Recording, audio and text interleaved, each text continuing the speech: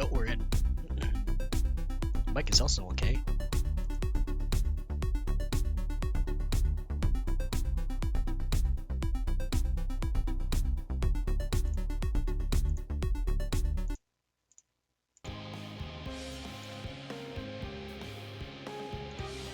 Okie dokie.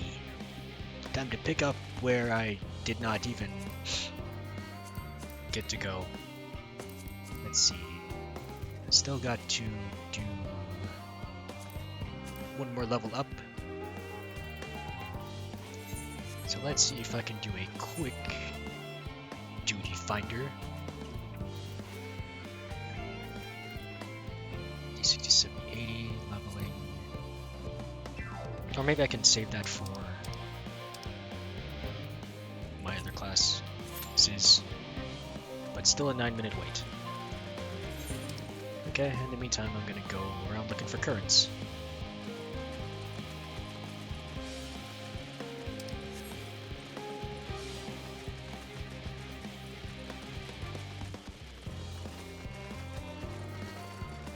Apparently there is... Wait, is there one in town? I think there is one in town, right?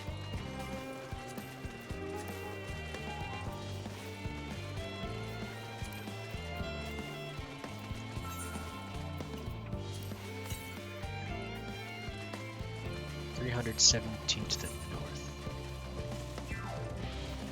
This counts as 100, then it should be around here somewhere. In which case I'll have to port back to the Archaean.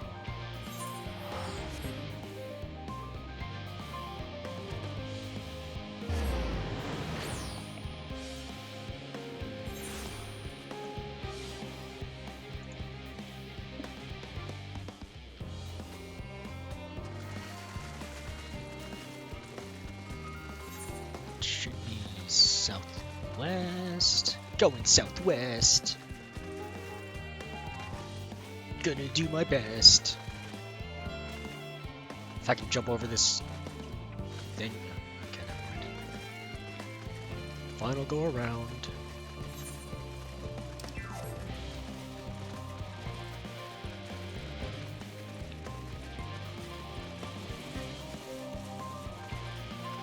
Please tell me I can drop down. I can't! Dang it! You have thwarted me! Oh, there were stairs.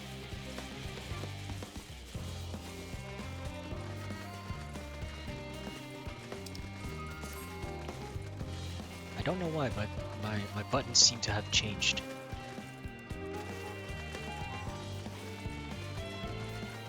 By buttons, I mean the only one button, which is my doing this button. It has defaulted back to my share button. Ugh.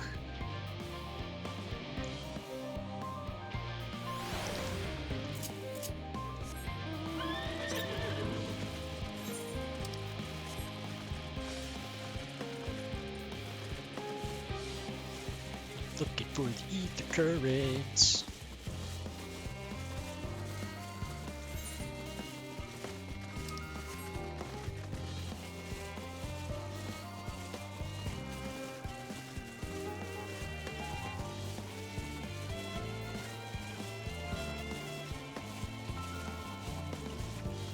Oh, I thought I saw something. Nope, that was just a dude. Alright, ether compass, take me to the place. 84 southwest. Oh, this tower. Or at the back of it. Here it is. So cleverly hidden.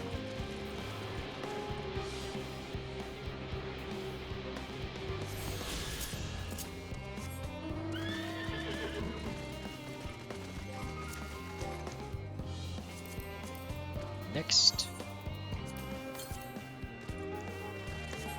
All the way west. So over here.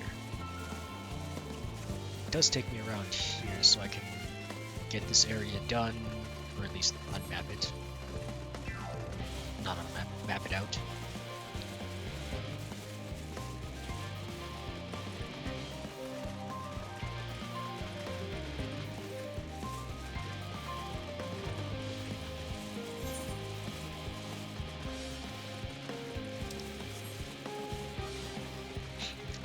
around here somewhere.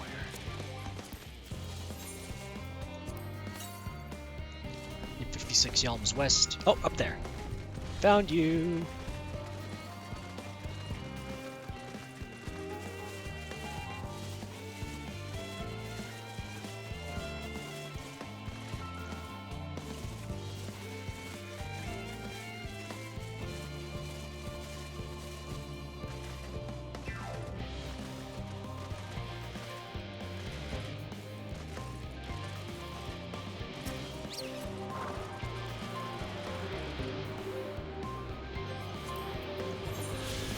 Next, northeast.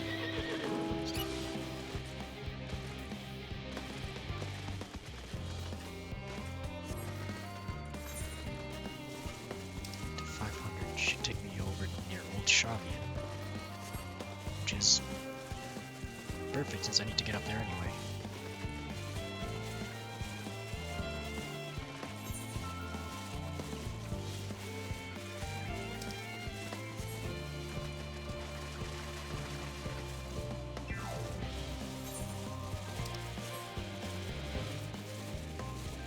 Is it up or is it not up? Oh, this is an elevator. Perfect.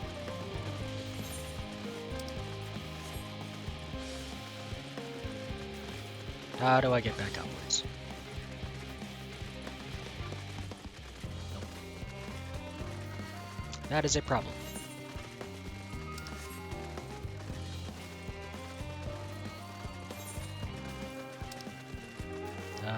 Teleport back to Archaean, go all the way west. Maybe there's something over here in the Hatching Canal.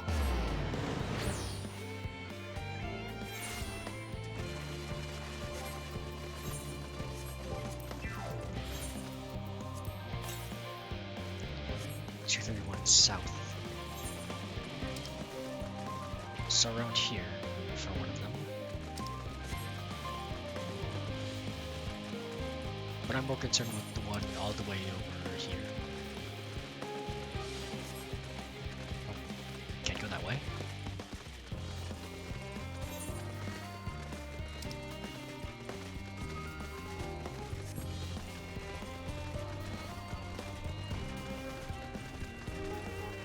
How many more to go? 4 more. I've got the general location of 2 of them. The other 4 are quests.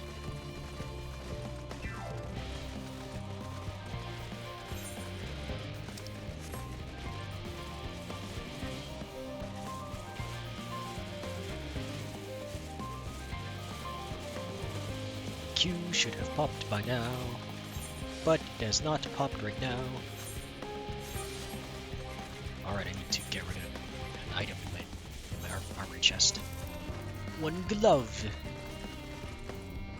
Halonic priest gloves. Oh yeah, I don't need that. Equip these. And those gloves aren't too bad.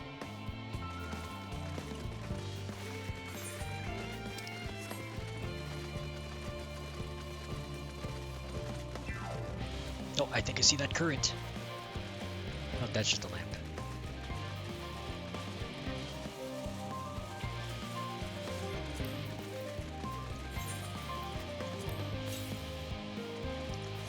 East. East. Did I miss it? I might have missed it. So it should be around here.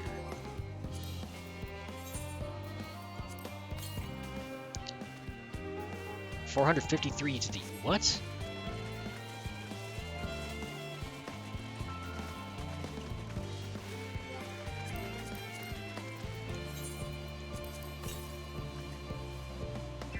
.524 east.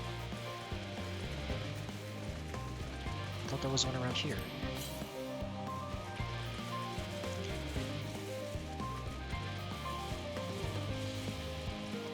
I do not understand.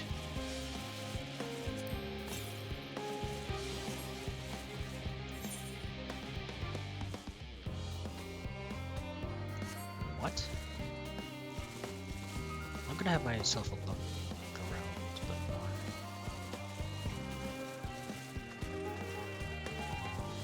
more. Oh, never mind. Commence! Inventory.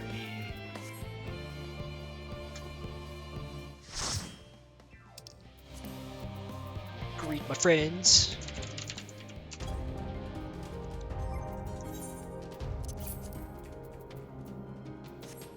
Eat that. Eat a... What'll I eat?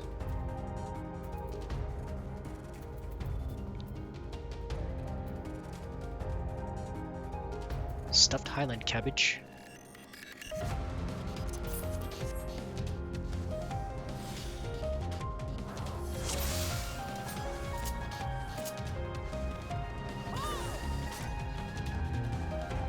Please, turn back, else I might be forced to.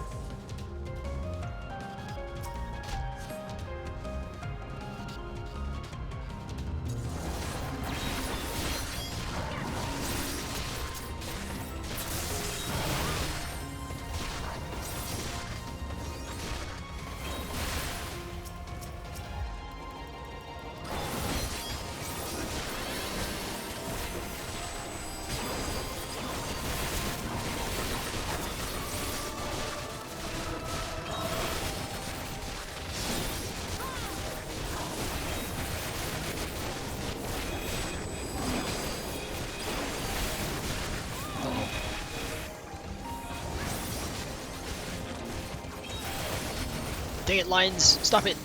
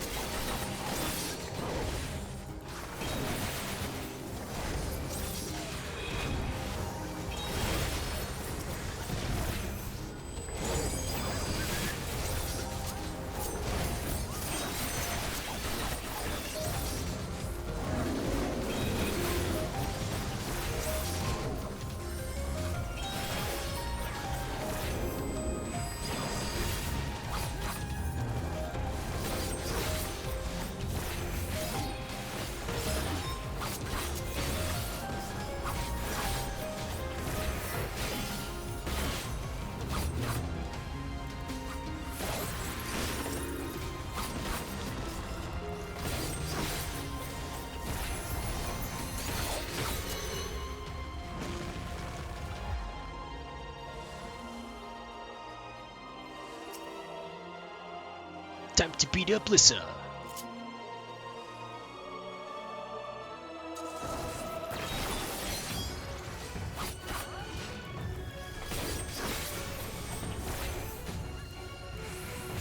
I thought I had a thing. This is gonna be a little awkward.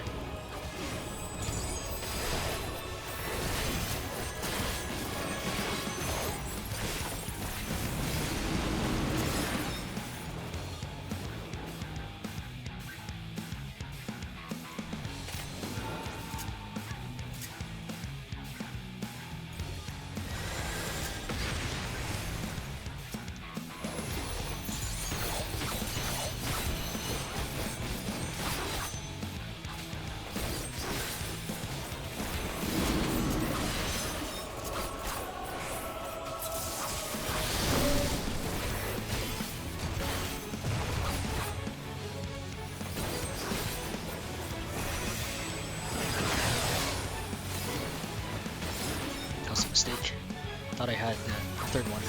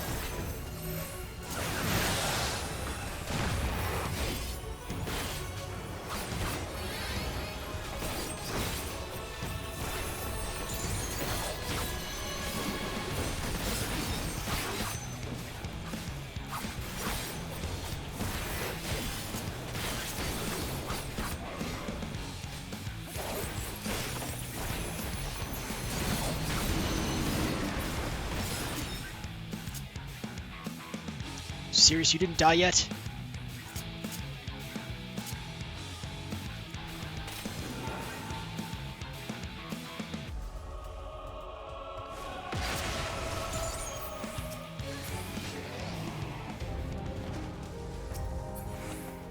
Nope.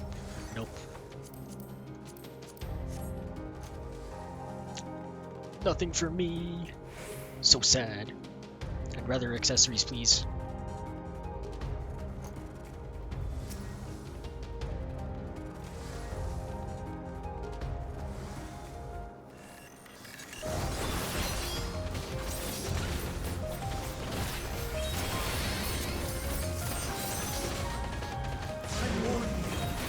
Stay away!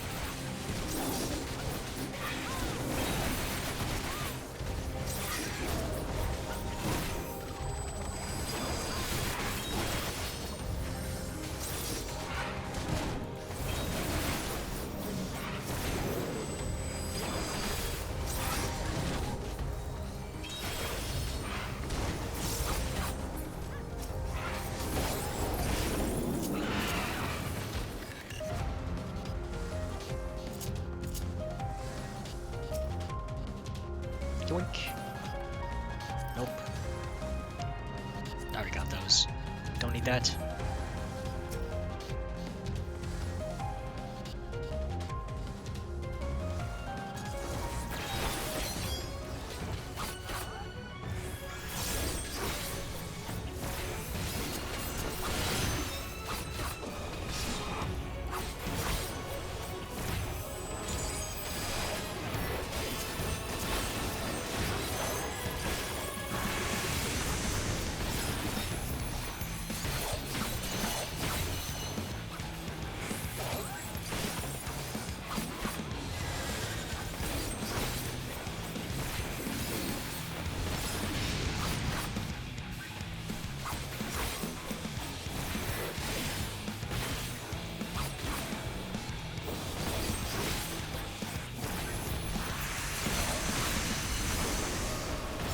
Both of them now.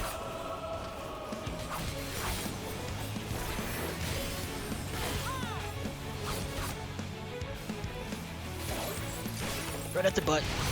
Ouch.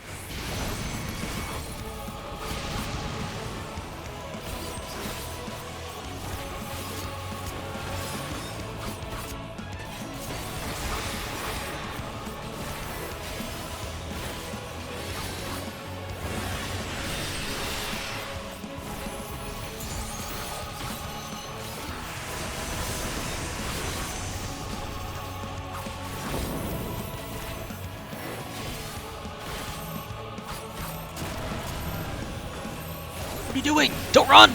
Stupid!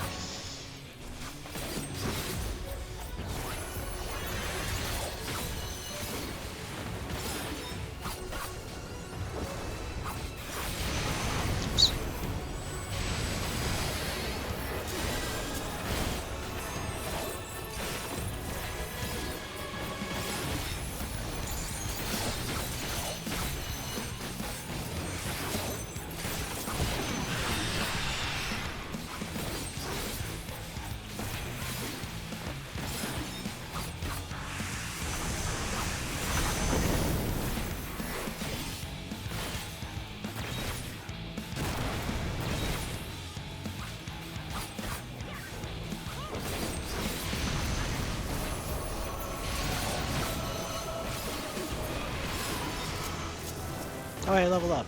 Finally. Don't need that. Don't need that.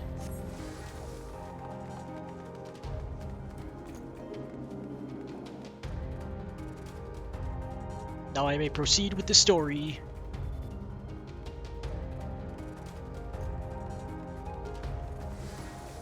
I cannot let you take Meteor. Not yet.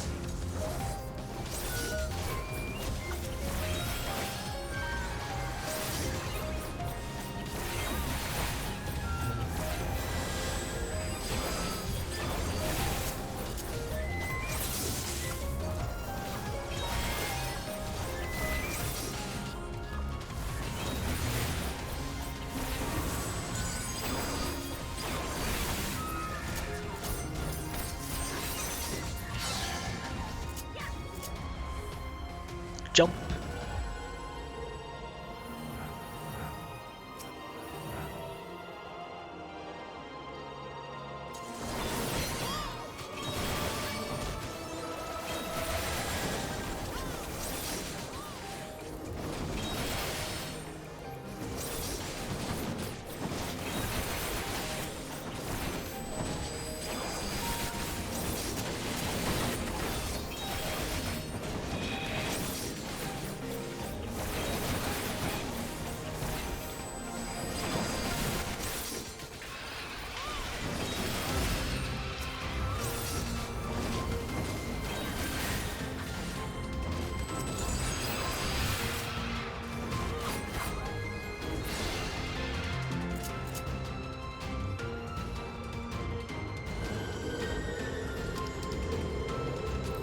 Casting, casting, casting. Nothing for me except for gloves that I already have.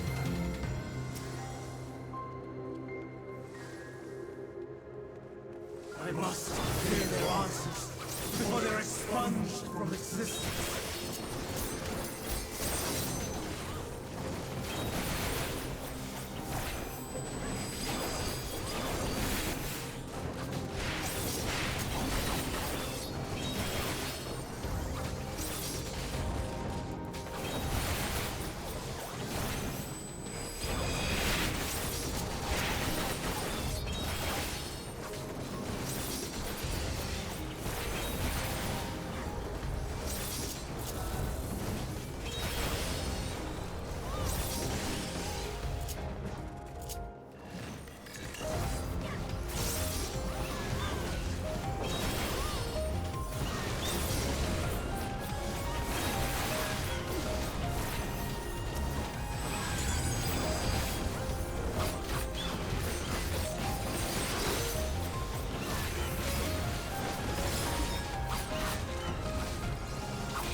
I'll do a rotate on you.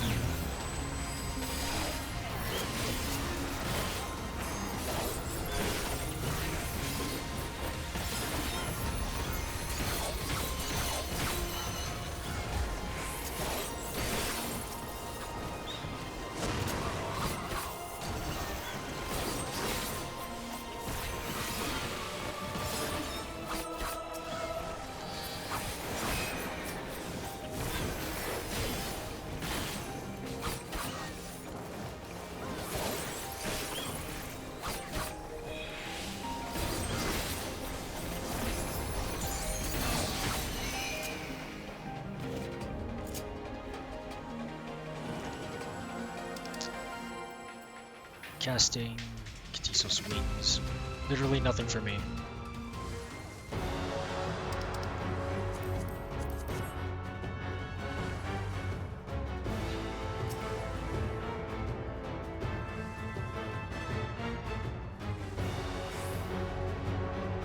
That guy's keeping up with his stacks and stuff. Oh, never mind, he's not keeping up.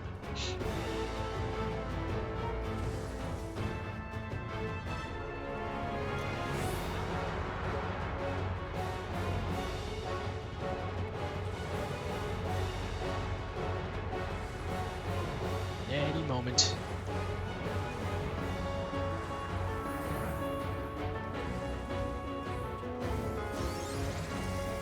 I will have the time and tranquility I require. Lust and pain, gather to me.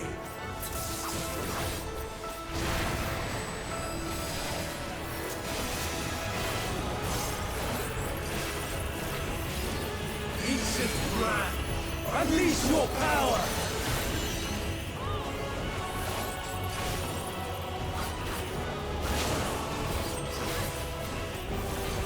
Tossing winds, pierce my foe!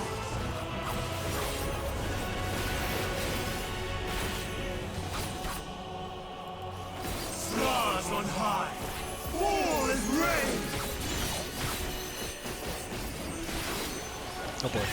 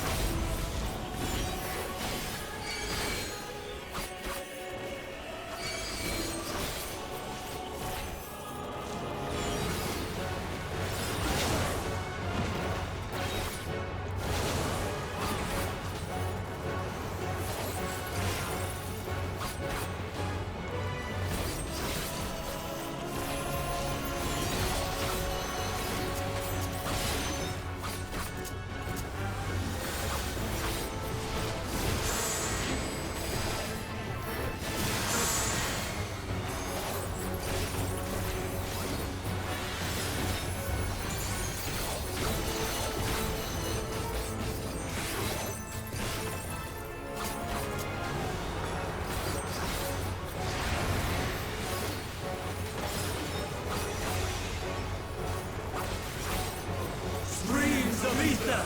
Surge is one!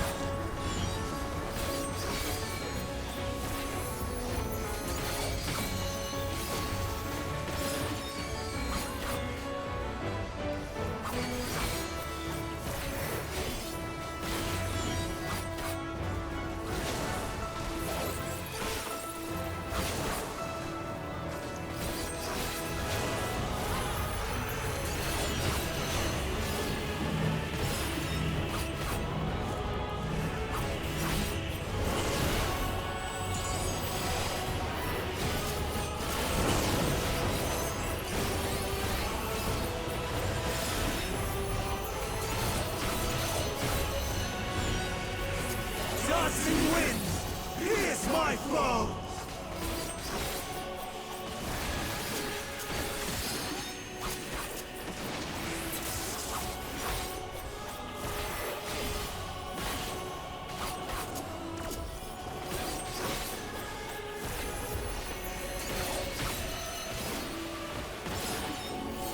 Actions and traits. Limit break!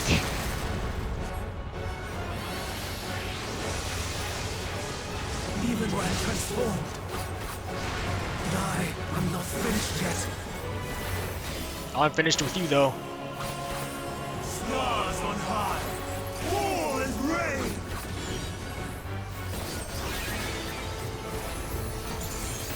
Ha!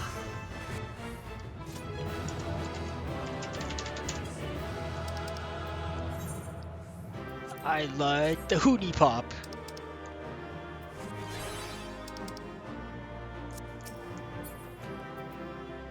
Bro, literally nothing for me. Fuck.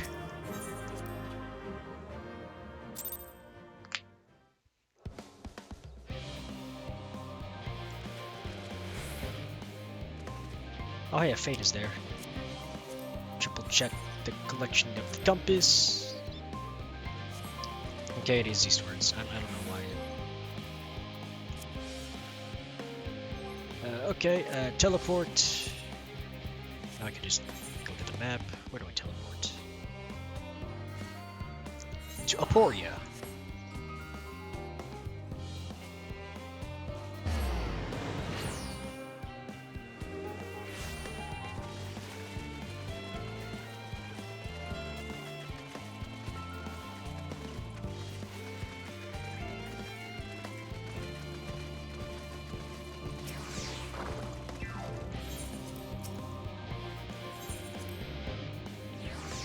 Would there be a current on this bottom floor?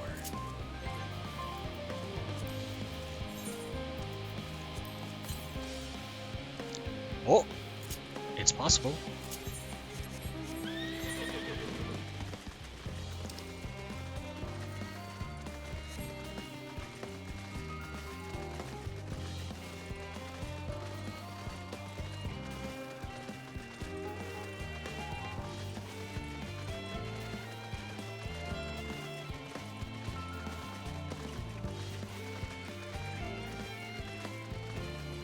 Around here, yeah?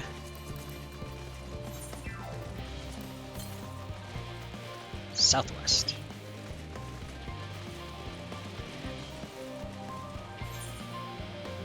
So, here-ish?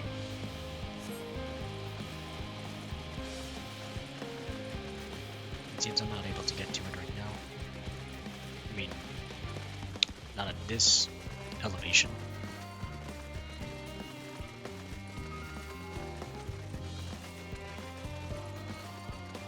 Get to it once the MSQ is accepted.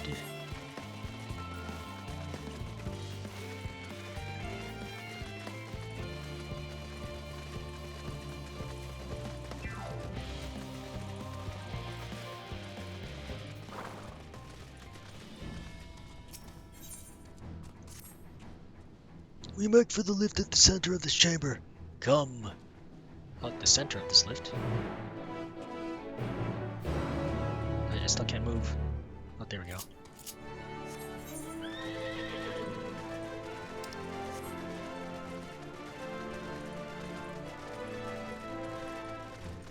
Oh, I can go around. Round and round.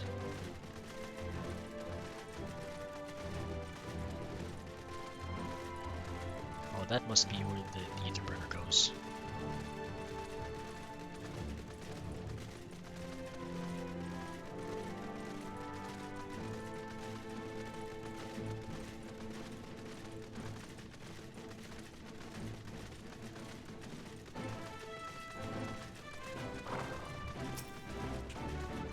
As a means of communicating with the heart of the star, it is disappointingly mechanical in design. Oh no, we're just going downwards. Am I the only one feeling terribly nervous? Surely not. Ah, nah, it's because you don't know how pretty she is. Man, she's so hot! I doubt there is anything worth worrying over. Not for Heidelin's champion at any rate. Not for me, I know what's up. The ether here is more brilliant than I have ever seen. They must employ a full cohort of engineers just to maintain the lifts. It is, quite the lift. This doesn't strike me as particularly dangerous, unless one is afraid of lifts. That's why you gotta lift more. With the ship in the way, I didn't even notice this was here. Oh, me neither. I should hope that Master Fortuno has more to share ere sending anyone stumbling into the ethereal sea. Oh, we are stumbling, aren't we? Into the sea.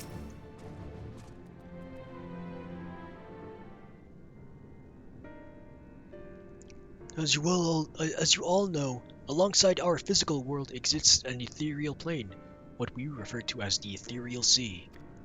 At the heart of the star, the physical and ethereal are one and the same. Thus, the deeper we go, the easier it becomes to pass between said planes.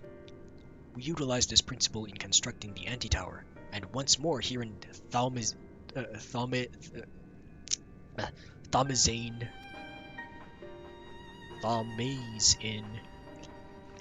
No sooner did the Forum decide to withdraw from Eorzea than we began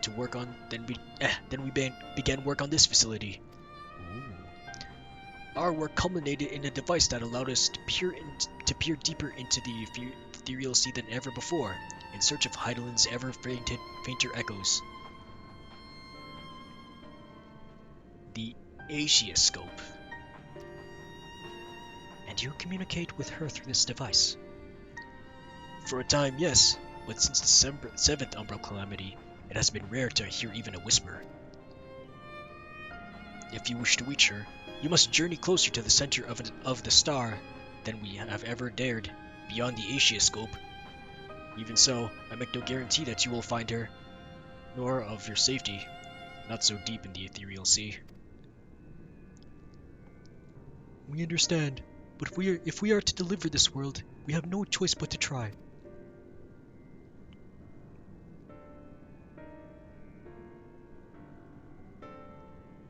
I know. I only wish I could do more than observe your progress from afar.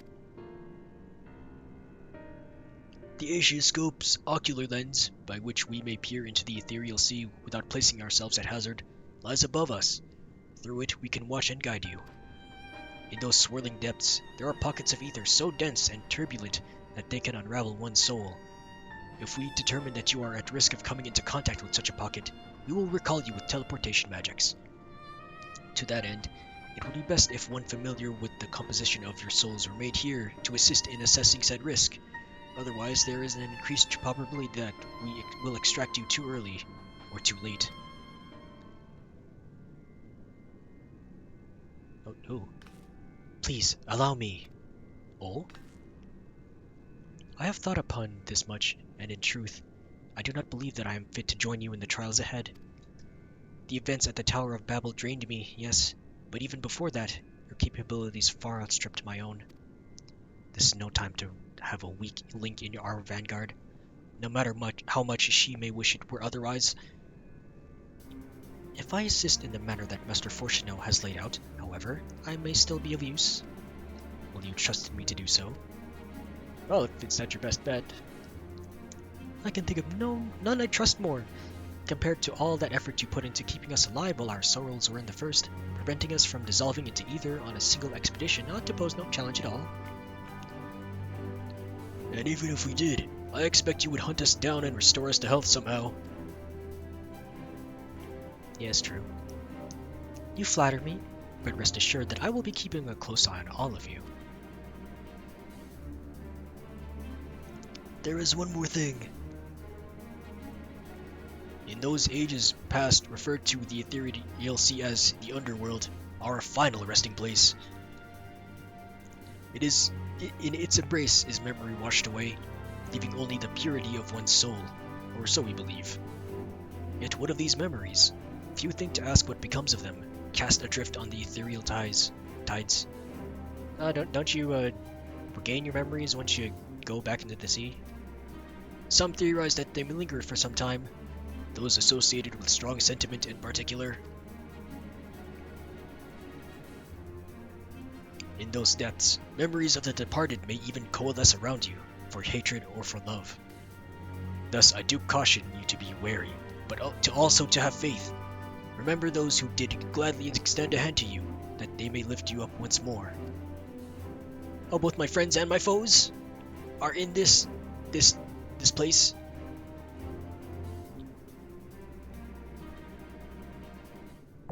Also, it's a dungeon. The Asioscope.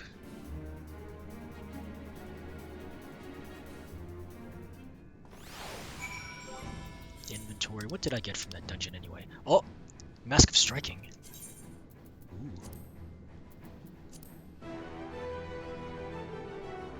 Neat. And I equip it. Do. Oh, Ring of Slaying, yeah, baby!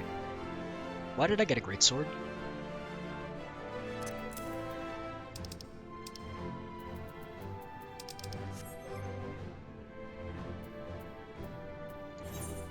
Let's see. Recommended gear. Yep. There we go. 532. It's as close as I'll ever get.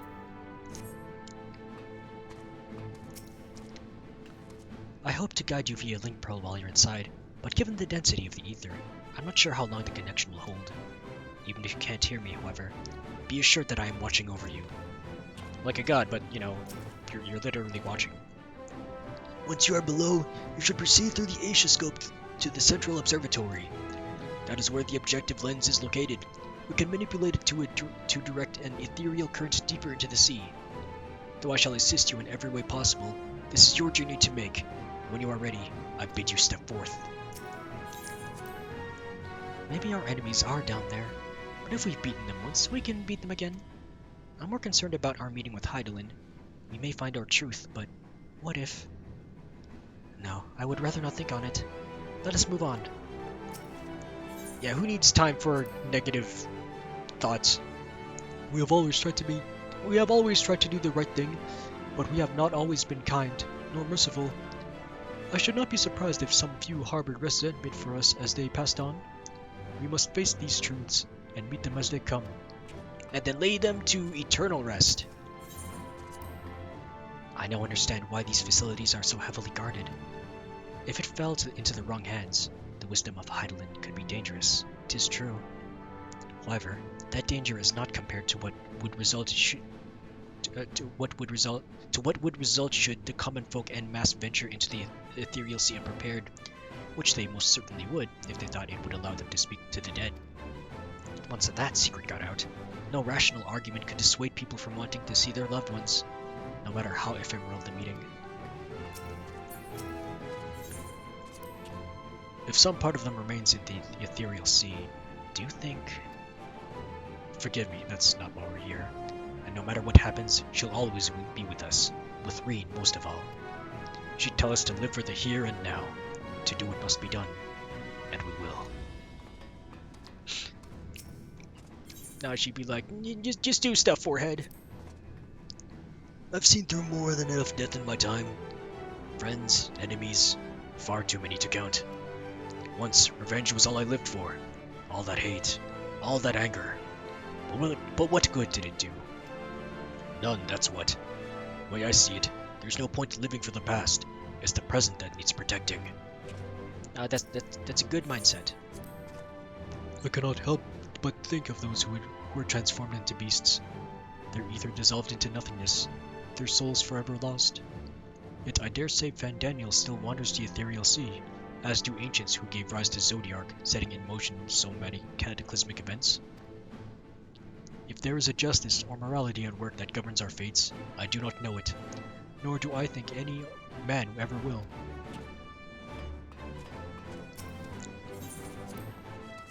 If Hydaelyn be unwilling or unable to divulge Meteyon's location, I shall see our comrades delivered to the moon, one and all. I pray, however, that this eventuality doth not come to pass. While even a sliver of hope remaineth, we must needs fight on.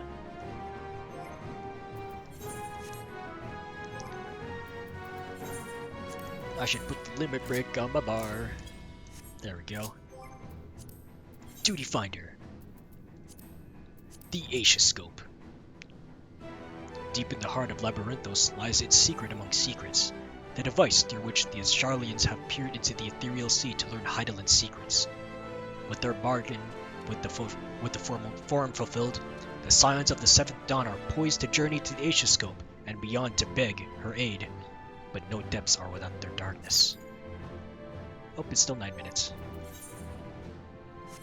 Let us teleport over to here.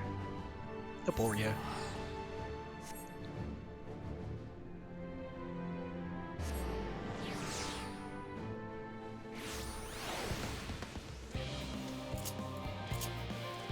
Oh, I forgot I don't have my mount, but that's okay.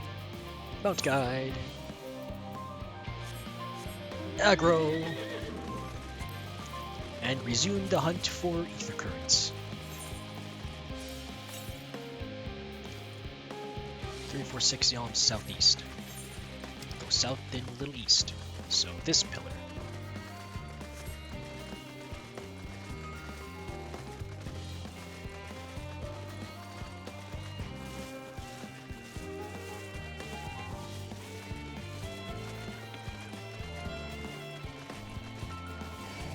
Nope.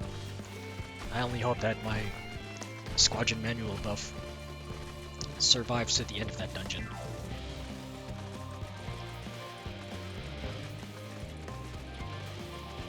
Oh, not here? What?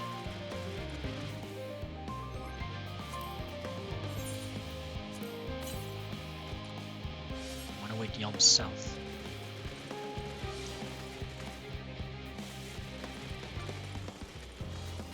Oh, there it is. How did I not see that?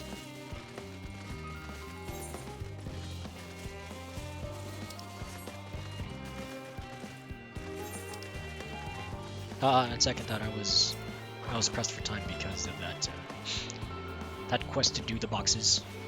That's why.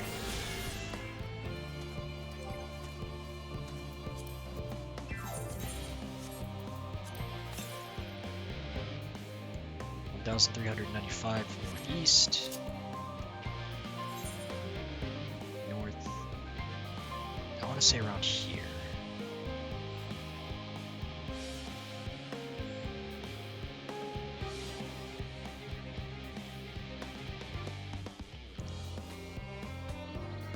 Oh, they're doing a let it grow thing.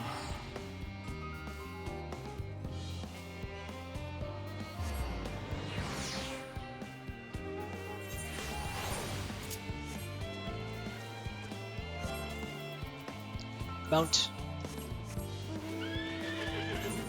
Must move on to. Oh. What? But the. Oh, there he is. Never mind. Not doing the fate. Fuck you.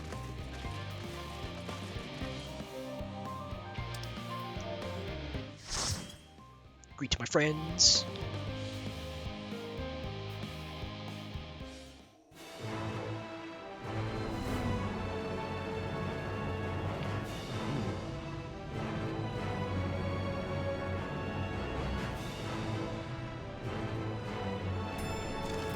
Ding.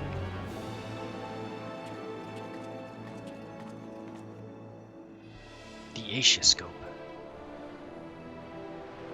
The Northern Empty. Alright, my friends. Let's get this show on the road.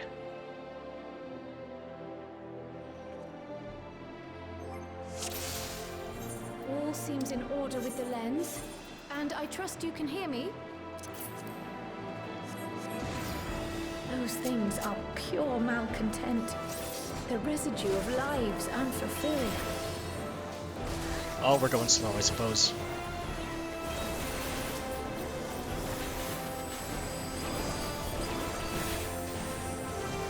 Going slow is not what I expected to do.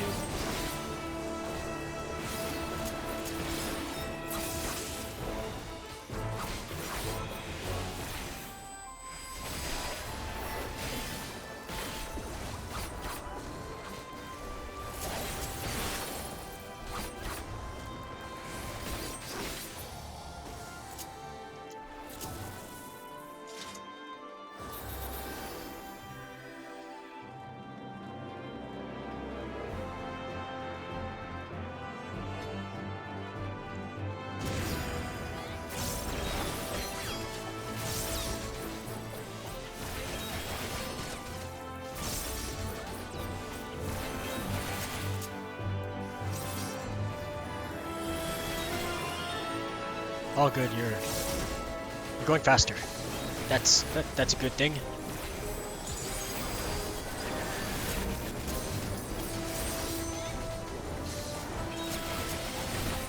Oh boy.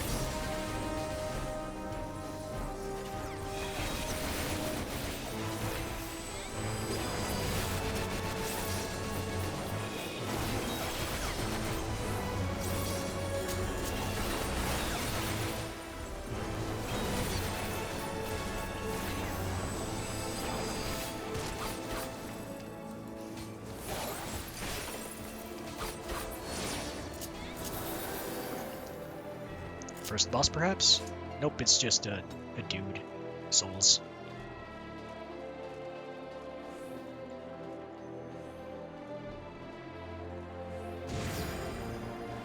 Ilberd?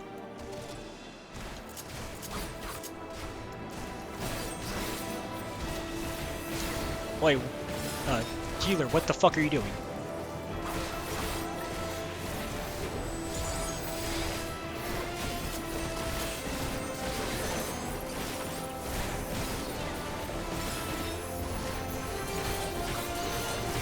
This is not the necessary time to do seeking arrogance.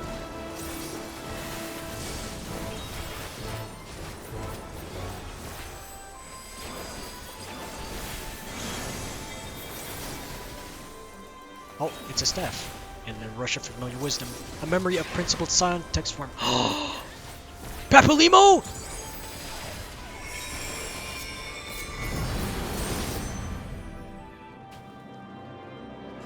Thank you, Papalimo!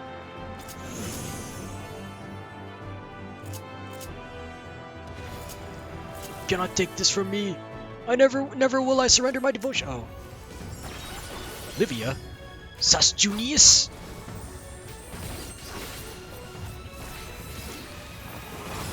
Okay, okay. I don't know why the mages decided to rush in by themselves. Are they memeing?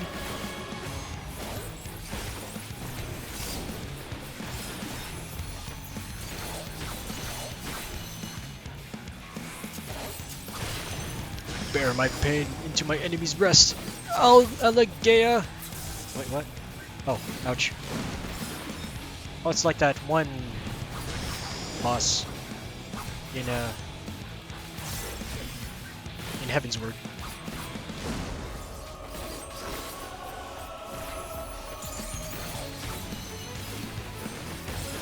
No, not again. Never again will I yield to you. Ether shots. What could this mean? Ouch.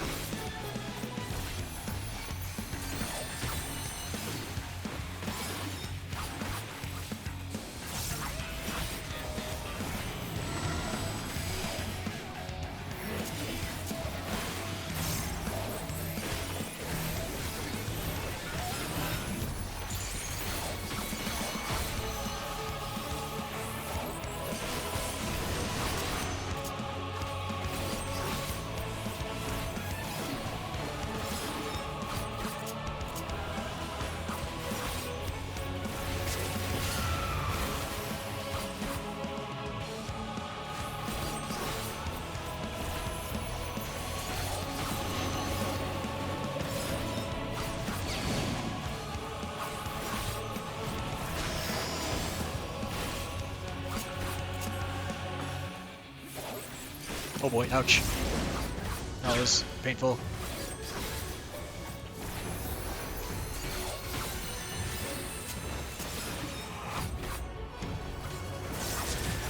Out!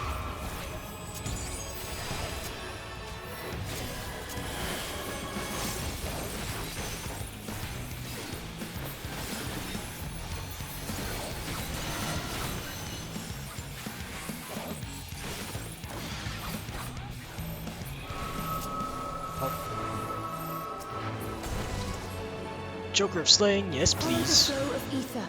It will guide you. The ether is too dense. Ah, I'm losing you. Ether is too dense. Losing me. Ooh. Oh wow. Cool.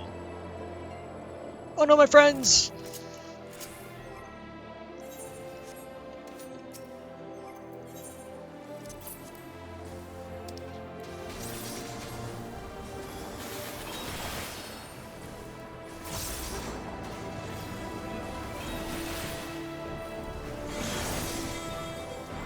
Oh, who's that? The memory of a valiant Archon takes from— oh!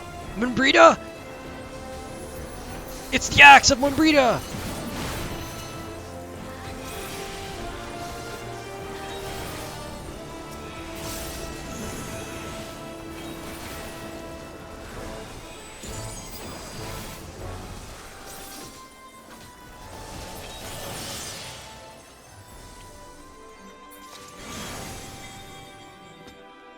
Sword and shield. The memory of a kind-hearted knight takes... Oh, my good friend!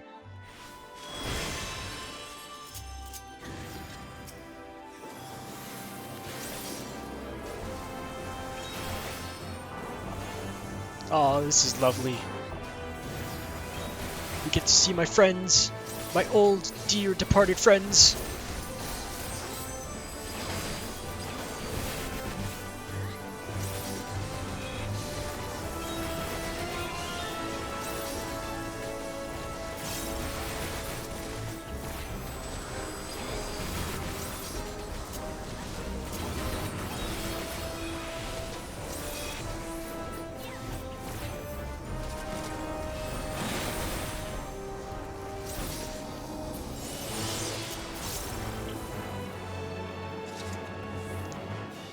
Bracelet of Slaying. Oh, thank you.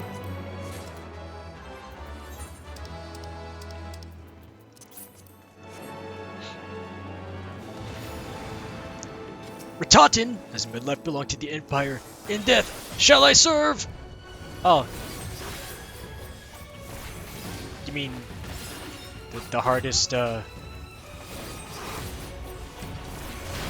hardest trial to go through?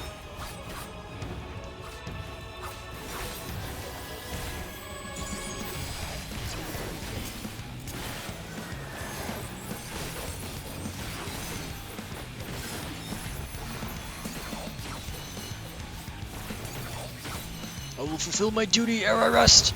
I must! You will fall to Tartarus! I don't know what's happening.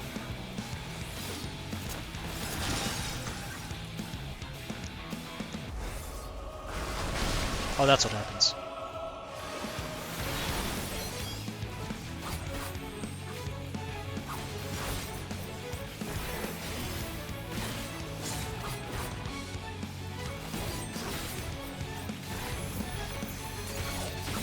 So who's gonna be my third foe?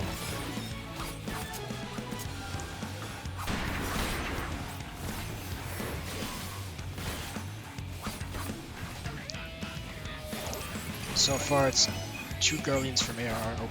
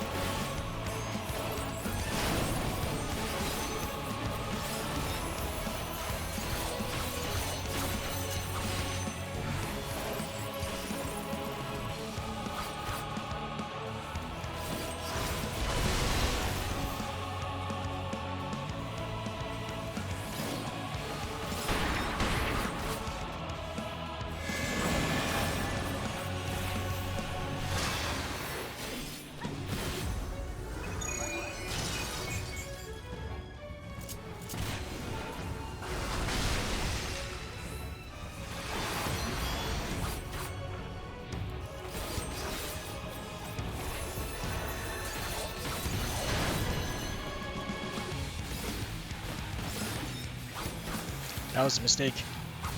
To do my rotation. Cough rotation early.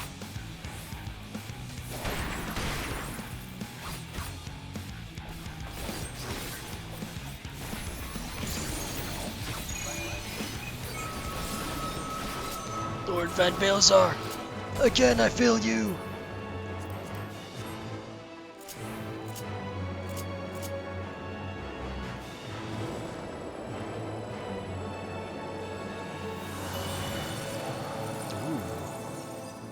Pretty. And there's a soul of light. Who could that be?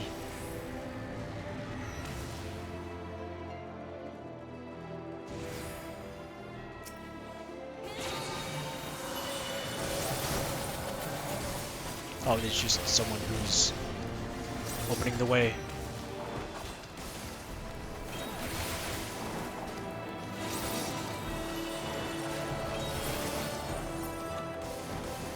Earring? Yes, please. I'm getting all this stuff for me.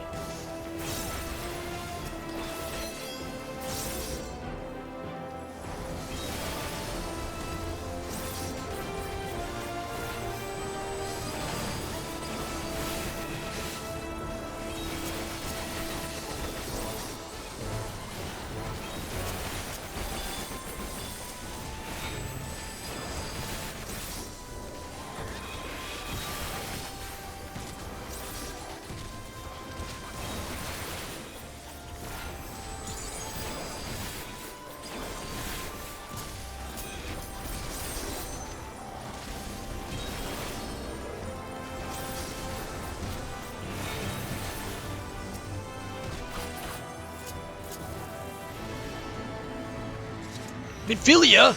You're here?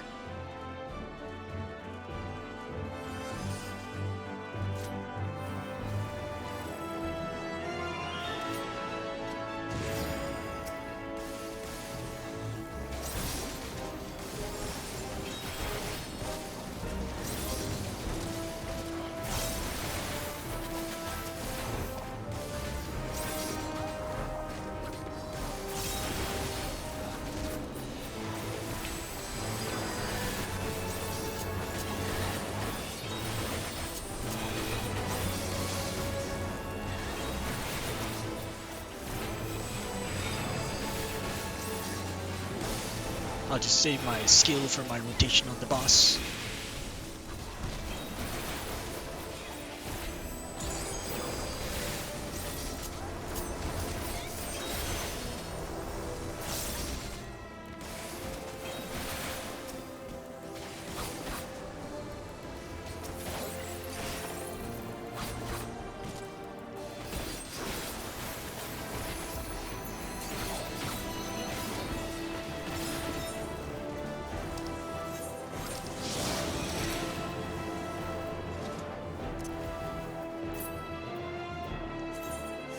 Nope.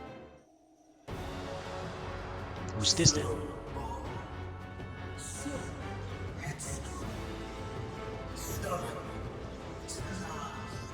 Hermes?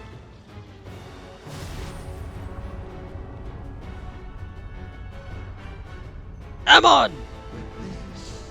Is as far as you go.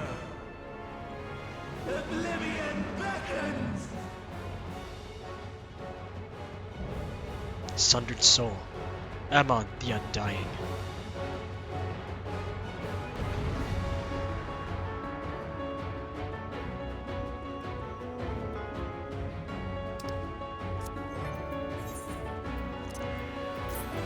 Discard. Discard.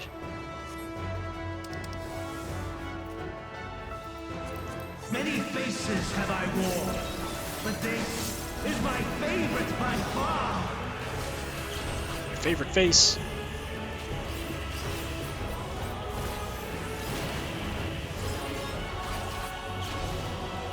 You will persist in this folly no longer. Oh boy.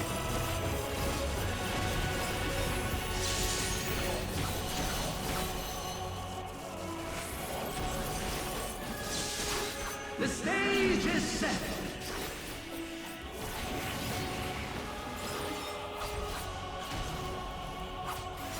What could that be circle? What could that circle be?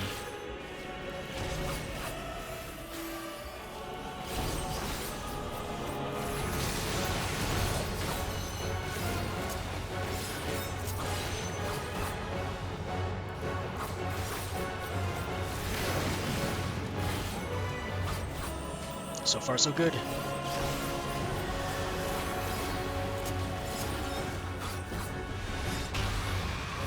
Looking at the field. Let the curtains rise for the main attraction.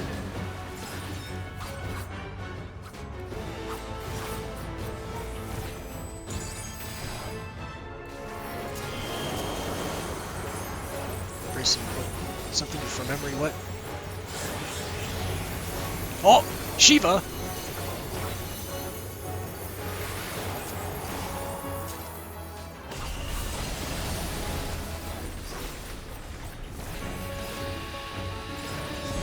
Ah! That makes sense. What a boorish audience you are. Don't need this.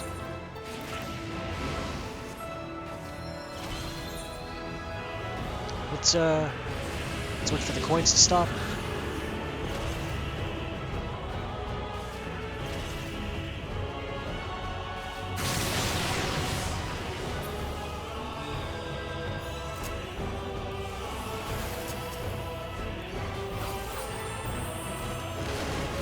Dang it.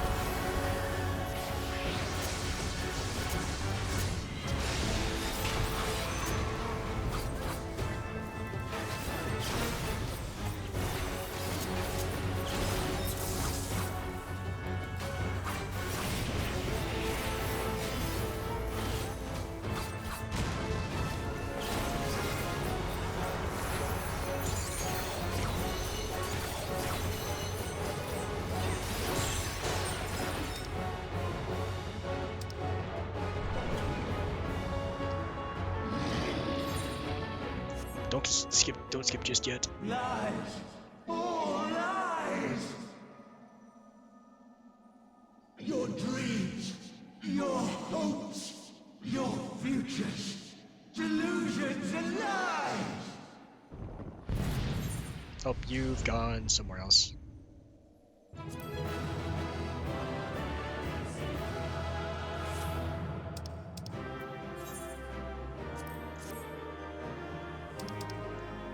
Don't need that.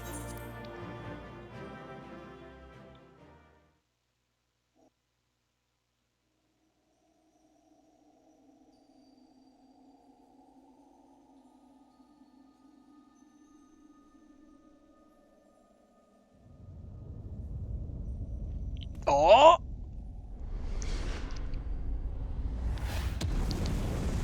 Back again for round 2, have you?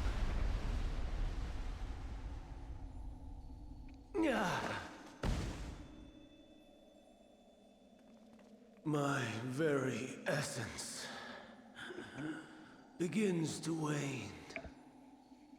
Sweet, sweet agony.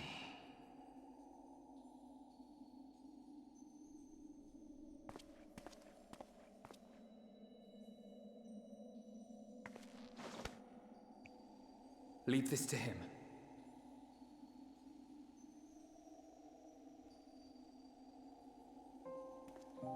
Come to deal the coup de grace. Good.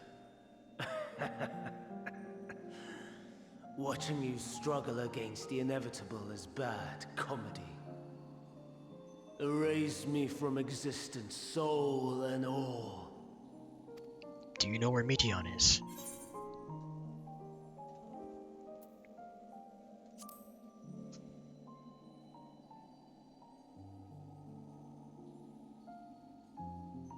How would you know that name? Because I was there.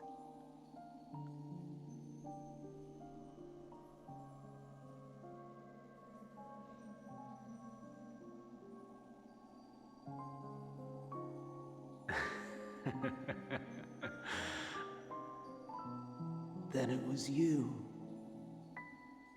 In Elpis. With Emet-Selch. The final pieces fall into place.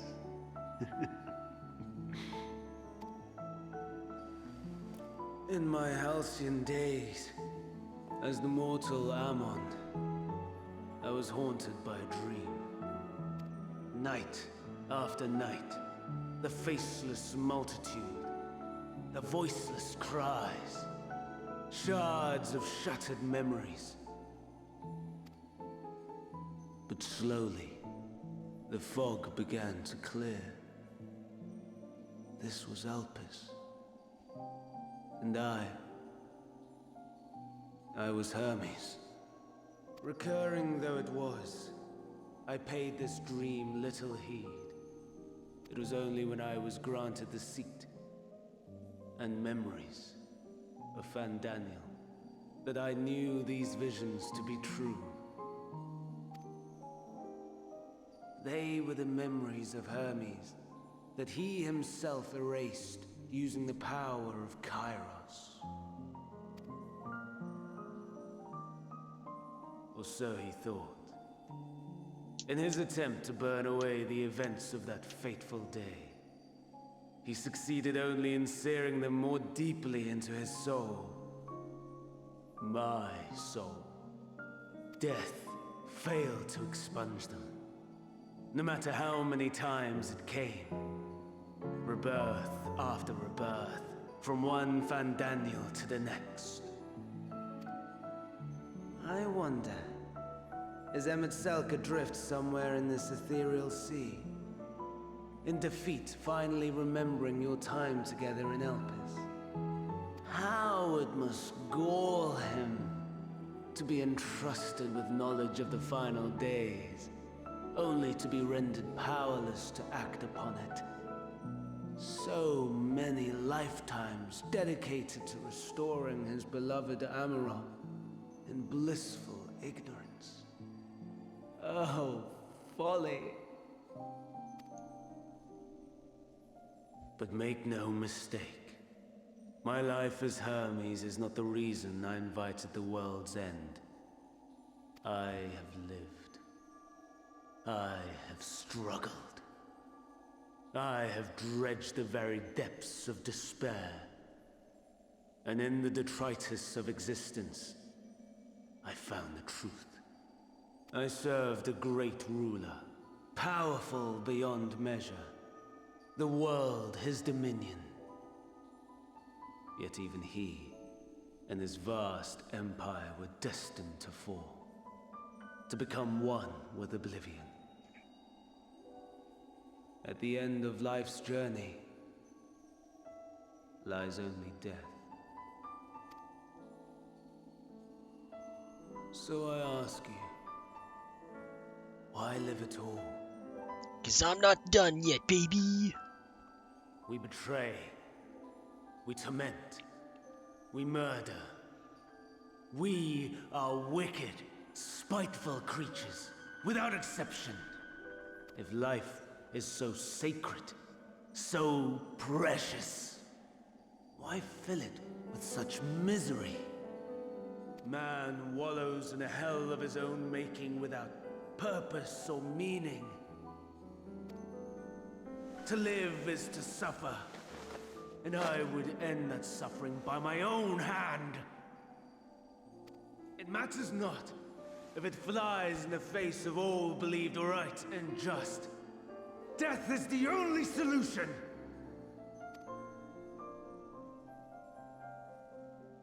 That is my truth, my answer to the question. And yet, even as the words pass my lips, I am filled with doubt. Has my search reached its end?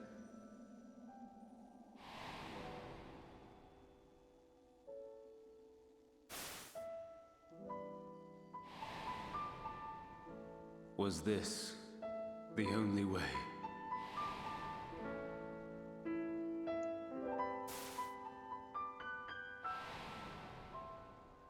After all these years,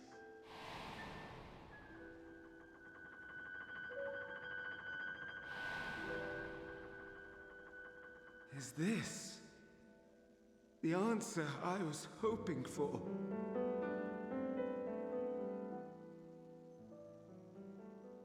The lamentations of the damned. How it vexes me to see your conviction falter at the last. Oh, Fandango. Still clinging to existence, I see. You, who champion death so fervently, unwilling to accept your own, refusing to be purified and swept into the sea of souls. As do I. We prisoners to men, watching as the world turns.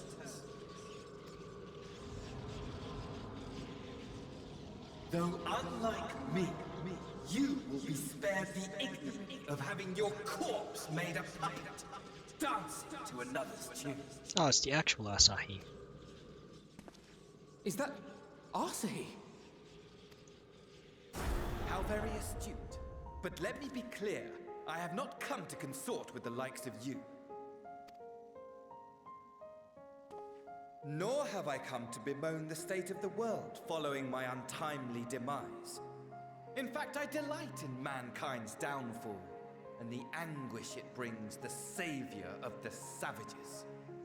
If I played some small part in the chaos, all the better. Not that I was in any position to resist. But to be made accomplice to the betrayal of Lord Xenos. I would die 1,000 deaths to exact my vengeance.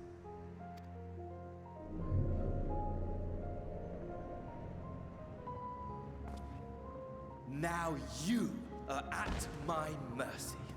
I shall drag us both into oblivion, and you will never see the fulfillment of your magnum opus. Even should you be reborn, Your desperate search for answers must start again.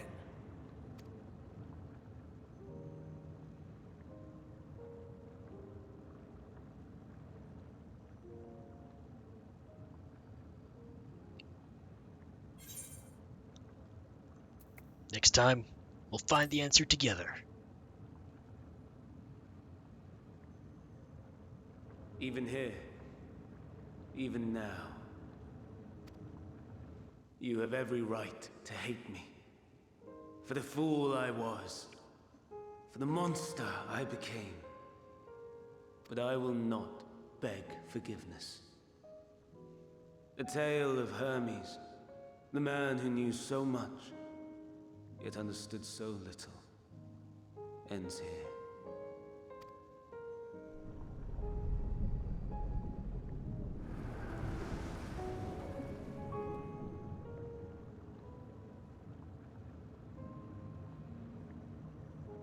Don't try to follow me.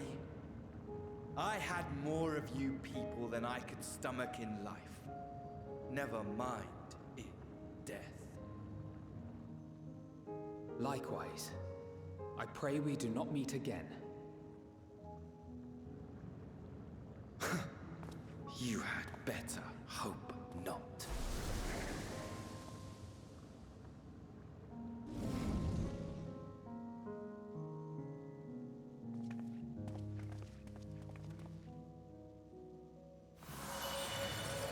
Oh, the path.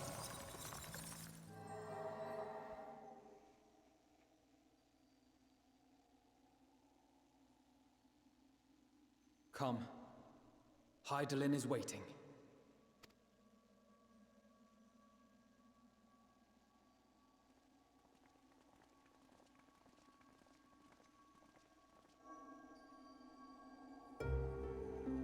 Ooh.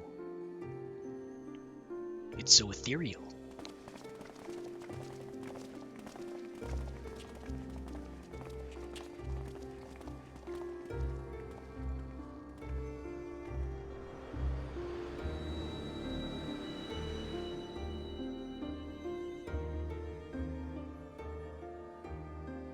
Brave travelers, I welcome you.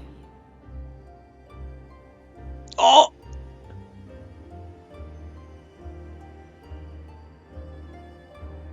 Oh, she looked different.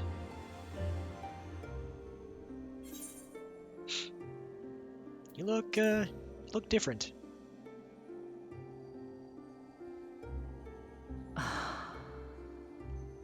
I like it.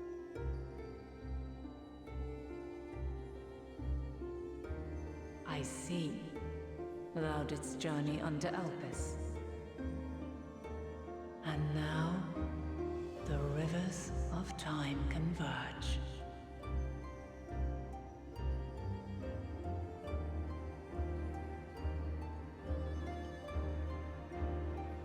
I know why you have come. Yet I would hear you speak your reasons all the same. You created the moon to deliver mankind from the final days. But is that really how it has to end? We do not wish to abandon this world. We want to protect the source and all of its shards. To flee is but one of two paths. No, there are three paths. The third one is dying. The other leadeth to Meteion, far beyond the stars, where she doth chant creation's requiem.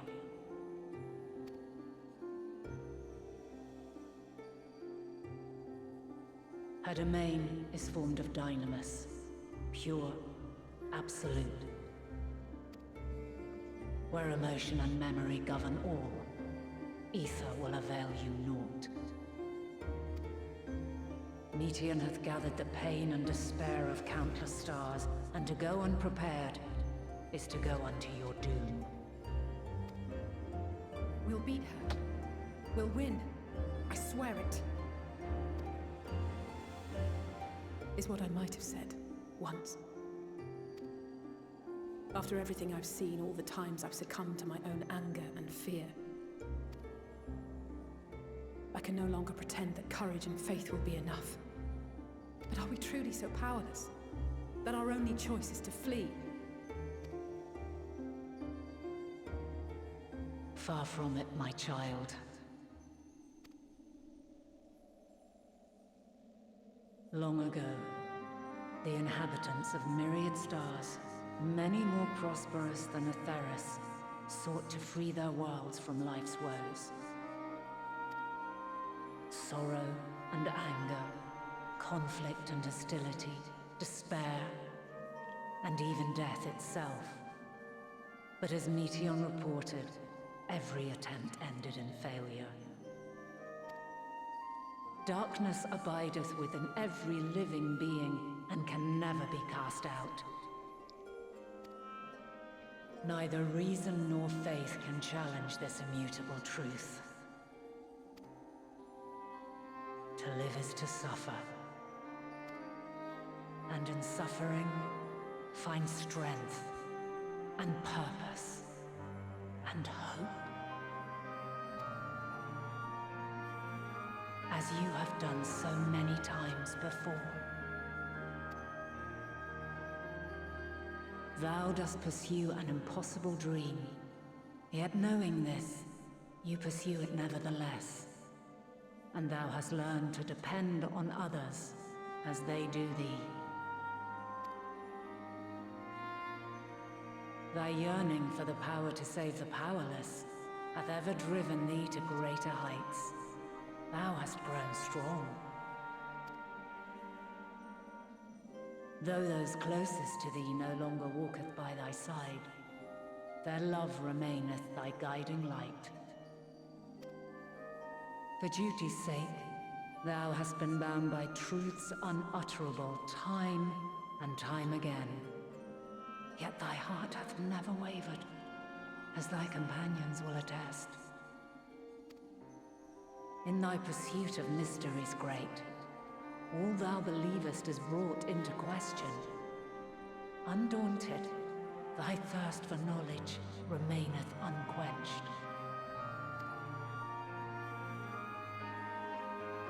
The fires of hatred that once burned in thy heart burneth no more.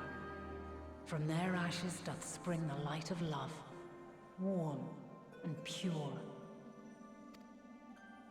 As witness to black calamity, thou despaired at man's helplessness. Resolved, thou didst unite a distant world on the brink of collapse.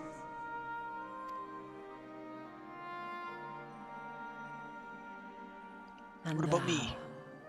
my champion, when all did seem lost, thou never abandoned hope.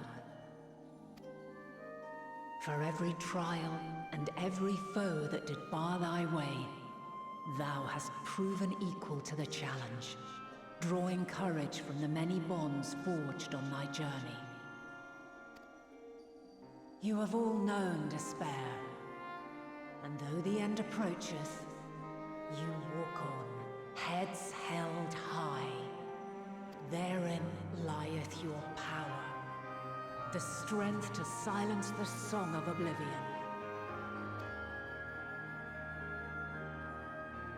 Then there is a means to confront her. Yes, if you should prove yourselves worthy. Hark! Are you summoning Argus? Oh! Heidelin's sword? Nigh impossible is it to send mortals to the edge of the universe. Should you fail, there will be no second chance. As the will of the star, I ask of you this. Do you possess the fortitude to stand firm when all around you doth crumble? Do you possess the faith to vanquish despair itself? Should you lack the strength to best a supreme deity, I cannot allow you to make the journey. You must leave this star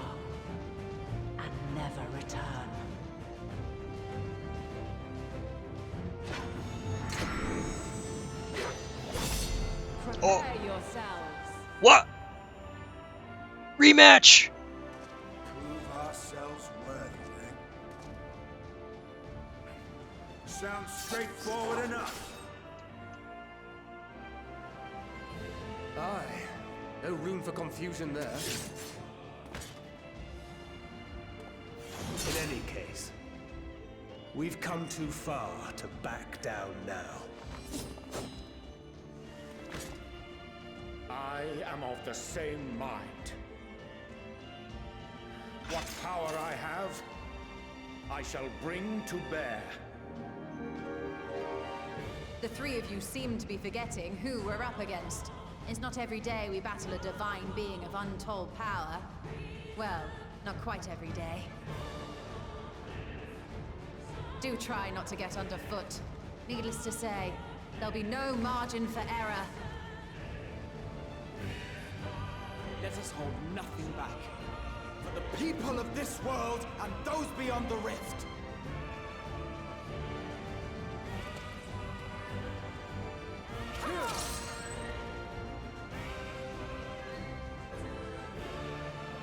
Alas, the question I posed to thee in Elpis hath remained unanswered these long years. I would hear thy response, warrior of light. Shouldst thou emerge victorious? Yes, I will marry you! I mean, I'll be your champion!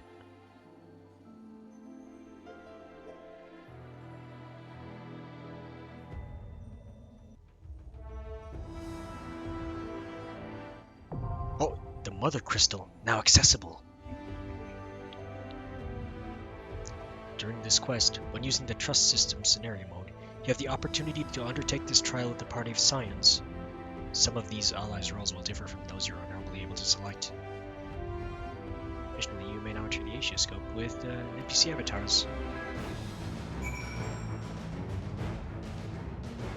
You are still really... You're even taller now that you have heels. Nice butt, though. Never, in the past, present, or future, have I found only happiness. To live is to be ever beset by hardships great and small. Yet it is in adversity we find the strength to strive for the next moment of peace. And the next, no matter what trials we face. By this strength have the will of the gods been defied, and the fortunes of men been forever changed. May it be so again this day. What? Surprised at me to hear love and mentioned in the same breath? I'm not a heart of stone. Even in my darkest hour, there were people I cared for. Mentors, comrades, that mad woman who gave her life for us. Then you and Alphino threw Matyas off a bridge, and I've never known peace since. Oh yeah, you are part Nidhogg. If my strength is the courage to confront your failings and accept that you are worthy of another chance, to rise from the ashes while the fire still burns, bloodied but unbowed, then my friends have made me strong. Emet-Selch called us incomplete. Pitiful creatures, he said, and maybe we are. Pain, grief, fear, they walk with us wherever we go. But we prove to him that we deserve to live. We'll prove it to Hydaelyn and Meteion, to the universe itself. We must. In despair. Aye, world friends. I've lost count of the times I've cursed my own powerlessness. But it's the blessed moments in between that I chose to hold in my heart. Memories, possibilities. I fight to keep those things alive. Minfilia and Reen, to say nothing of you lot, I know, would never settle for less. From the ruins of a sundered paradise did she rise, to grant this star new life. As its will, long has she labored to guide her children. Make no mistake, this trial puts to proof Hydaelyn's own faith. Should we bring our singular talents to bear as one, even gods may fall. Nevertheless, I prithee throw myself not into this peril, lest our curative resources be spent.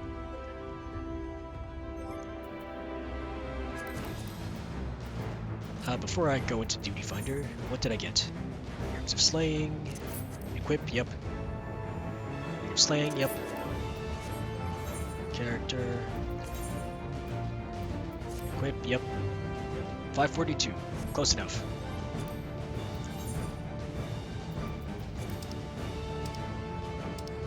The Mother Crystal. Goddess of Light. Will of the Star. Heidelin. From the far reaches of the ethereal sea has she ever called out to you, and at last you meet face to face. Though the Scions would traverse the great expanse in search of a medium to forestall the final days, you must first rise to meet her challenge and prove yourselves equals of the task. 6 minutes.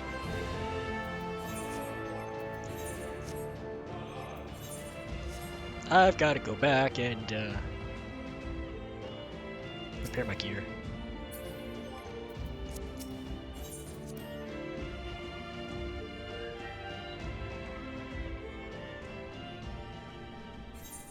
There should be a mender around here, yeah?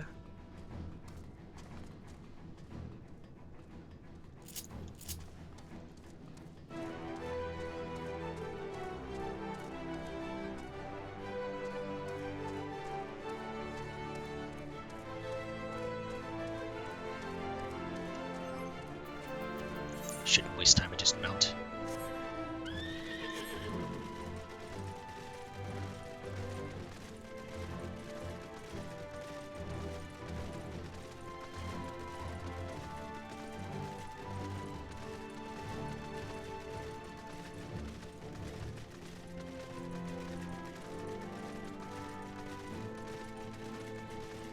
There is no mender.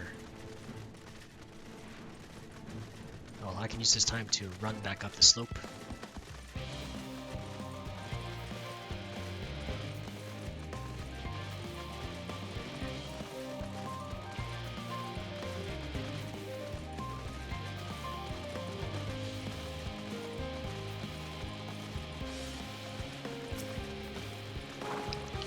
Going up, please.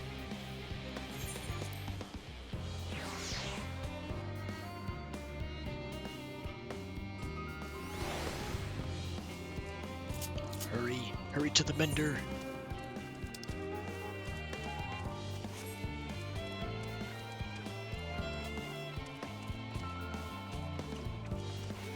There you are.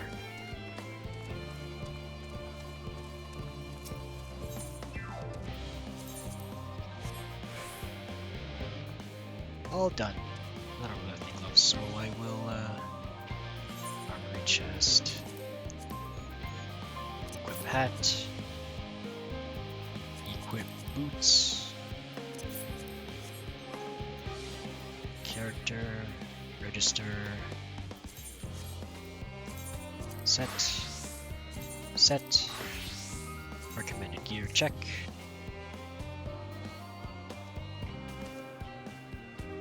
Hope I can't glam here, that's right. Well, I can live with these gloves, I suppose.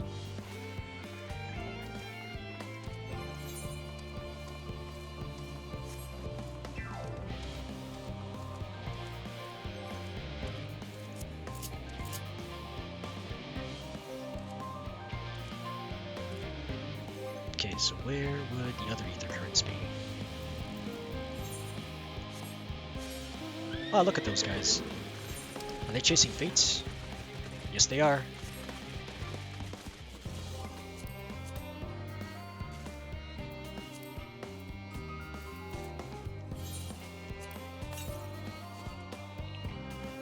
That's 311 yelms northeast. So here. Teleport to the Arcane first.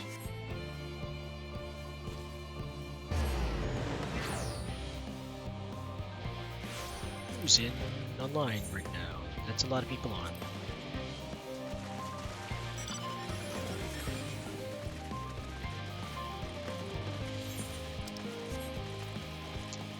And a bunch of faces that I've never seen in my FC before. Which means my time to leave is quite close.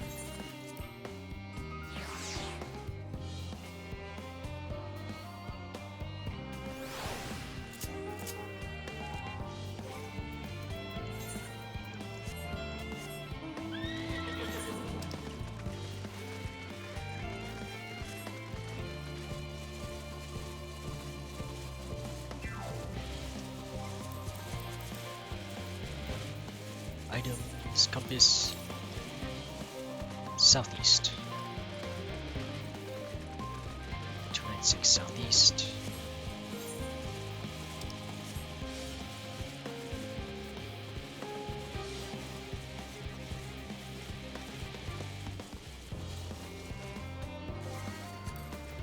How about now?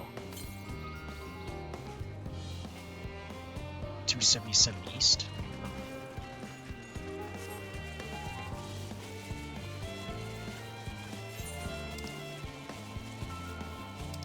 So it's on the slope.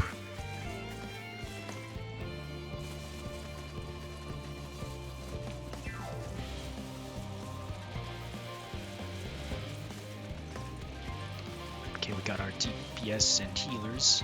Now to wait for some tanks.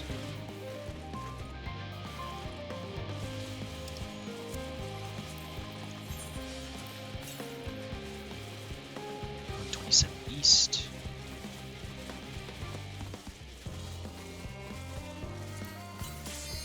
Nope, dang it. I was so close. So close. Where is it? It's around here somewhere.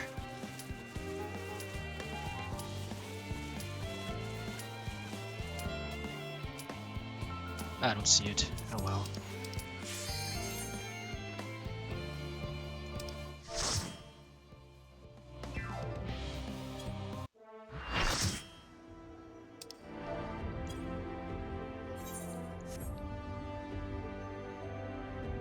I will defeat you with my friends!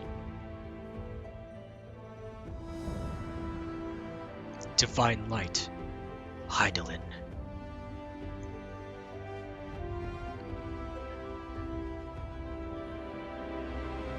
I, the last of my kind, shall test thee. Come, prove thy worth! I'll beat you in a rematch!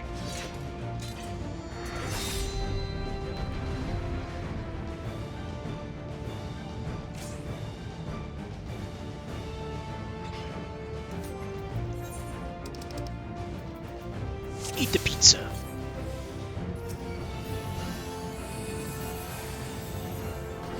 Have you the strength of will to alter man's fate?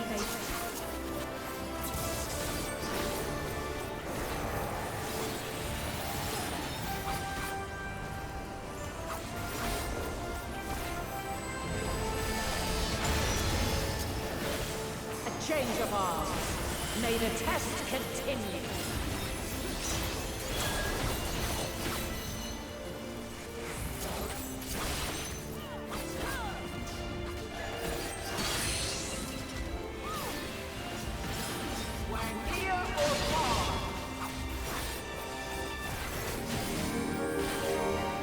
How did I take a lot of damage? I didn't pay attention.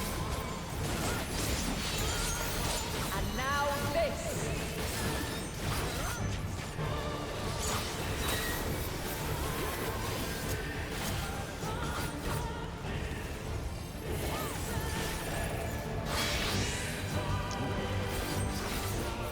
Light unyielding! Okay, I don't know what any of these attacks mean.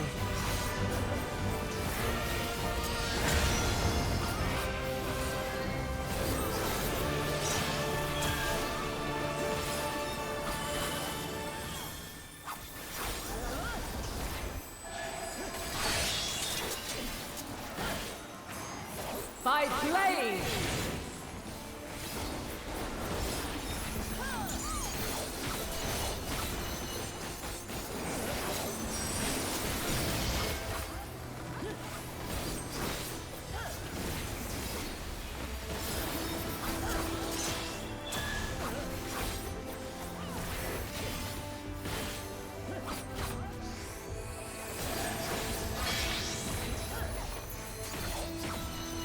Light unyielding!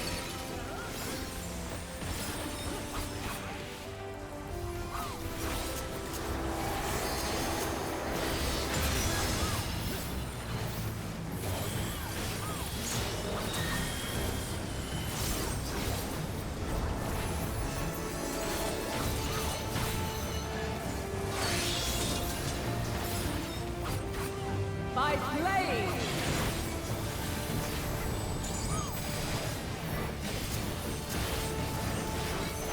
Crystals of light, to me!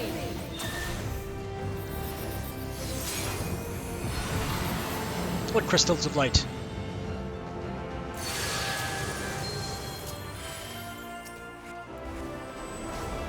Here!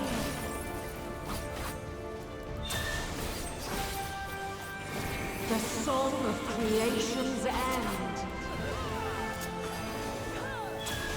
Heal!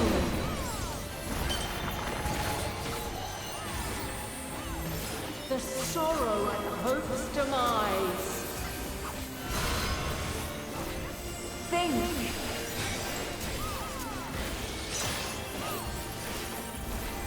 Find your way in the darkness!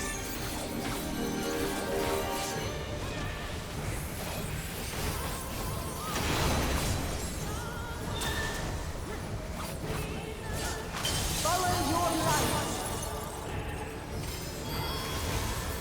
Or fly, my children, and never look back!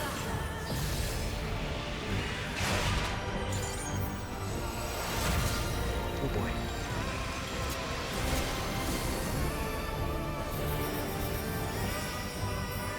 Then you are resolved. But this test is far from over. By crystal's light. Crystallize? What do you mean by crystallize?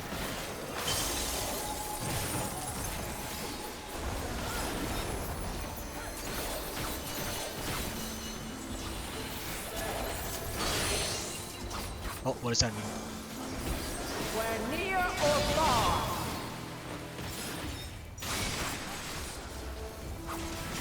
Oh, I see, I see.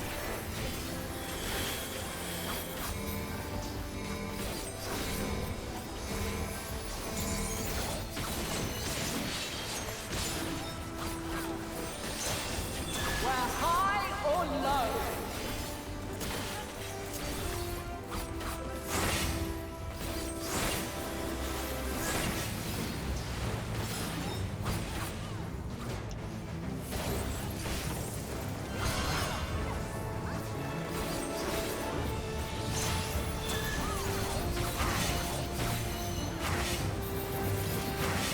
That was also a mistake.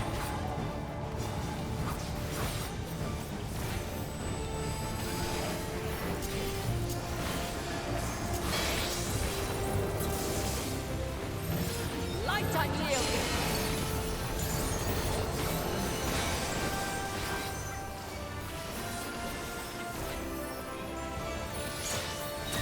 Refulgence eternal.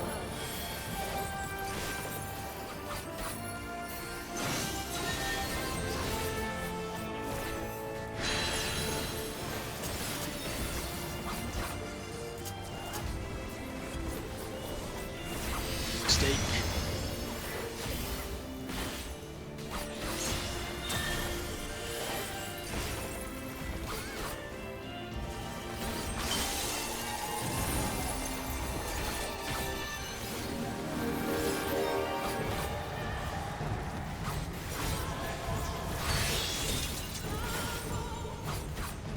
By blade. Ouch. I'm dead.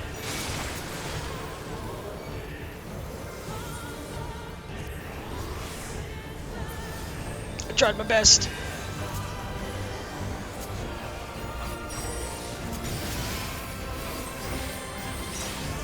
Succumb not to fear.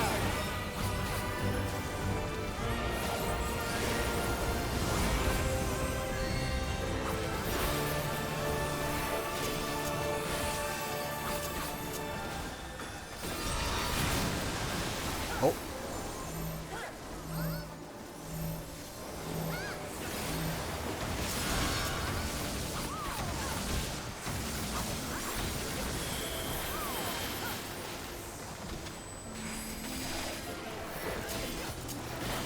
Oh.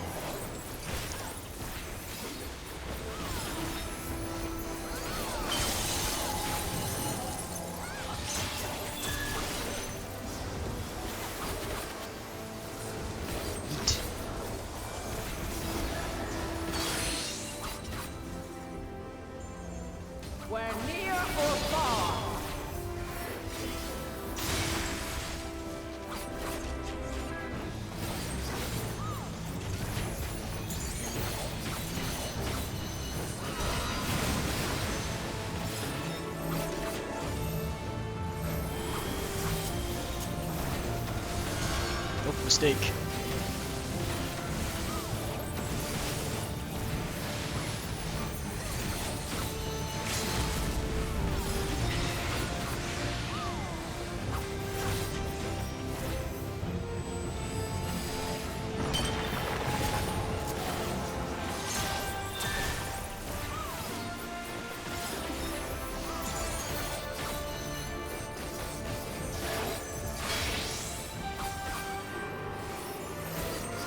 Unyielding.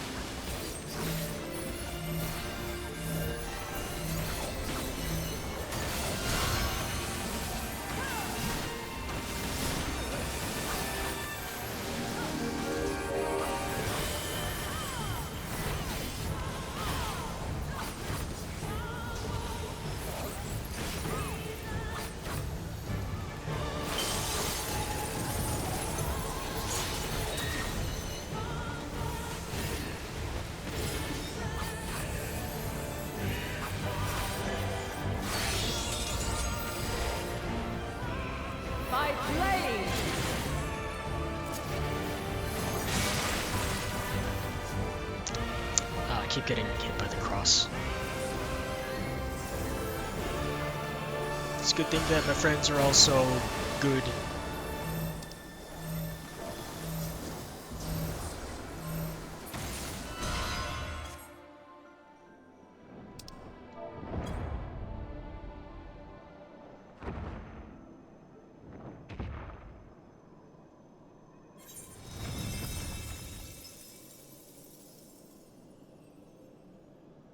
At last, man has the strength to...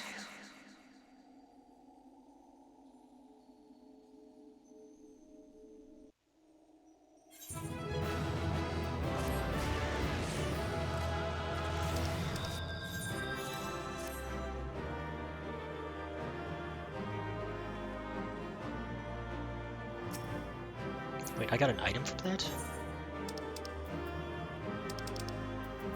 Oh, I got the Heidelin card!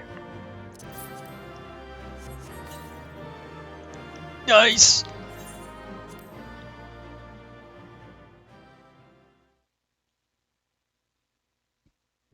It'll take me a while to get used to those mechanics. But eventually I'll get it, to the point where I will not take needless damage. No! This can't be happening! Oh, what? Is she going?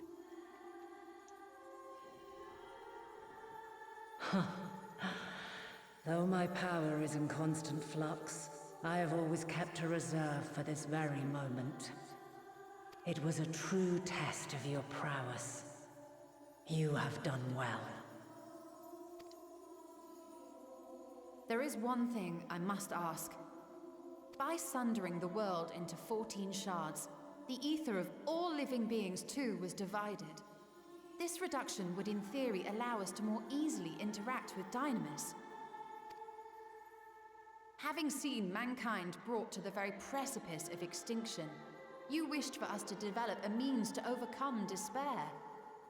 You believed we had the potential, and sundered all creation to see it fulfilled, to deliver us to that swirling maelstrom of Dynamis in which our foe hides, and grant us the power to defeat her once and for all.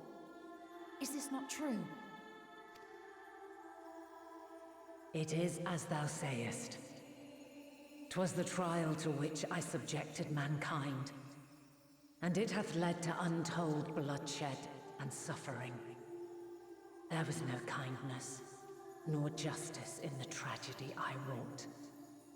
When confronted with the almighty Zodiac, my only recourse was rend him and the world asunder, that his power be diminished for a time.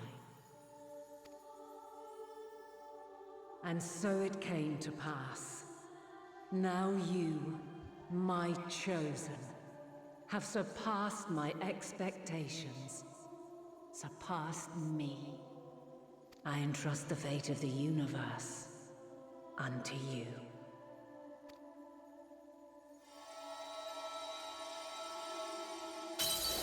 This crystal contains the memory of Meteion's passage through the stars. Oh. Deliver it unto the Loporrits.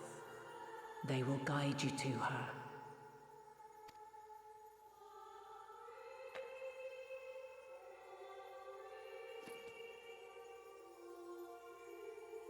Though they may be capable of crossing great distances, there is a vast difference between traveling to the moon and the furthermost reaches of the great expanse. And unlike Meteion, we cannot simply soar on waves of dynamis to our destination. Indeed. To make such a journey would require an astronomical amount of ether. But a solution lieth close at hand. The ether burner. Of course. Yes, my child.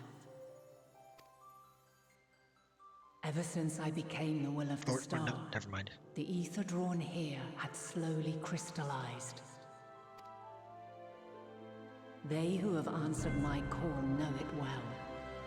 While I have remained hidden, it has become the embodiment of the planet's will in my place. A faceless, omnipotent force of nature. You want me to take that entire The thing with Mother me? Crystal. Our final hope.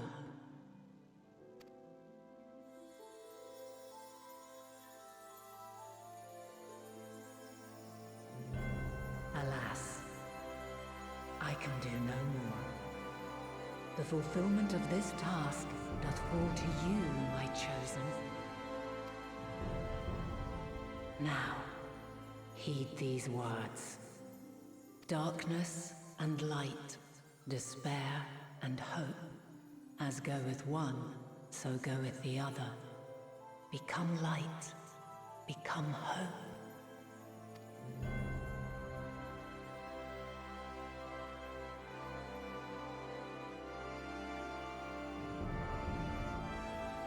I have a gift for thee.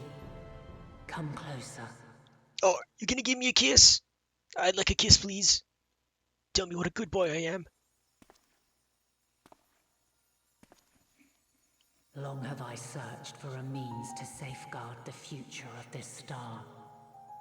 Though I knew failure after failure, by recalling thy tales and my promise to thee, I found the strength to carry on. Though the world is ever changing, thy thirst for adventure hath never waned. Thine unshakable resolve never ceases to amaze, to inspire. As a mark of my gratitude, I bestow this final gift. Thou dost possess the crystal of Azam, yes? Aye. As Heidelin, I reside over the forces of stasis, tranquility, peace. The laws which impart stability to existence itself. I will weave this self-same power into the crystal, granting thee mastery over matter, to give form to the formless.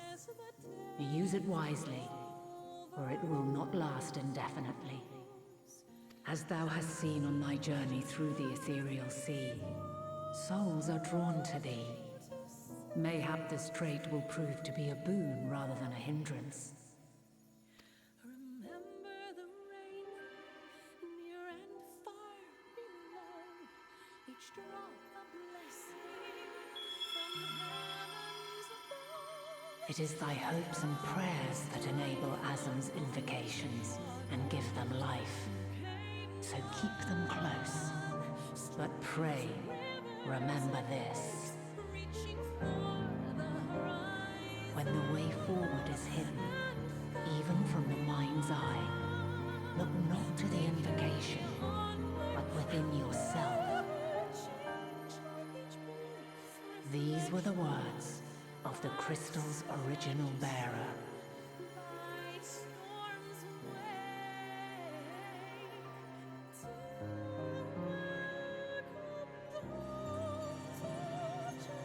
Oh no! That, my work is finished. Fulfill our promise. Right the wrongs committed when the world was yet whole. Silence the song of oblivion. Teach her a brighter melody. Show her our journey is far from over. We will find our way, my friend.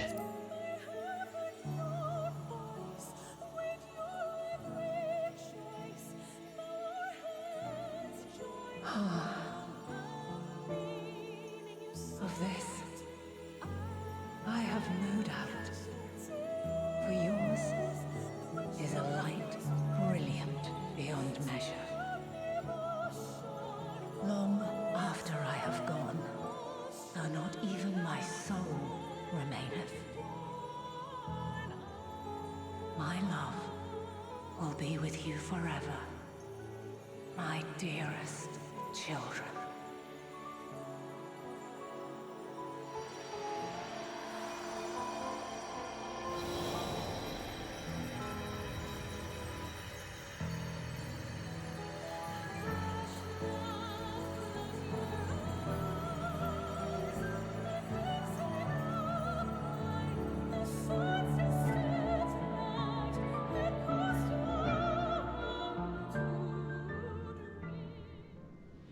Oh, we're back here already.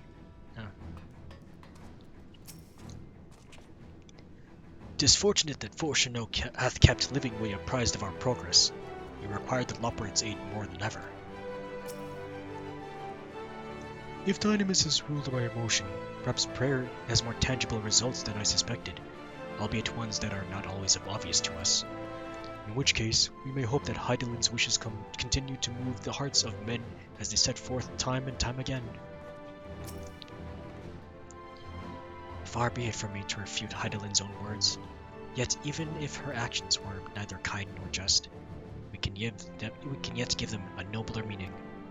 We can make her faith the salvation of mankind. I will keep Hydaelyn's words in my heart, as talisman and lodestone both." You mean the lodestone I got in my pocket?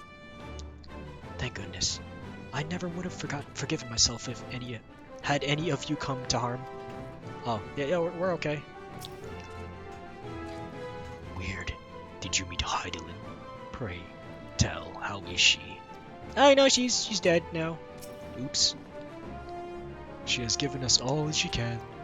We must share what we know with Father and the Loppards at once, that it not go to waste.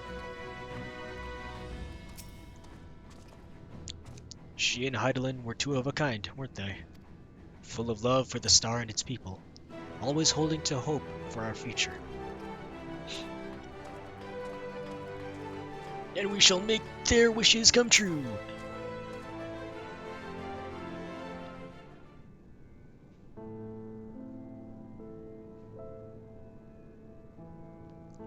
I am glad to see you well. Though we could roughly place your souls, deep as you went, we could neither see nor hear you. The fluctuations in your ether near the end gave me quite a fright. What in the world happened? Well, we got there, we beat up Ammon, and then Asahi was like, "Nah, yeah, you go into the oblivion with me," and then afterwards we got to Hydaelyn, and then she made us fight her, and now she's dead. You mean to say Hydaelyn is... No, there's no time to feel our feelings. We must carry out Hydaelyn's will without delay. We'll find Meteion if it's the last thing we do. If you wouldn't mind handing over the crystal, that is. The fancy navigatory one.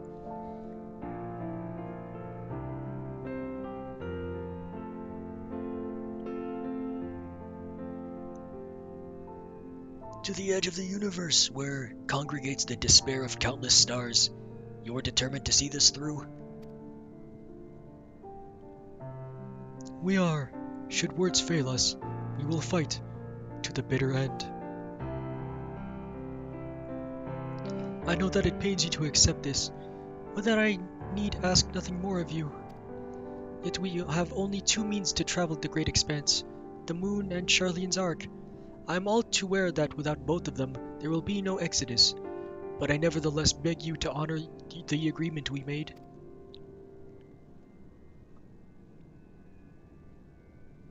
The Forum's decision will be honored. You have earned the right to use the ship as you see fit, and I could not rescind it even if I wanted to. As it happens, I do not, and I would do all within my power to aid your cause. With that settled, might I suggest you rest a while? Proving oneself to Heidelin is never easy, and despite our unparalleled genius, we'll need a day to make the necessary calculations. You may as well take advantage of it. You can chart a course through the Sea of Stars in a single day? Ye gods.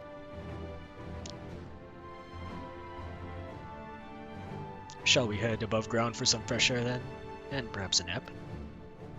I could sure do with a nap.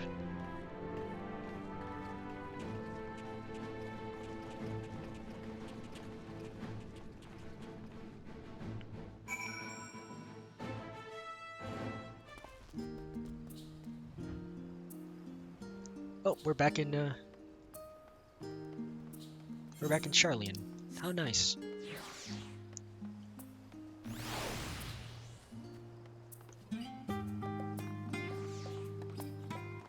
I will take the ether teleport.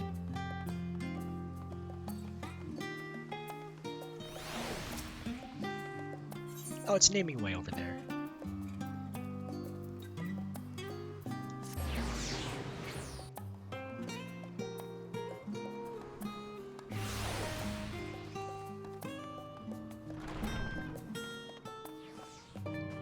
What's up? I'm home. Aha! I've been expecting you. I heard about your foray into the ethereal sea. The students have ventured far and wide, but never quite so deep as that. Are you experiencing any after effects from your prolonged exposure? Nausea, dizziness, hauntings? Well, have a pleasant sleep, and if you do experience any unusual phenomena, please let me know. I shall add it to our records. That doesn't help me at all.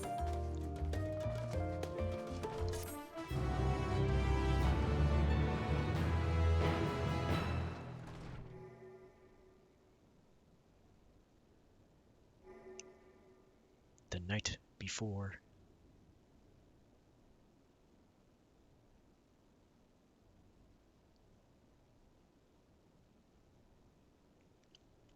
Why do I have an ashtray? I don't even smoke, bruh.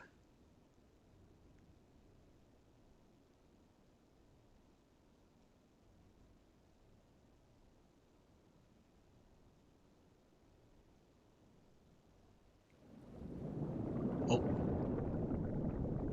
Water. Am I drowning?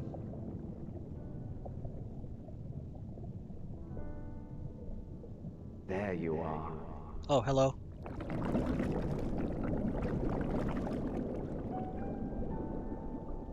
Some time, indeed, yes. For you, at least. I'm trying to speak, but I can't. There's too much water.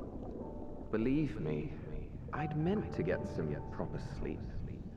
But here we are, drifting along instead. Well, well, you too. And so we remain, to watch and wonder.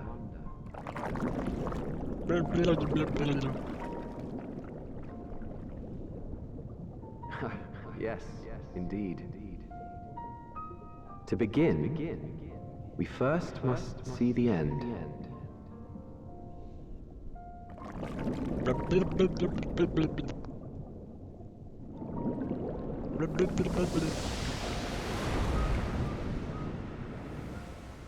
Who was I talking to?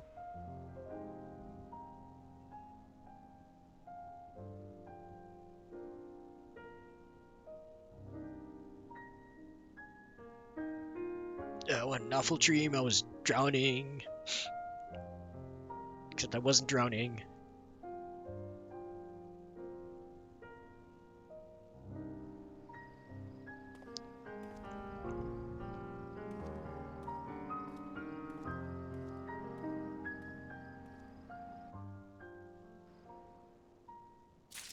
Oh. Fast within your arms. Oh, where's the next quest? Here? Nope, not you. Oh, there you are.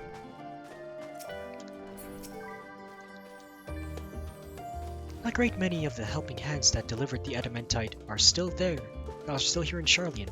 I, for one, couldn't be happier. Between the ether burner to be refurbished, supplies to be transported, and meals to be prepared, we'll need all the assistance we can get. Even Lord of Madeline has been doing his part, albeit at a snail's pace. Still, that's the thought that counts, but a bit more effort wouldn't go amiss. Urgent news. I trust you had good rest. An envoy of Master Fortune Knows arrived not long ago with the message. The Loporrits have determined Meteon's location. We have been asked to gather at the Rostra. I'll meet you there along with the others.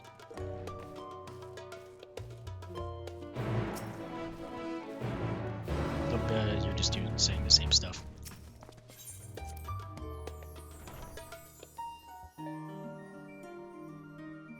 Oh wait, the Rostra, not this place.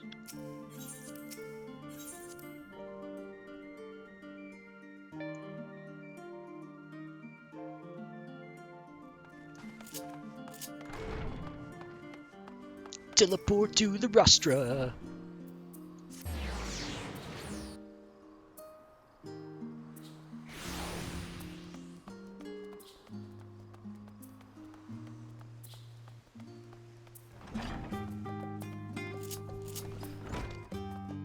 I completely forgot all about the role quests, though.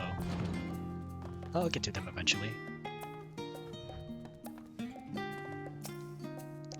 Since the final days first manifested, we've been tested as never before, even more so in your case. Nevertheless, our work is far from over. We cannot afford to falter now, not when the end is in sight. I fear our recent travails within Labyrinthos and the Ethereal Sea have taken their toll on my mind, for last night I received a visitor in my dreams, Monbrida. A vision not of the woman she was, nay, but the woman she would have become. Maybe you grow in the Ethereal Sea? How did you sleep? Well, I should hope. It's likely the last opportunity we will have to take a proper rest for quite some time. I probably could have done with a few more winks myself. Ugh. Bro. Oh, maybe you should go sleep some more. The thought of what's to come was keeping me awake, you see? So I thought to do a bit of research, hoping I might eventually feel weary enough to doze off. But before I realized it was already morning. No need to scold me, I already regret it, and will probably only feel that regret more keenly as the day wears on. Hydaelyn, the heart of the star, is gone, and yet on the morrow the sun will rise and life will go on. When I look upon Charlian and its idyllic surroundings, there are moments when her absence feels unreal, as do the final days. Would that it were so. Oh, I thought there was more. Not feeling any ill effects from the Aetioscope, are you? After playing test subject for those new Aetherites, even the mention of ether sickness makes me feel a little queasy. Yeah, I would hope that we don't do that ever again. Well, the forum is not here in its entirety to brood and glare at us. Master Barnier's presence alone is enough to put me on edge. Barnier? Before coming, I thought to inquire after our comrades abroad. It seems that the effects of the final days have been observed further and further north of Garlemald. For a blessing, those regions are largely uninhabited, But in any event, we mustn't interpret this as a geographical spread. There is no telling where the world the phenomenon will strike next. Unfortunately, we just gotta look.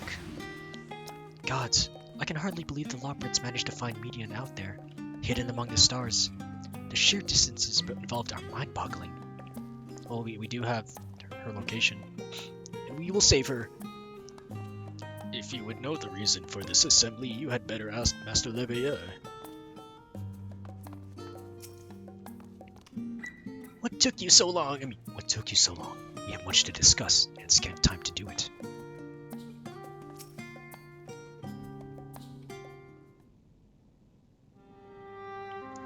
Oh, going around. Back to this spot.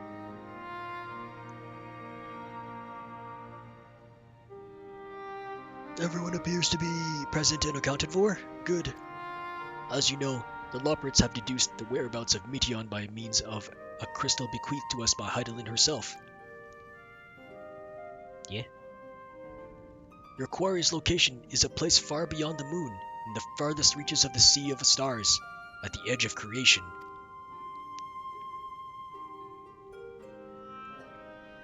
A veritable Ultima Thule.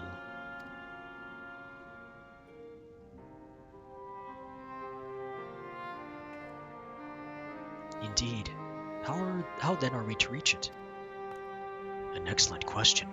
Luckily for you, I have an equally excellent answer. In theory, with its advanced propulsion systems, the moon is capable of delivering you to Ultima Thule, but the myriad other facilities housed within would greatly impede travel through the Sea of Stars. Even the Mother Crystal may not possess ether enough to bear so massive a vessel to our destination and back. However, if we integrate our hyper hopper into your ether burner, we should be able to fire things up and jump our way to the end of the universe in no time. Father, does this mean...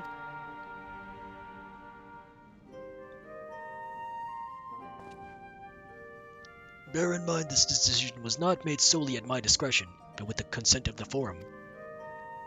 Hearing the Loprits' proposal, the Forum was faced with a grave decision. To commit the Ark to this endeavor would mean abandoning both our plans to evacuate to the moon and to resettle on another star. Needless to say, the proposition invited fierce debate. In the end, however, the Forum was swayed by the simple fact that Hydaelyn believed you possessed the strength needed to overcome this crisis. The Great Exodus was, after all, a plan of Hydaelyn's own making. Therefore, if, in the 11th hour, she would proffer another means by which we may seek salvation, we would be fools to dismiss it out of hand.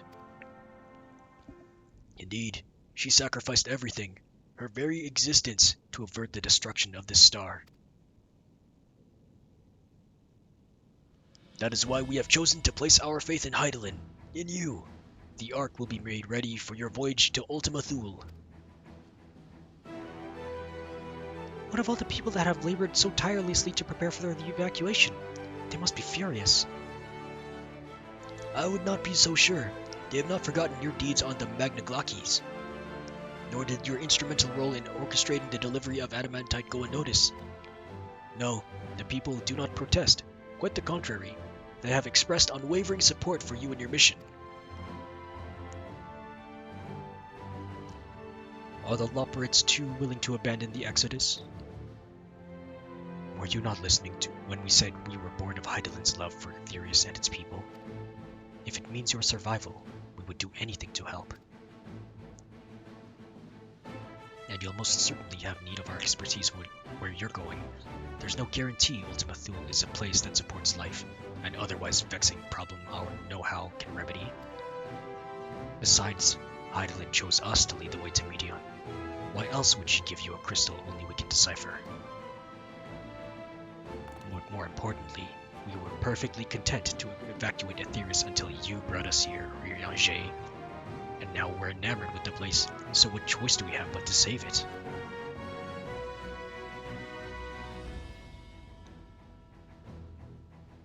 Of course, none of this is possible without you and the science, so I must ask, are you certain you wish to do this? Oh, what are you looking at me for?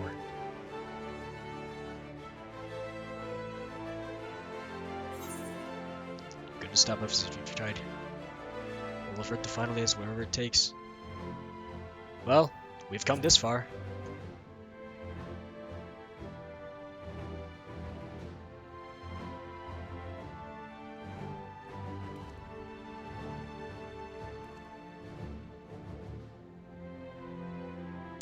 Very well. We shall inform the Forum of your decision and begin preparations to bolster the Ark with the Hyper Hopper. The Loperates will coordinate with the Ilsabard contingent to have the necessary components transported via the Tower of Babel. Of course, it will take time until the work is complete.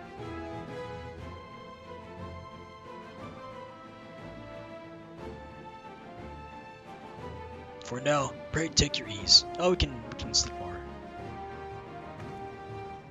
It would seem there is naught to do but rest and prepare, shall we?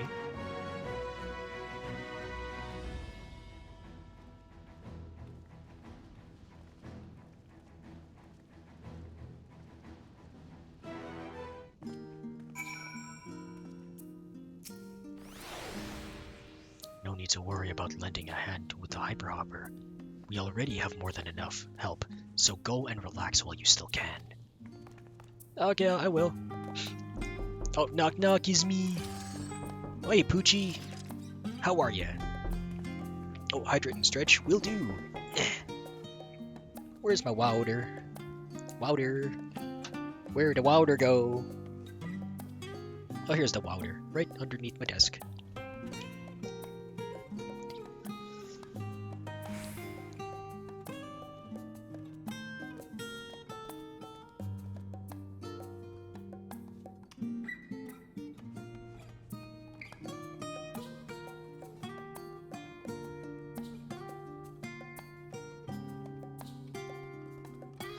Okay, search forward.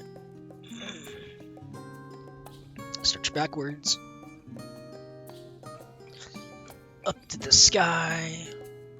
And side to side. Gotta triple check that my thing is still working. Yep, it is.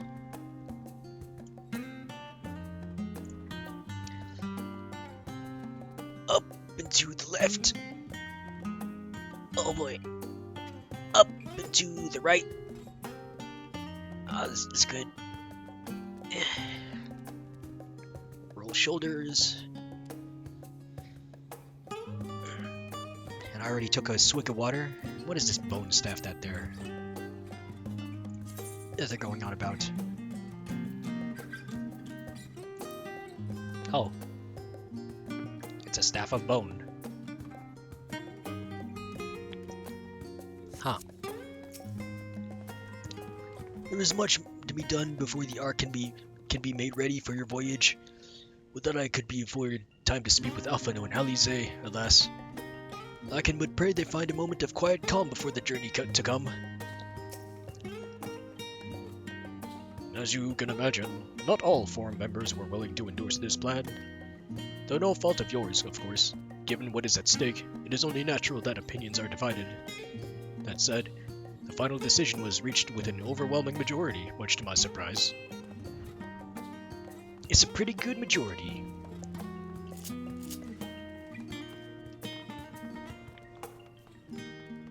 Oh, and then turn off that light.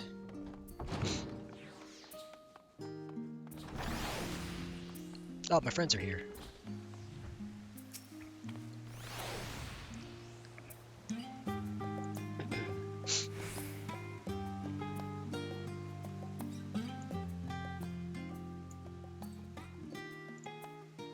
In all honesty, I didn't think the Forum would approve this measure, and certainly not by such a large margin.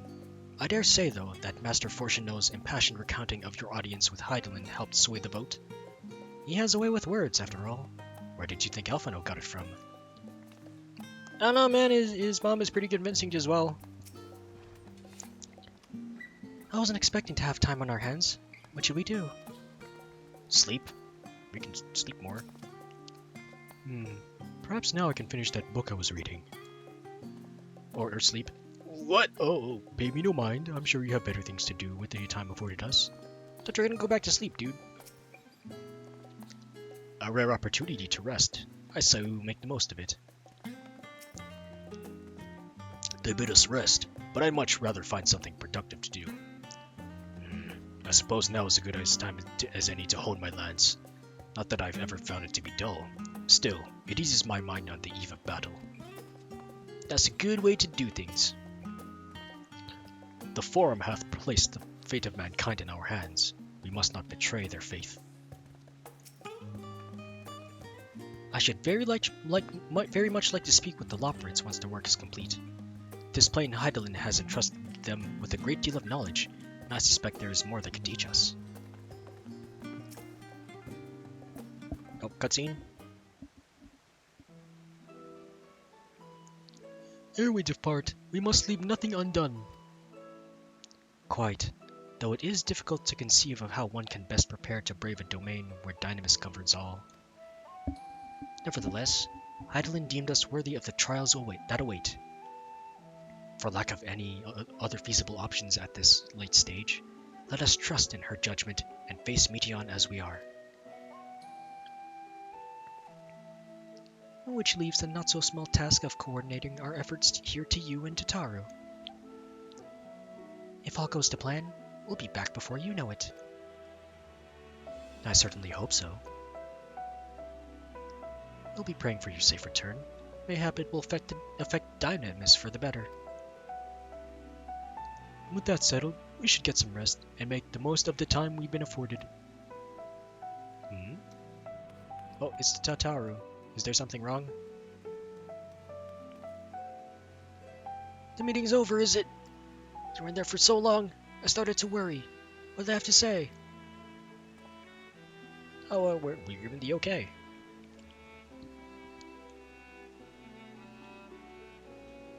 The edge of creation, I see.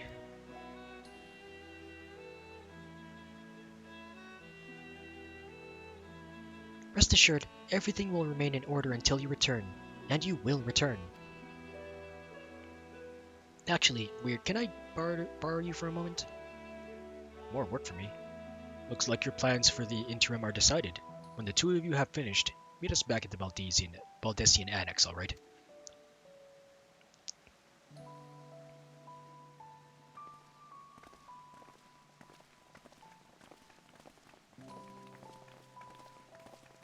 Okay, so what do you need me to do? Come with me to the Agora. I have something to show you. Oh, okay. Did you find me a girlfriend I can have? A girlfriend for me, please? Oh, just down here. Jump. Ouch. Jump. Ouch. Jump. Ouch. Oh, that didn't hurt. Someone reading a book. Place for all manner of RP and crafting.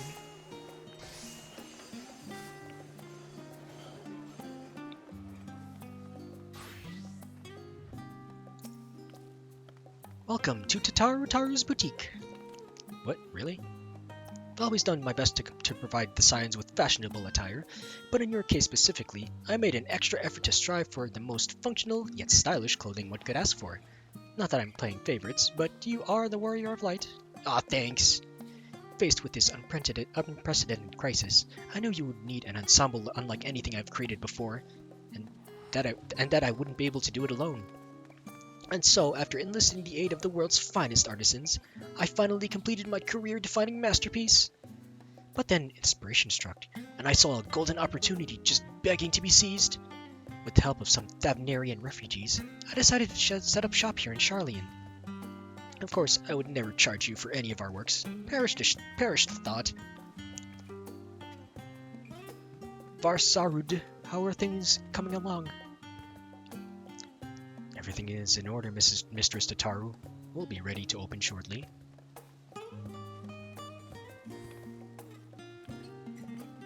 Which is why I brought you here, to be our very first patron. Would you mind waiting here a moment longer? Ooh. If you could wait here just a short while longer, we'll have everything up and running in no time. Did someone move the crate? Could have sworn it was here. Oh, the following events cannot be skipped. Oh.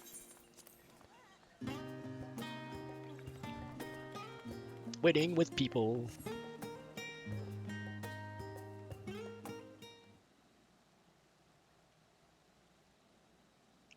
Waiting and waiting, waiting some more. Waiting, waiting, waiting. Right at the door. This is quite becoming a bore. I am ready to do a snore. Oh. Ah, I did not expect to find you here. Oh, who dat? Oh. Vritrishan. I imagine Nidana would also wish to offer her regards. Alas, after delivering our dragon scales to the engineers, she remained to assist with their work on the ether burner.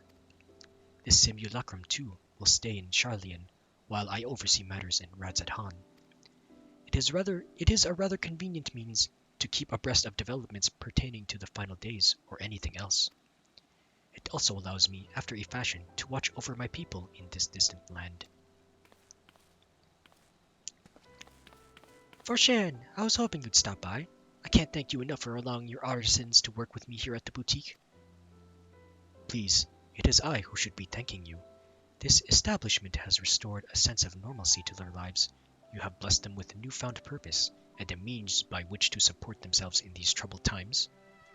What's more, when they at last return home to Radzat-Han, the experience and knowledge they have gained in your employ will no doubt prove a boon to the artistry and commerce of our land. In fact, I came here to see how your new employees are settling in, and to express my gratitude for granting them this opportunity. It's an opportunity for me as well, believe you me. Your artisans have taught me so much about Thavnarian craftsmanship. Their resourcefulness and ingenuity are nothing short of inspiring. I cannot wait to see what wonders we come up with. I pray you every success in your endeavors, Mistress Tataru. Before coming here, I heard word of the Forum's decision of what will soon be attempted. It was only then that I finally understood why my father called the star the last bastion of hope. Indeed, it was the last bastion, for the flame of every other star he encountered had likely been extinguished. In the boundless dark, the light of Brimian life must have been blinding in its splendor. You journey into the heavens to protect that light. May the scales of my kin serve you well. I have faith you will prevail, and restore peace and tranquility to the star. Would that Ahewan were alive to see it. I should like to visit Radzat-Han again when this is all over. I worry that your faith in me may bleed this place. I want to visit again! And partake me in some of that cuisine. And we should be honored to receive you. There is still much of Radzat-Han you have yet to see. Forgive me, but I must take my leave. Fare you well, and remember, the people of this star have not yet given up hope, and neither must you.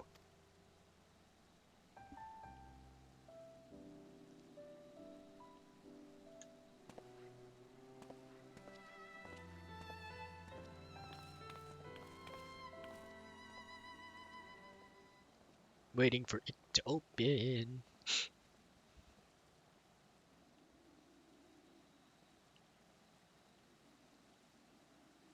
Sure is peaceful here today.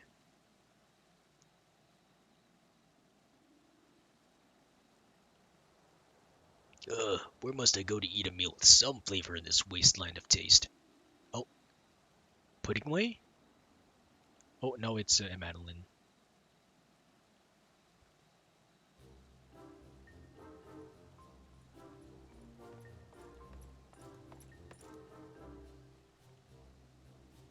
Weird old boy, my, whatever are you doing here? I know, being the first customer. A new boutique, you say? I had been meaning to expand my wardrobe. Yeah, something with a little more flair, perhaps, befitting a man of my station. though I have nowhere to flaunt said rudiments for so long as my confinement continues indefinitely. I, the young Lord Fortomps, insist that, so long as there is work to be done, no matter how trivial, I must abide here in Charlian. Thus do I toil, though every fiber of my being rails against it. Why, I've even suffered the company of that brute Sigurd to see supplies transported in a timely fashion.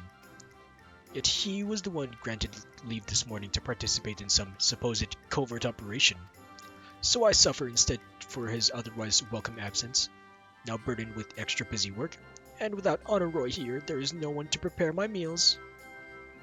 I came here in the hopes of finding a nice cafe, perhaps. Alas, the Charlian delicacies I've sampled were lacking in every aspect. Ever tried the Yarkon loaf? You can find it in all the shops. If it's a hearty meal, if a hearty meal is what you're after, I suggest the last stand. It's the only stand. That cafe over on the pier, their cuisine didn't appear all that appetizing, but if you vouch for their cooking, then perhaps I will give it a try. Thank you for the suggestion, and ta-ta for now, old boy. Yeah, you get out of here.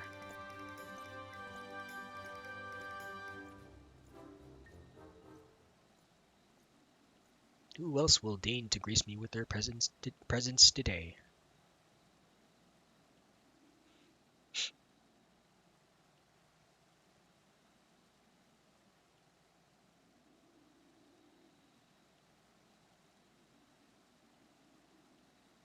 Well, well, is that Tataru and Weird I spy? Oh, it's Hancock.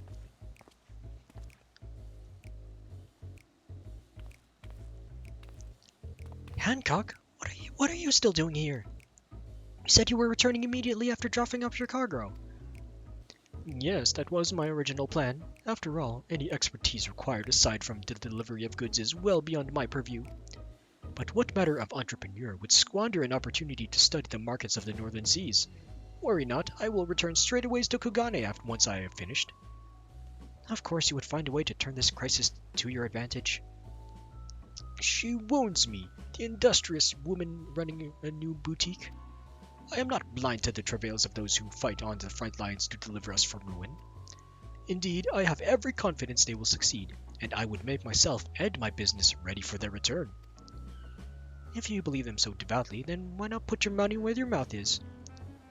Fair enough, Tataru, fair enough. There is not more than I can do to help ready the Ark and her heroes for their maiden voyage, but on your return I shall host a grand celebration in your honor at the Bokairo Inn. Accommodations are quite costly, given the reputation of said establishment, but the East Isles and our trading company would be honored to foot the bill. Appreciate the gesture, but no thank you. Will there be lemon cakes? Oh ho, a man of tart tastes, I see. Yes, there will be lemon cakes and much, much more. The finest delicacies the world and the Lord Lolorito have to offer.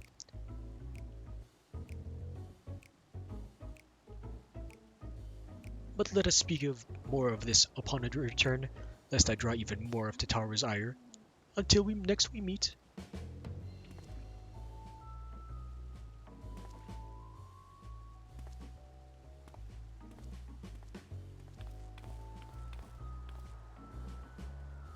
It has to be ready by now. It's already dawn.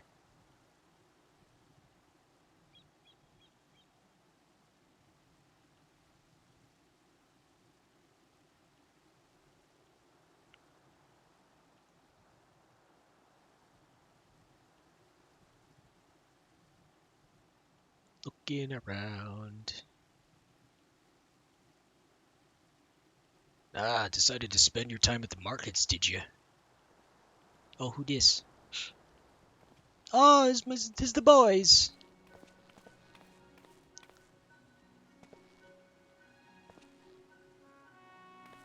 Tataru! Biggs, Wedge. I take it work on the art proceeds apace. Aye, it does indeed. Collaborating with the greatest minds of Charlian and Radzethan has been a rewarding experience, and that's to say nothing of what we learned from the Loporits. The Ark is unlike anything we have ever had the pleasure to work on. Even Nero was rendered speechless on more than one occasion. I can't wait for you to see it. And you'll never guess who paid us a visit before we came to Charlian. Alpha! I think he sensed something. He sensed the coming danger and returned to check on us. He was always one to turn up in time of need, and I suppose that's why he decided to join us here in Charlian. Good thing too. I don't know how he does it, but he has a knack for brightening your day just by being there. It's still hard to believe that we have the means to send you off into the great expanse, though, to the farthest known reaches of, well, everything. I never thought I'd live to see such marvels. Yet here I am. More often than not, you and the Scions are the catalyst that sparks the need for these great innovations. To think how much I'd have missed out on had I not been a member of the Ironworks. An awful lot of work, to be fair, and the privilege of being worked like a cart chocobo. Mumble, mumble, grumble, grumble. There is that too. As busy as we've been, I wish there was more we could do for you. But no matter what happens, you have to keep believing for a brighter future. And one filled with even more adventure.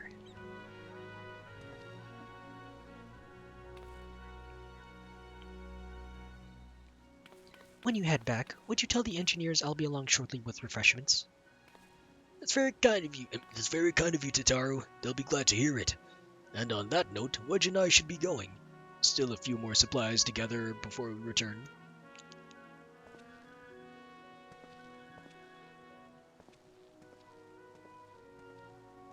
What are you still doing here? Oh. Ah!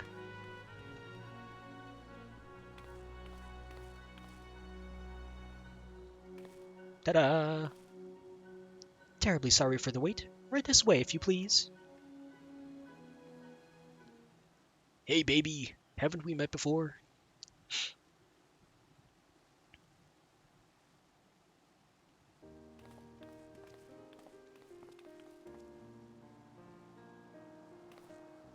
Right. I don't believe the two of you have been formally introduced.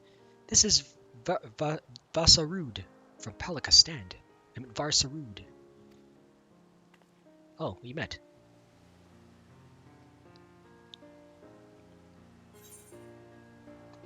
Haven't we met before?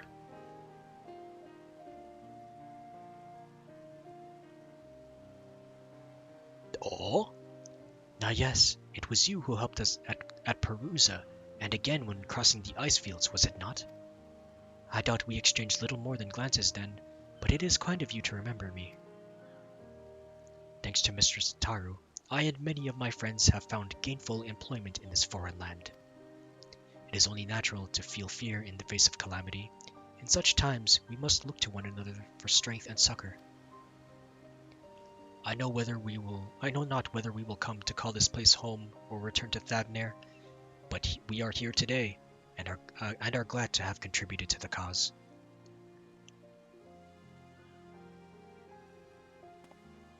And contribute they did by helping me to make your new garments as durable as possible.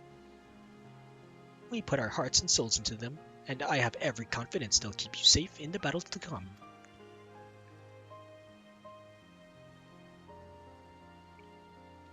Gods, to think how far we've come since our humble beginnings at the Waking Sands.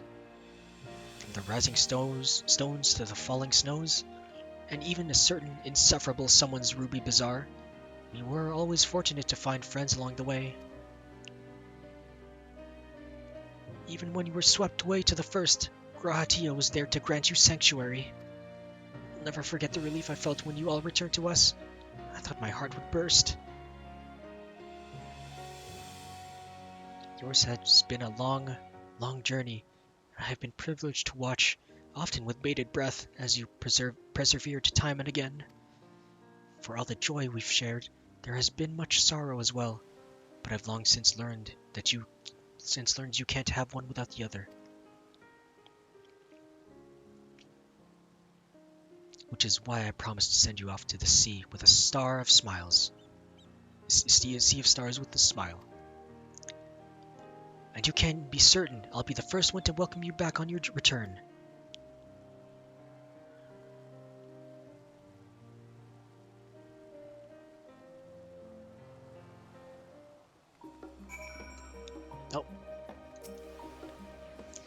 Don't forget to pick up your clothes from Varsarud before you leave.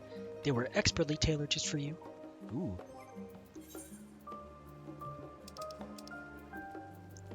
But that brings... Oh, a Hermes card. That begs the question of what I throw away. What can I throw away?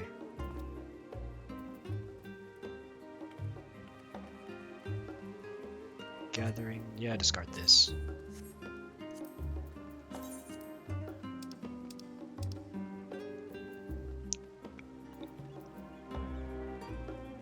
Discard Greatsword.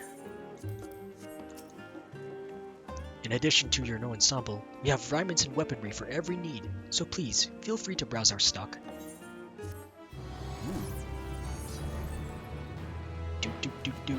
You may now obtain job-specific gear.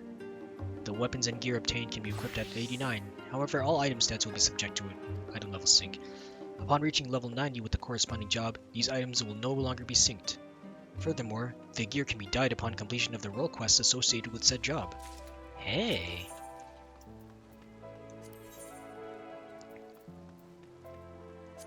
Try on the sword. Ooh, that's a pretty okay sword.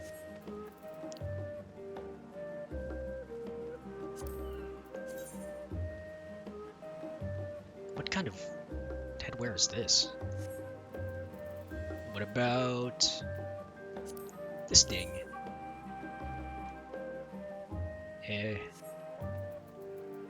Gloves.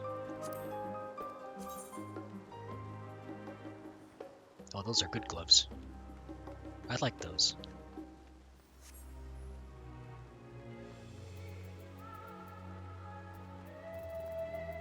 The pantaloons. Nope, just a skirt looking thing. Ooh, the boots do fit my overall look. Except for the purple part.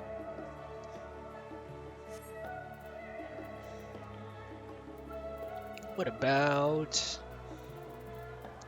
monk?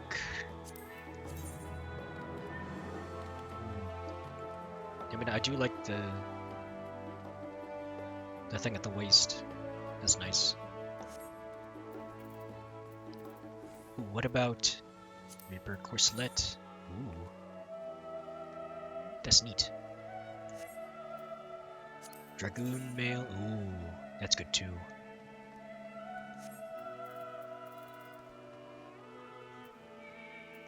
Ninja stuff. Oh, that's decent. Bard. Still haven't even gotten my bard up to 80. Machinist. Ooh, that's good. That's real good. And dancer. Just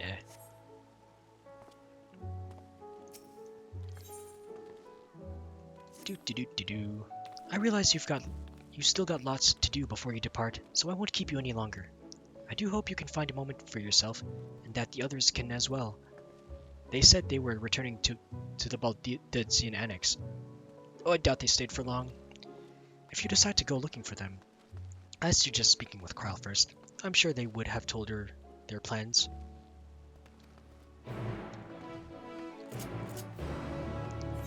Back to the annex. Oh, still gotta talk to Tower one last time. Be sure to stop by the boutique if you find yourself in need of more equipment. I'm okay for now, thanks.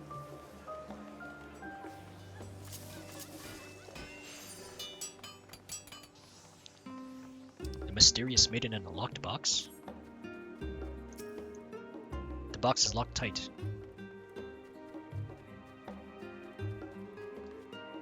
I'm not opening that box with the mysterious maiden. That could be bad stuff.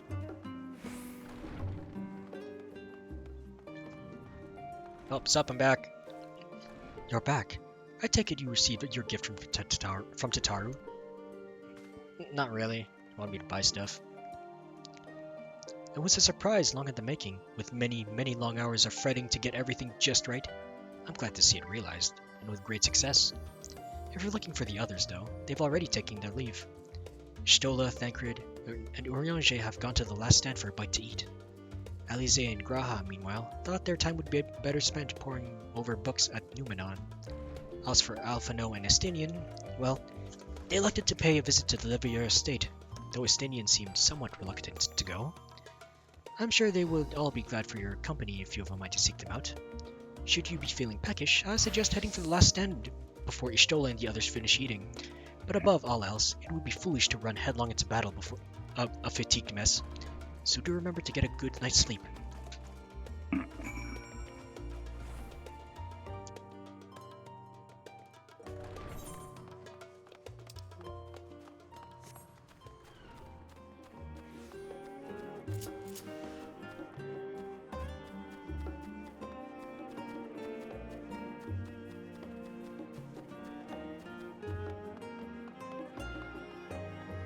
Oh, there goes a yawn.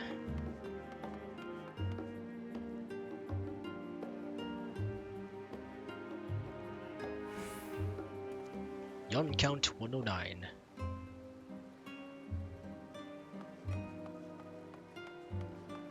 Oh hey, it's Nero.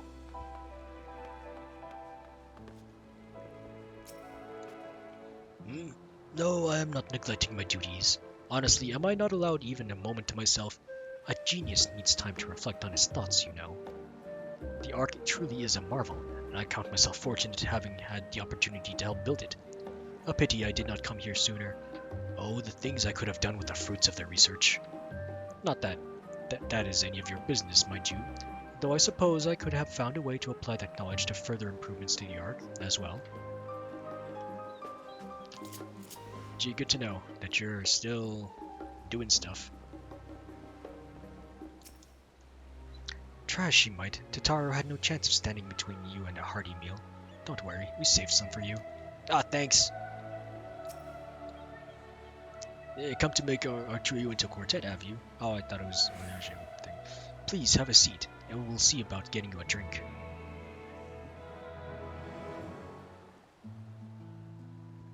Ah, a moment of peace. Your business with Tataru was finished. Yeah, she made stuff. I'm not using it, though. My, what a thoughtful surprise. Whatever would we do without her? Indeed. And she's right, you know. It hasn't been all doom and gloom. Feels like a lifetime ago that Master Louis Soir gathered us together to form the Circle of Knowing. Since then, we have experienced much. But rather than feeling wiser, the more I learn, the more I find my knowledge lacking. Forsooth. As a student, vainly did I believe that I held the secrets of creation in my grasp. Yet that which I had seized was but an insignificant sliver of what awaited in the wider world. Every encounter, every experience hath served to open mine eyes, enlightening and humbling me in equal measure. Even from those whom I called enemies have I learned many a valuable lesson. What will we learn at the edge of the universe, I wonder? We will learn the secrets.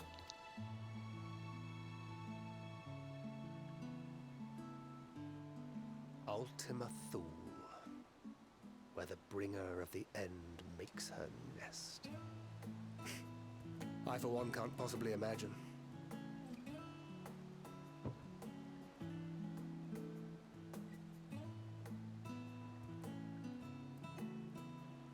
But whatever awaits us there, we will survive. We must. For her.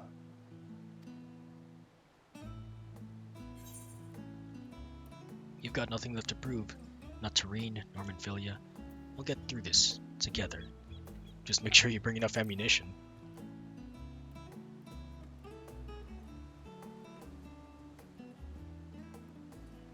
Oh, ye of little faith. I know better than to leave home without ample supplies, thank you very much. Didn't pick up the gunblade yesterday. No, you picked it up the day before. And to think I used to prefer fighting from the shadows. Gods, I really have changed.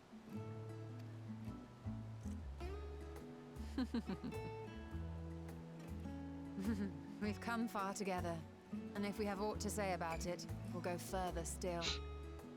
Aye, we will avert this calamity and return home. Oh, is that pizza? Nice.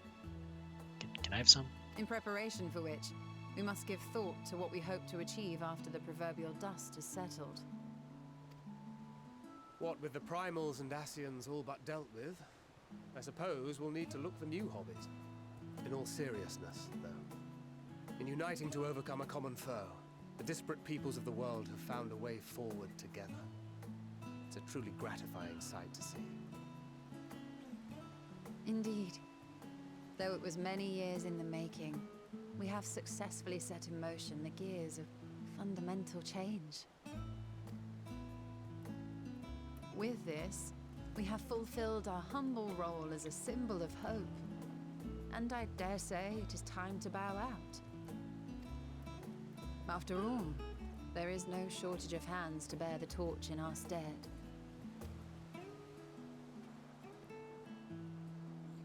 You know, I never really considered I might live long enough to see an after. But even if my time as a scion came to an end, I don't expect that much would change.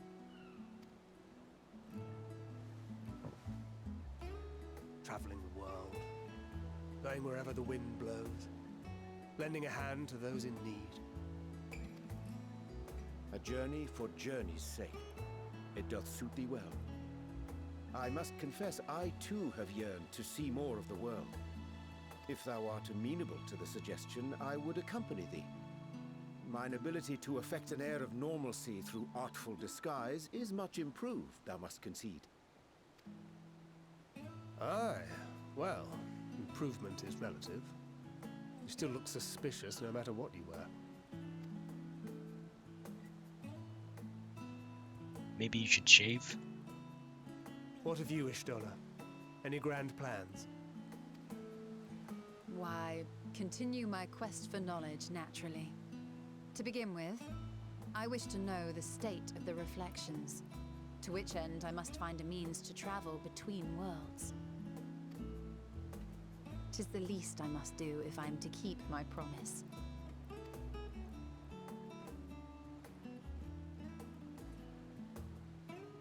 Should my pursuits prove unduly arduous, I won't hesitate to call on you. And in return, I will take you to see Reen one day. I'm sure you cannot wait to see the fine young woman she has become. Spare me.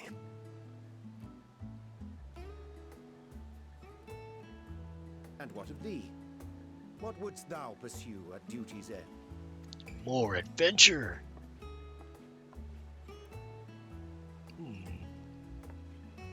Oh, thank you. Here's yours. My apologies for the wait. Well, shall we make a toast?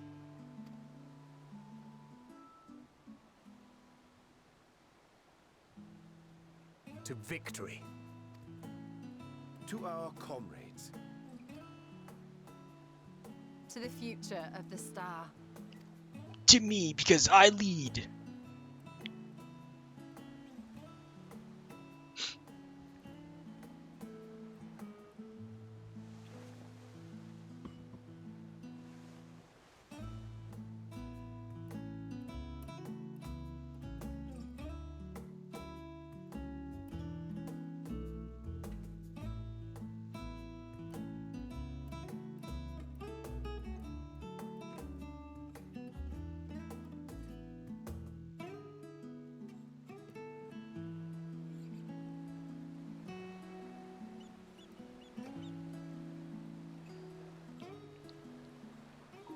Oh, that was nice. You can always count on your friends to help you maintain perspective. I bet you might take a perverse pleasure in it. I like to think I give as good as I get, though I'd fare better with the occasional assist from our consummate nutter. But it's all good fun, and I wouldn't have it any other way. I say, whence came this simulacrum that standeth beside thee. I think you've had too much to drink, bruh. I see falsely, but Ishtola and Thagrid, but moments ago employed the self-same doubling magic. Alright then, keep thy secrets. Leaving so soon? I suppose it's for the best. If you'd rather not explore the bottom of a bottle with Urianger, I dare say the others would welcome your company as well, if you can find them, that is. In any case, as long as you make the most of your time, then that is all that matters. We will remain here a while longer, at the very least until Urianger finds his legs again. I don't think he'll ever find his legs.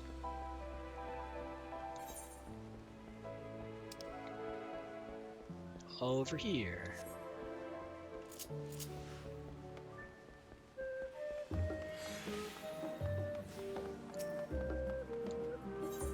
Teleport towards here.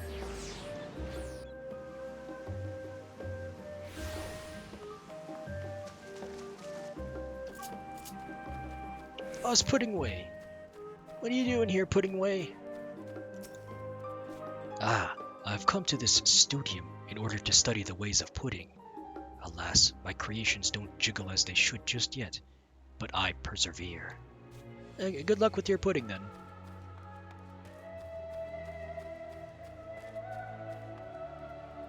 Oh, hey, they're reading. Oh, and nope, he's falling asleep, and she's also falling asleep. Why are you both asleep? You try speaking with Alice, but she is fast asleep. You'll wake up!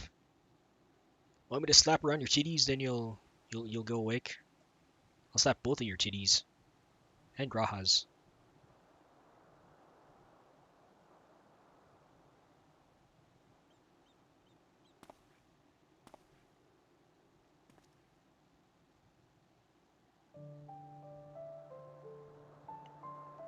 Just gonna sleep like this.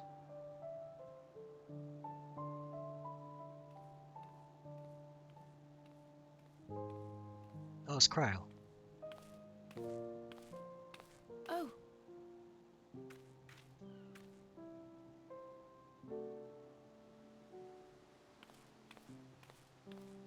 Oh, hey.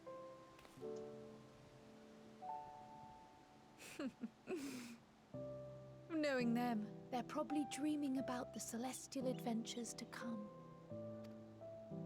Just as well. They've been running themselves ragged of late.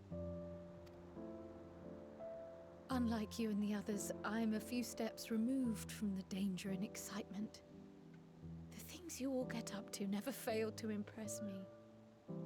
But by the same token, I can't help but worry. Not only for your safety, but for your happiness. After everything you've sacrificed, you earned it 1,000 times over.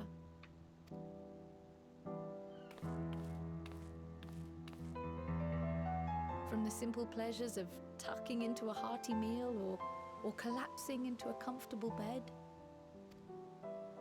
to the grand triumphs of visiting legendary lands or finding true love, you deserve all the joy in the world.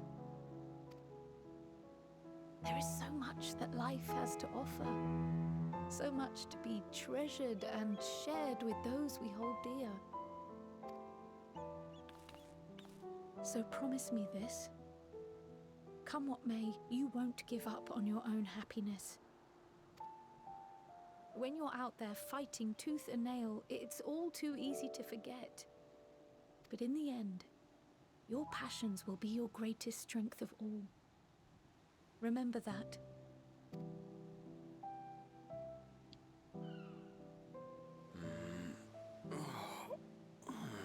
You snoring? Oh, you're awake. This feels familiar. Good morning, you stupid sleepy. Well, 'tis good to be.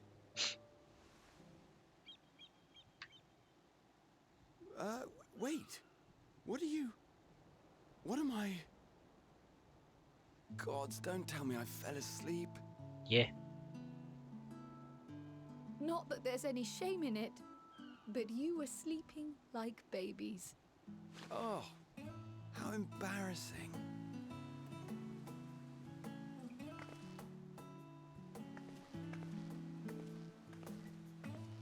Not a word to anyone. Oh. Understood? Not one word. Okay. I'm told that sleeping in proper beds of your own choosing is a much more effective way to prepare for battle.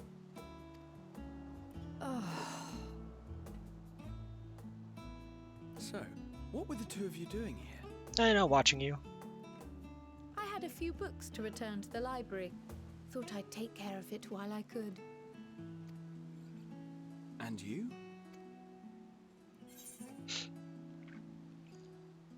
Just enjoying a little peace and quiet. It was nice until you woke up.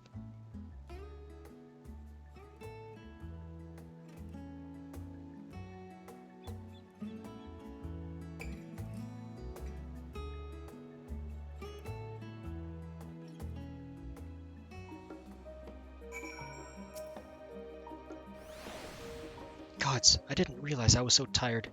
One moment I was resting my eyes, and the next... I should go get some air. Maybe a quick bout of training, but not sleep. I'll sleep when I'm dead. You need sleep too, you know. That's enough reading for one day. As we don't know how long we'll be away, I'd best return these books before we depart. I'd eat. I'm absolutely famished. What about you? I've already eaten. I see. Perhaps I'll stop at the last stand on my way back. If nothing else, these two seem to be in good spirits. I'll send them back to the annex for some proper rest, even if I have to drag them by the ears. Gee, thanks, Kryl.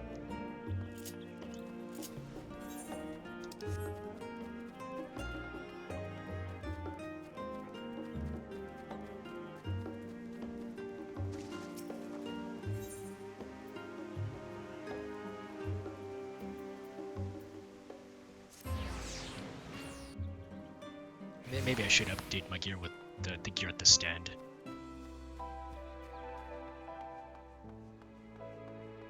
Oh! What the heck is Estinian wearing? What? Surely this isn't the first time you see me without my armor.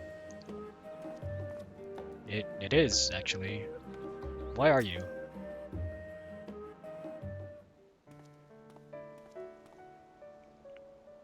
What's up? Oh. What brings you here? No, nothing in particular.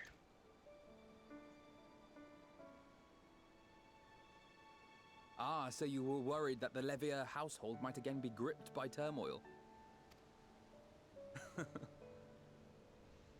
All is well, I assure you. In my letters home, I had made mention of Estinian, you see. My mother wished to meet the legend in person, and so we arranged to have a spot of tea together. Where were you in my hour of need? Fell beasts I can face, but I'm not made for idle chit-chat with lords and ladies. Just try. Well, I for one thought you held your own. Mother was the picture of delight. I might have been delighted myself, were we in a tavern with more agreeable drink. The thought of fleeing crossed my mind, but what then? I'd never hear the end of it, least of all from Tataru. I'm sorry. 'Twas not my intent to cause you such distress.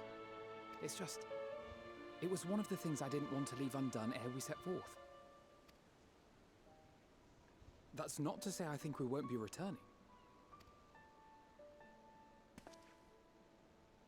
Yet, given what lies ahead, I did not wish to leave for later that which I could do today. After all, tomorrow is never promised. It's fine. Not like I had better things to do. Besides, seeing you with your mother brought back fond memories of my own. Be we rich or poor, family is family. Well, it's past time we were on our way. To prepare for the morrow. Wait! Hmm?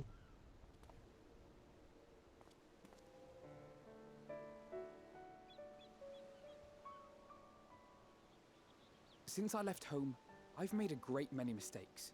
Mistakes for which I can never make amends. But through it all, you didn't give up on me.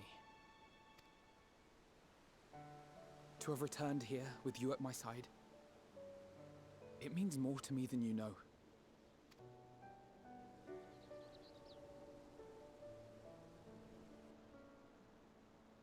Thank you. From the bottom of my heart. Don't mention it, Sappy.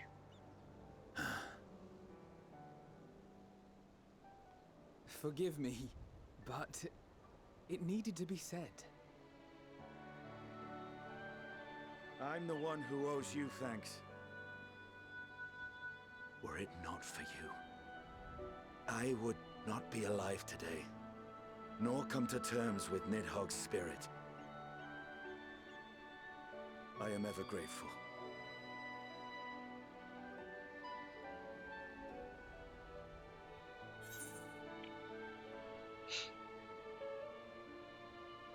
Suppose I had to thank you both as well.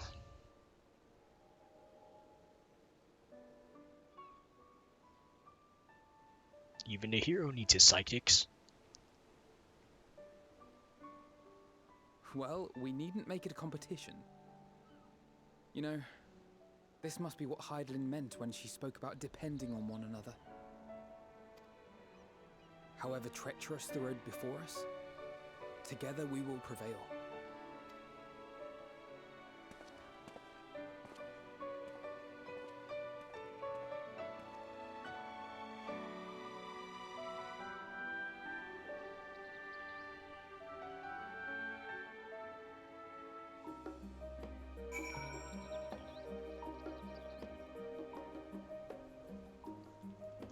Oh, and then we speak with Ojika Sunjika. A few of our comrades decided to remain a while in Charlene after making their deliveries. Did you happen to pass any on your way here? I found Nero and Pudding Way. All that remains is to return to the annex and give my armor one last polish. I expect Alphino has maintenance to carry out on those floating things of his too. That's fine, my friends. They should be still here. Unless they're not. But that's okay. They've got duties to perform.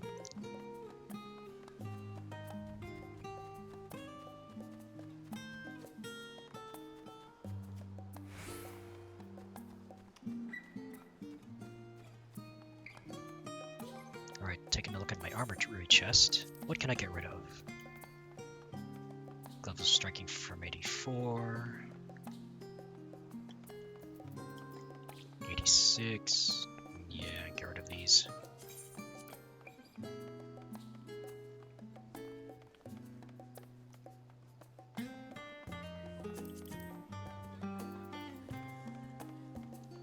Jacket of striking at 84.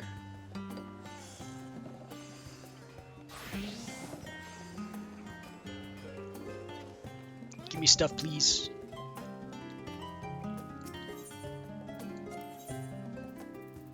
I would like gloves. I would like... Yeah, sure, I'll take this as well.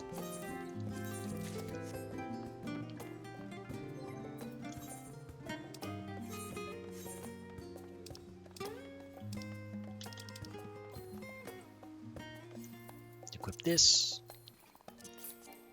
Okay, what do I throw away? Nomad's Code of Casting, yep.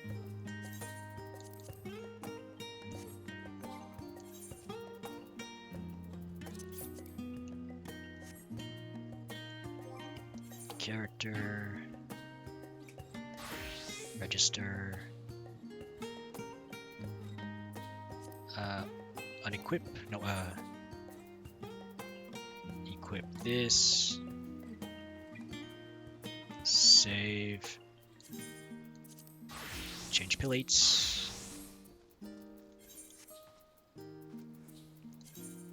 There we go. Save. Okay, I am ready for the final battle.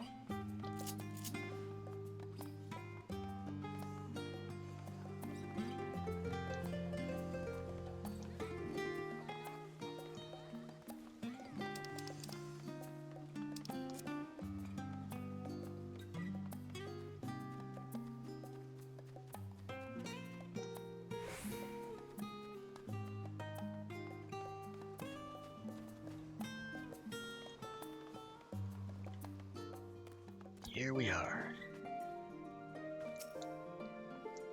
Welcome back. Return to catch a final few winks before embarking on your mission, I presume. You'll be happy to know your chambers have been cleaned and fresh linens laid out. I pray you enjoy the sweetest dreams on this final night before the big day. It's not enough to level me, dang it. So close, yet so far.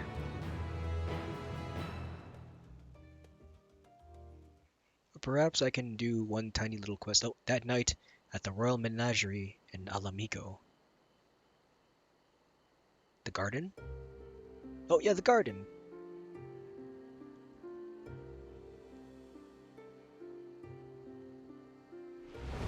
Oh.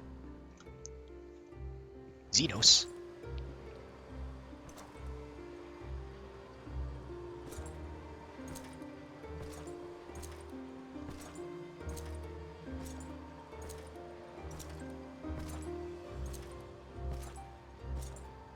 Looking at the spot where you fell, huh? Sure is a nice spot.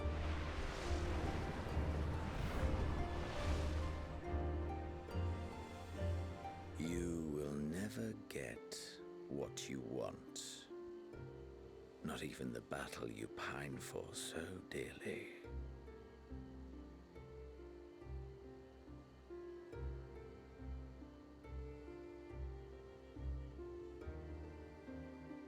In that transcendent moment, what was it that I sought in you?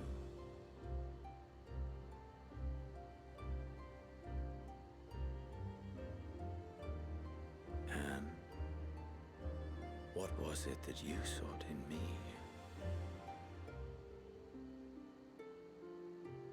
What the heck are you going on about? You're going crazy. So crazy. And thus it dawns. The day of reckoning.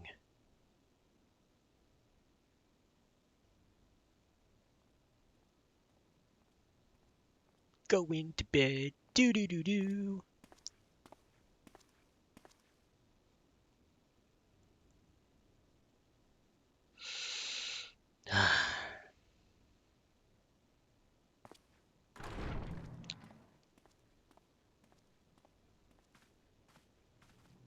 What's up? I overslept.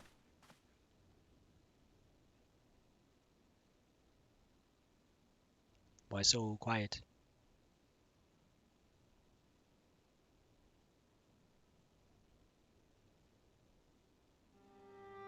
How often have we thus assembled? To combine our knowledge and seek solutions to the problems before us. Back at the Waking Sands, it was all we could do to address the most minor of troubles. Who could have realized what we'd find when we began to look to the sources of the realm's woes? At the Rising Stones, we made great strides and shared many moments, from the joyous to the sorrowful. We've had occasion to call other places home too. Be it Ishgard or Kugane, we were fortunate to find sanctuary wherein we might take stock and continue our fight.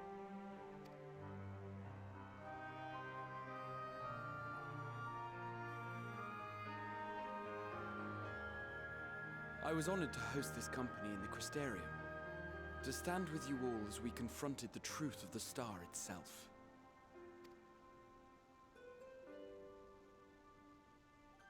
And now from this place, we go to fight the most important battle of all.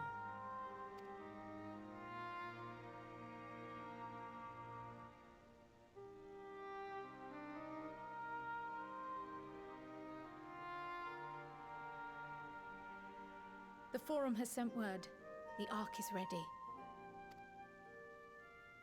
The Loporrits naturally will be commanding the vessel.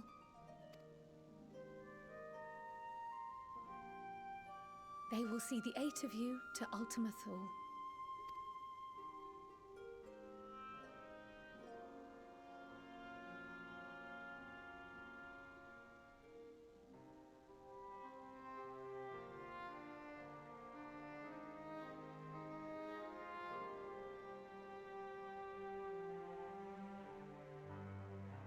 Upon arriving, your objective is to find and vanquish Meteion. As a final formality, the Forum bade me ascertain your resolve. So, are you certain you wish to do this? Well, we came this far. We are.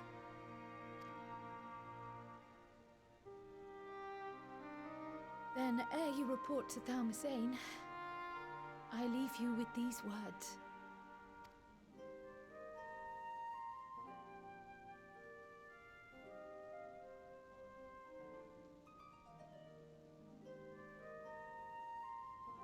You must triumph. What that means will differ for each of you. To make it back home, or to simply avert doom, or perhaps something else altogether. Yet whatever it is that drives you, I have faith in its power to see you through. So please, triumph.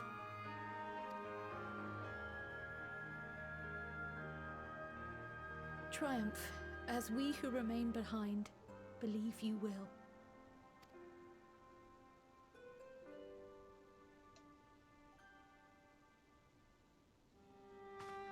Let us be off then.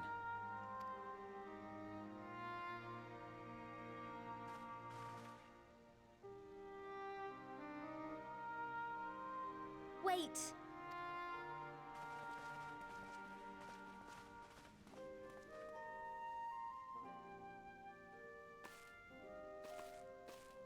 Both Kryl and I will be there to see you off, but as your receptionist, I feel I need to say this here.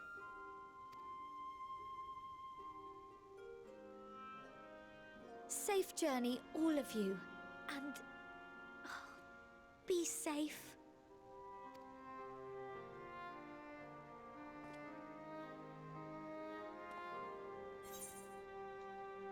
You too.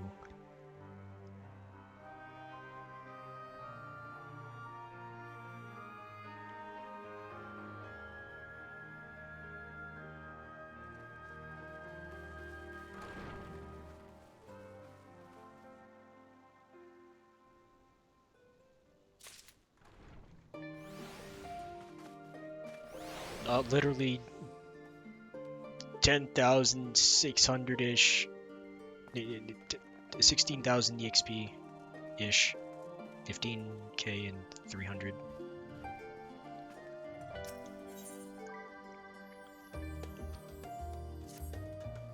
I hope this is, I suppose this is where we part ways, for now at least.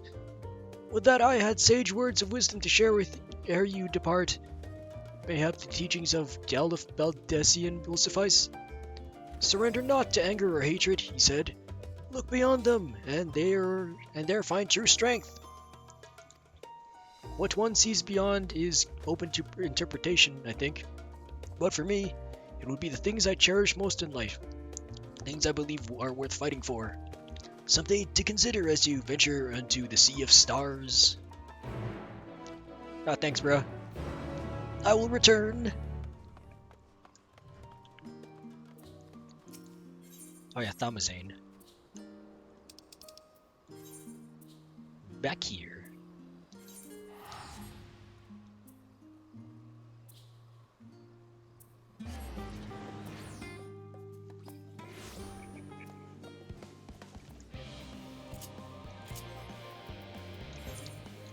I summon you, horse!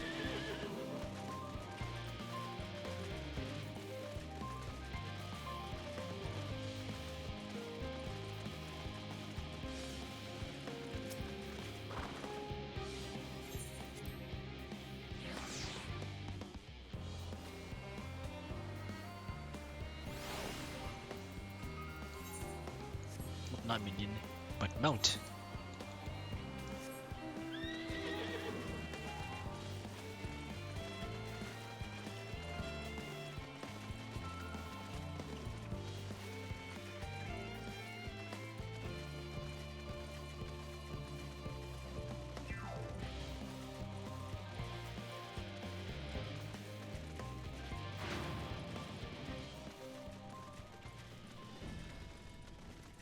Here we are, finally ready. How's my friends? Oh, it is. Oh yes, I know you. Your reputation and the rumor mill precedes you. At any rate, how may I help you? Oh, you're just a person. Oh, it's Alpha and Little Omega. Quay. Alpha appears to be cheering you on. Beep boop a doop. The miniature model of Omega appears to be staring intently at the Ark.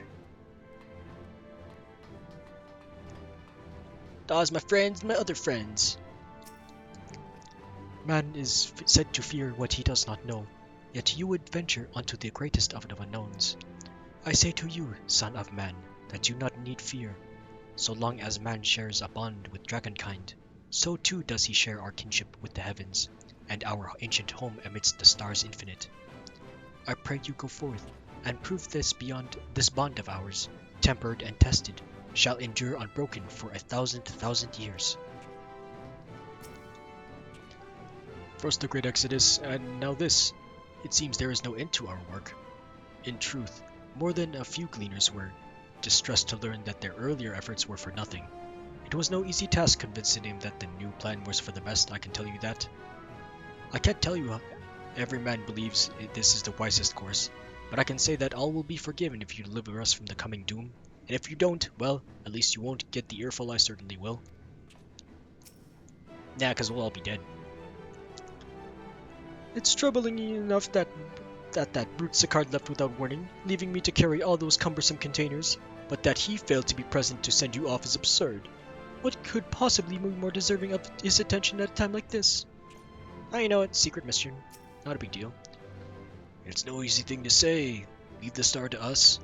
But we must, and we will. As proud members of the Scions, we have a duty to uphold. And we needn't do so alone.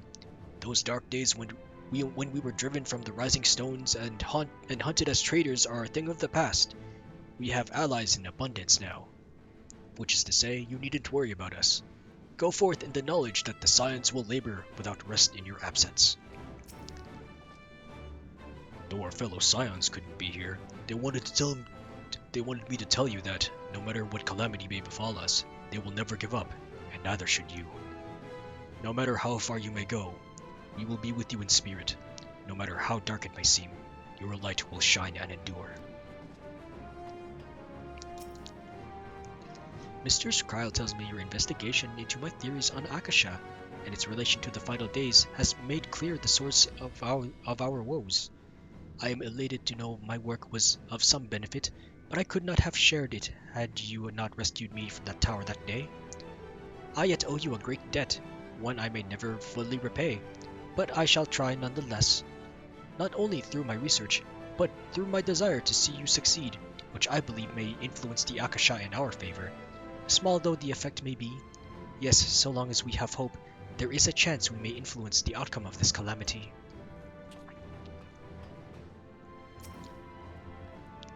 We were quite fortunate the Loporrit's hyperhopper was based on principles similar to those of etherology. Integrating it with the Ark's existing systems might well have been impossible otherwise. We may have Charlene's wealth of knowledge at our disposal, but theirs is technology far beyond anything we have ever studied. You are familiar with teleportation magics, yes? The momentary conversion of the body into ether that it may travel via the life stream from one physical point to another. Their hyperhopper enables transport through a similar method, but not one involving the life stream. Rather, it utilizes highly condensed ether to create an ethereal current of its own. This current is exponentially faster and more powerful than the naturally occurring ones to which we are accustomed. So much so, in fact, that ethereal conversion of the physical form is not a prerequisite for traversal. If you are concerned about side effects, such as ethereal sickness, you needn't be. You should emerge at your destination hale and whole, in theory. At the very least, I can assure you it is safer than the experimental etherites you used to reach Razathan. It better be safer. Monbrita has been on my mind more often of late. How different her life might have been if not for our research into teleportation magics. Perhaps she would have never gained an interest in ethereological studies. But to abandon our work out of misplaced guilt for who she could have been, would it be a disservice to the memory of who she was? Nay, it was because of her that we found our way to resolve, that we found the resolve to carry on, and now we stand at the edge of a new frontier, with a ship ready to bear onto the distant stars and beyond. This arc is as much her accomplishment as is ours. I regret nothing.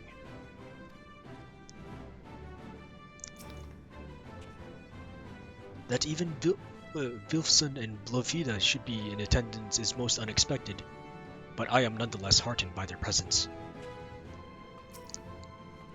So this is the ship that will bear us into Ultima Thule. Yeah, but where's the hopper and stuff? For so many of us to see us off like this seems wholly unnecessary. Still, I'll not begrudge them for wishing us well.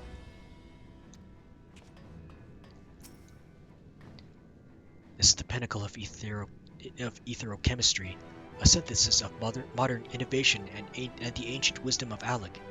The Ark's engine appears to be capable of processing condensed ether in quantities I never thought possible. I wasn't expecting quite so many people to be seeing us off. That's a lot of people. Let us hear what Father has to say. Quite the turnout, wouldn't you say? Then again, who wouldn't want to be present for a once-in-a-lifetime event? Literally once in a lifetime.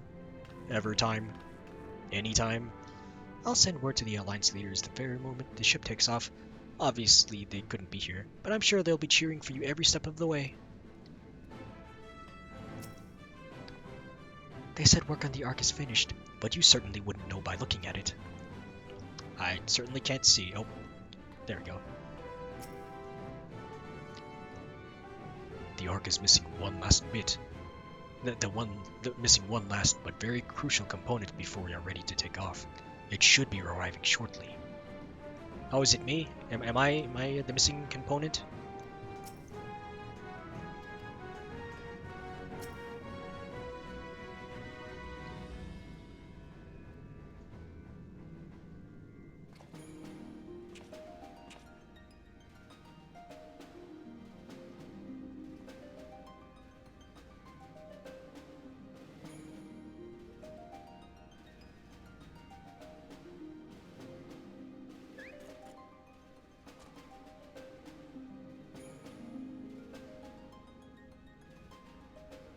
All present and accounted for?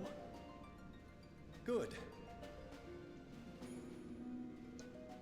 Oh, did my controller die again? No. As you will have heard, the Ark is ready. All that remains is to board and be on your way. Oh, I've seen my fair share of tight schedules, but this was bloody murder. Now what are you doing here, Sid, and others? But we did it. We finished the ship.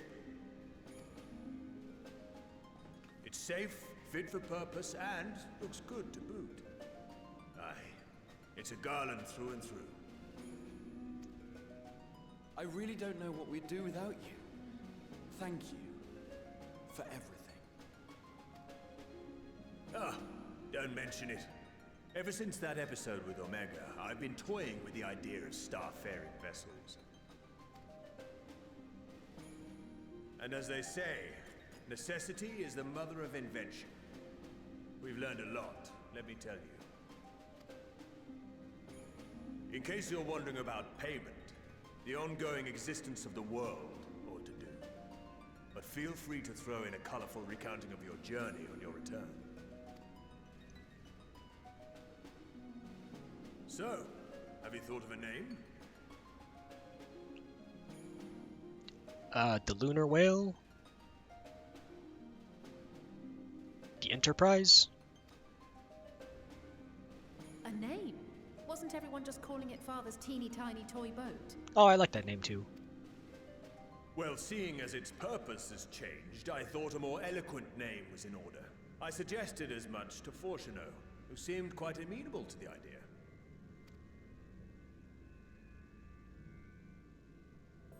As you know, this vessel is the culmination of heretofore unprecedented collaboration. And though said collaboration is owed to the Scions, there is another whose noble deeds made our work possible.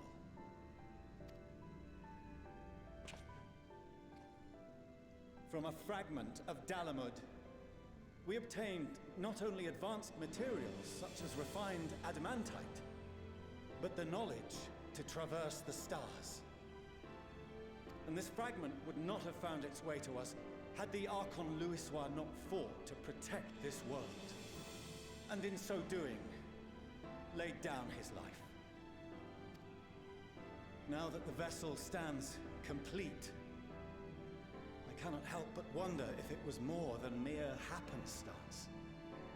If it was my father's intention to guide us here.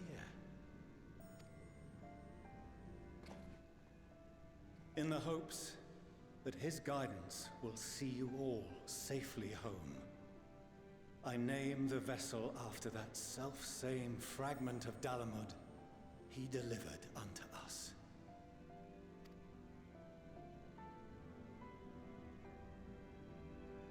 The starship Ragnarok.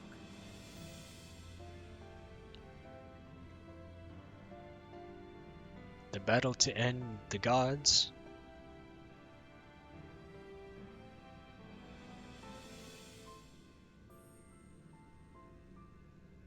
Sorry for the wait.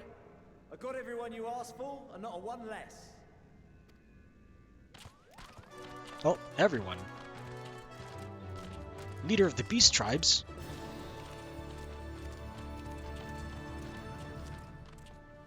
What are you all doing here?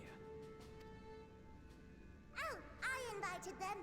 The representatives of those tribes with religious inclinations. You've done a fine job of readying the Ragnarok, but for it to take flight, we'll of course need the power of the Mother Crystal. Given its immense size, however, transporting it would be an absolute logistical nightmare, not to mention we'd need to shatter it into tiny shards for feeding to the engines. But a brilliant idea came to me. We convert the crystal's energy into forms that can transport themselves! Through prayer. Huh.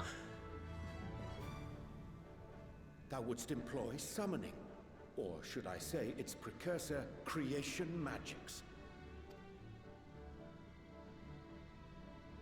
Care to explain for our benefit?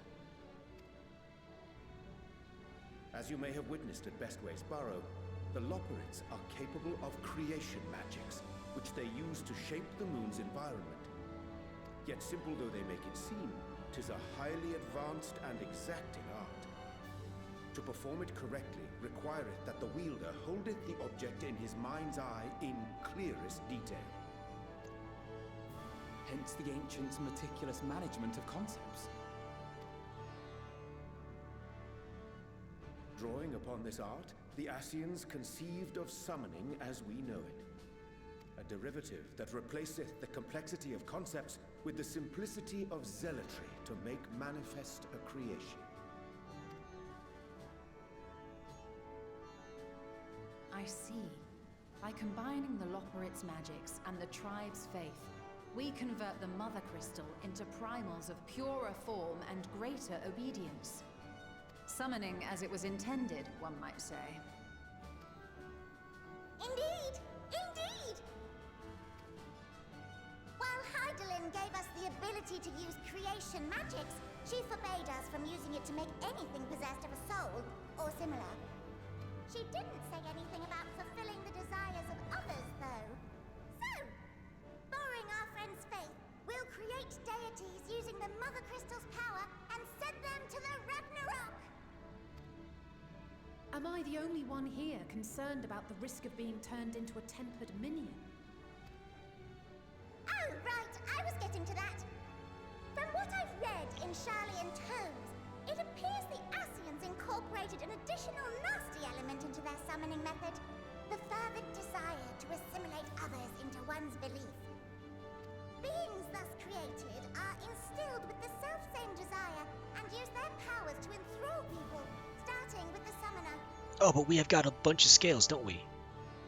In contrast, our creation magics, the original and the best, except no substitutes, don't incorporate any of that rubbish, so there's no risk of tempering. I mean, if the being was on the scale of Zodiac, you might feel a little tug, but I think we'll be safe enough. Truth be told, I do not understand the intricacies of this plan. But none of us would ever turn our backs on you. When the avatars of our faith ran amok, you intervened without decrying we who birthed them. Where others vilified and suppressed us, you offered understanding and friendship.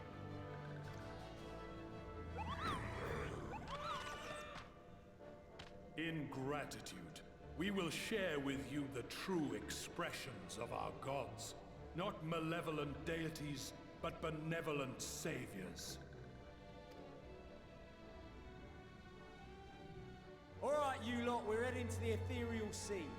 Stay in sight, else you're liable to get lost. Lead the way.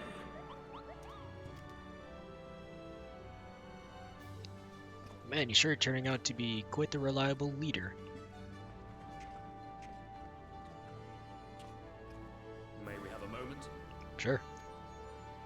In anticipation of the day man might journey to the stars, we developed these.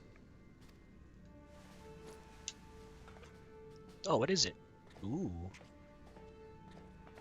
It's an iPhone? Portable teleportation devices. One for each of you, designed to work in tandem. Press the button on one, and in a matter of moments, all 8 will activate and send their owners back to the Ragnarok. Oh, an oh shit button. There is no telling what hazards you may encounter. If you find yourself separated or lost, please do not hesitate to use them. Be safe, all of you, and come back.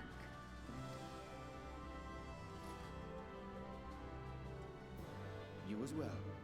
I pray you take care. Looks like everything is in order, so I'll go ahead and board. A few of my fellows will remain to assist with the summonings, but rest assured, the vessel won't want for competent crewing.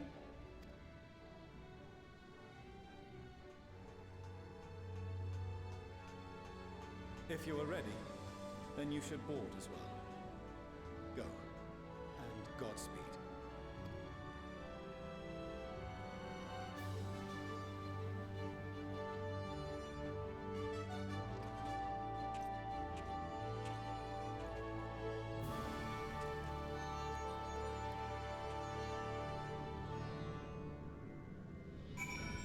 Oh, do I have to talk to my friends again? Oh, no. Okay, no. Amelians will not be joining us, I'm afraid. She cannot bear to watch our children embark on so perilous a mission. Make no mistake, I feel the same. I cannot tell you how many times I had to step away from my duties, so distracted by thoughts of all the ways it could go wrong. Even now, a part of me wants to drag them away and forbid... Well, not that they would listen. So I will see them off with pride in my heart and a prayer on my lips. For my children, and for the star they so love they love so dearly, you must prevail. Oh, you do say something different. The Ragnarok, and thus does grandfather's legacy live on. We mustn't waste any more time. Let us aboard and set out for Ultima Thule. Mother, grandfather, father, we will save the star and return home, I promise. Oh, no. Nope. It's just my friends. Venturing quite literally into the unknown, we have to be ready for anything. As I said before, whatever awaits us there, we will survive. We must. Primal summoning, as it was intended. I never dared to consider they could be invoked without the danger of it tempering. Change has come quickly to the star, and greater change yet awaits in the days to come. All the more reason we must not fail. I'd rather not spend any longer mulling over strategy. None of us are strangers to despair. If that is the source of our power, we are ready for it. I am most grateful to Vilfson and Blovida to have devised a contingency should the need of Tifley arise, though I pray it shall not. We must needs strive for victory to the last, that Aetheris and her people survive, and that her companions return home without exception. So the stage is set. I can but hope we are prepared to play our parts when we arrive on Ultima Thule. The key, I suspect, may lie with Heidelin's parting message to us. Darkness and light, despair and hope. As goes one, so goes the other. Knowing Meteion wields the power of despair, we must bring to bear hope in equal measure. The Ragnarok is a collaborative effort in every sense. The accumulation of knowledge from the world's greatest minds, both past and present, without question the greatest ship ever built. The world cannot end now, not when we've but scratched the surface of Loporrit's technology know-how. So run along now, and do what it is you vaunted heroes do best. The world shall tremble before my genius soon enough, assuming you're able to prevent its destruction, that is. Well, at least you got some semblance of civility. I'll have to remember to thank Tataru for her timely provisions of food and drink. Poor witch would have gone long since given up from exhaustion otherwise. But now the rest is up to you. Come back safe, all right? You haven't forgotten anything, have you? No repairs or commissions? A delivery from retainers, perhaps? No? No, I'm good. They can just do stuff for me in the meantime.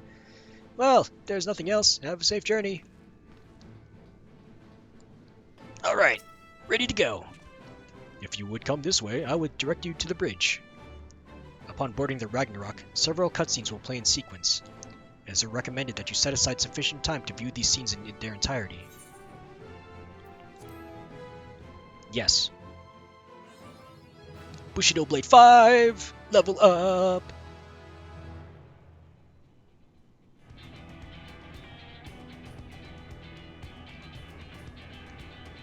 Do-do-do-do-do.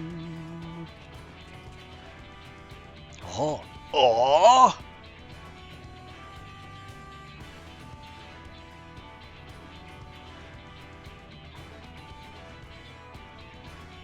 Up and there is the sleeping way. Welcome to the bridge, everyone! Oh, thanks. I hope you have everything, because I can't be bothered turning back. Do we have a bathroom here? Right then, make yourselves comfortable. We're setting off in just a moment.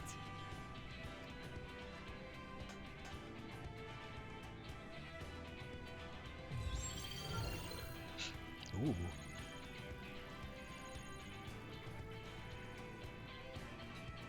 It's incredible. Oh.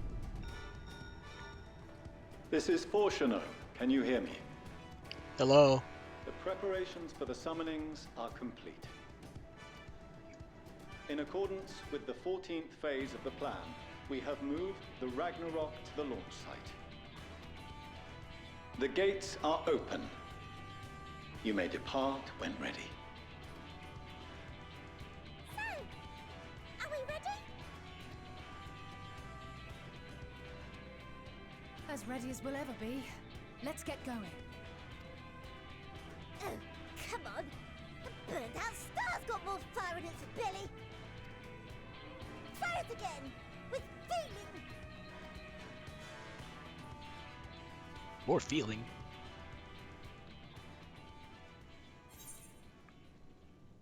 Issue the command to launch.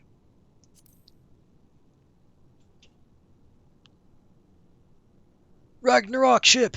Launching!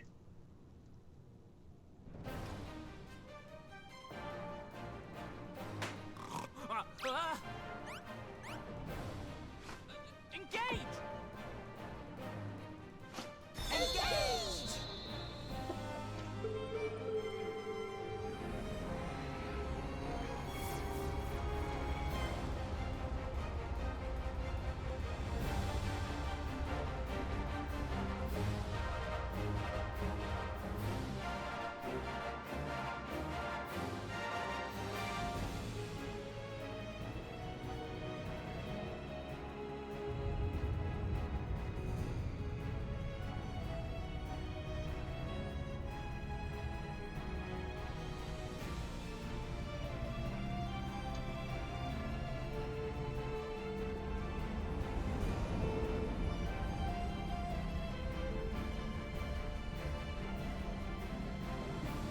Oh, it's so cool. Can I get the miniature model of this?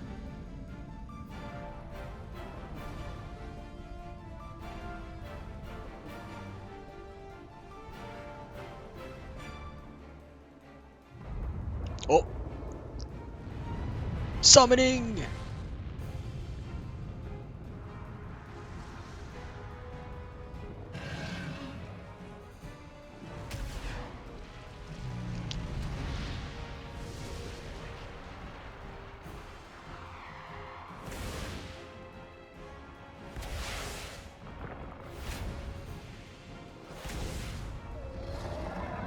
Oh, even the sky whale.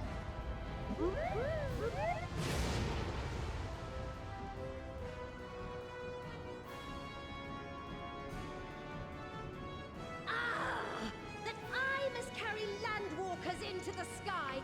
I cannot imagine a greater indignity! Oh, sorry. Do not sulk so. For thy mighty winds exist not only to buffet and batter. Nay, they may serve also to thrust forth with vigor. Such is thy glory, and thus it is an occasion to rejoice. Rejoice! Let us revel!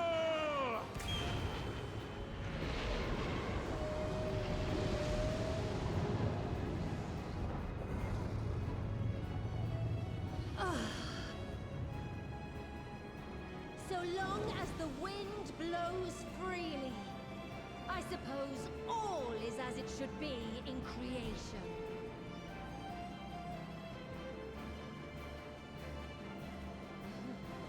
I will render unto them a storm, that they may pierce the firmament and fly free!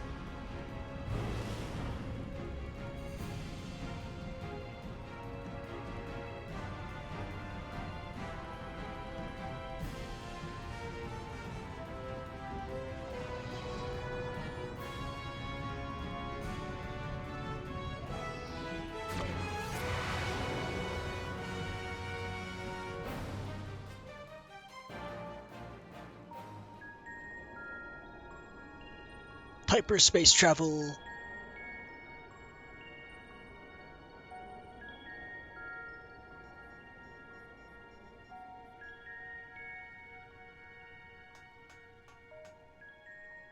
Still in one piece? Good. Well, for now I am. Sleeping way? Report? All's well. Fantastic, even. Oh, you're even awake for this. Thanks to the power of those primals, the engines are roaring and we're ripping along. Ripping and dipping. All values are also within projected ranges. Time to destination is 8 carats. Perhaps 7 at a pinch. I don't understand that form of time. Alright, let's go over some points of caution. Our destination, as you know, is Ultima Thule. Lest you wonder, the place is not a star so much as a patch of emptiness. That's the extent of what our equipment could determine, anyway.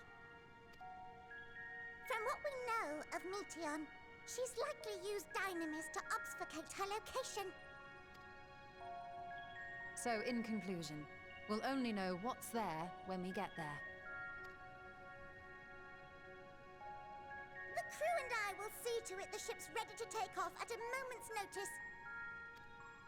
We'll support the search as best we can, but it'll be your paws on the ground, assuming there is any.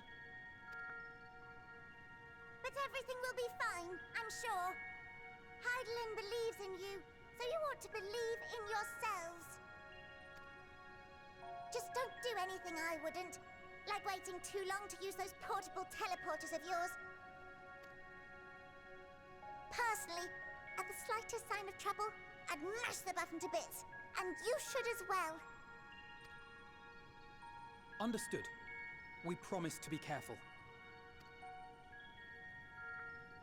I suggest you brace yourselves. We're about to arrive and the vessel will shake a good bit.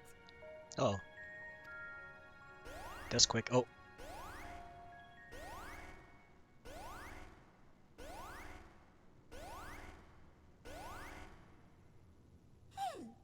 What is this? Something is interfering with the equipment. A surge of dynamis?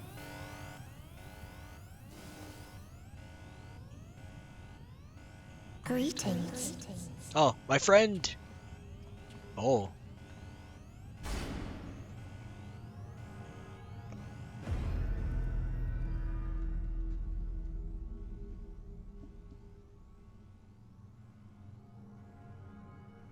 Greetings. Can you hear me?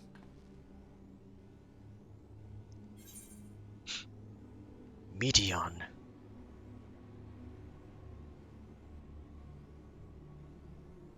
So this is Meteion.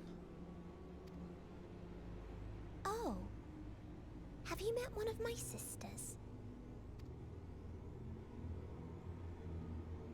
I don't remember meeting you myself. But I do know that you're from Atheris. Why have you come? All you had to do was wait. I would have delivered to you your ends.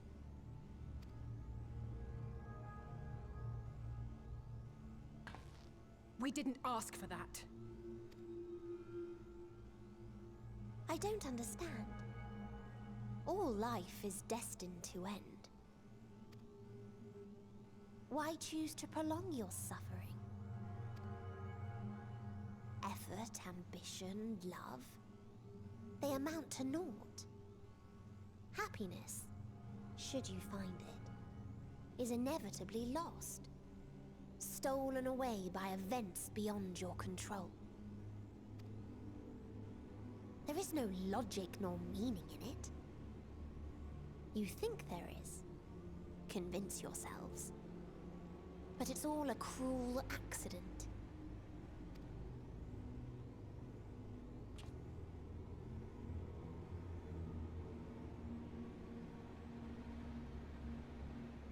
Come now. I speak the truth. A truth you would recognize if you looked up at the night sky. I can't even see stars, so joke's on you. Unbroken emptiness. Cold, dark, and silent. Your world, like every other, is but a blemish upon its perfect fabric. Life is an anomaly. It is unnatural and cannot continue. The sooner you accept this, the easier it will be. Just to be clear, we're not here to argue with you. We know that life is fleeting, and that in the short time we have it, we're not assured happiness.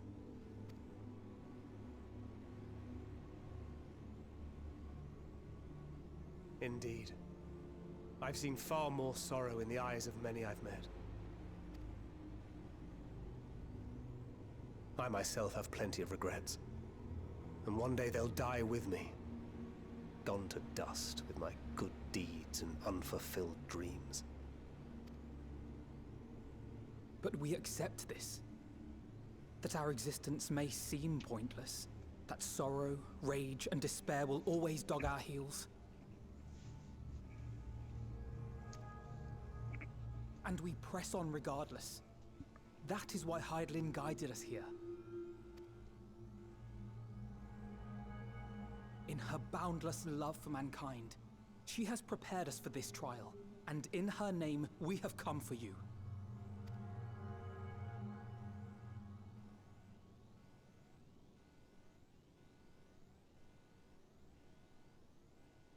Yes, I sense it. A burning passion like unto fury. I know it well. For the same passion once burned in many a star before yours.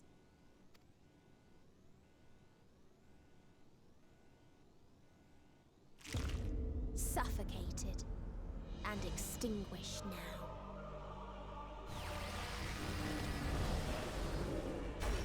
Oh, what? Ah! Ah!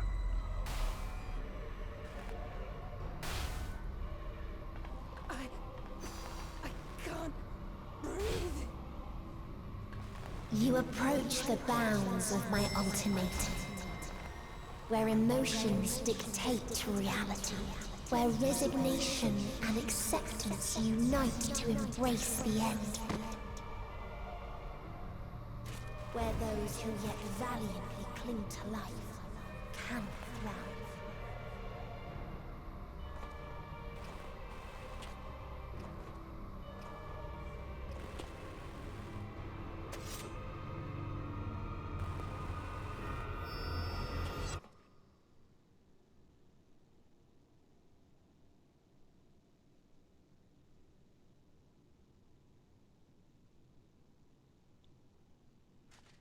Oh, are we okay?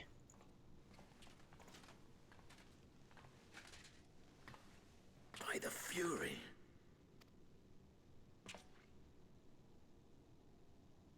Thancred?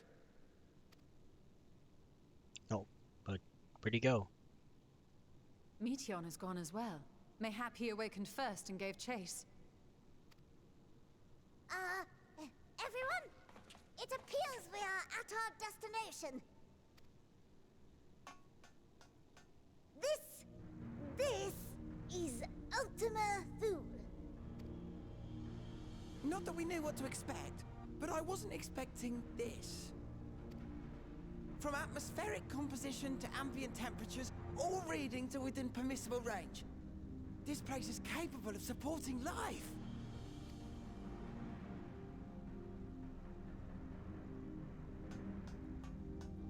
If that's the case, then Thancred may well have gone on ahead. Let's go and have a look.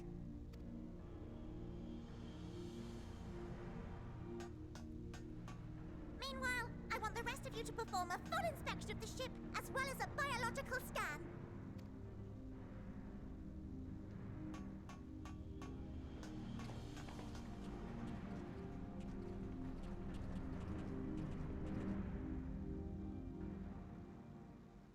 So it was that the brave wayfarers arrived at last at Dream's End.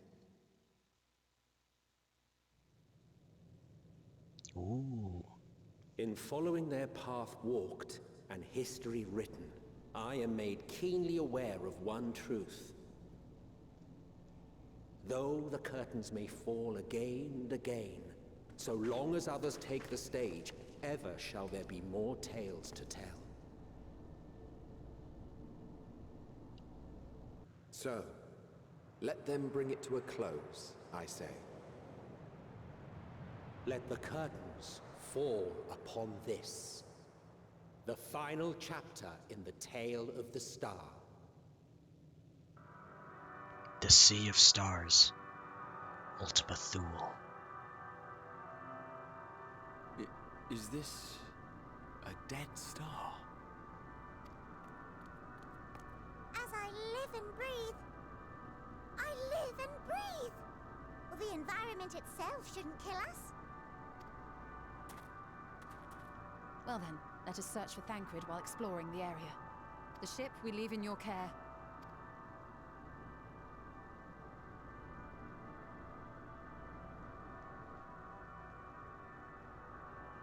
Coming for you, Meteion. We'll save you from the despair. Oh, action learned. Ogi Namakiri.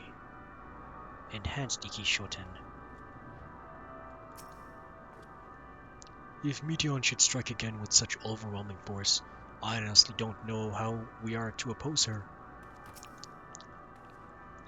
We were clearly no match for Meteion, yet we survived unscathed.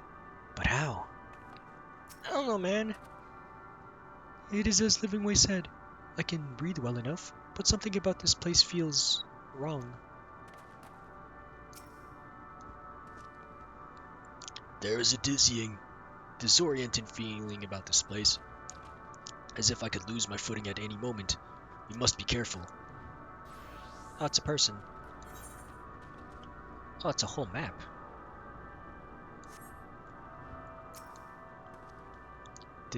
Didst thou witness what became of Thancred? So quickly was I overcome by Meteion's malevolence that I saw naught of their altercation. Weird champ. Hey, Gid. How are ya? I am finally walking on the end. It's so dark. I can barely see anything. How are you doing, Pogmaster? I'm doing quite well, thank you. I forgot to get myself some soda pops. I don't want to get out of my chair, though. I'm fast as fuck. Gotta go fast. Run real fast. My brain is faster than reality. Well, you gotta go slow down sometime, or else you'll mess out on everything. I can't guarantee it will be of help in these strange surrounds, but I've readied a provisions node in case of emergency.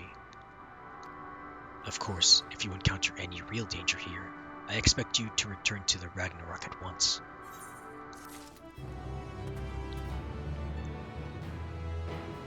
And I've made it to level 90. Don't hesitate to make the most of the provisions node. There's no telling what you might run into out there, or if anything we have to offer might help. But I personally rather brave the unknown with a full pack of than an empty one. Ooh, some dies. Or an elegant silver piece. We're fortunate this place can support life, albeit barely. I suspect given the torpid, stale quality of the air. But never mind that. We must find Thancred. Let's begin our search from the prow of the ship. It seems as good a direction as any. Try not to stray too far, lest we lose sight of one another.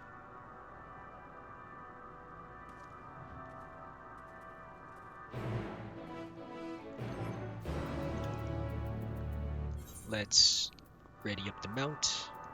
Add 2 heart bars. Oh, it's an entirely separate command.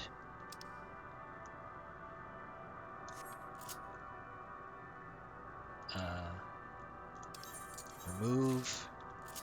And then actions and traits. Actions.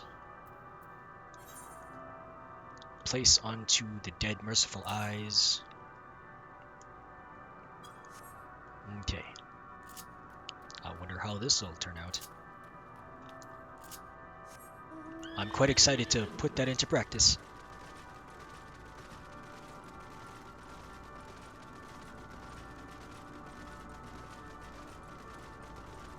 This almost makes me want to play, what's that game? Phantasy Star Online 2. PSO2. Oh, it's a dragon? Why is there a dragon here? Stellar dragon.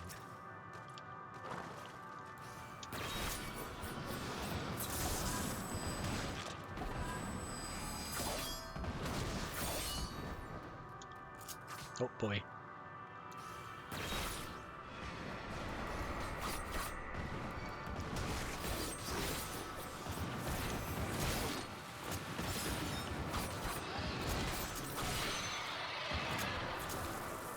Okay, this changes how I do things now.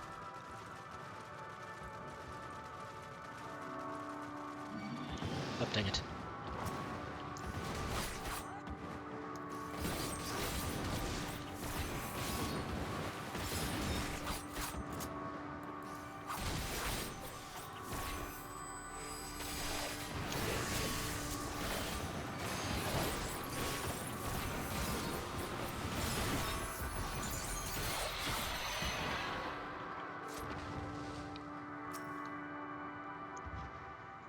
I see no one else in this barren waste. Do you? Then why do I feel like we're not alone? Like there's another presence with us. Something dark and mournful. It's just Meteon. No need to overthink it. These remains have long since turned to ash, and yet they retain their form. Oh. How did they turn to ash? Oh, dang it. Not again!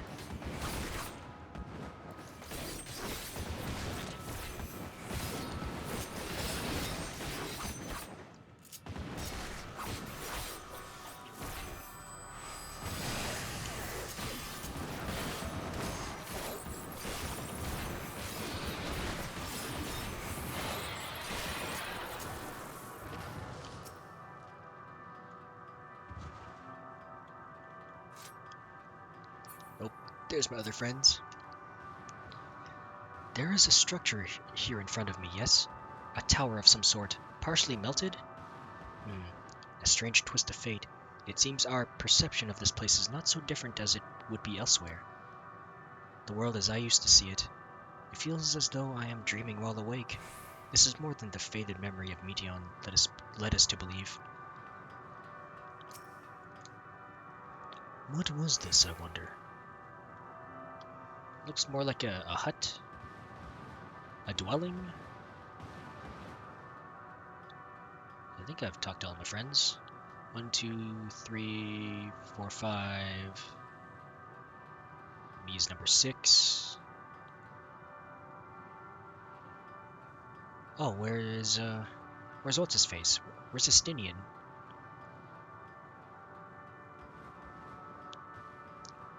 He's just not here.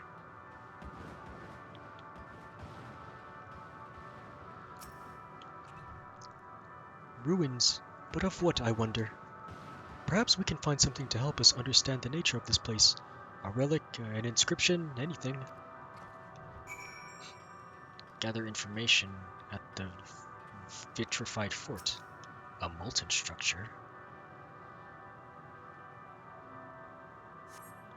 The metallic pillar has been partially melted, likely sometime in the distant past.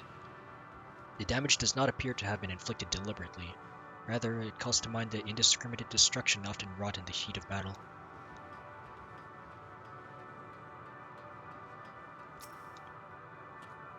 Look here, this part is relatively intact.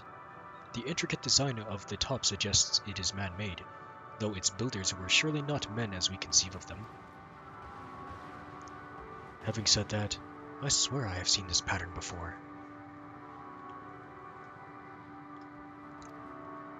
Halligan's? I know this pattern, but from where?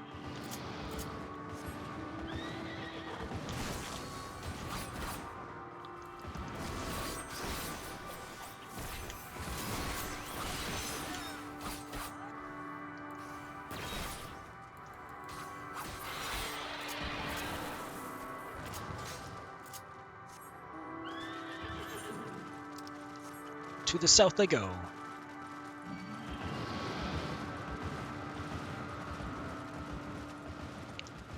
Was that a Stinian? Yeah, it is. What's he doing all the way up here?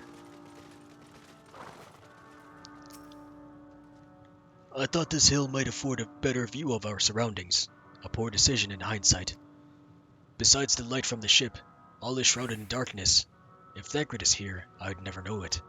From what I can tell, we are near the bridge of an island, if you can call it that, surrounded by floating debris.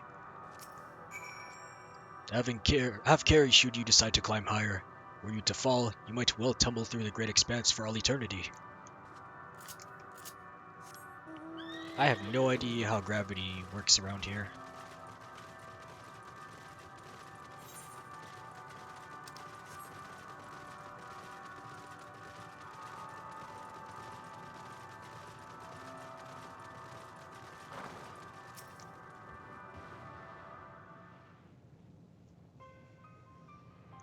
Were you able to find anything? Nah, nothing. As I feared, and still no trace of Thancred.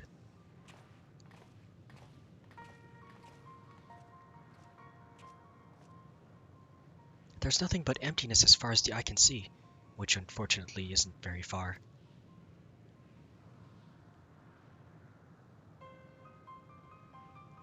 Though I can't help but suspect that someone or something is here.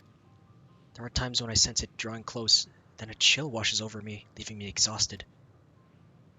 Leaving me with feelings of death and anguish. Around here somewhere. Do you mean the dragons? I felt it too when I was near that thing.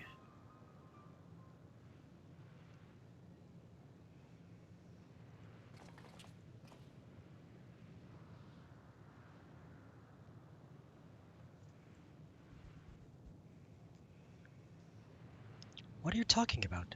There's nothing there. Oh!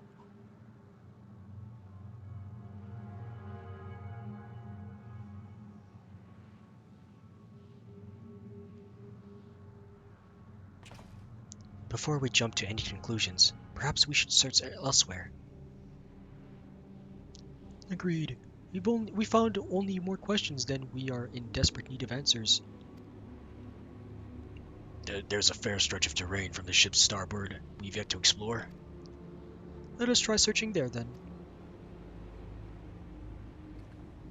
So they can't see these things?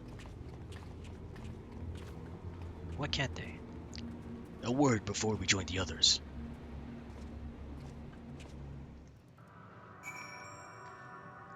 Why can they not see? Do they have need of glasses? We should have brought some glasses for the moon. No, this isn't the moon. For this place.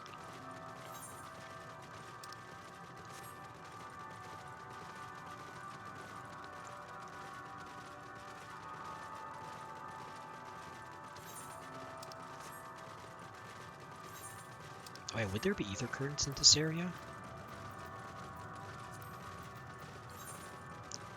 No information to display. Mare Lamentorum, Elpis. No, nothing so far. This is just a place. But there should be a means in which I can fly, yeah?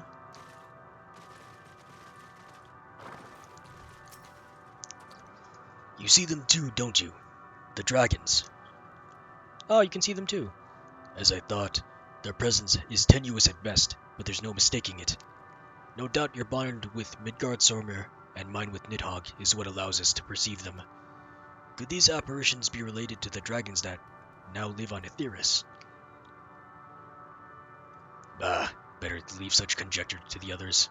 In any case, we must be careful. We may soon find dragons that can see as well. Death and anguish. What happened to them, I wonder? I know, they died with anguish. That's as best of an explanation I can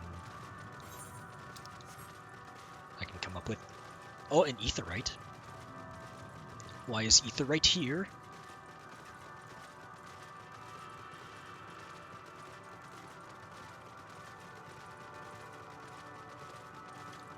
May I commune with said Aetheryte? Ooh, white dragons.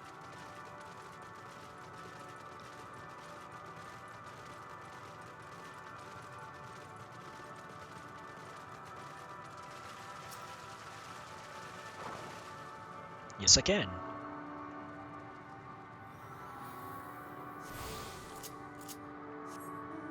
And where there is Aetheryte, there is surely ether currents. Yeah? Yeah. Surely mine eyes deceive me. This cannot be possible. My sight may have been restored after a fashion, but I fear what I see cannot be trusted. It's as if Meteion herself has etched these images upon my heart. I doubt not that such a feat is within her power, given that she constructed this sanctuary herself. Look there! Are those ghosts, do you think? You scared? Gonna cry? Pee your pants a little bit? Maybe shouldn't come? Dragons. 'Tis true they are not of our world, but to find them in a prison of despair. Oh, you can see them now. It seems these dragons have yet to succumb completely to the darkness of this place, meaning the others should see them as well. That's a long time.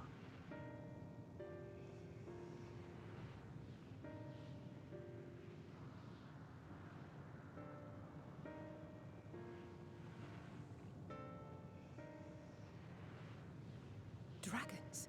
Here?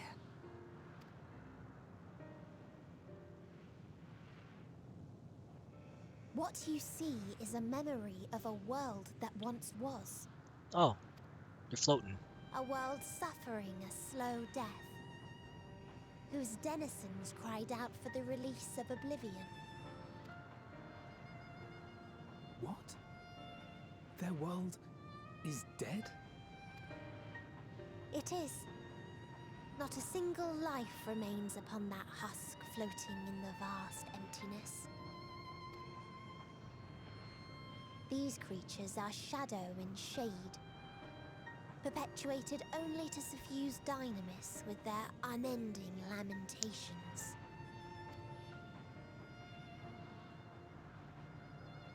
Our friend Thancred, where is he? A strange question. He is at your side, is he not? What? Oh yes.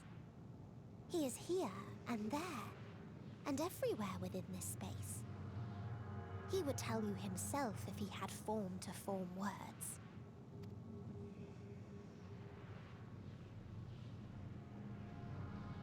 Huh. Such loathing and uncertainty. You don't know why you still exist. In like manner to the oblivion I send. I tried to drown out your ether with dynamis. Beginning with this Thancred, who came at me despite being unable to breathe.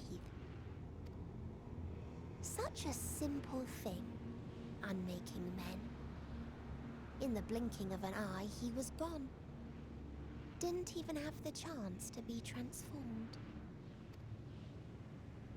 Yet somehow, he managed to leave a slither of himself behind.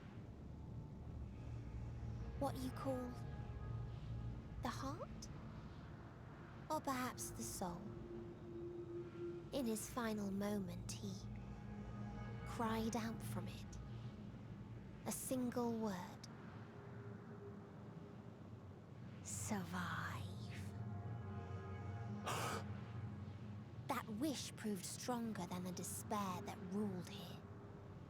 It overpowered it, causing this space to be remade. Into a place you can perceive, and where life can endure. That you draw breath is proof that his soul lives on.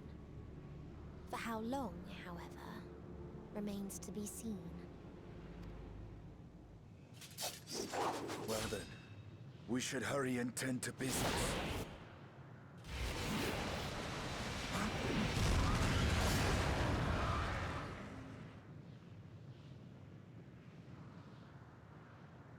It's futile.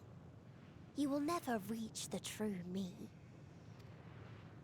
I told you, emotions dictate reality in this space. Such changes as you might work will not alter its nature. You may see, but you cannot touch. Aw, man. Walk, but not advance.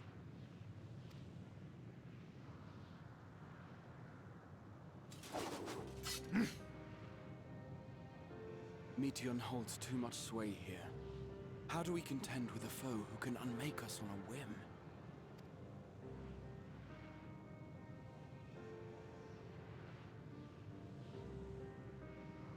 I do not know. But Thancred gave his life that we might come this far. We must press on. Agreed. We cannot turn tail here. Not without something to show for our comrade's sacrifice.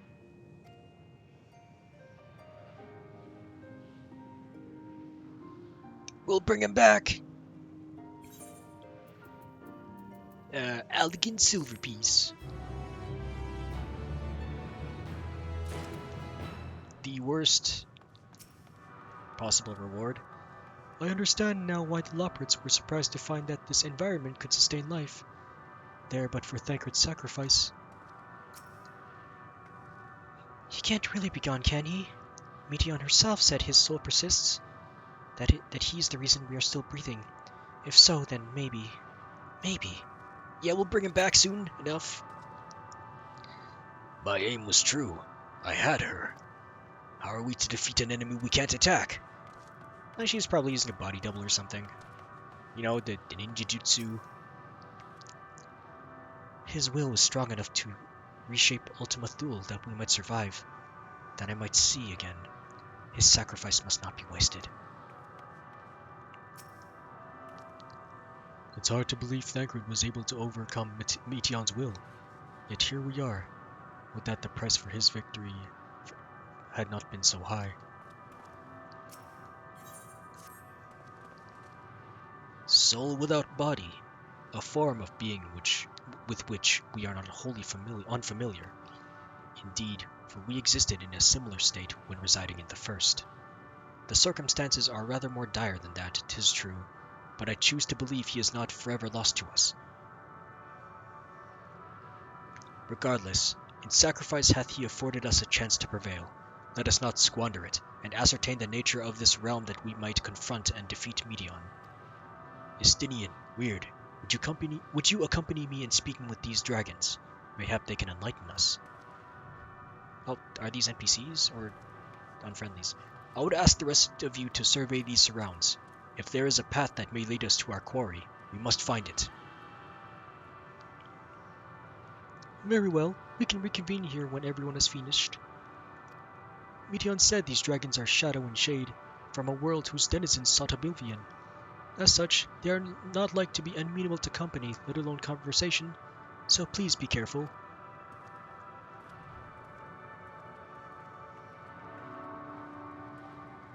Let us split up and gather what knowledge we may.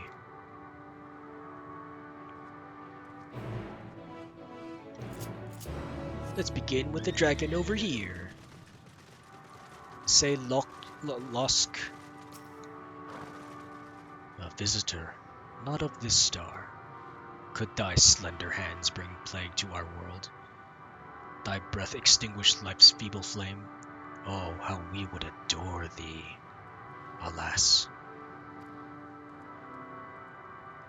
With time our flesh shall wither, our souls fade, and so we wait for its inexorable march unto oblivion.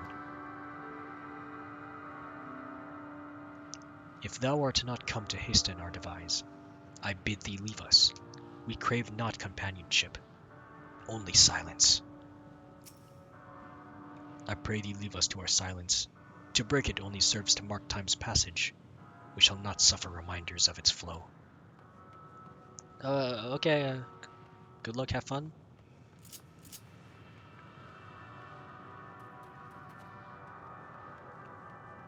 Calm Nusk. Beyond that distant veil, paradise lost, so glorious, so beautiful. We were a proud and noble race. Strength embodied, we knew only love before they came. Metal monstrosities of black and silver. No bonds of blood did they share, nor conviction did they have to guide them. Black and silver? Omega? A crushing defeat. Never had we known such shame. Stilled now are the winds, though none could feel these wings burdened by ignominy. We fly no more, only sink into oblivion. I beg thee leave me to dream, to forget that which we have lost.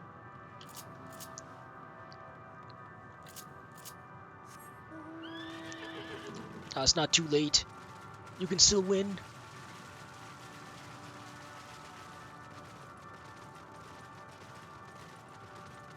Hui Fesk.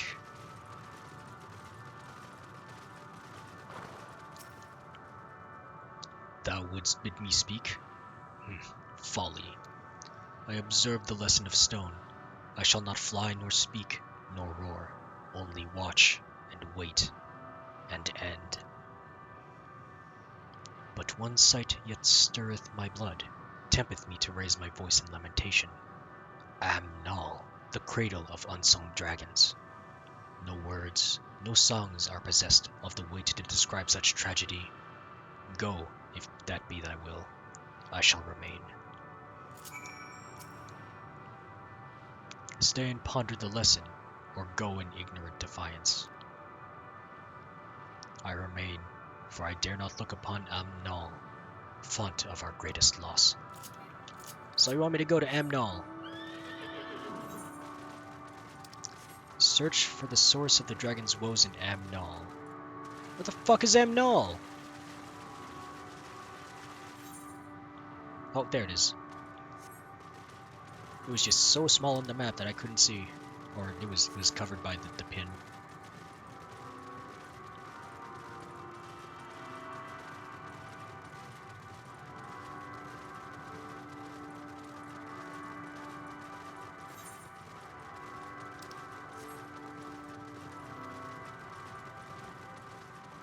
Stellar Shell Dragon, that's a turtle. Level cheater. Bruh. Oh, this is supposed to be below. Oh, over here. Oh, eggs.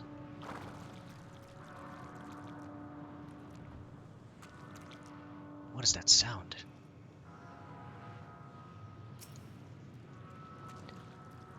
They led you here as well, did they? It was described to me as the source of their woes and proof of their end. I think I'm beginning to see why. It's a hatching ground, or was. I've seen similar on Etheris. Midgardsormr's kind must have once lived and thrived in a place such as this. Fritra said his father was driven from their ancestral home by war and strife. This, then, is the fate of those who remained. Let's have a look around. Maybe these eggs have more to tell of what happened here. Looking at eggs? Ew. The stench of these eggs is as fierce as any weapon, that there were winds to carry it away. Just blow it away with your big sphere. Inside the shattered egg, you find the remains of an unborn dragon. The body has already begun to decompose. The gelatinous, half-dried membrane covering the corpse suggests it failed to emerge. Aw, man. This one doesn't even have a corpse at all. A murky liquid has pooled inside this eggshell. The noxious odor is indicative of contamination.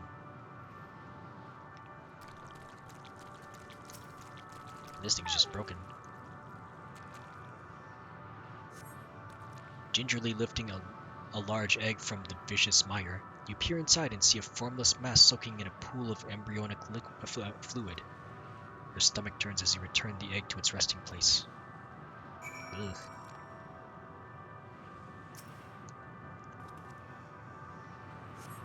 This egg appears to have been broken from the inside out. Perhaps the dragonette within succeeded in hatching. What's this? I thought all the eggs had been ruined. No, one may have flown away. If the dragonette was indeed hatched, there is no sign of it here, or its sire, for that matter. We should look for them. You start with the cliff tops, and I'll search the plains.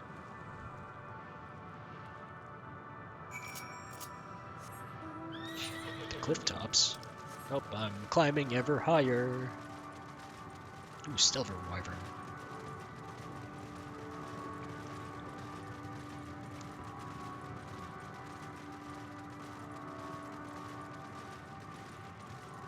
Just gotta make sure I'm not spotted.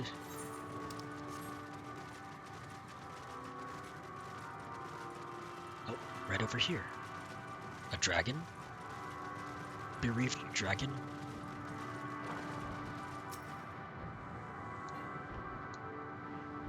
Dot dot dot. Gwarg. It's a tiny dragon. Malformed dragonette. What?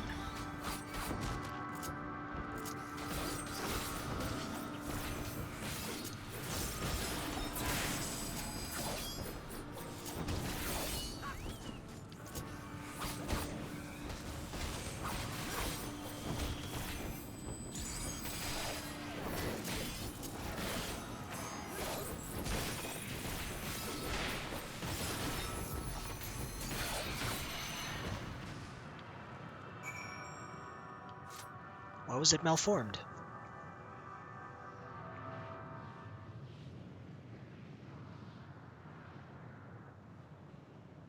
The boisterous howling hath been quieted. By thy hand, I presume. Everything all right? I thought I heard a dragon, or something resembling one. It was a mutant baby. Ah, I see what's happened here. Was that your child? Perhaps. Some eggs within Amnal are indeed mine. If life within one did quicken, the beast thou hast slain may be of my blood.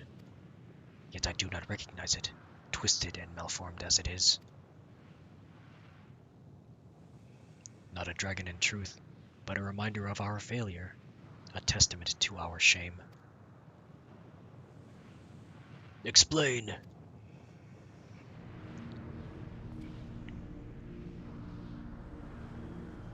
They descended from the heavens, cold, heartless machines, and with them rode war and death. With fire and fury, rage and rancor, we gave answer. 'Twas a long and bloody battle, but only the beginning. Untold chaos and destruction swept over the star. In the end, the invaders were victorious. Yet when they looked upon their prize, they deemed it unfit for requisition. We were abandoned to our ruin.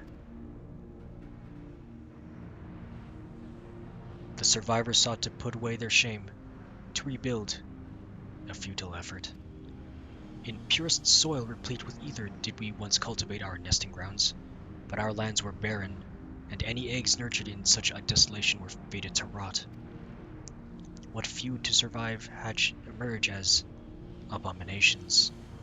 We shall have no new progeny. But there are dragons among you capable of journeying to other stars. That there are. Many would make the attempt, each bearing a clutch of eggs. The richest stars were home to the harshest rulers, and the arrival of dragons incited contests for supremacy.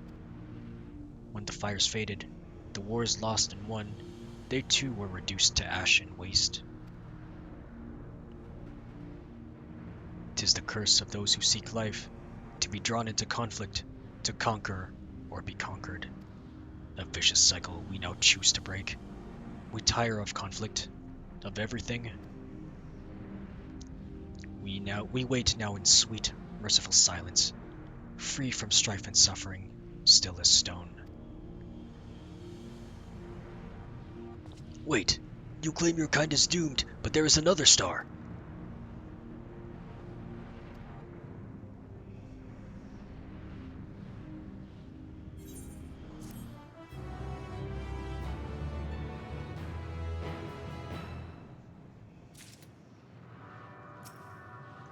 Oh, now you're all silent and stuff. The bereaved dragon has fallen silent, leaving Estinian to sigh with frustration.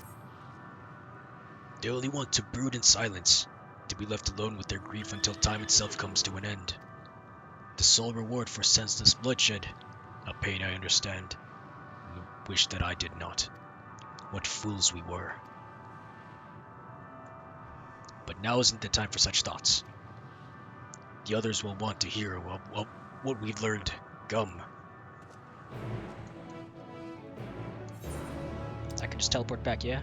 Yep, teleporting back.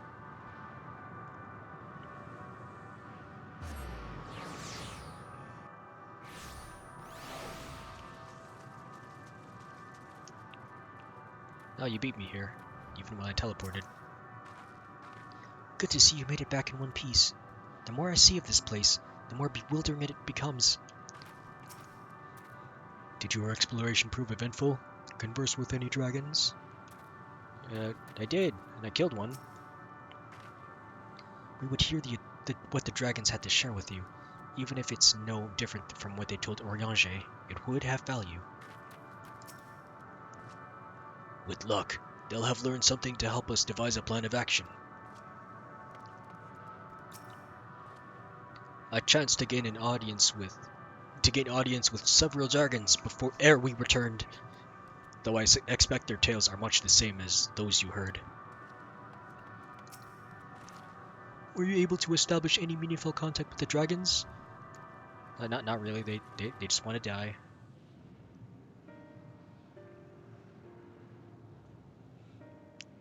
I see. They wish to escape what they perceive to be a cycle of conflict. Thank you, weird Estinian. As for our part, I believe we are more acutely aware of our confines than before. We started by traversing the perimeter of the island to see if there might be a path leading off of it. Sadly, there was nothing to be found. There's no small amount of debris floating about. Could there be enough to serve as a bridge to lead us elsewhere? I considered that, so I tried throwing a stone onto a potential platform to judge its integrity, but it never reached its mark. As it crossed an invisible threshold just beyond the boundaries of this island, it vanished, only to reappear above me and fall at my feet. I would not be too quick to presume that what we see outside this space is as it appears. Which is why I returned to the Ragnarok and asked the Loporrits to search for a potential path. However, the ship's instruments failed to provide conclusive data on the surrounding area. Until we know more, I think it's too risky to attempt flying to another island. What Medion told us before, that emotions dictate reality here, might be the key, but I'm not entirely sure what emotion might manifest a bridge to lead us to safety. So what you're saying is, we have no way forward.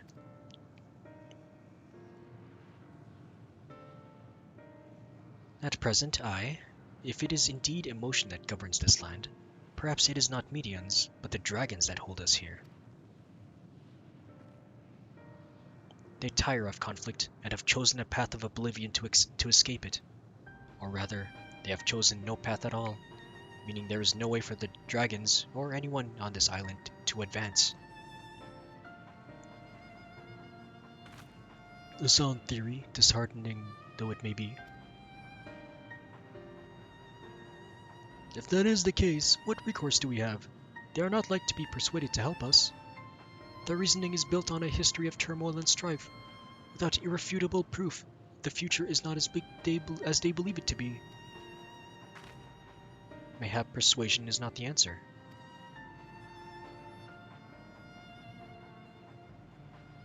Medion meant to unmake us then and there on the Ragnarok, and she would have succeeded if not for Thancred's determination. She conceded it was strong enough to overpower the despair that otherwise rules Ultima Thule and reshape it to a degree. Perhaps it can be done again in like manner, by overpowering the prevailing emotions. 'Twas 'Twas Ultima Thule's architect, Medion herself, against whom Thancred did pit himself in a clash of wills. Though I marked no leader among them, as such, I did chance to encounter a dragon possessed of despair far more potent than others. Potent enough, mayhap, to dictate the course for others, and thus their domain to follow. He spoke but few words, carefully chosen, their tone and timbre alone threatening to rend my heart in twain, challenging his desire to remain, may allow us to alter the island upon which we stand. Alas, I fear my vaunted rhetoric availed me not against his calcifying heart, but mayhap one of you will fare better. Dad got nothing to lose. Except everything. Then I shall guide thee. I'll end, they call him, in the dragon tongue. Thou wilt find him nearby, eyes fixed upon the water. Well, what do we have to lose? Let's get going. Well, it's the only plan we've got so far. What we have to lose is a plan and our lives.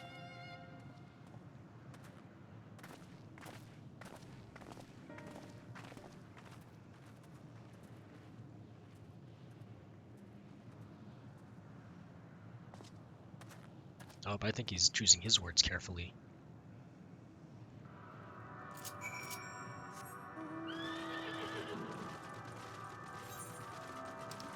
Oh, all the way over there.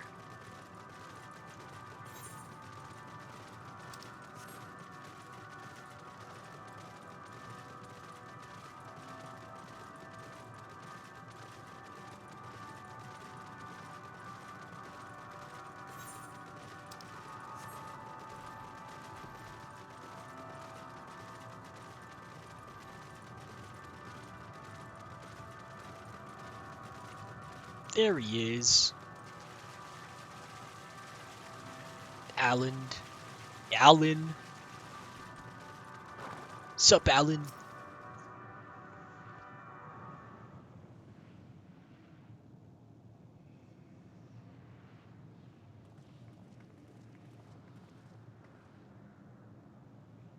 He remaineth as he was when I first approached, entombed in melancholy. Oh, thank you for voices. I see. Perhaps I could... I'll handle this.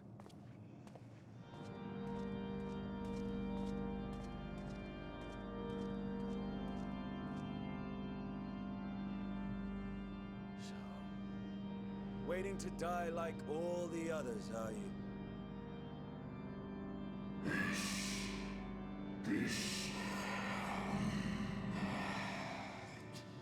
The winds are stilled, and the heavens offer no comfort. Now, I was taking a swig of water while he did his thing. Oops.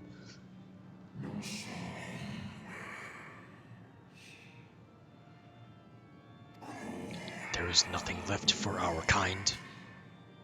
Our long lives a curse as we await the end. Still as stone we shall become.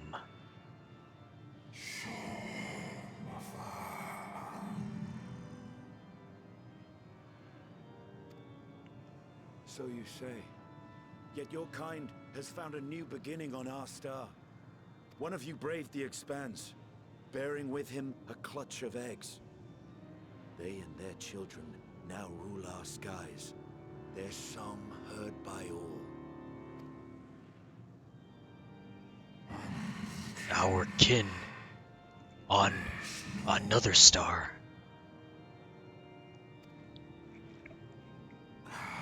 And yet, upon thee do I smell the blood of my brethren. Were they drawn into discord and war on their new home?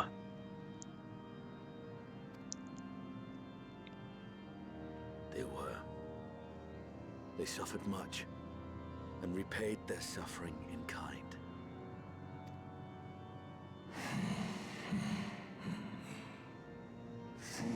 It mattereth not whither we fly. Ever will a sanguine ocean await us. Ever will Retribution's wheel turn.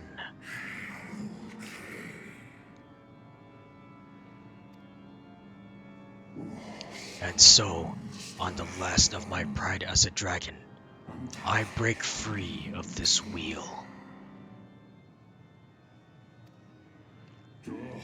I renounce conflict, exile myself from the other, never again to be touched by the flames of hatred.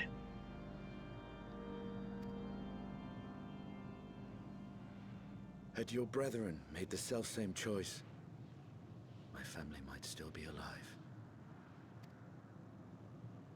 Yet lasting peace does not come to those who simply retreat from conflict. No, you must be willing to confront it, to stare into the face of your foe, and see yourself in him. Only then can you break the cycle of torment and tragedy. This lesson, a dear friend taught me at the risk of his life. There is no nobility in your penance. You wallow in self-pity. And after everything we've endured, we will not let you stop us.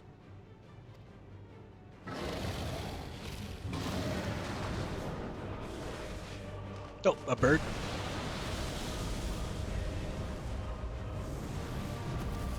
Estinian! Stay back.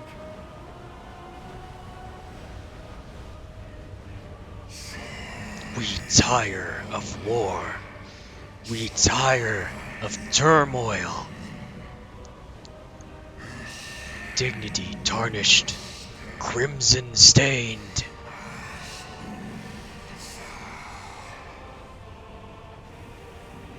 Our misery, our shame, too much to bear. Release us from war, from life.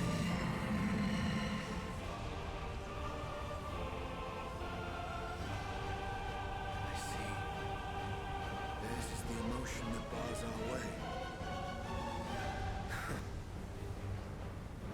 The rest is up to you.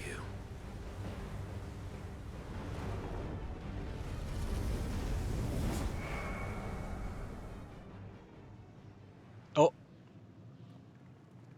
Wait. No, not Estinian 2. No! Not Estinian too! I literally just said that.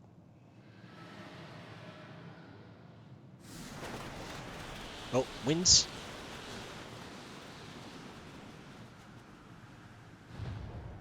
Oh. The way forward. There's a wind.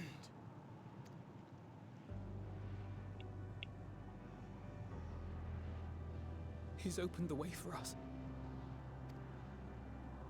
Sacrificed himself to remake this place, like Thancred did. Oh, Alphino. You can't give in. Come. Let us follow the wind. It will not lead us astray. He would not. So I'm gonna lose my friends one by one, and I'll be alone to confront Median.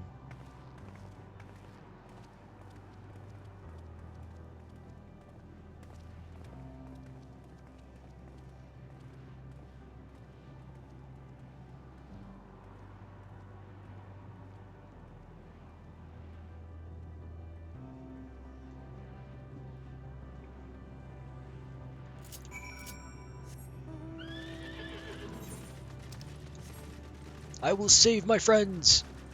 I will save my world! I will save all my future girlfriends! Provided that I do get that chance. McNear? What kind of McNear fate is that? A boss battle? Because no one's doing fates in the area. Why bother doing fates when you're already at the level? Oh, wind confluence.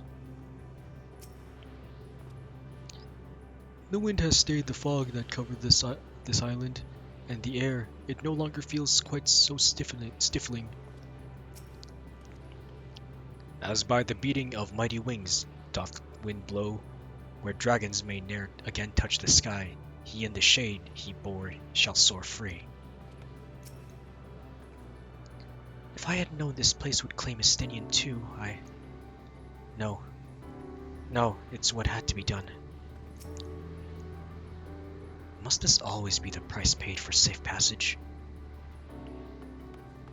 One by one, yeah. Look there! The wind! This is Estinian's doing, I'm sure of it. We should ride its flow and see where it leads. Forgive me, but could you go on ahead? I need a moment to gather my thoughts. That's fine, I'll open up the way. Teleport! Destination. Ooh, a powerful gale has delivered you to another island. The other science should arrive before long.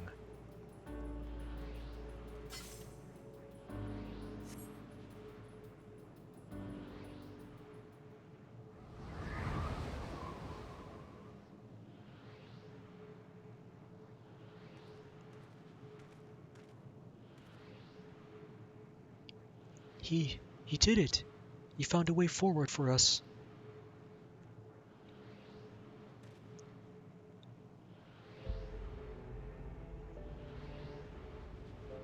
The dragons remained trapped within a prison of their own making, lamenting the horrors of war. Yet Estinian knew them better than most. He was a man of honor and a dear friend, willing to fight to the very end for what he believed was right. And he's still fighting, Alphino, just like Thancred. Their sacrifices are why we can survive here, why we still have a chance to stop her. Even in spirit, they're unwilling to give in to despair, and we mustn't either.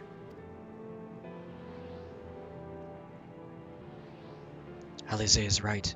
We must press on, for their sake.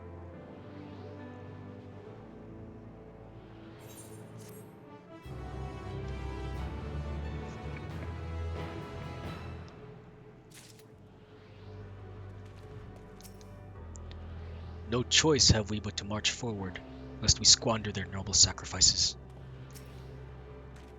To feign bravery with words is a simple matter, but without the strength of will to match, we are powerless against Dynamis. Not less than unshakable conviction will suffice, which makes me question if I am up to the task. Don't go think you'll sacrifice yourself as well. We have to keep going. Even if Estinian isn't here to see it, I'm sure Alphino wouldn't want to disappoint him. Though it pains me to say it, we can ill afford to stop and grieve our comrade's passing. No, there will be a time enough after.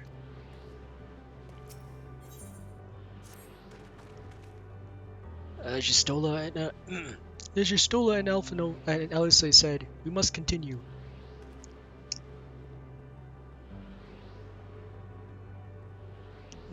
Notice the change in our surroundings? Perhaps this is the memory of an altogether different world. 'Twould be prudent to learn more of it, then. Tread carefully, lest we lose our footing in this sand. Sand.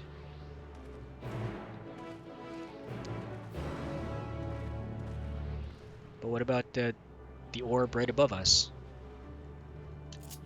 What's that supposed to be? Oh, and there's a purple portal. Why is there a purple portal?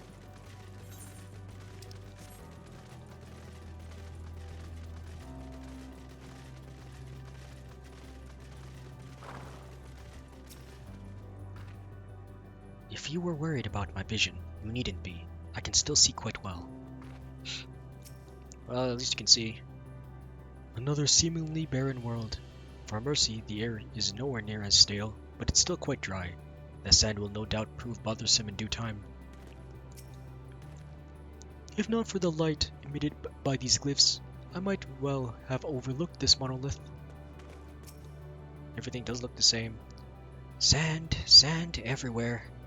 Ah. Don't get sand in your crack.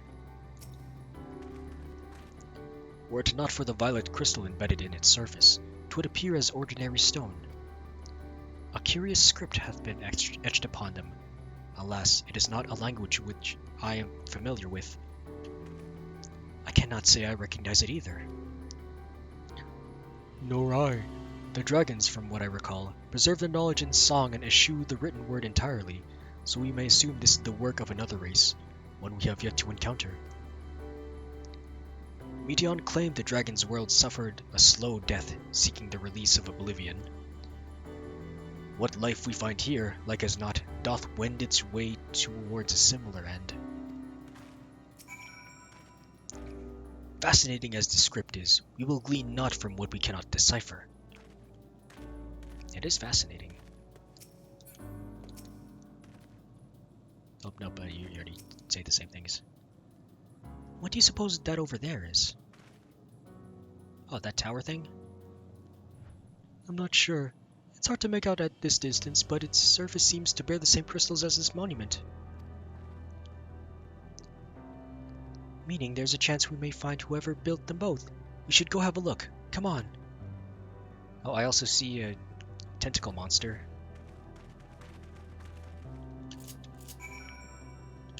Search for signs of life. The other one. Ugh. Just a beholder. Drifting EA. Oh, a ghostly figure. Oh, dang it.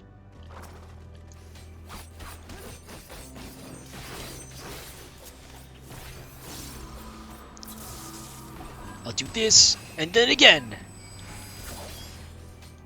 Is that the weird? Oh, maybe. Is that the vapor magic? The famous Twitch streamer VTuber guy, Vapor Magic?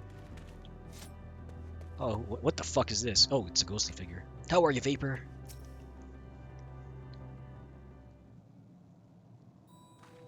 Ooh. Nah, I'm an imposter. Amogus sounds. Bro, there's a place in this game called, what's it called? Locus Amogus?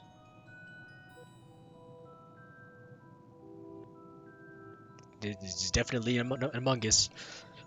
Doing well, how are you? I'm doing pretty good, thank you. I'm just going about this Endwalkers. I think I'm pretty near the end, since I've already reached level 90. I just don't know how long I've yet to go for. But seeing as how I'm near the end, I might as well go the full way, baby! I just gotta figure out all these voices I'm supposed to do. Let's see, what should I do? Hail, travelers! This is a most unexpected occurrence. Oh, hello there. Is this your home? I'm always tempted to play this game, but I very much dislike the subscription. Oh, I know, you don't need to do... Well, FF14 is free to play with its base game and the first expansion, Heaven's Word. And until then, you don't even need to pay a subscription. However, if you do want to progress past the first expansion, you will need to buy the other expansions and do a subscription. Otherwise, it's free. So you don't even need to pay if you don't want to.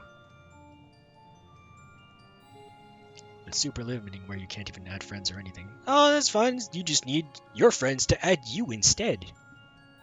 Easy peasy.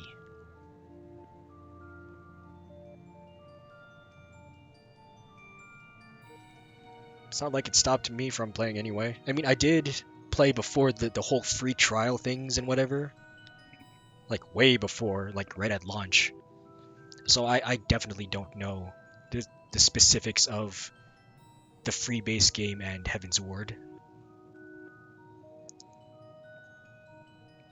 But if you have a mind to only play with one character forever, it's a pretty cheap subscription. Like maybe $10 a month or something like that. 10, 15, depending on where you live. But I had in mind to make more than one character, so I'm paying like $20 a month, and that's not including add-on costs such as retainers, which is like $2 each, and I've got like 5 of them or 6, so it's like $30 a month for me. So don't worry about the extra stuff. You just pay to go faster, that's it. And by faster, I mean luxury stuff.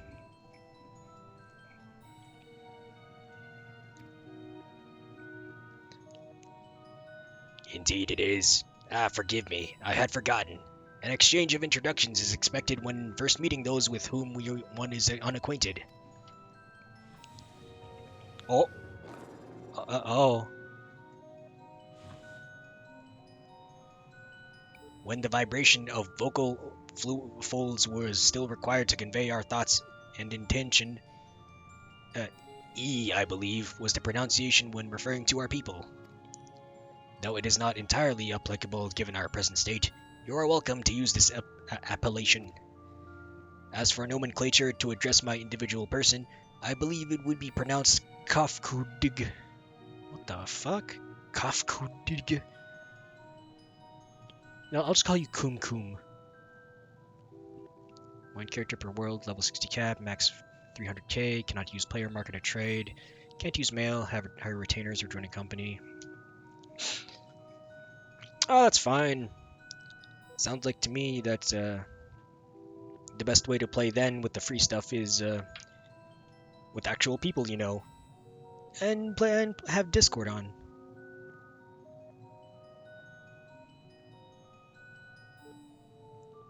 You also gotta really be meticulous about your inventory, which is not so bad.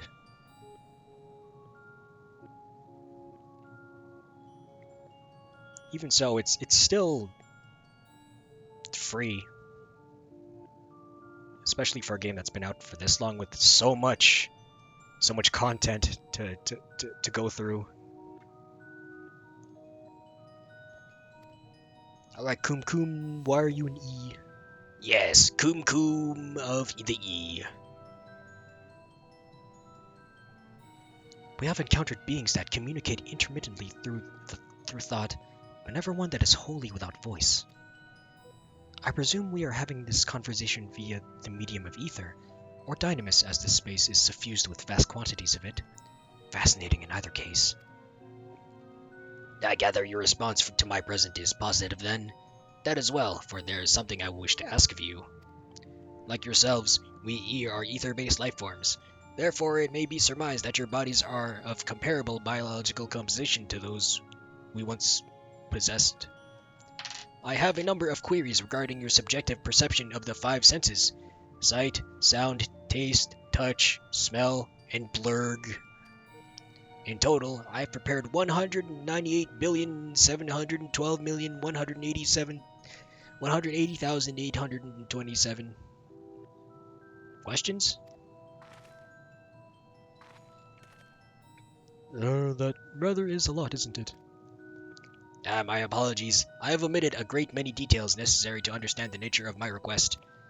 Though we dispensed with our corporeal vessels long ago, we have discovered a need of the flesh, and have endeavored to recreate erstwhile forms, because we still want to fuck. However, all pertinent records have been lost due to the passage of time. Take, for example, the nervous system. It is well within our power to recreate. We have no frame of reference for sensations once experienced by our people, which may compromise our ability to interact with our physical environment. And the reason you need to regain corporeal forms? Why, to bring an end to our existence, of course. Again, really? Though need is perhaps too strong a word, it would be a simple matter to unmake ourselves through the use of etheric exsanguinators, but such a death seems inadequate. The traditionalists among us believe proper death requires an inescapable sense of impermanence in one's final moments, an experience found only with bodies of flesh. So you don't want to fuck?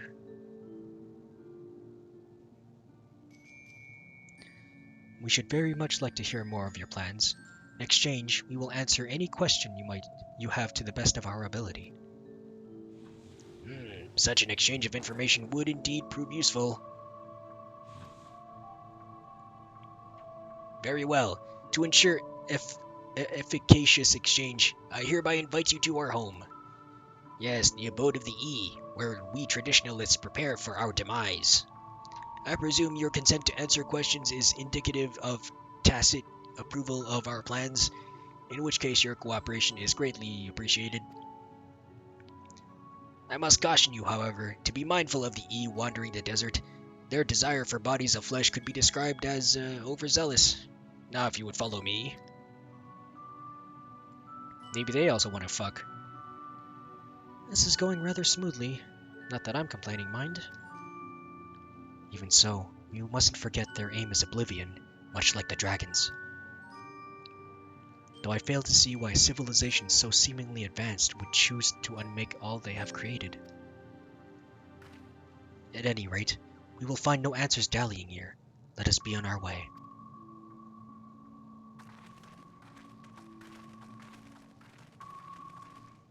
Oh. And away we go!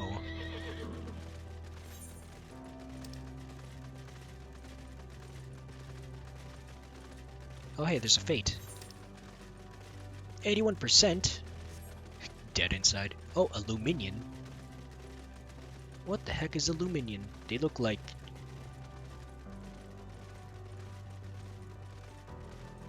those dudes with the sword and shield. I don't remember what they're called before they were paladins. Nope, over here.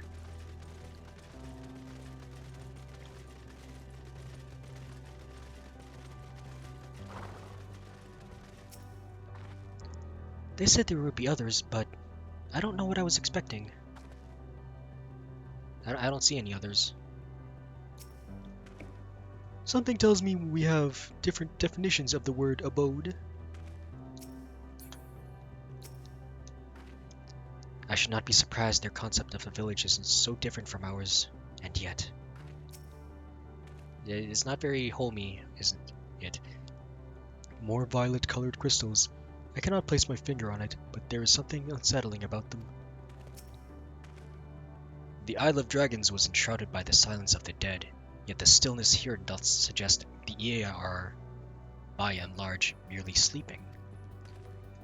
Well, that's one way to wait out your demise. You sleep. Welcome to our abode. Most of our compeers, you will find, remain idle in their domiciles. Though your quizzical expressions indicate my phrasing is unclear. I speak, of course, of the violet crystalline constructs hanging from the stone structures there. You say they remain idle, but what of your work to regain corporeal bodies? An astute question, and understandable given your finite nature. We have no desire to pursue our research, for it is no longer necessary. If, in our idleness, we are struck by a sudden inspiration, we rise to pursue said inspiration to its conclusion. That is why I was present for your arrival, and why I continue to engage with you still. But while the others are not currently in a motile state, rest assured they would not object were you to disturb their respite. You need only cast your thoughts towards one of their little crystalline domiciles to communicate.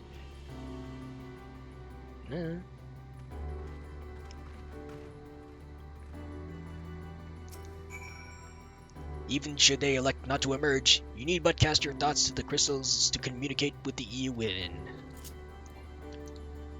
Well, if they won't get mad if I wake them, what can I gain to lose?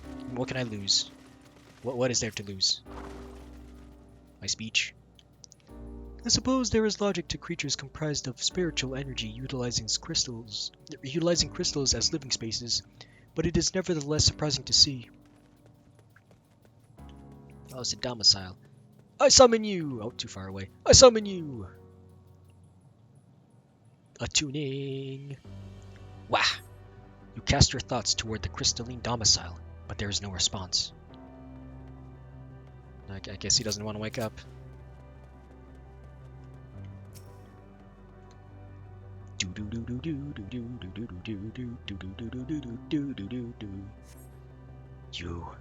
You wish to speak? Very well. Pray a moment, if you would. At least we got one dude that wants to talk. These other crystals are like, no, we don't wanna.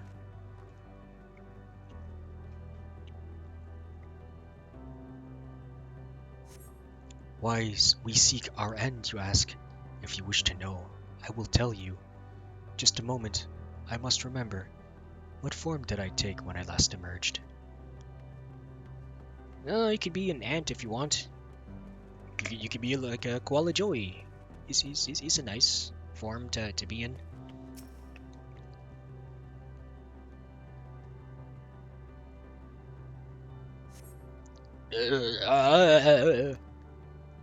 The strange moaning comes and goes, but soon fades into silence. I guess he's mind-fucking.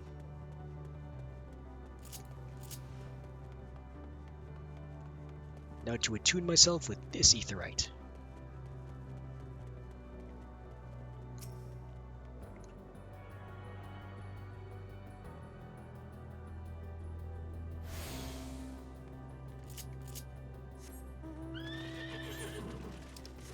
Back to Kum Kum. I couldn't find any of my other friends though.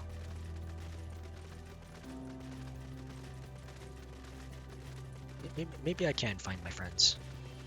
Oh, there's Stoller and Alize.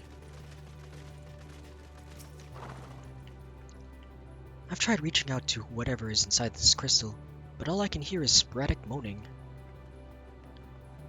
I don't think you want to know what that moaning is.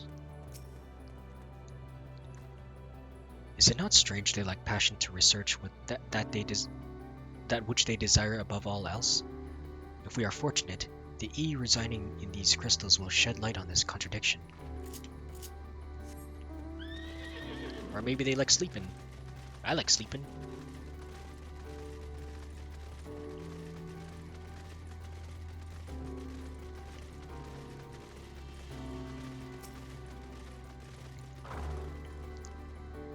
Despite my best efforts, mine overtures have elicited no response from this crystal. I can but assume its resident sleepeth most soundly. Or so I hope. Well, at least you didn't hear all the moaning.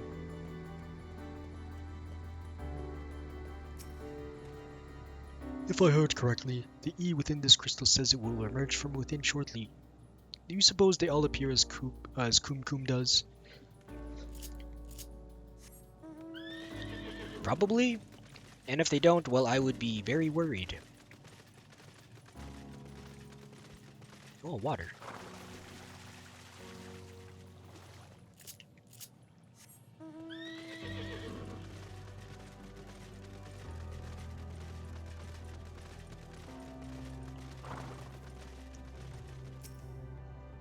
Did your inquiries yield satisfactory responses? No, not really. I thought they were going to come out, but they're not really coming out. I see. If they fail to answer, then it is likely because their minds have unraveled due to prolonged idleness. They are not but concentrated ether now. Worry not. There are no others who have need of those lodgings, and they will not prove a hindrance to remain as they are. But more importantly, you said some few did answer your request for an audience, yes? I imagine they will be here with us ere long. But how long? Like right now?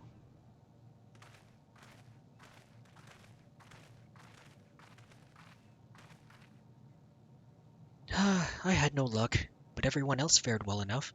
Quite a few EA have awakened. Ah, there they are. Oh, they're all the same.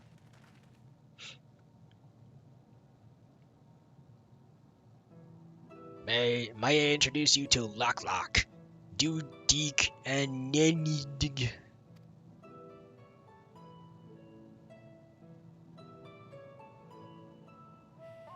It has been too long, Kum Kum. I dare say Saturn IV has since completed an orbit. Indeed, until the travelers brought it to my attention, I hadn't noticed how unraveled some had become. Travelers? Ah, yes, of course, of course. The ones who wish to know why we seek to regain corporeal forms. The truth of the matter is plain to see, as the neighboring systems, but my single account would fail to satisfy the requirement for scientific objectivity. Thus, I did bid them awaken you. Am I the only one who struggles to tell who is speaking? Nay, thou art not. In the absence of corporeal forms, the divergence they afford, mayhap such similarity in voice is unavoidable. Oh. By the way, Kum Kum, have you already observed the requisite custom for the travelers? That which one is expected to do when receiving guests? A matter of proper form.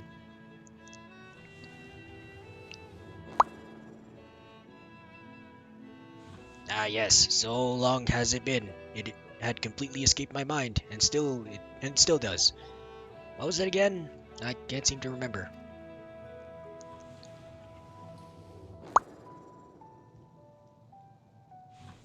Neither do I. Pity. I was hoping you would. Perhaps we can search the archives for the answer. Come now, Nednig. The archives have long been frozen, lest we subject ourselves to further dolor. Surely you recall that much. Of course. Food. The custom is to serve food.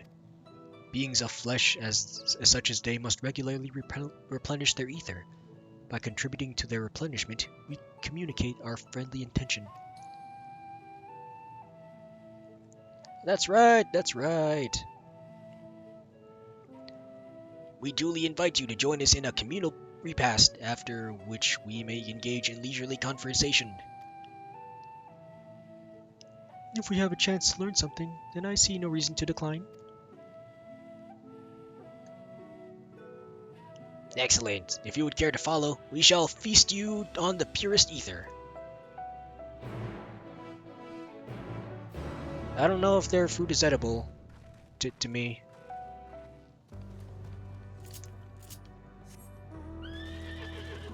But who am I to deny on such wondrous feastings? Oh hey, there are a lot more. How much ether would be adequate for your kind, I wonder? As I recall, there is a fine line between optimal satiation and violent sickness. Throughout the universe, but few races have completely shed their flesh as we have. As a result, we seldom receive visitors from other systems. Extreme differences can inhibit meaningful interaction, you see, and none more so than those which affect communication. Most entities, for example, cannot even comprehend our words. You are rare indeed in your ability to do so. You avail yourselves of dynamis, yes? It is an impressive application, even if it is ultimately pointless like all the rest. Oh gee, thanks. To think I had forgotten what had become of the archives. How much has my essence deteriorated since last I was awake? Not that I'm averse to having my mind fade away in this manner. It isn't so unlike the natural degradation of one's flesh. How delightful. Oh.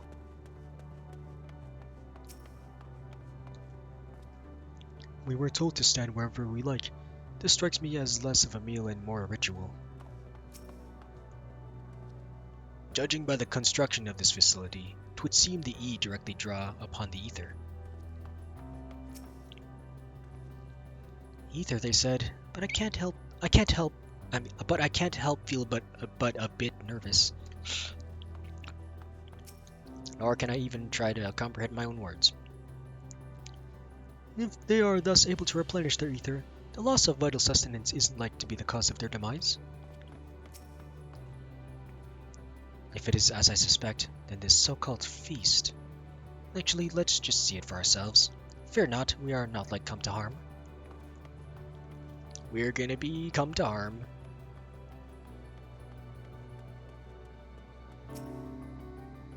This facility is where we replenish our ether. There is no particular name for it, but we traditionalists sometimes use the word restaurant. Now then, if you would take your place with your comrades, the space will soon be awash with purest ether. Please absorb as much of it as you like. Stand anywhere, you say. Okay, I'll stand where... stand right here.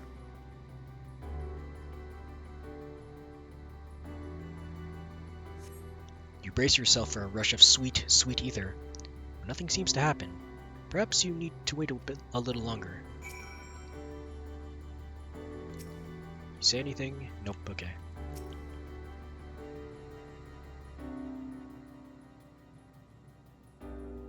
You brace yourself again, but again, nothing seems to happen. Just as I suspected, as meticulously as one might recreate the E's home world, this is Ultima Thule. One cannot simply generate ether here. As recreations, our friends are oblivious to this fact, to the very truth of their existence, much like the phantoms of the recreated Amarat. However appearances may seem, we must ever be mindful that it is the memories of the dead with whom we deal.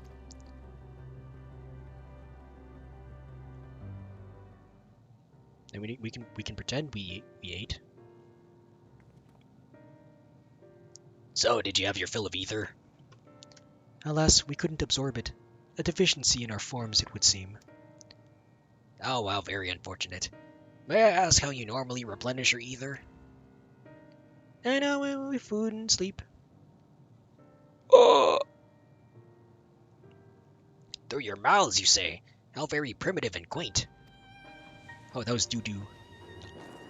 To think that their mouths serve not only to expel sound, but draw in sustenance besides. Such life forms have long since vanished from our systems. Well, we're here now. Though we regrettably could not partake in your magnificent feast, rest assured we feel your welcome most keenly. In the course of acquainting ourselves with your sophisticated ways, however, we could not fail but wonder, wherefore do you wish to obtain your vessels of flesh, and thence to vanish? Will you not favor us with an explanation?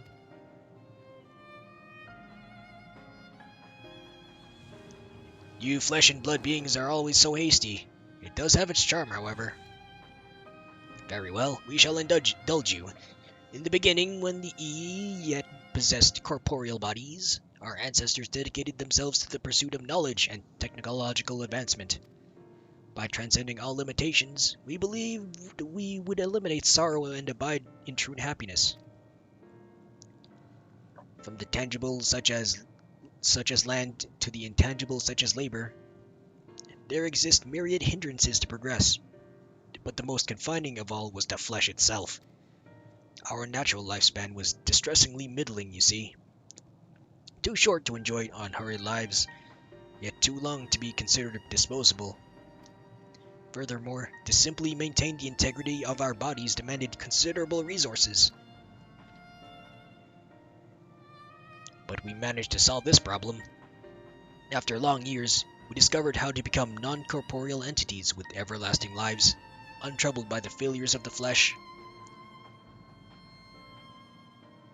Thus changed, we had more time and freedom to continue our scientific pursuits.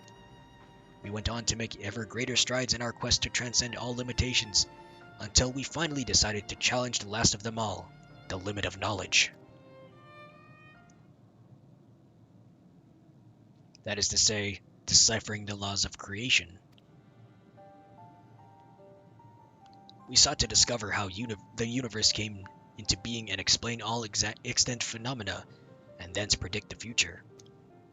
If we could but achieve this, we believed that we would be free from uncertainty and anxiety. And did you find the answers you sought?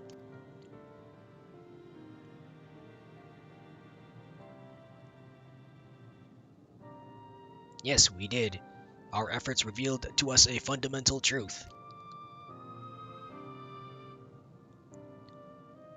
Knowledge of said truth is essential for the continuation of our conversation. If you would learn more, we will share it with you. No, we mustn't. Primitive as they are, it would be unspeakably cruel to deprive them of their ignorance. They are possessed of corporeal forms. Their lives readily ended.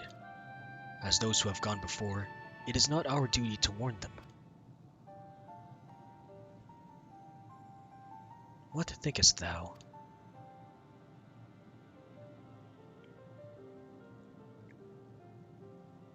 Buh?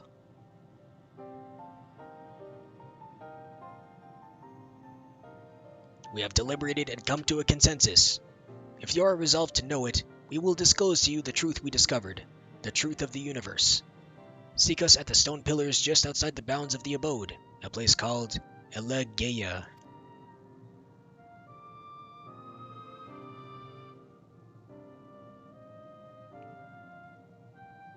You mean like elegy, but not, and it's a place? To define the laws of creation would have been a no small feat, even for the E. Nay, having eternal life, and hence no sense of haste, would only have made it harder.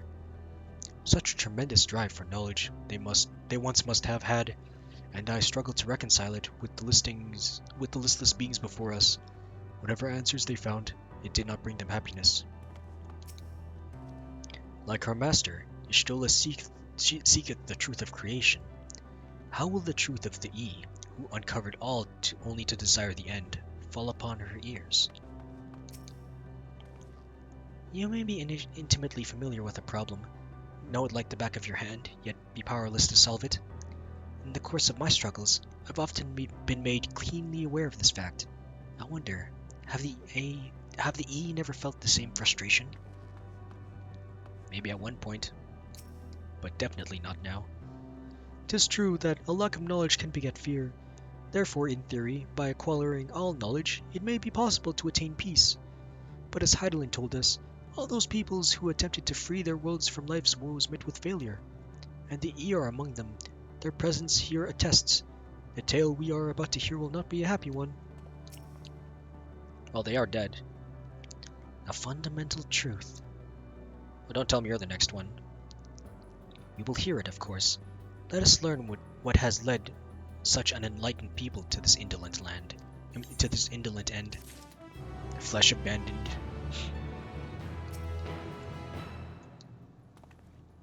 Before we hear of the climax of the E's tale, mayhap I should speak of... On second thought, it would only be a distraction. We'll talk more when the time is right.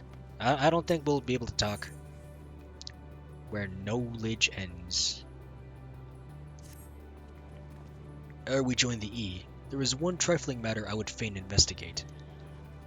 Weird, Raha, might I trouble you for your assistance? But of course. My thanks. We shall head outside the abode, if you would kindly follow me. I know not what mischief you are plotting, Orianger, but I trust you have our best interests at heart. The rest of us shall go on ahead to Elegeia. Lest you worry, we won't start without you.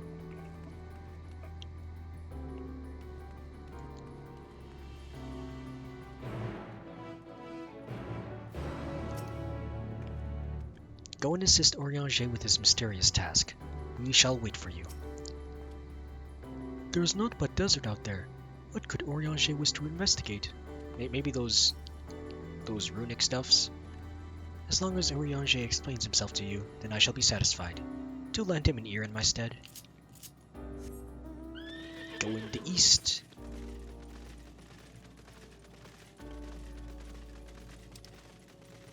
Oh, far east. No, that's not east. That's west. Going west.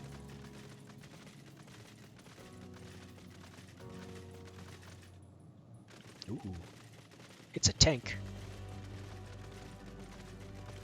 I really need to do some of the Beast Tribe quests. Some of them have really nice mounts.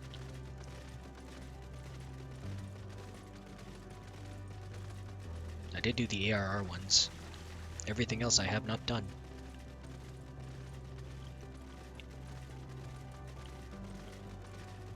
Actually, no, I didn't do the ARR ones. I only did them half-heartedly and then obtained all the mounts through the Tombstone events.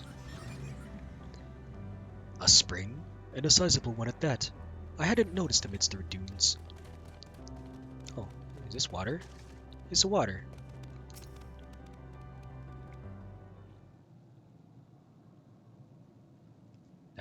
this place shall serve.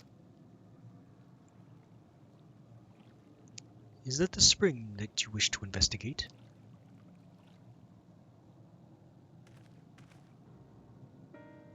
Pray forgive me, my friends, but there is naught to investigate. Oh? 'Twas but a pretense to speak in private.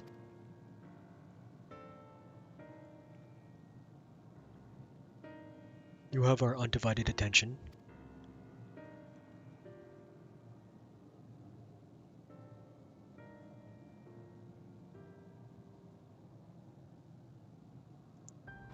As we have established here in Ultima Thule, those denizens of ruined stars are recreated in their twilight days.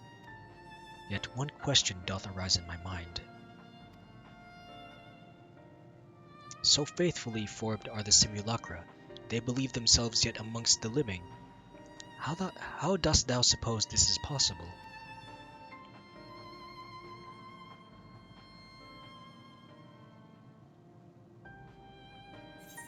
Meteion has taken their hearts unto herself. Meteion made contact with them while they still lived. You could begin to guess. She did say that the souls were taken into the sisters or something like that.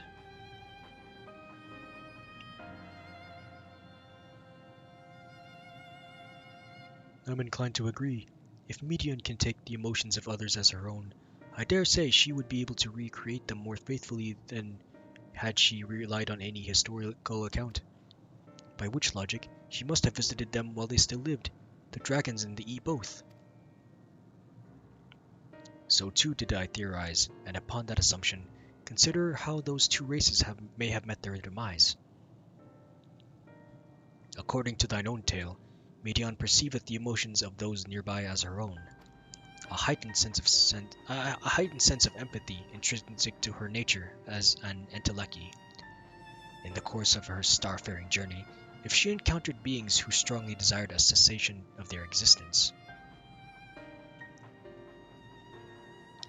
she would be powerless before that desire. Even as she possesses the power to grant it, the power of Dynamis. 'Tis my supposition that, overwhelmed by their longing for death, Meteion did unleash Dynamis and ushered the dragons and into their doom.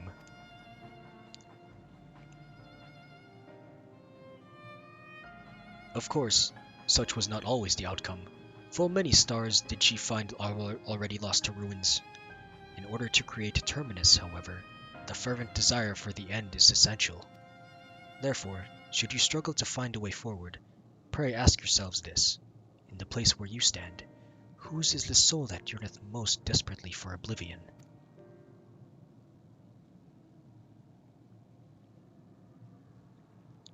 Why do you tell us this now?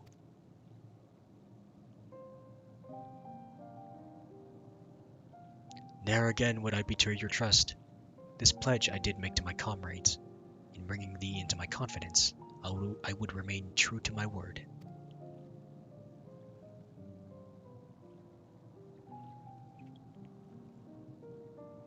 As for thee, let us consider it my fitting reward for the secrets I harbored for the Crystal Exarch.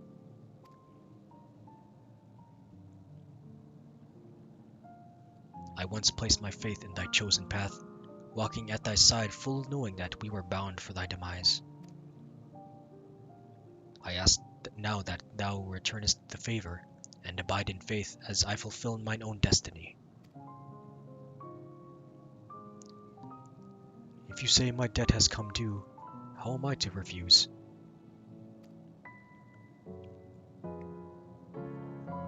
'Tis indelicate of me, I know full well, but I can but beg thy forgiveness.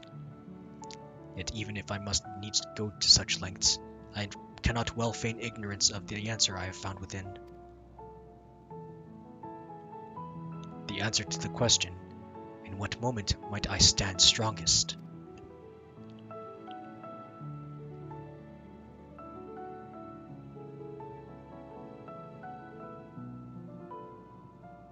After all we've been through, I will say only this. Do what you must. Do what you must and see your conviction through.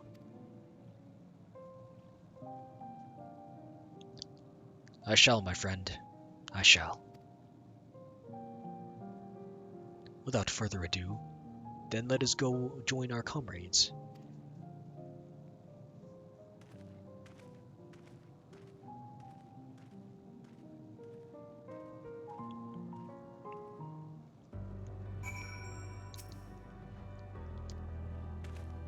Let us be off too then, to Elegea.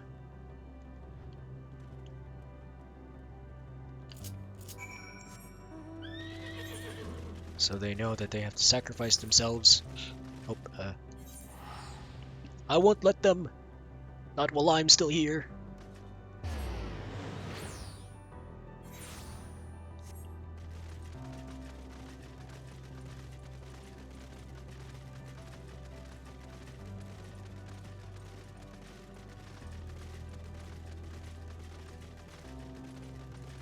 Now here we are, the Elegea. Oh, you are here already? Your comrades said you would be late. Oh, we're kinda late. It would seem your star too has been plunged into a panic-induced cataclysm. We hope that our tale will not serve to exacerbate it. Your companion in front, the one called Stola, she seems the keenest to learn the truth. I pity her. We have prepared for our recounting. To facilitate comprehension, the information will be simplified to match your primitive minds. Don't mind me. Come, let us hear the E's tale, and learn what caused such enlightened beings to crave nihility.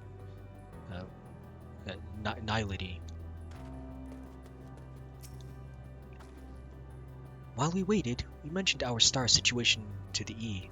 They nodded sagely, or something to that effect. I understand you've taken care of your business. You've taken care of business.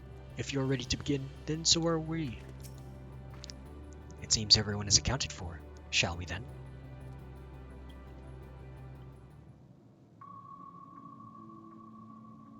Please continue. Tell us about this truth you discovered. Very well. Oh. Bear in mind, however, that the purpose of this conversation is not to impart scholarly knowledge, for such requires that you comprehend the subject matter, which you will not.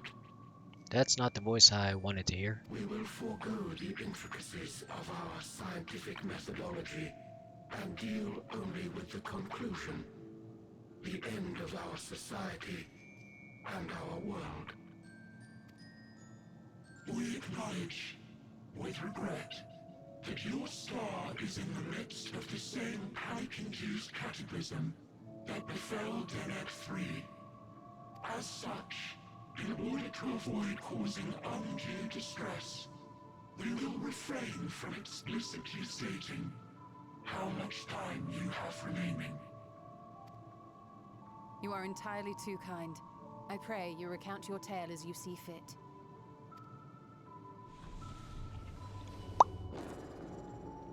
They sure like doing that a lot. In the beginning, the universe was but a tiny particle. Then suddenly, this particle began to expand. Having remained entirely in the bounds of your star, the phenomenon may be difficult for your kind to grasp. But this expansion has since continued unabated. Speculating that the universe could not grow indefinitely, we sought to learn what might occur, and made a worrying discovery. The stars will continue to spread apart, as will their finite thermal energies. Eventually, all heavenly bodies will grow cold and freeze.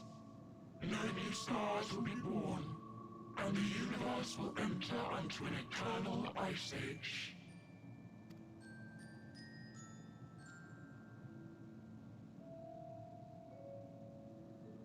In hopes of proving that this determination was erroneous, We scrutinized our research from all angles, even as we sought to avert the everlasting winter.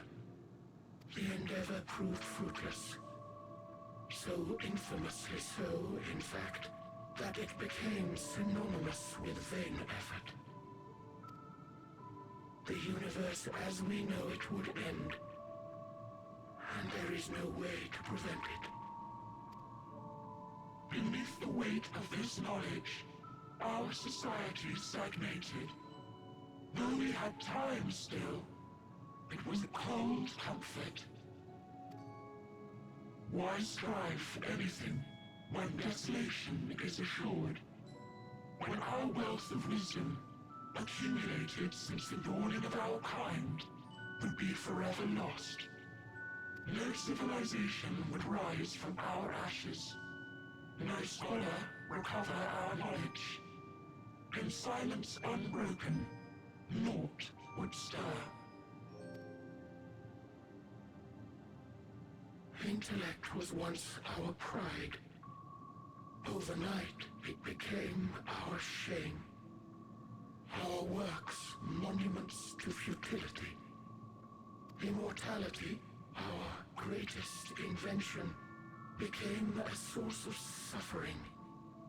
Rather than suffer on, many chose to unmake themselves by means of etheric exsanguinators.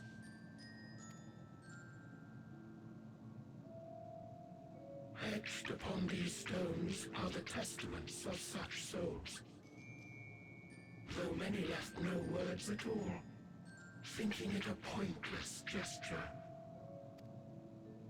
Once we have obtained vessels of flesh, we likewise intend to vanish. If you understand this, understand aught of our tale, you will abandon your quest for knowledge.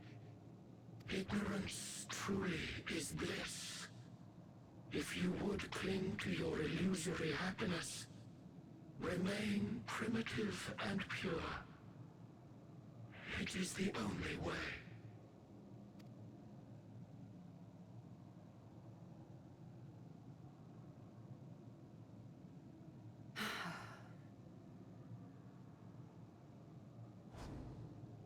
So that's your story.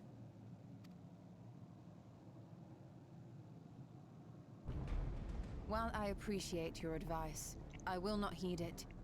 Convinced though you may be of this truth, it is yours and not mine. Indeed, truth, I have ever believed, is in the eye of the beholder. Are you suggesting that we have reached a faulty conclusion? That our science failed us? No, your science didn't fail you. As you yourself said, the subject matter is beyond my comprehension. And that, I accept, is true. I do not possess the knowledge to prove or disprove your conclusion. In my mortal years, I doubt I could even approach the wisdom of the air. But of one thing am I absolutely certain. I would not be happier in ignorance. Y'shtola, no! You mustn't!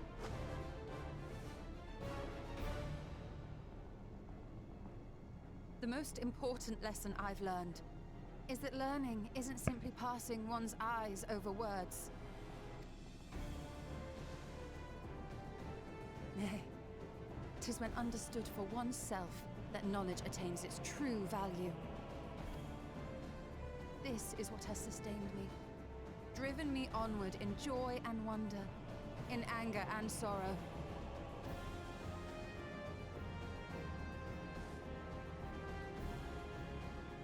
The universe may end, and all may be for naught, but I will live as I always have.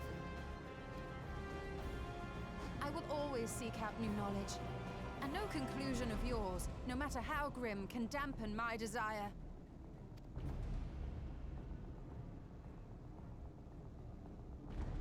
I suppose it is only to be expected. Oh. Death feeble minds cannot fathom the terrifying gravity of it all. But worry not. We consider it our duty to enlighten you, and we will not stop until you grasp the full extent of our despair.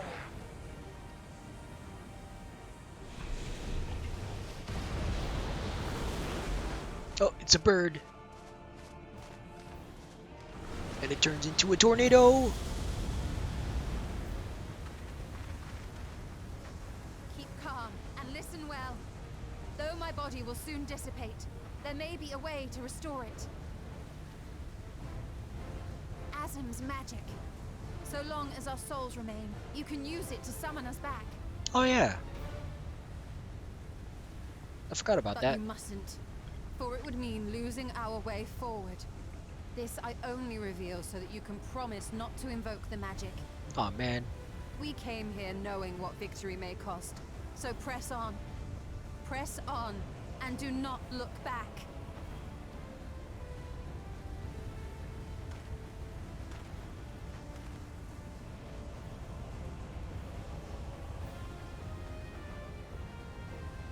I shall join thee. As subterfuge is not required, thou shalt not suffer for mine absence. Riange. My resolve hath never been as strong as thine. Full oft have I wavered in my decisions, and afterwards been stricken with regret. In spite of this, I may still stand with my comrades, supporting them as they attempt the greatest of feats. This truth I have learned in the course of our journey. And many though my shortcomings may be, I may also claim to excel in prophecies. My studies, into which have granted me the flexibility of mind needed to bend this malleable reality.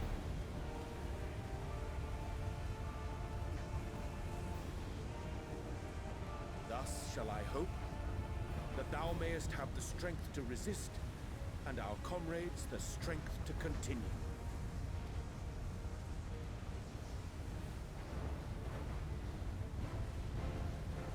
With you to urge us on, how could we possibly fail?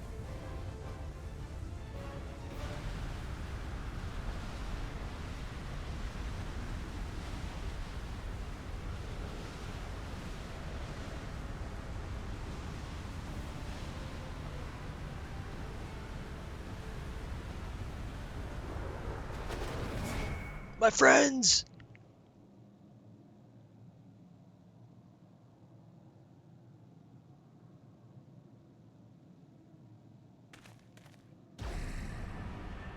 Ooh.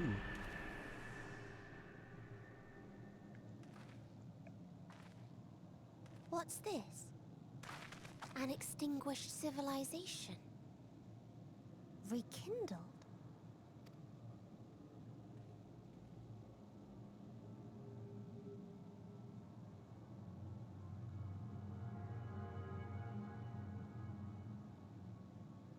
That's right. Our quest doesn't end here. We'll press on, and we will find you.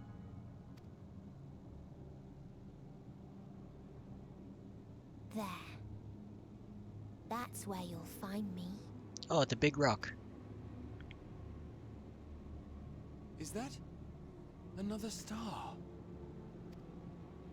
Of the stars we visited, most were already devoid of life. And where there was life still, the inhabitants wished for death. But even death, we learned, isn't truly the end. It is but a part of the cycle of rebirth.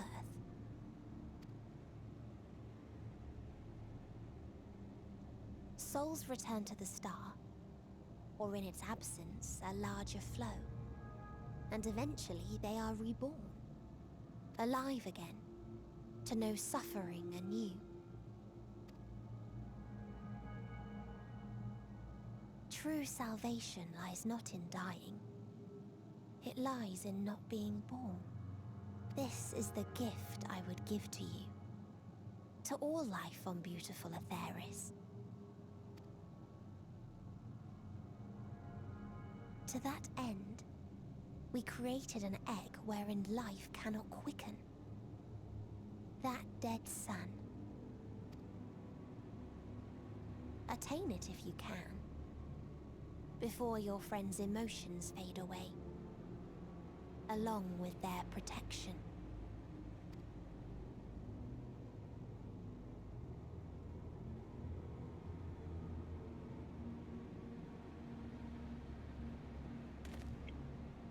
Going to the sun, huh?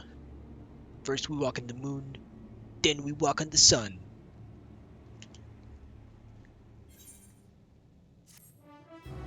Gives a whole new meaning to walking on sunshine. Never have I felt such emptiness. It's as if part of me is gone. I'm fine. Like I said, our quest doesn't end here. Victory... something is lost.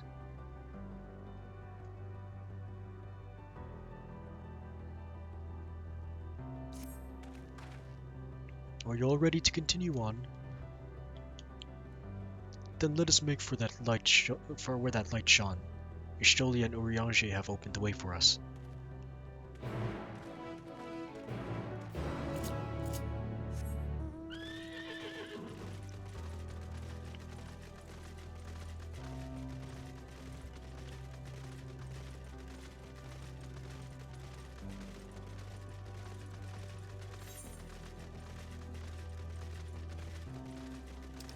I'm starting to wonder if the names of these quests are being more corrupted as I continue on. Because the changes in characters were subtle at first. But now I can't even comprehend the title that is before me right now.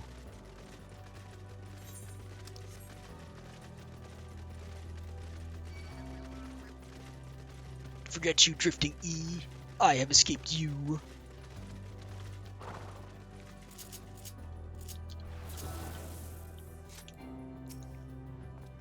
Judging by the direction, this should be the place.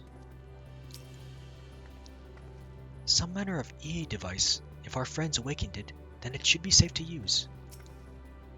Yes, I can feel it. The ether emanating from the arcane pattern. You can feel that?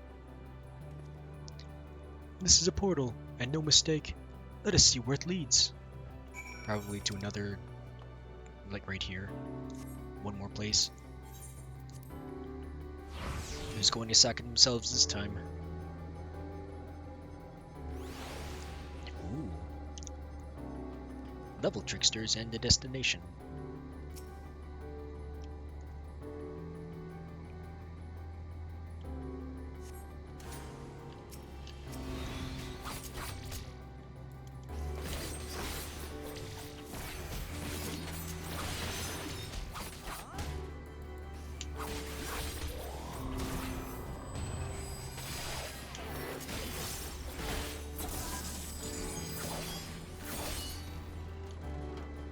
Oh, was that it? Hee hee hee hee hee hee.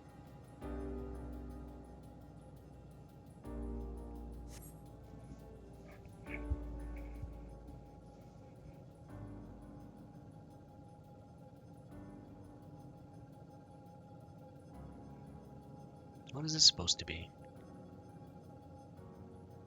Looks almost familiar. Almost.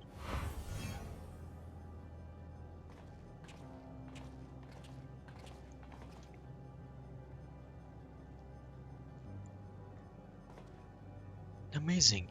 Yet another civilization. I got attacked here as soon as I stepped foot. Attacked as soon as you arrived?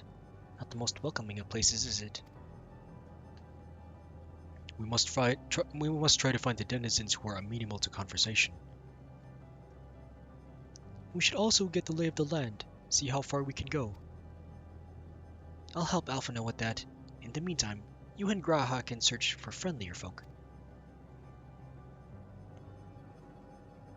Apart from hostile beings, Oh, that's a growl voice.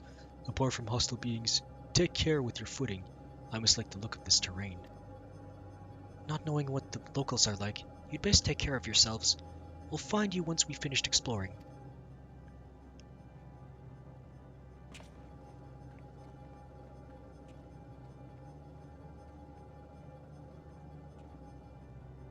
It's almost like being on the land where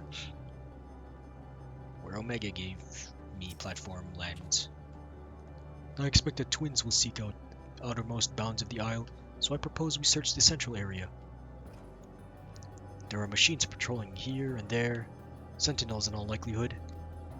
Like those you encountered, they will most certainly attack any who venture too close. So let us avoid them and look for others that appear more approachable. Oh, ether current! I see you! Oh, that thing is a beta. What destination?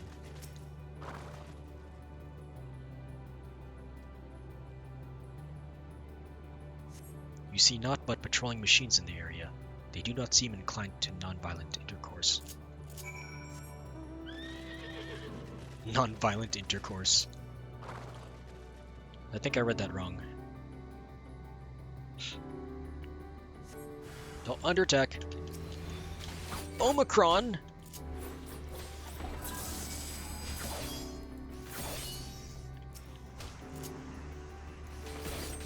Hello, hello!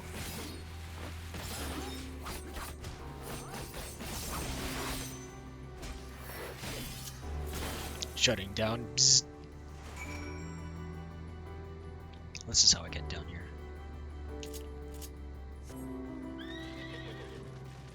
Gonna talk to that ether current.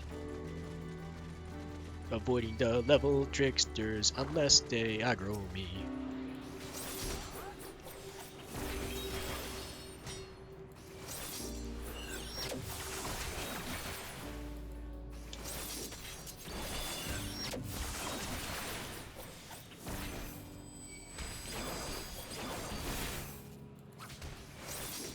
Oh boy, I do not like the looks of this.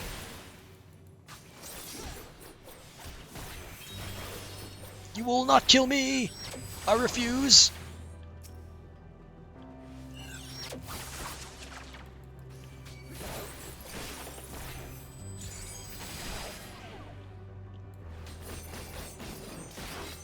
Oh, I thought I had all three.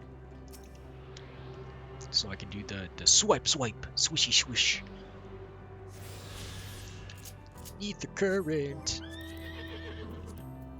Ether current. Oh, ultimate duel. Well, at least they're visible now.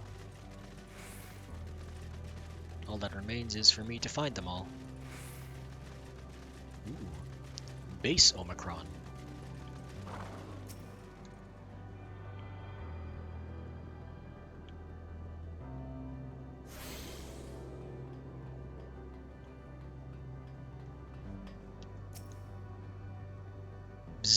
Additional entity detected. Look, the machines here do not appear hostile. Let's see if we can communicate with them. Begging your pardon, but we are searching for the denizens of this star. Bzzt. Unknown lifeforms detected. Assigning generic label, interplanetary travelers. Greetings and welcome to the planet Bleep Bloop. The planet... What? Could you please repeat that? It appears your hearing organ is unable to process the name in our tongue. It may be translated into yours as Alphatron. Our people, meanwhile, are called the Omicrons, as you stand within one of our outposts. The Omicrons, you say? And what is it that you do here? We are preparing for war.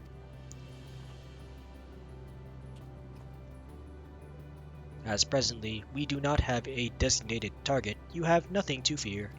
Should your star become designated, however, you will be taken into custody and or terminated. Not a little frightening, these Omicrons, but at least they seem to be forthright. I will see what else I can learn from this fellow, if you could try speaking with the others. Could this be where Omega was created? Go on and try speaking with the other units here. With our combined findings, perhaps we can piece together the state of affairs for the Omicrons.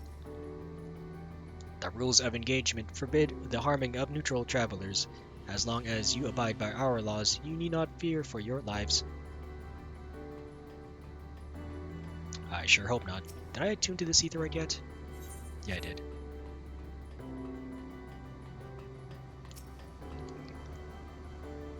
Measuring combat capability. Result negligible. Subject falls outside targeting parameters.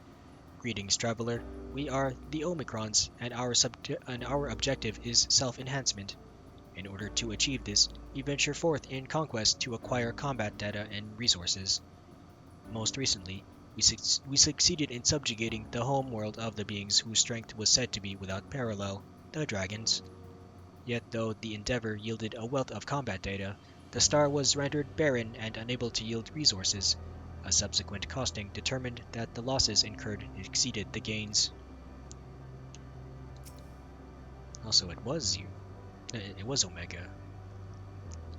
Since conquering the dragons, no new instructions have come from Sir, but we stand ready for deployment. Who is Sir? Bleep bloop. Autonomous weapon deployment complete. Vanguard armament upgrade complete. Munition levels satisfactory. Combat readiness assessment nominal. Awaiting instructions from Sir. Maintaining state of combat readiness. Awaiting instructions from Sir. Please specify target. Please specify target. Yeesh. Who made these guys? Bzz. Greetings, traveler. When venturing outside the outpost, beware of malfunctioning units. They do not heed to Sir's commands and indiscriminately attack all non-Omicrons. For the avoidance of confusion, be advised that Sir is the alias of Stigma 1. Sir issues instructions to our forces as the foremost of the 6 strategic matrices that bear the designation Stigma.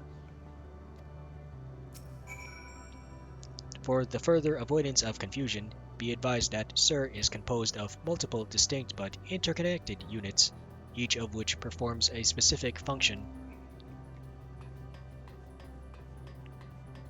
So it's like a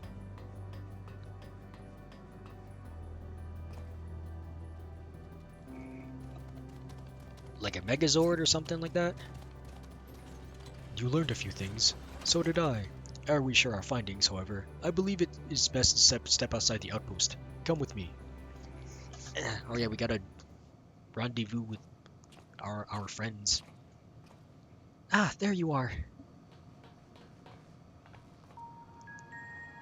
We finished surveying the area. This will come as no surprise, but there was no way forward. There are portals like the one we used to get here, but those that worked only sent us to isolated isles. Then as before, we must locate the embodiment of the emotion that bars the way. What of yourselves? Did you find anyone to speak with? Well, we found some dudes, and they follow a dude named Sir. And they like to do the wars. This is probably where Omega came from. So the Omicrons seek to advance themselves through conquest.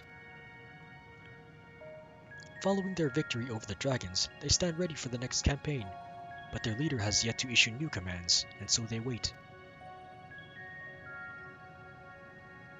Yet in such a place, who could it be that fits Oriange's description? A soul whose yearning for oblivion surpasses all others. Oriange said this? During our investigation before we joined you in Elegea.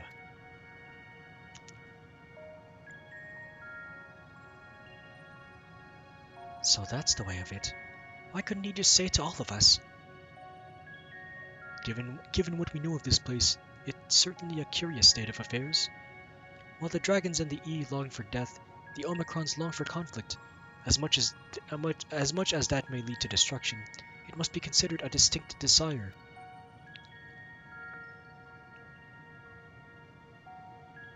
In order to find the source of the dominant emotion, I believe we should seek out their leader, this Sir. According to M032, the first Omicron with whom we spoke, there is a console by which we might communicate with it. Oh? M032 also added that it would be a pointless exercise, but that in itself, I believe, is worth investigating. What say you? Well, it's worth a shot. Otherwise, we just have to comb the entire island.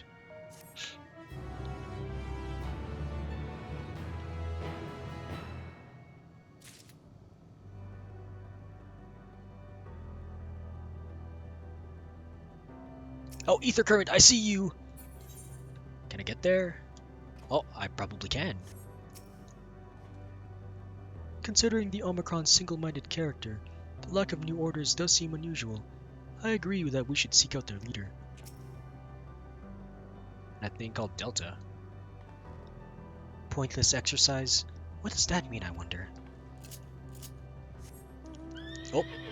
Be gone, bot!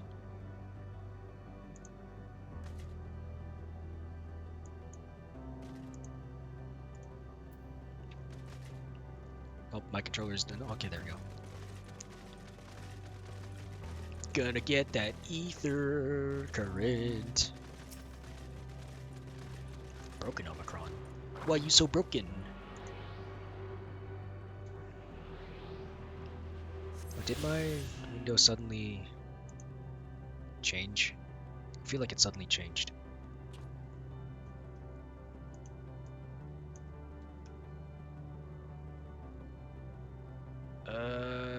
No, it hasn't. Okay, good. Just checking.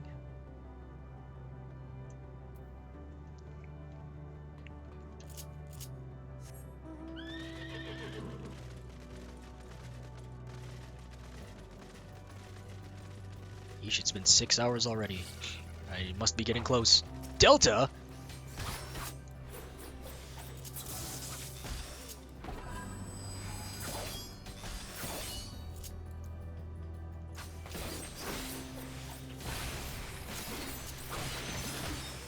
Well, thanks for helping me out. I swear some of these people are just not team players. Especially that guy, he's a tank.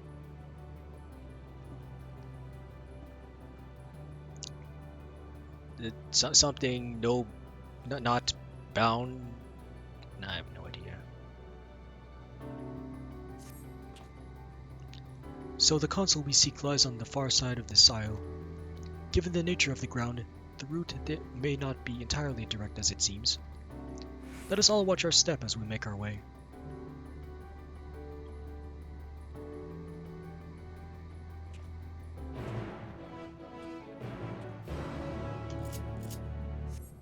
Oh, more quests. The pluses might indicate... Oh, ether current. The pluses might indicate ether currents as well.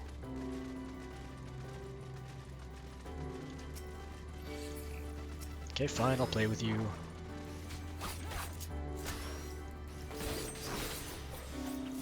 Up, and that guy went the other way. Okay, fuck you too.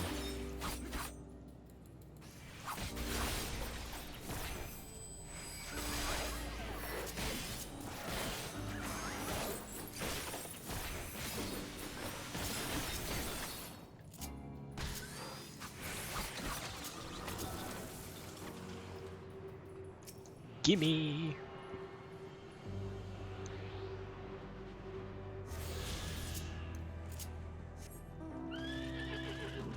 Another ether current! Oh, joyous day. Are they all just nestled in this one island?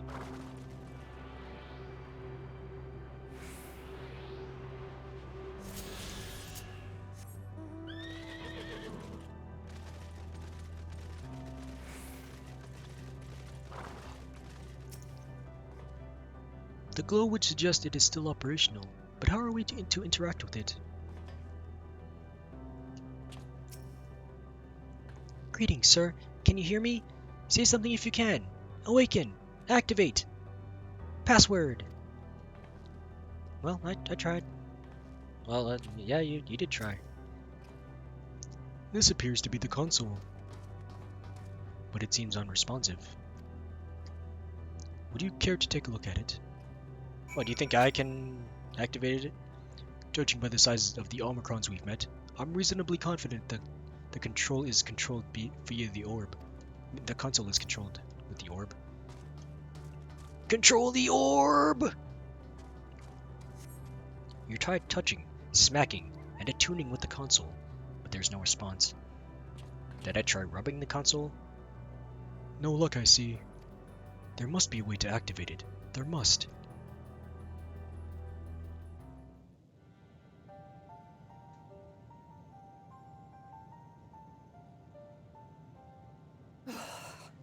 Well, I'm out of ideas. As am I. Operating such consoles is trying enough, but if we can't even activate it... Perhaps there is a way. Oh. First, consider the world that has been recreated here. Its inhabitants were machines who gathered combat data to enhance themselves. And among the many wars they waged, the most notable was that against the dragons. As you've doubtless surmised, I believe this was the homeworld of Omega. Aha! Sid built a jamming device to defeat it, a device which generated massive bursts of lightning, its sole weakness. That's all well and good, but what does that... Wait. You're not thinking to strike the console with lightning, are you? As a matter of fact, I am. Ask yourselves this. Why would an entity as puissant as Omega not be designed to suppress the effects of lightning? Because it's powered by it? Yeah. Or something akin to it, as a source of energy. Electricity. My thoughts exactly. And there is a good chance the same is true of the Omicrons and their devices. So, shall I cast caution to the wind and try something reckless and dramatic? How about it? Not sure this is a good idea. Or I could use my custom-made Omega Jammer. I still got it with me.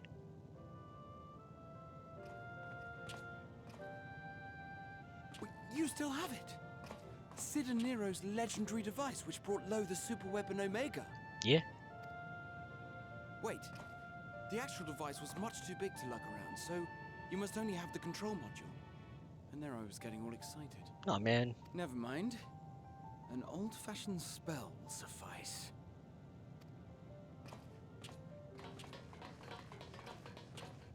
No, we're getting far away.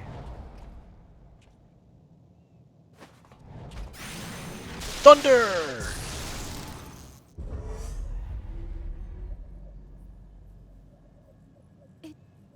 It worked!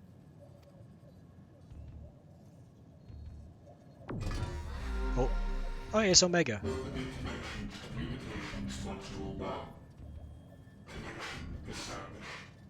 Or is that Sir? Strategic Matrix Sigma 1 now online. As a primary strategic matrix, you may address me as Sir. Oh, hi, Sir. Checking for new communications. None found. All units, please maintain current state. End transmission. Closing connection. Wait! We have questions for you. Of late, no mission orders have been issued. Why not? Has there been some manner of trouble? Reply. The Extended Operations Unit is yet to determine guidelines for future assignments. Extended Operations Unit? All strategies are calculated, devised, and actioned in accordance with set guidelines. In the interim, all citizens are directed to maintain a state of combat readiness. End reply. Awaiting query.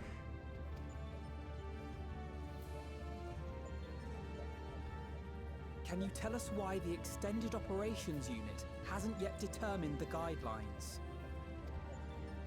Unable to comply. Information unavailable or access restricted. In that case, is it possible for us to communicate directly with the unit? Access denied. unable to establish connection. Is there anything you can tell us? Have there been any abnormalities, like a threat to the star or widespread unrest?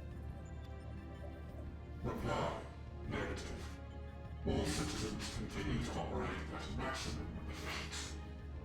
If your operations are suboptimal, please proceed to a maintenance facility for evaluation. Otherwise, stand by at your designated post. End reply. End transmission. Closing connection.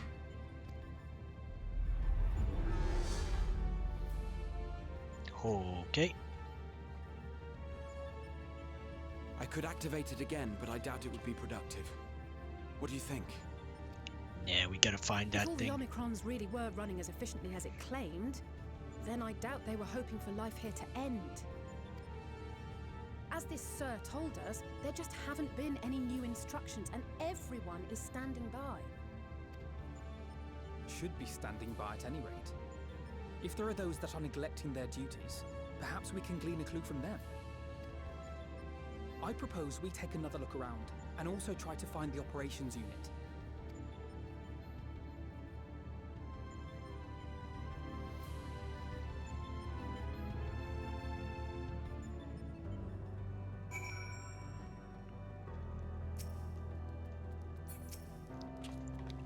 I remember when we set Omega loose to deal with Shinryu, an elegant weapon we once thought, and here we are now, visiting a recreation of its homeworld. I can only imagine how else these beings will surprise us. Though I never encountered Omega myself, in conceiving the means to send the Crystal Tower to the First, we borrowed much of its mastery of the Rift. Indeed, so many times did I read the report of your battle, I believe I could recite it word for word. Omega's miniature likeness also survived to the future, if a little worse for the wearer. I must confess, I was delighted to see it again in present. You must be a fan of that battle. Let us focus on our search for the outpost. Alize and I will try speaking with the Omicrons this time, in the hopes we might learn something new. Meanwhile, perhaps you and Graha could observe them from a distance. These beings are systematic by routine and nature. If there aren't any that aren't, it shouldn't be too difficult to spot them. If there are no questions, then let us begin at once.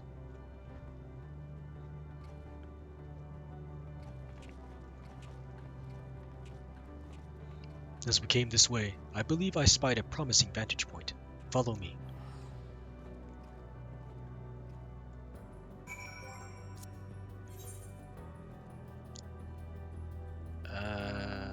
No, teleporting will not be very helpful to me.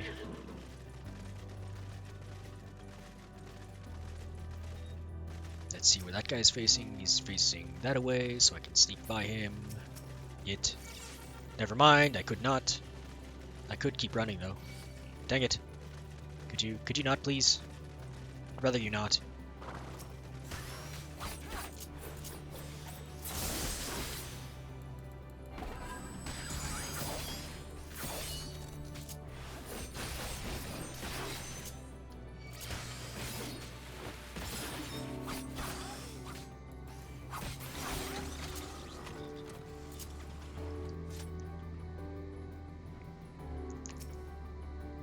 And here we are. I see the twins are wasting no time with their inquiries. Let us begin observing the Omicrons. They are supposed to be standing by, so we should look for any that aren't. I should at least talk to both the twins to see their dialogue about it.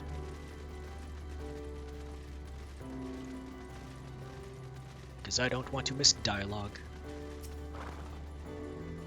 We will be certain to ask about the extended operations unit. Hey, Gemstone Trader. Not only do they look the same, they say the same things as well. Initiating trading protocol. This unit is programmed to trade for bicolor gemstones, though this unit does not understand what value they hold. Oh, that's true. Oh, Dynamis crystal. That's neat.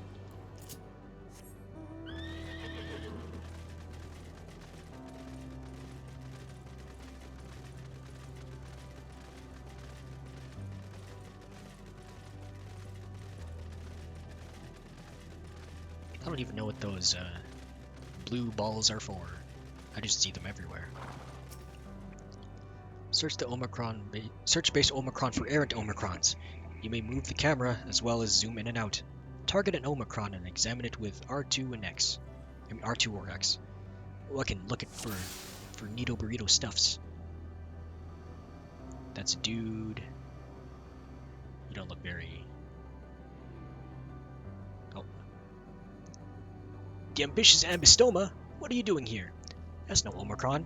It's an ambystoma, an especially lively one at that. Perhaps it snuck aboard the Ragnarok, but however it came to be here, it seems to be completely in its element.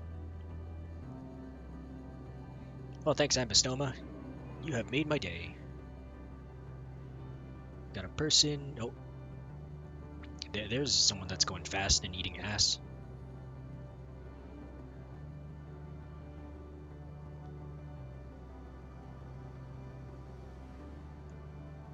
That's probably not the one I'm looking for.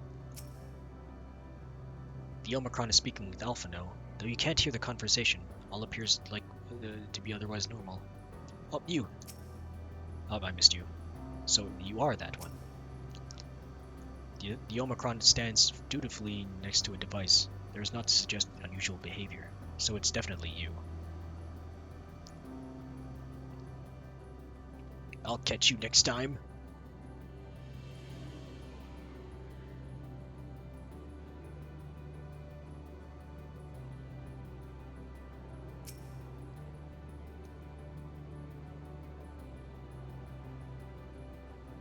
Right here's where I'll catch you. Where? Gotcha. The Omicron wanders about ceaselessly, as if lacking a clear objective. Found you!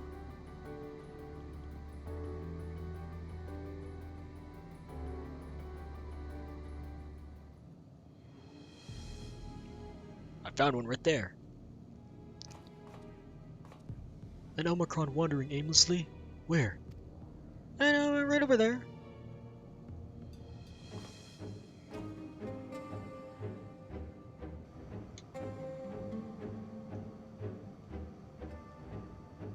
Aha! I see it. It's scratching its little metal head.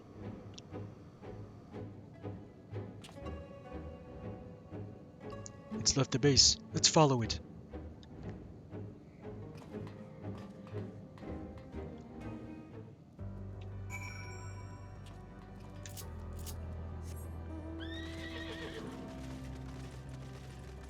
Going to follow the Omicron robot.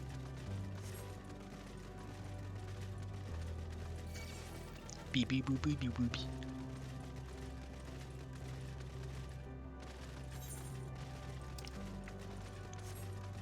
Oh, a portal. Hold on, I need to check on something real quick.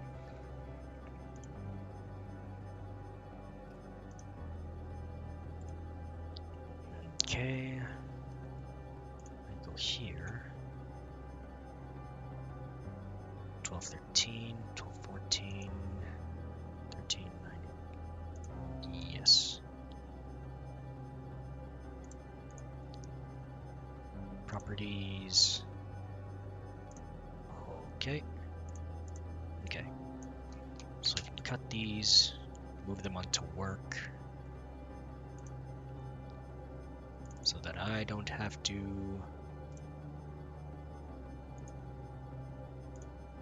worry about room for at least a little while longer.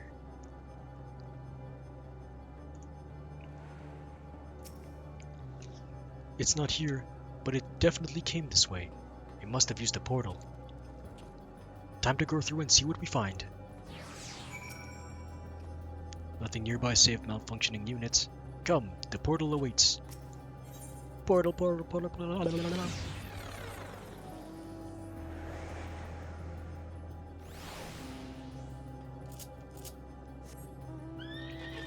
Lambda!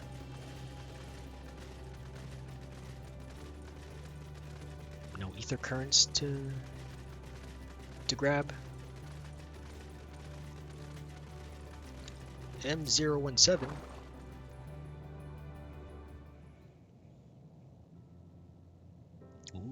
that a tree? That's a nice tree.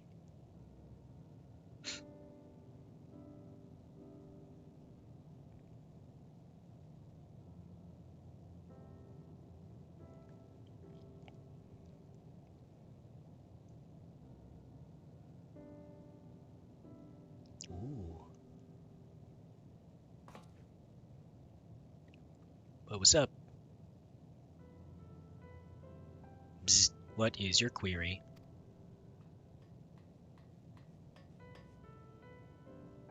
Aha, you found it. What are you doing here?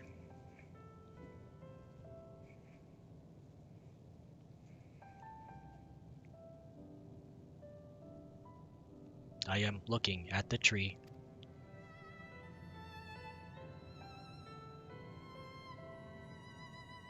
Quite an unusual specimen. What is the device attached to it? The tree is a sample collected from another star.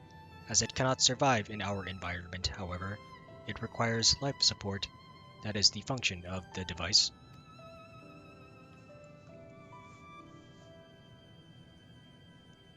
To go to such lengths to sustain it, is there something special about this tree? Being foreign matter, protocol requires that we study it. As this task has been completed, the specimen may be discarded. However, when I behold the tree, I am made to feel as though there is a problem. In order to become strong, we have continued to enhance ourselves, like we did countless others. We conquered the star whence this tree came.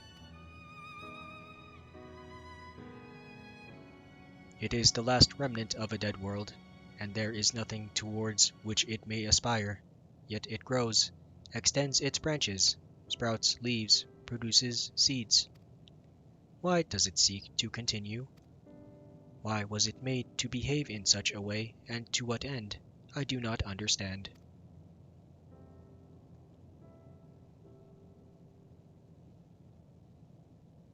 I see.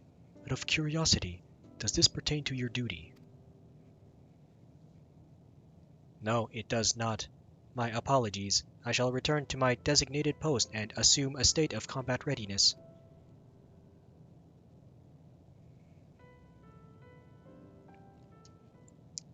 So, it was acting outside of orders. Perhaps it is simply a malfunctioning Omicron. These are by no means uncommon. But it may also be a unit possessed of the ability to make decisions, one not unlike Sir. I believe this bears further investigation.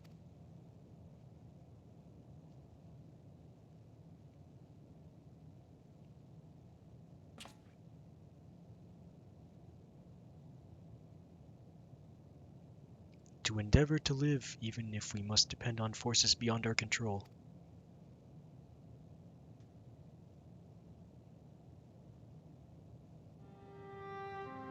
Tell me, one day, when this adventure becomes part of your epic, do you think I will be mentioned in it?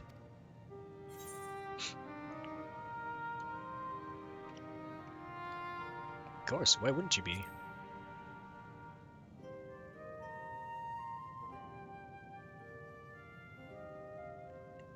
You truly think so? That would be a dream come true. Nay, I shouldn't say such things until the moment comes to pass. Never mind the embarrassment. Well, we had best get on with our task. Tracking down Sir and understanding the nature of the emotion which bars our way.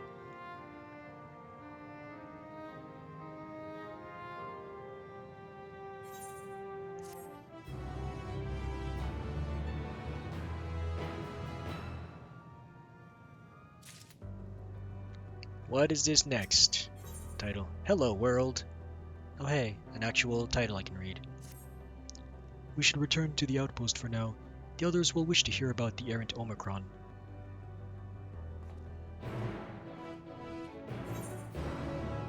Teleporting back to Omicron.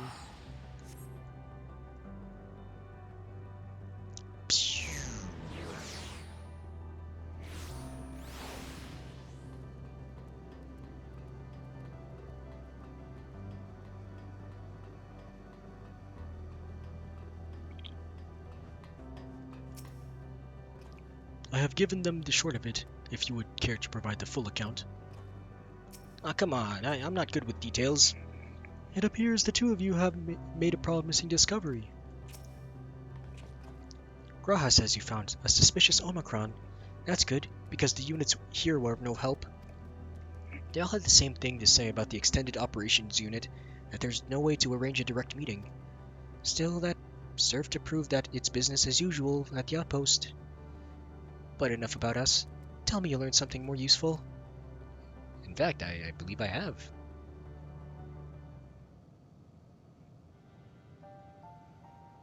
This robot might be gaining thoughts.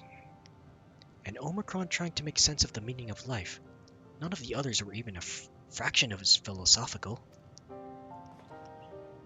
This unit may be well in a position of leadership, perhaps even one of those that comprise Sir. As we know, the Omicrons invade other stars and enhance themselves using the spoils of conquest. With the technology at their disposal, they should be able to alter their bodies, be it in part or in whole. Setting aside the question of motive, if Sir, for example, wished to have an ordinary Omicron's body, I see no reason why it would not be possible. The problem is how to go about ascertaining if that's what's happened. When I attempted to probe further, it promptly ended the conversation. If it is indeed Sir, I doubt it would willingly reveal its true identity.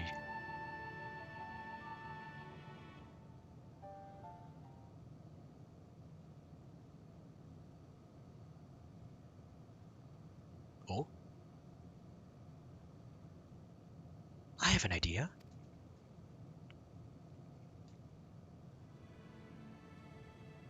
We use lightning on the console again, but we make it stronger, much stronger.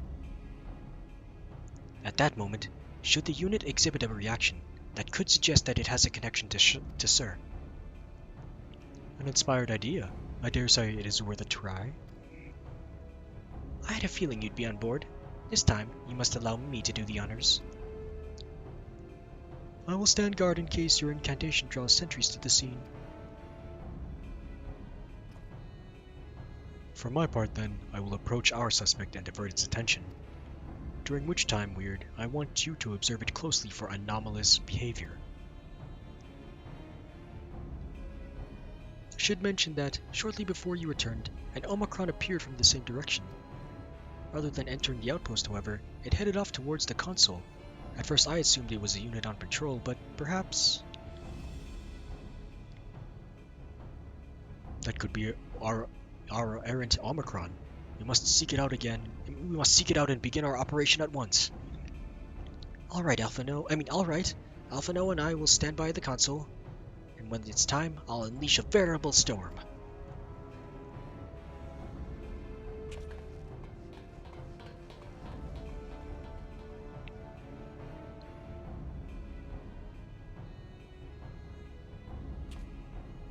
This will work, I'm sure of it. After all, our comrades are watching over us.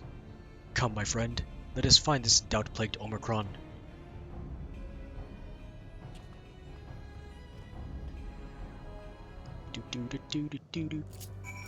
Oh, it's a fate.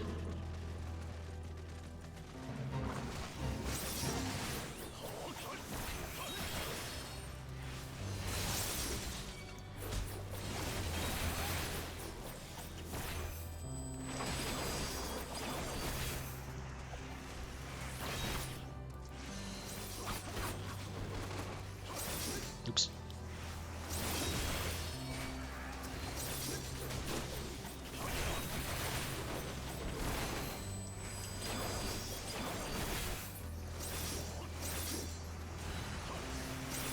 Please tell me you're almost done.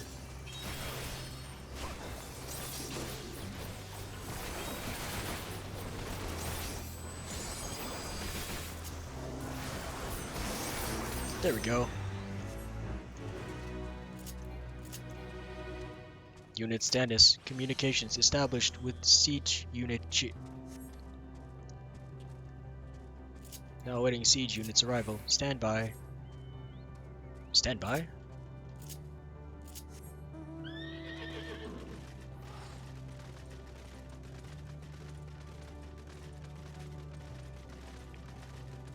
I'm not standing by, I'm doing stuff.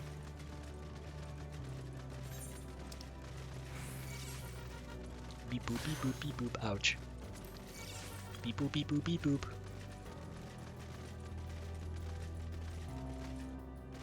Where did my friends go? They should be standing by at the console.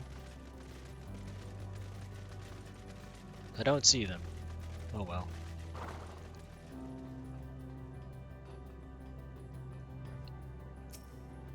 Bzz, it is you again. What is your query?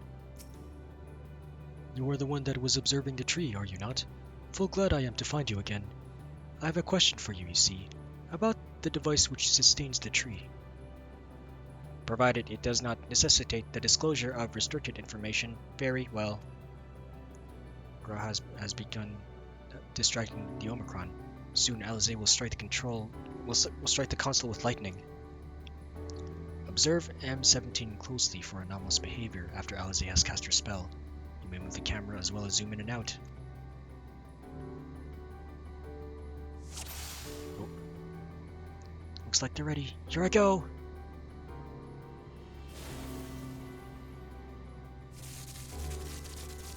Oh, your head. I saw your head, but can I see anything else?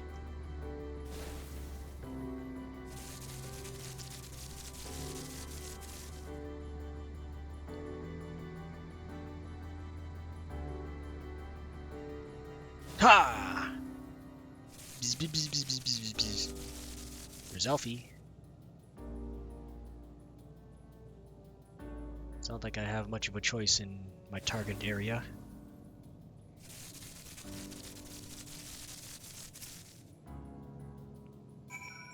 Identify an anomaly.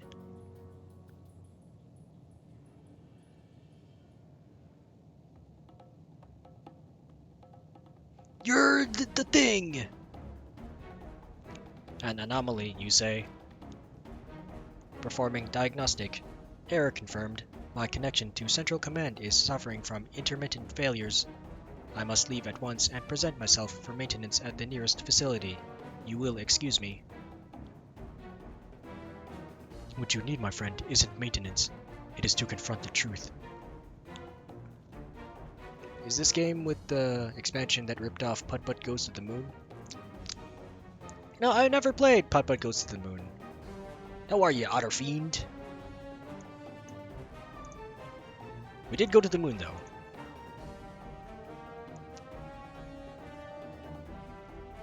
I am quite curious about Putt Putt Goes to the Moon. Will I also be able to go to the moon if I do the Putt Putt?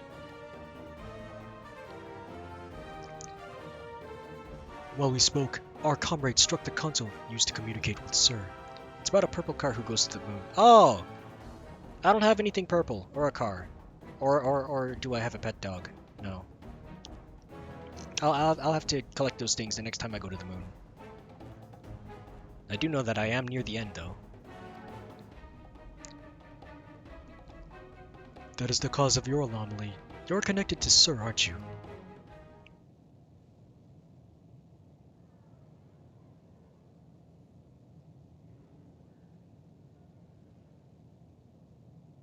Bleh. Affirmative. Hey, good guess. To what end you sought to assert this fact, I do not know, but before we speak further, we must move away from the other units. But the other units are not good. I do not wish for them to know my true identity. Very well. Our friends are at the console. Let us head there.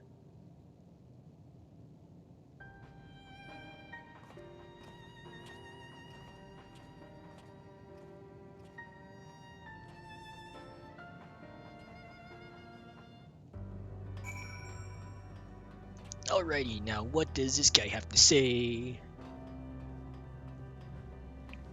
I hope it's voiced so that I don't have to keep doing this. If naught is amiss with the other Omicrons, I dare to hope we have found that which prevents our advance. A little jolt works wonders, doesn't it? And all that's left is to have this Omicron divulge the truth to us. This unit struggles to understand why the tree continues to grow despite being destined to die. Let us shed light on its doubts, that we may shine the way forward. Oh, this guy has a car. Maybe he is the true putt-putt.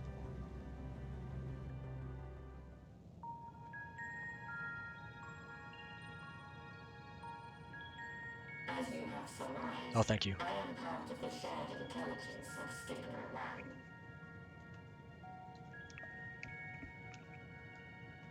And my controller will not... Oh, there it goes. It was my charge to determine the optimal path to achieving our prime function. This body had been abandoned by its former owner and lay unused. I took it and abandoned my home, and with it, my duty. May we ask why you did this? From what we gather, it seems to be a personal matter. And I have run out of water. Great.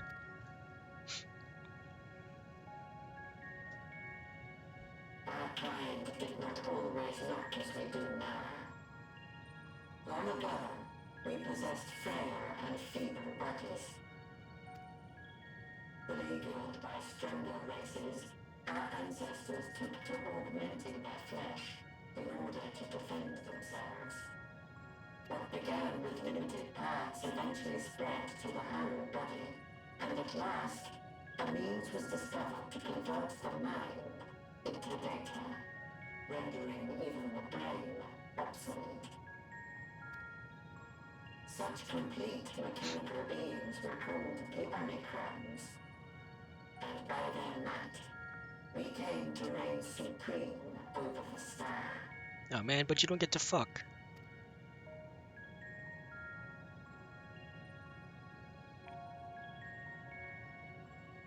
But even then, we did not feel secure. For we knew that the universe was home to civilizations aside from our own. Civilizations that may be stronger still than us. Rather than risk becoming the subjugated, we chose to become the subjugator. We began our conquest of the stars, that we might acquire the resources and knowledge we needed to reign supreme. We were successful in that endeavor. So powerful did we become, we could lay low even the mighty dragons. But then something unexpected happened. I began experiencing an error. Oh, red! I could no longer determine an optimal path. It's sticking. Oh, I'm sticking up. Wait, I can only. I've got wood. You can't defend it. You can't defend against my wood. I'd be like, whasha, sha sha sha sha sha, sha. Yeah, give me my thing. No, it's my wood. Get your own. Anyway, I shout you out the red boot. Morning, would you say? No, it's not. Well, it is morning, but it's also not morning. Oh, you were playing Kingdom Hearts. How was that the Kingdom Hearts? Did you get to the end? Did you not? Did you? I don't know what you did. It's morning somewhere in the world. Oh yeah, that's true. But not in my part. Well, it is, but it's also not. Get up on the Hydra's back! Not yet, just a couple sections. You'll get there. I believe in you. Oh, she finished the Hydra. Which one was the Hydra? You know, I've never played Kingdom Hearts 1 and 2. Or 3. I've only watched a playthrough of 1 and 2. And then I promptly forgot. I did play Birth by Sleep so much, though. I'm on 2 right now. Oh, nice.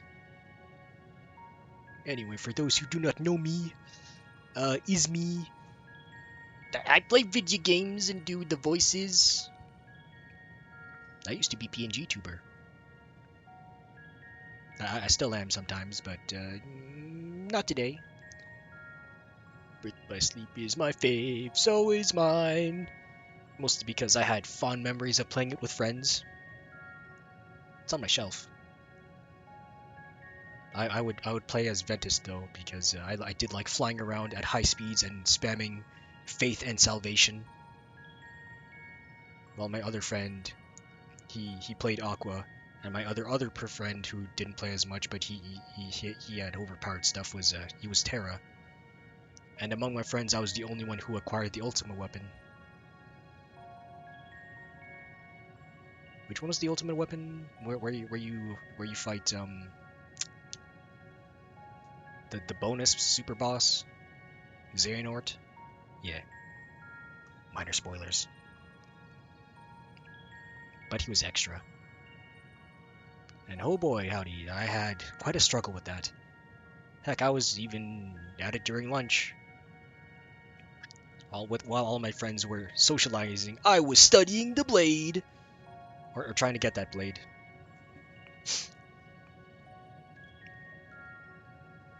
But that was then, and this is now. And right now, I am walking towards the end, Walker. And I do believe I'm near the end. Because I have found the source of all which is bad in the world right now. And I am attempting to go save everyone as far as my little legs can take me. And right now I am conversing with a robot who is now asking himself the meaning of life. Oh, and my controller doesn't want to work. Oh, there it is. Never mind. You were malfunctioning. I performed numerous full system scans, each time finding no issues. Yet the error persisted. It was then that I speculated. What could happen if we grew so powerful as to have no equal?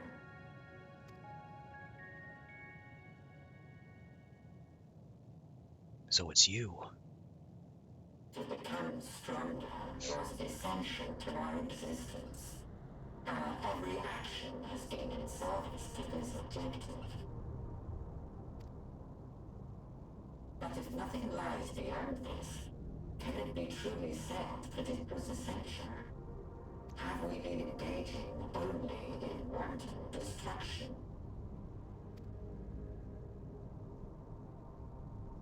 You could find no threat to justify your purpose. The Omicrons will never leave this star. They will stand by until their reserves of energy is spent. For I have no path to offer them. None. It is not our place to pass judgment on the deeds of the Omicrons. But surely, this does not have to spell the end of your people. With your power and knowledge, the possibilities are endless. Why not seek out a new purpose?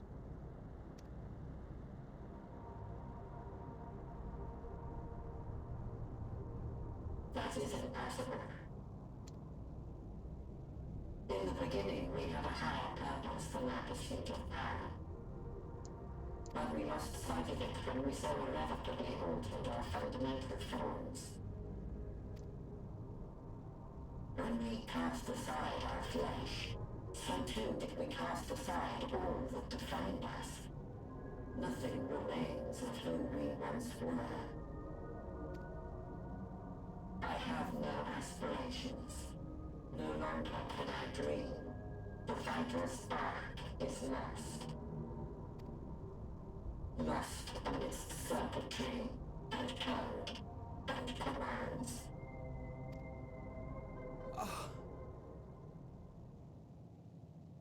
So who's gonna be the hero today?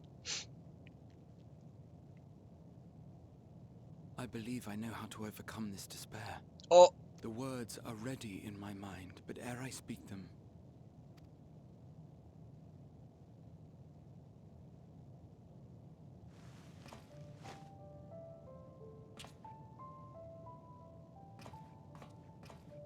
I want you to make me a promise.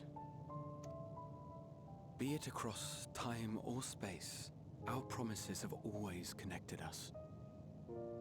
And so I ask that you indulge me once more, that this won't be the end.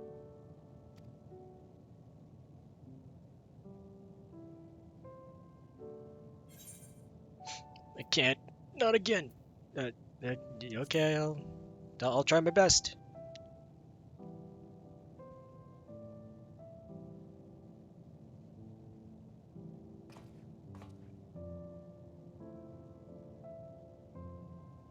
Is that so?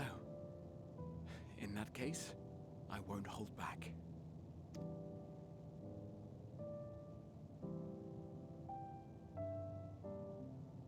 First, I want to visit Ishgard with you. Properly. We scarcely had time to look around last time. I should like it very much if you could show me the sights. Nah, Ishgard was super cool.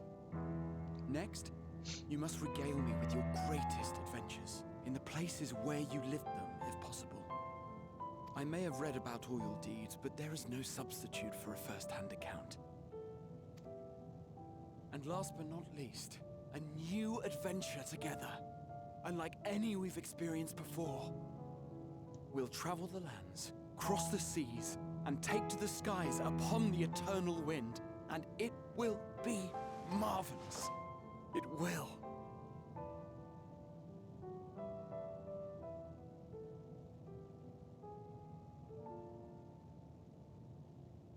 I promise, my friend.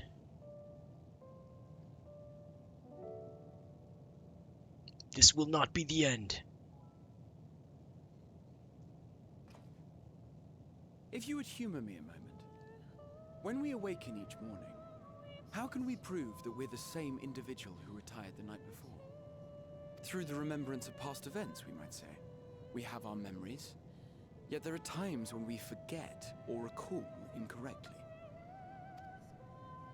What of our bodies, then?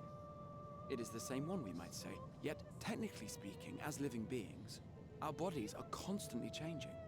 It will never be as it was at an earlier point in time. Our souls are no more immutable. On our star, people are known to inherit the souls of others, yet they are decidedly different beings.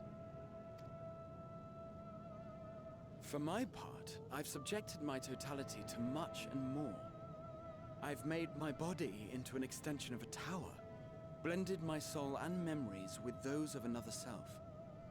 And each time I would ask myself, what is it that makes me, me? Were you able to determine an answer?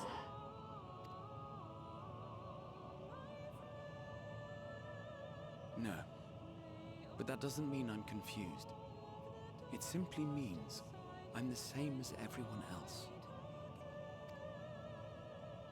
So I posit this. Who we were need not prescribe what we now hold in our hearts.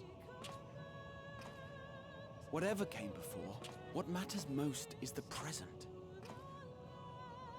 For me, that is being here with my friends, full proud of how much we've grown together. So I urge you to not give up. Heed your heart's desire and hope that the future you long for shall be realized. I cannot. We cannot. We cannot understand desire, nor comprehend hope. We do not know how to create such things. We are not unlike, you and I. I too have struggled to find the courage to express and embrace my wants. If you like, I will tell you a tale. A tale of a world on the brink. Of a people who never gave up on the future. Of a man who realized his grandest dreams and then awakened to a grander reality.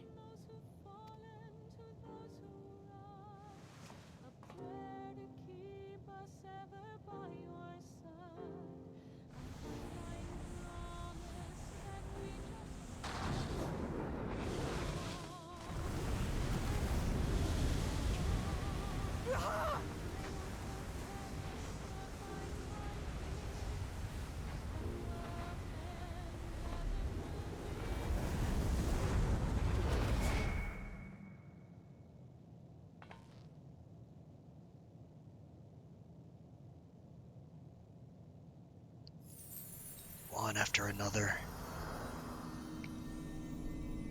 Am I the only one who's gonna be left?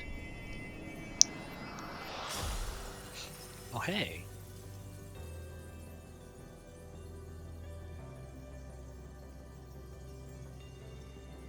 It's like the Crystal Tower, but it's Crystal Stigma 1?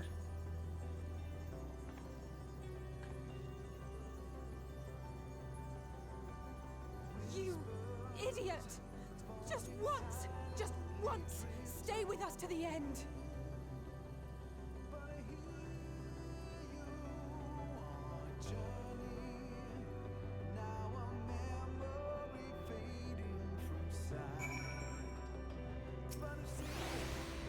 A crystalline path. He has paved it for us. They all leave so easily, as if it's nothing. How do you think we feel? Next time we meet, I'll give him such a flick. Then that'll be just to start. Fools, all of them. Fools. Now you'll understand eventually. That crystalline path, Graha has paved it for us.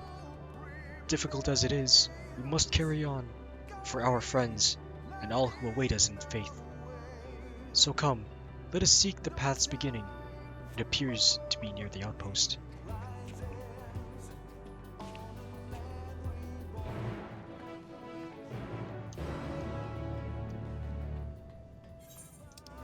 Oh, that's where the path begins.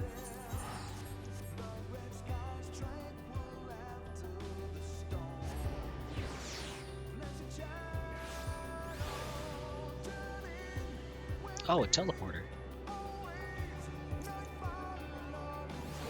I won't let it break me, don't worry. I never have, and never will.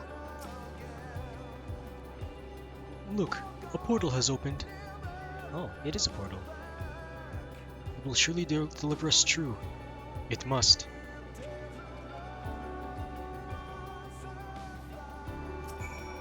Where will this take me?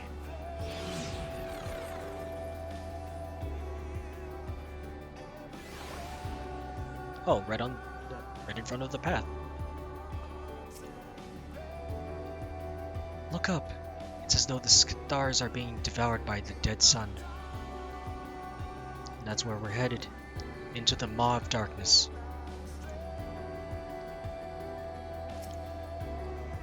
Well, here is where the path begins, and it ascends to dizzying heights.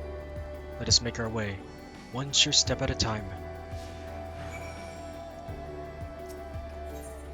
Oh, he's following me. Now more than ever, we must walk as one. Will you go and take Alize's hand? Okay, I'll hold her hand. Our friends got us this far. Their courage, their strength, their wisdom, their love. We owe it to them to continue, no matter how long it takes. Oh, and now they follow me. Graha paved this path for us. We were meant to follow it. Should you start to fall, we'll be here to catch you. I know you'll do the same for us. I don't know if you can catch me at with how things are going right now.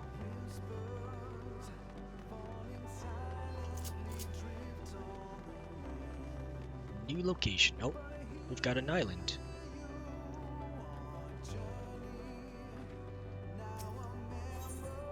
Listen to the silence. Thegrid would scout the road ahead. Estolia or Yonge would trade opinions on esoteric subjects. Graha would join in their discussion, or else chat with me and Alize about the mission. Justinian would be at the rear, apart yet present. All the while you would come and go, wherever you are needed, and together we would travel. All I can hear are my footfalls, my heartbeat. It's so much quieter now. But the fact we can breathe and continue on is proof that the others are still with us. They are, aren't they? They better be. Or when I die, I'm gonna kick them in the nuts so hard.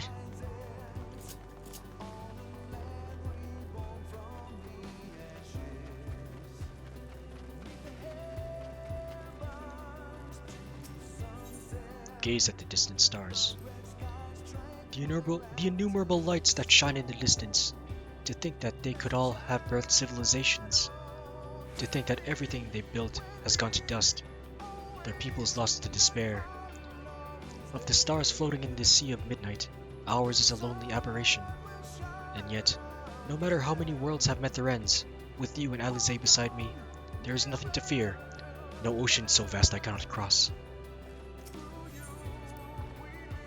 Those broken stars I see, shattered, ruptured, unraveled. I wonder if there are also worlds created at their ends, recreated at their ends. The sight of them fills me with a sorrow I cannot describe, the truth I cannot deny. Birth and death. Whence we came and where we'll return, a wheel from which there is no escape. Man, both of you are being too philosophical for this trip.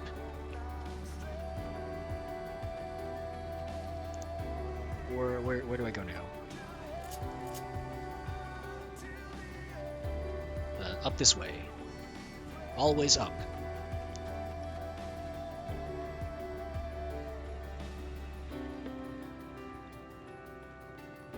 I don't know what the purpose of that part was. Oh, wait. Oh, were there two paths to go up? That way leads to the teleporty. This goes up this way.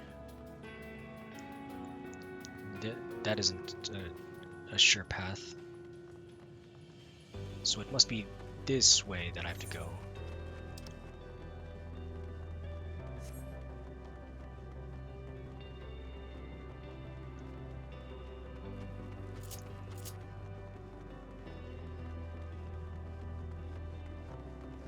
Further and further, we climb higher. And the further we go, the less people that join us. Look back on the path. It's all a dream, isn't it? A long, elaborate dream.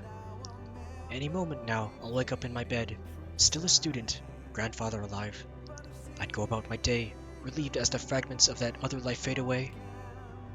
And that would be happiness, wouldn't it? That none of it... No, I won't give up these experiences.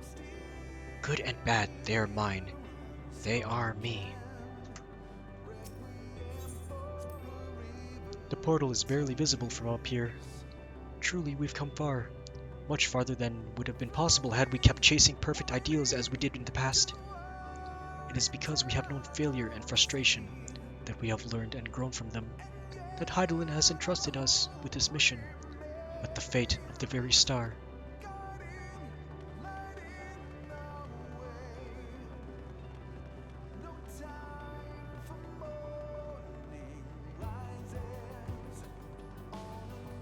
Man, there are a lot of dialogues here this time around.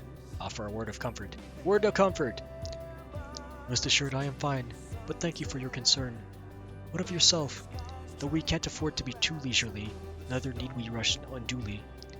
We've crossed an impossible distance to stand where we are now, and we're but a few steps away from journey's end. It will be over before we know it. Word of comfort! Me?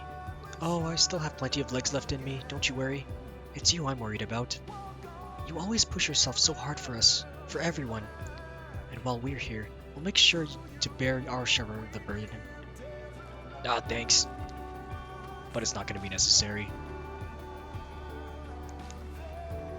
I've survived almost as worse as this. Almost.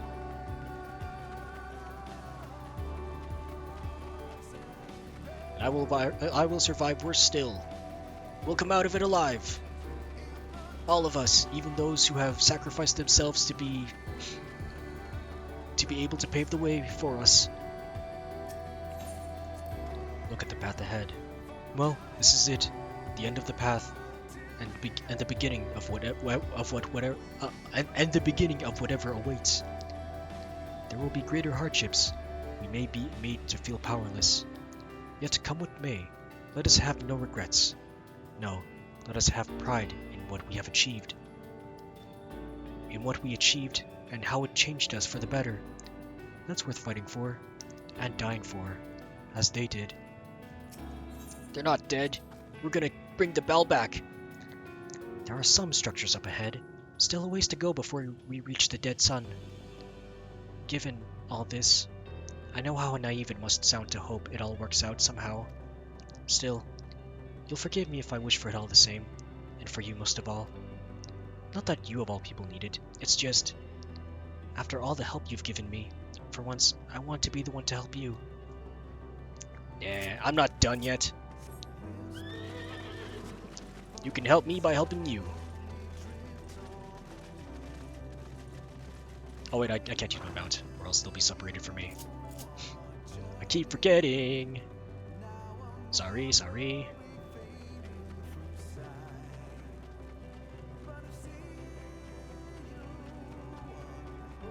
Ooh. Another civilization.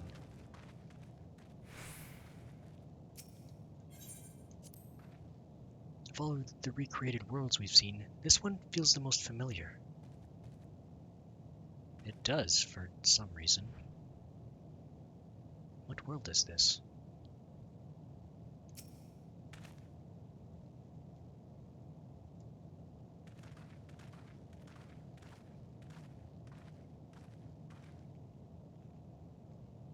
This is almost...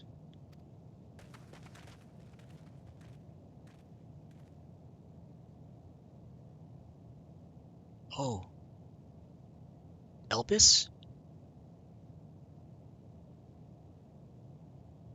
Normal? It's not unlike many cities we know, but it's deathly quiet.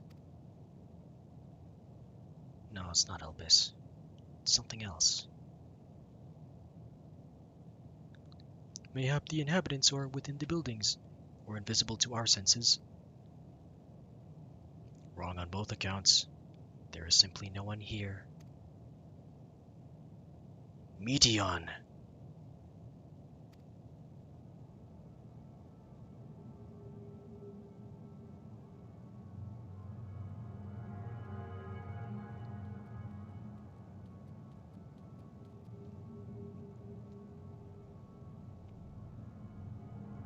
This is how I found it when I arrived.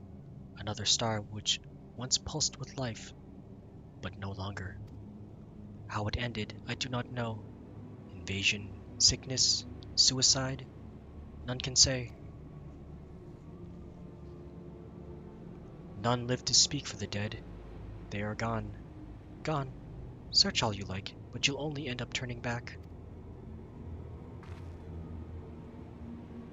You really don't want me to find you.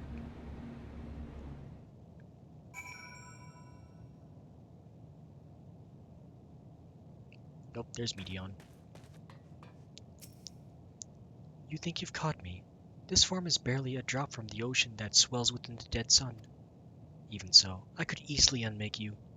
You are only still alive because of your comrades, but they cannot protect you forever. Until they fade away, I'll satisfy myself by watching you try, and fail to find a way out of this lifeless place. Okay. If what Meteion says is true, what are we supposed to do? I don't know, man, we'll figure it out. If there is no one here, then neither should there be a motion to bar our way. Yet Meteion seems convinced we'll turn back. What riddle is this? Forge ahead. One way or another, we must find a way forward. Let us make a thorough search of the city. Oh, it's an ether current. If Alice is discouraged, she betrays no hint of it. Whatever Meteion may have said, we should confirm it with our own eyes. We need to have a look around. Indeed. At the very least, it doesn't appear to be a sprawling place like those before. If we split up, it shouldn't take too long to cover the area.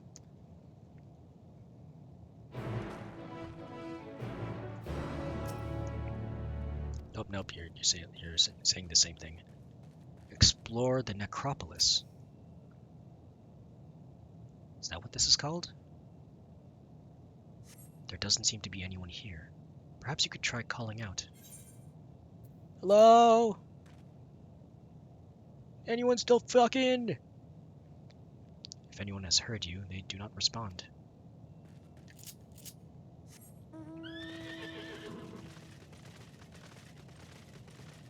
Looking everywhere.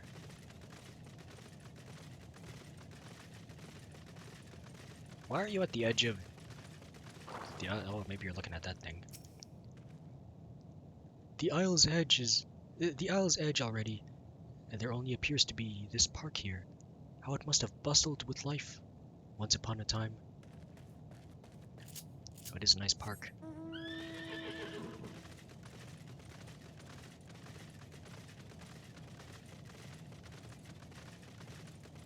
There's a thing over there. Ooh, a dusty table. Ooh, with cups. Were it not for the thick layer of dust, one could imagine someone drinking from these cups but moments ago. A tree-like object. It's a tree, but also a mushroom, but it's also a tree. The object resembles a tree and appears to have been fashioned from a stone-like material. Erected in place of an actual tree, or to serve some other purpose perhaps. Regardless, there is no one left to explain, to tell the story.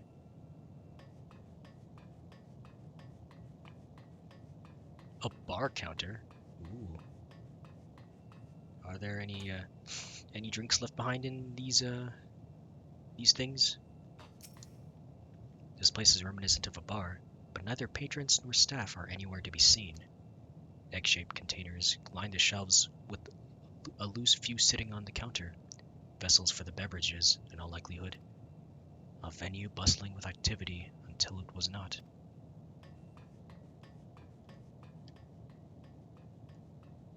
Where'd Alize go? She must be somewhere around.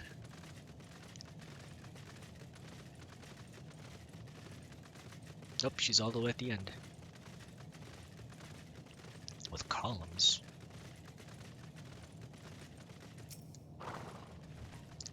I'm trying to see if there are ways to reach the nearby isles, just in case Meteion was bluffing. We could jump.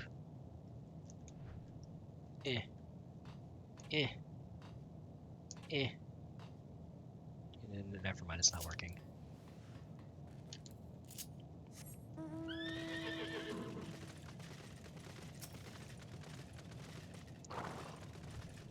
Surveying. Surveying.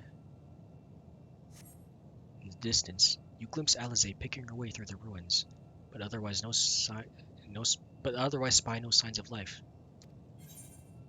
If anyone can hear me, say something!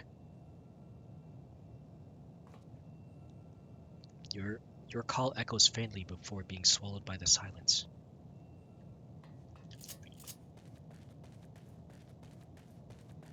Then how do we go further? Oh, there's a door. Rusty door. Though set slightly off the ground, this appears to be a door, while the objects to the left could be letterboxes. The door is rusted shut, and the film of dust all over suggests no one has come through it in a long, long time.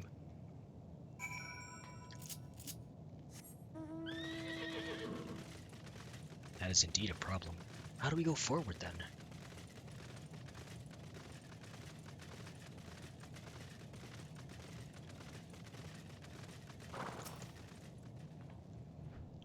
Oh, take a look at this. If the road was a little longer, we could take it to just beneath the dead sun. But I suppose this is where the reconstruction ends. How about you? Did you find anything of interest? I found a bar. I don't know if it still has drinks, though. I see. I noticed the same things. Cups left upon tables, chairs out of place. I don't know what happened here, but I do know I don't want to be alone anymore. We've searched enough for now. Let's find Alphino and compare what we've learned. Doo-doo.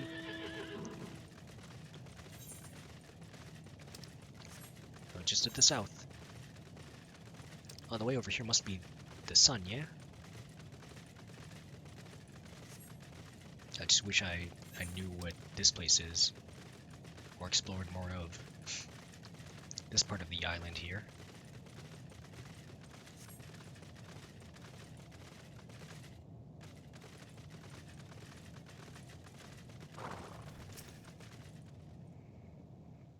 What's up?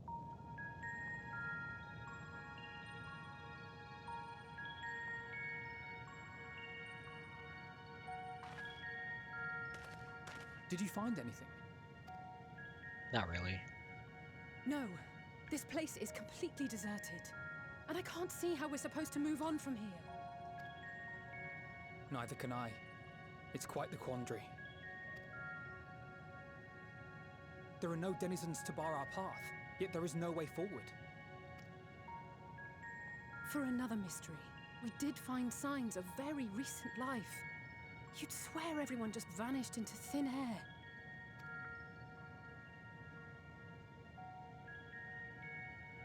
I wonder how many ruined worlds like this has Meteion seen.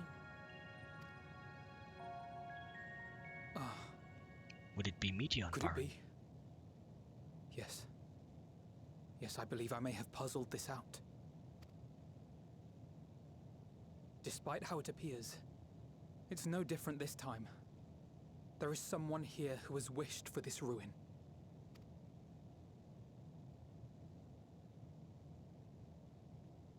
And I believe that together, Alize and I can overcome their will. Oh!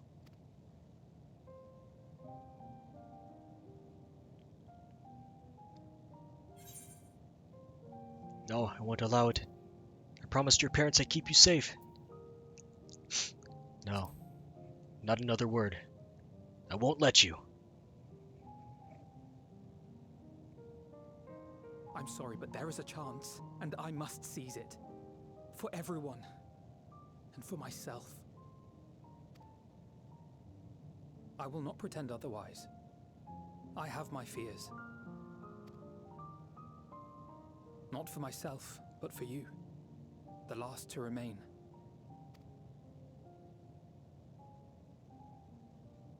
You are no stranger to carrying the burden of others. But I can only imagine how heavy the weight would be this time.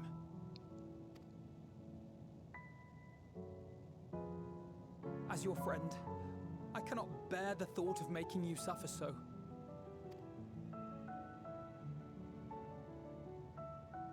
Then why suggest such a thing? It's too much to ask of anyone, even him. Why must he be the one? Why must he fight alone? More than a hero, he's a dear friend. Not only to us, but to so many others. There are so many people in the world who care for you, and yet...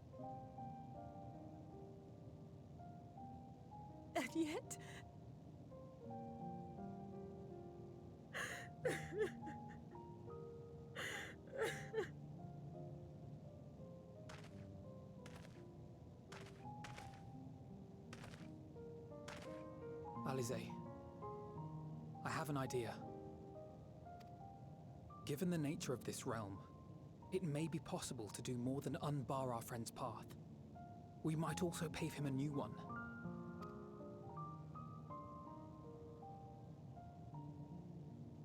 For instance, a path where he finds happiness at journey's end.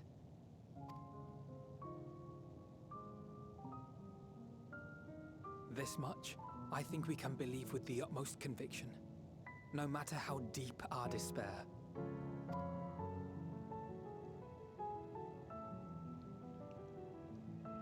So please, believe in us too, and press on.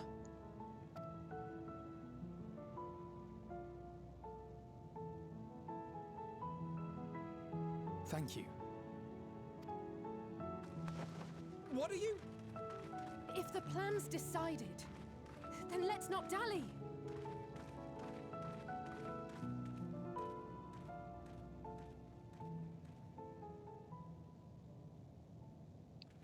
So I am going to be left alone.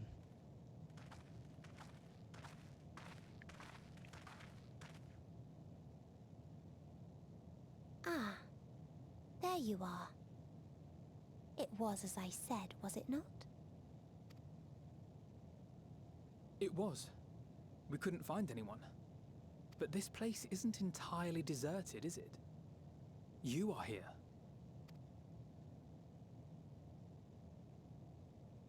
You sought out a star of promise and found a ruined husk. Like us, you explored the devastation. Like us, you were stricken. Horrified by the thought that so many lives could be snuffed out as if they were worth nothing. And the thought that you would have to bear the terrible tidings to Hermes. That which you saw and felt, you shared with your sisters. As did they share their own grim findings with you. Overcome by the pervasive despair of these stars, some of you inadvertently ushered their peoples to their ends. Knowing the horrors you know, anyone would feel the same. They would fear what lies ahead and struggle to move forward. Fear? I had forgotten that such a thing existed. So focused have I been on shepherding despair. If you can remember, then you can still face and overcome your own fear.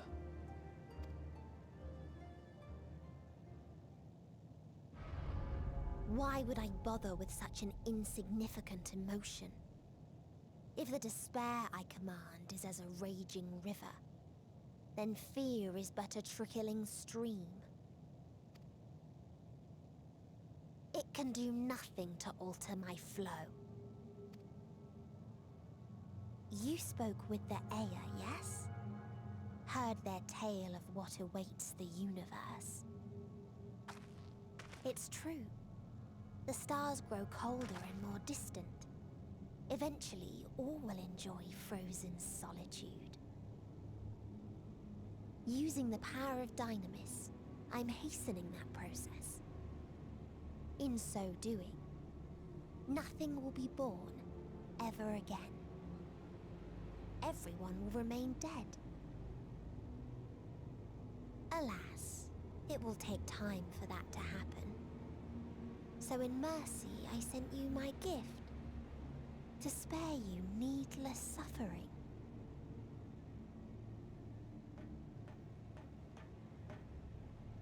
Don't worry. Even if no living witnesses remain to mark the event, I'll make certain that Aetheris has a proper end.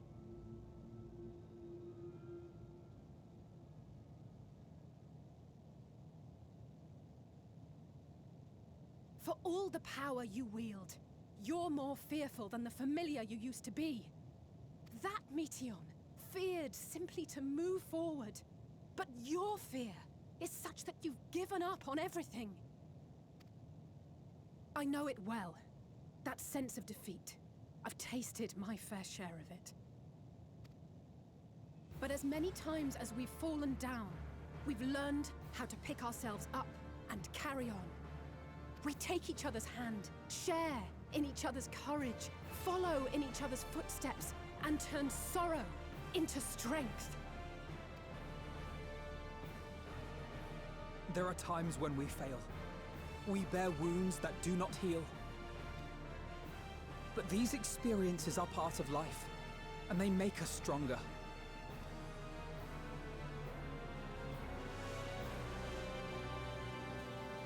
We rise, fall, and rise again.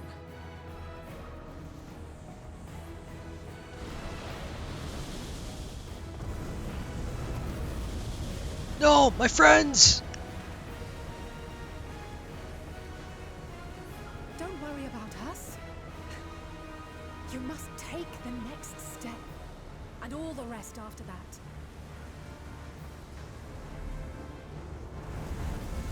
No!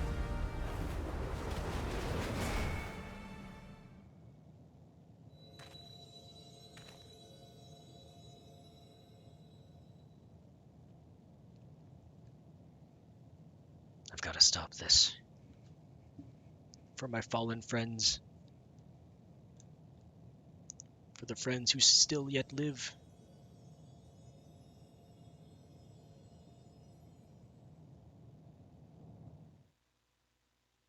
I'll save you, Medion.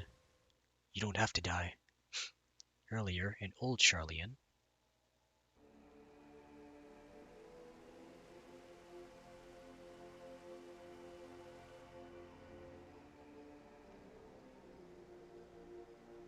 they're all just waiting.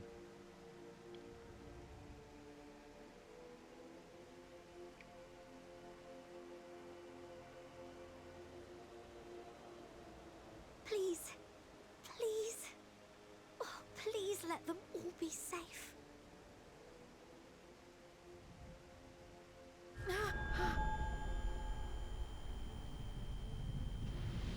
Oh, the final days?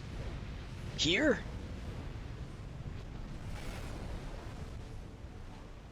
Cryle? Are you all right?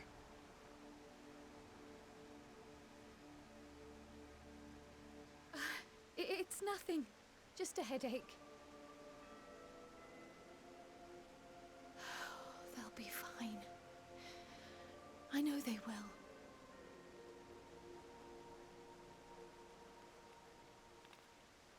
Apologies for the interruption. A man arrived on the last ferry. An associate of the Scions. Oh. He wishes to speak with you at once.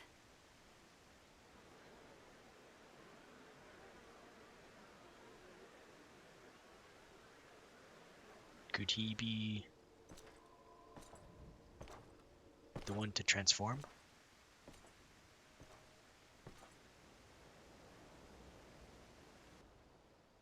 An associate? Who else do I know that's an associate of the Scions?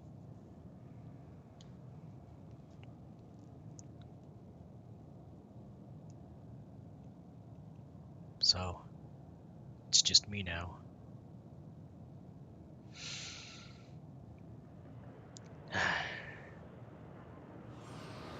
Nowhere to go but forward.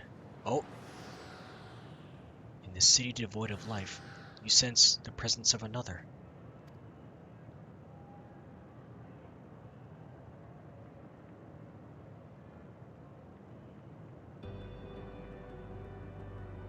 The sorrow of 1,000 worlds weigh heavy, and yet you can walk on.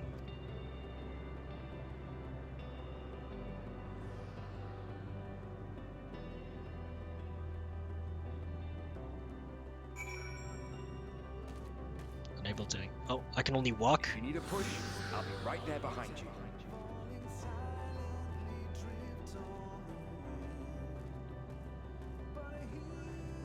Do not despair. You are not without allies. Voices from the past? What we have sown in blood, we have reaped in suffering, and it cannot go on.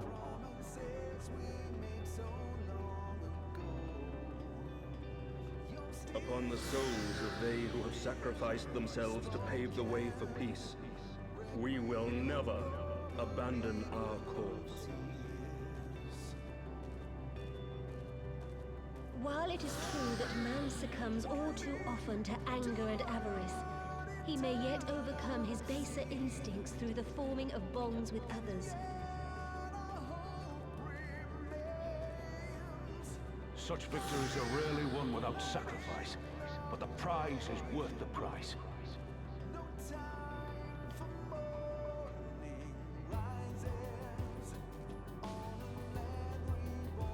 And we for our part are glad indeed to be able to welcome friends both old and new.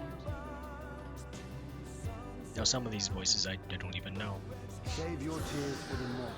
You may be sure we will have ample cause to shed them, be they for joy or despair.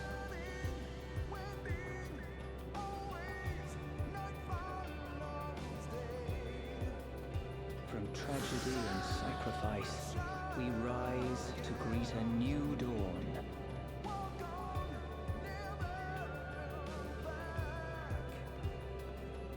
future shaped by the choices we made in ways we could never foresee.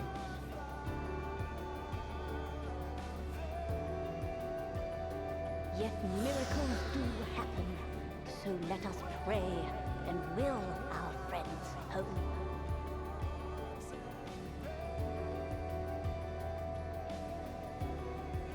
I won't stop praying until I know they're safe.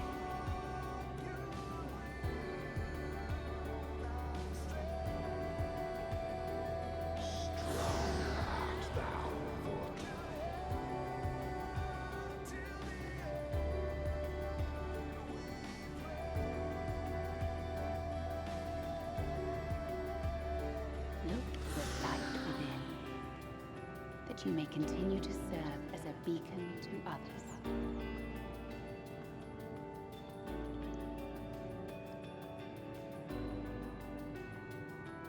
Let's finish this.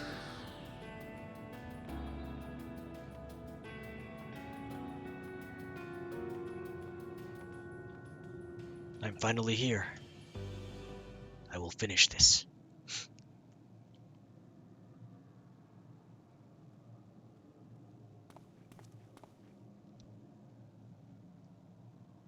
Here the path ends. There is no way to reach our nest.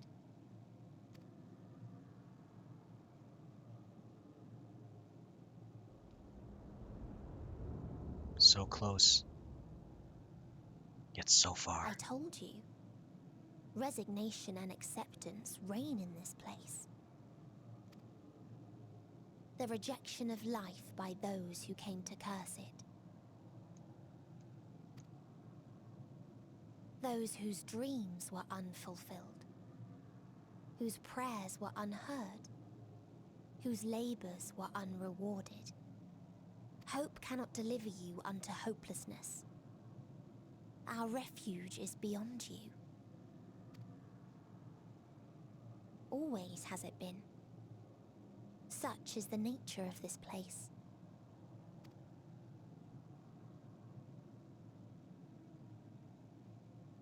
You should have remained on Atheris.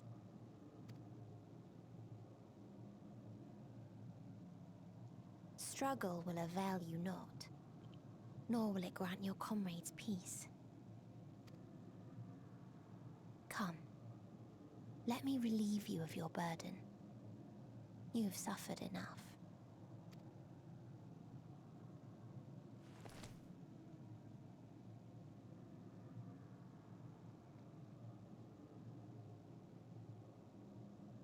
Asm's magic. So long as our souls remain, you can use it to summon us back. But you mustn't. How do we make peace with That's why it's too soon for this to end. There are so many people in the You must triumph. Be safe, all of you, and come back. I am ever grateful. I came to appreciate most about our star is that there remains so much we do not know. After all these years. Is this the answer I was hoping for? So long as we remember, our fates remain ours to shape. And Godspeed. Perhaps when our time comes to return to the star, we shall remember these few days we have lost. Do not squander it. The legacy I leave you.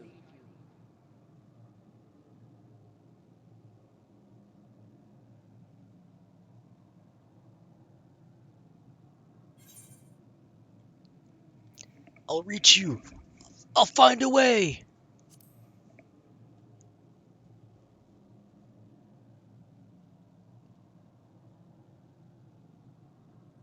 I summon my friends.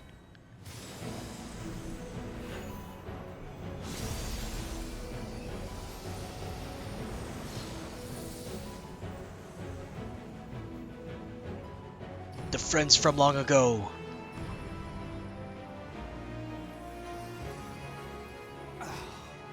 I bid them remember, but all this time I'm the one who had forgotten.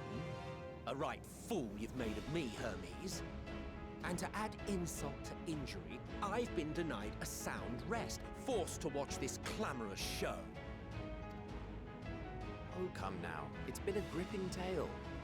Unbreakable bonds and noble sacrifice, sprinkled with moments of levity to counterbalance the pathos. It's got it all. I, for one, would have been perfectly content to watch enraptured from the stalls.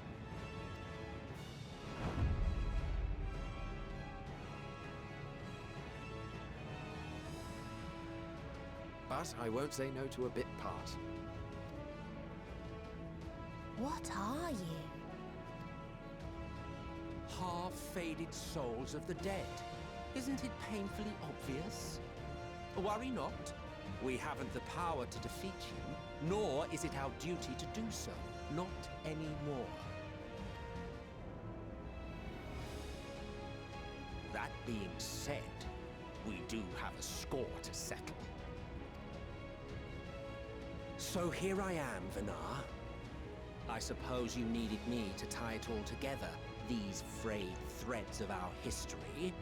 But knowing you, I suspect there's a joke in it too. Oh yes, I can imagine you gloating over my forgetfulness. Were I feeling charitable, I might assume you had left room for the possibility of this outcome. Even so, you'll get no applause from me. A single gesture will not lighten the burden I've had to bear. Still, you must be commended. Our methods would not have brought mankind this far. And so, as a show of respect to the last of us, I make this declaration.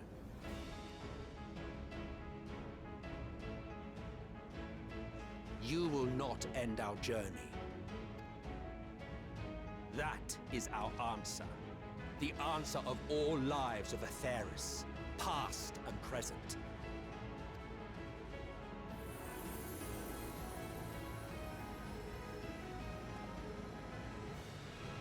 As you've called us to the stage, so shall we perform. And creation magics never fail to please.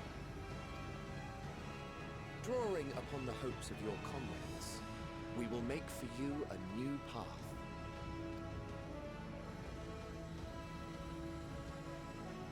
What form said path takes depends on you. So focus. Focus and envision that which rejects the claim that you cannot attain your goal. I wish for an elevator! Or our Gundam. Can I have a Gundam? Ours is the wisdom to weave the fabric of reality. Ours is the power to create.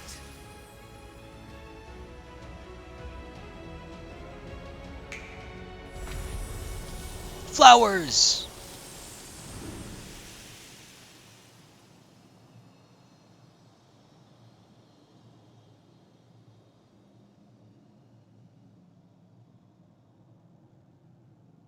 Meteion, though I gave you these wings to soar the heavens, I did not teach you how to walk the earth. So loath was I to bind another living being. In the course of your long journey, you will learn from those you meet. Learn to walk and run, and so much more. A flower.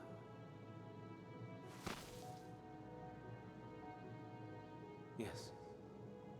Upon your return, I will gift you a beautiful flower.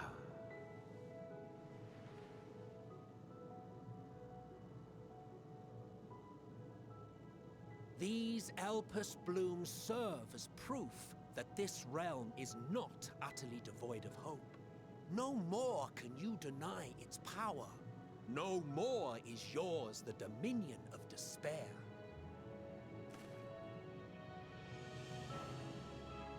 In case the practical implications were lost on you, your comrades no longer need fight their fight. So go on. Call them back to your side.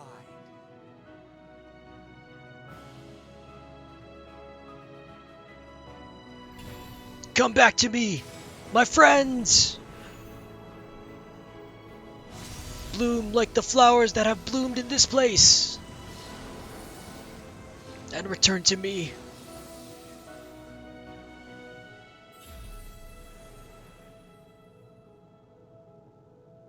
Oh. Oh.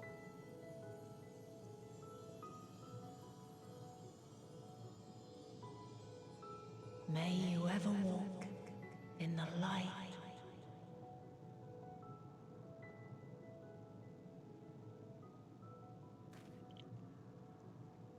Yeah, see, you're not dead. How disappointing. Not even a single scar in the making to brag about. You'll find a way regardless. Honestly, this is far more than any of us could have hoped for. Let us be thankful. Indeed. That we thus stand reunited is a gift. Let us not squander it, and see that we all return to Etheris. Aye, as soon as we've averted the final days. Good to see you again. Our heroic sacrifice paid off, I take it. Well, I'm here, aren't I? Come, my friends. Let us carry on and finish it. Together.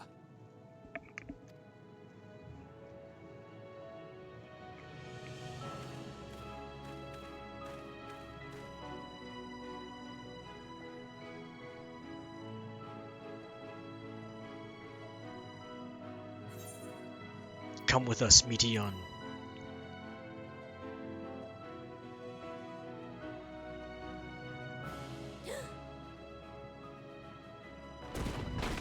Oh, the sun?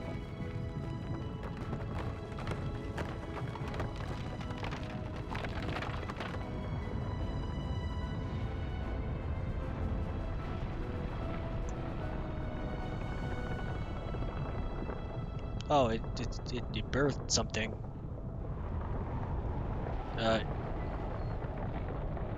Happy birthday? Ew.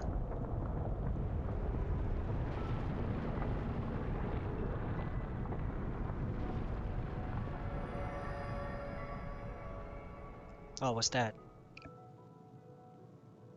Can you hear me? Oh! You're in The there. voice is within, crying in pain, wailing in sorrow, hurting. End it. Silence it. Silence our song of oblivion. Meteion!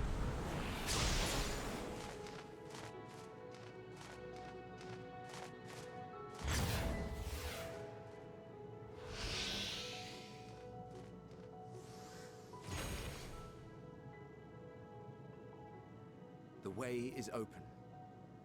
They can proceed. So it seems.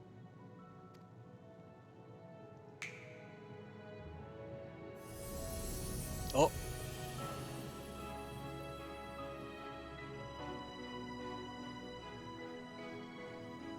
You're leaving? Of course. The encore is finished, and I will not suffer myself to live again by Heideling's magic. But more than that, the future you seek is not the past we loved. That is why we fought, and why I lost. But though you defeated me, my ideals are inviolate, invincible.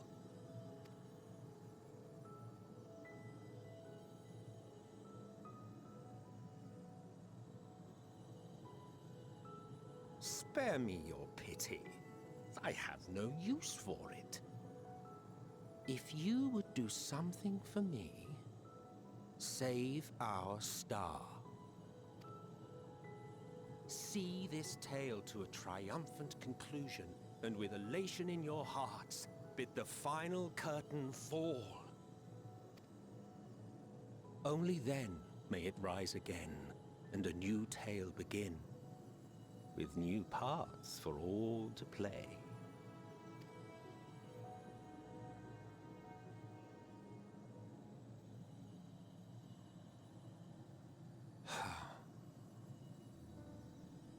Tell me, have you been to the ruins beneath the waters of the Bounty? Or the treasure islands beyond the frozen waters of Blind Frost in Offerd's north? Oh? The fabled golden cities of the New World, the sacred sites of the forgotten people of the South Sea Isles. What about Mericidia, the southern continent? Do you know aught of its present state of affairs? I thought not. Even of your little Eorzea, you know precious little. The true identities of the 12, for instance. All of which is to say, expand your horizons, go forth and seek discovery. Some of the civilizations in the reflections will surprise you. As the bearer of Azem's crystal, you may consider your duty to see at least that much.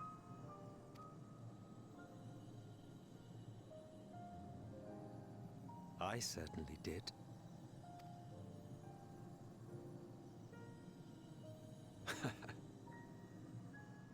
I pray we meet again. If not in this life, then perhaps another. Whensoever it should be, I trust it will be a most joyous reunion. For you, maybe. I want nothing to do with it. Oh, don't be that way.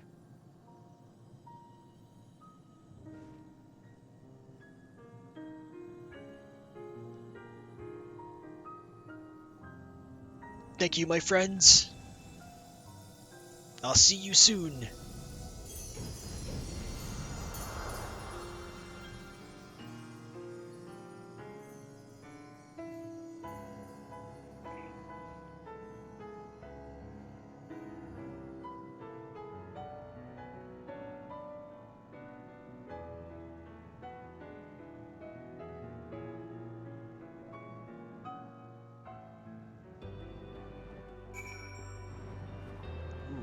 Nice flowers.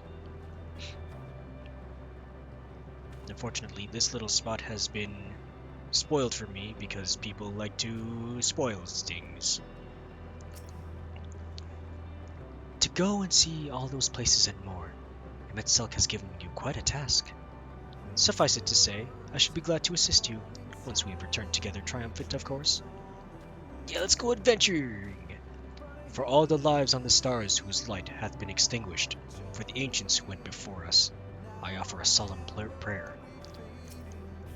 No need to explain, I have a rough idea what happened while I was gone. It was a strange feeling, as though I was struggling in a pitch-black sea.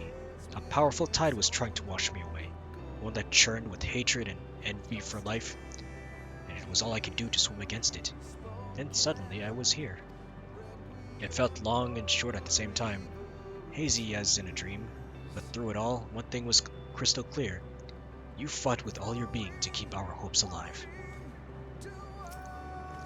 I can't claim I fully understood the workings of this place, but in that moment, I felt I knew what I needed to do. I felt that it was the right time to offer up this life I owe, that I could risk it all on the wager that the rest of you would have managed without me. Full glad that I am to see that I was right. Yeah, it all turned out fine. As different and mysterious as the ancients may be, they were people not unlike us. The first people to fall and feel pain, and the first forced to find a way to rise again. From them we have come, and in our pain and suffering, we are connected. It is my fervent hope that our ancient friends will find a new beginning, they and all of their brethren who have returned to the ethereal sea. For that to come to pass, we must succeed. We must avert the final days and save Aetherius. We'll save them all! I don't think I ever knew what to say to the man. In retrospect, it always felt like the wrong thing. But the past notwithstanding, he came to your aid in the moment of need. We are here, and we will not squander this chance he has given us. We will see this tale to a triumphant conclusion, and bid the final curtain fall.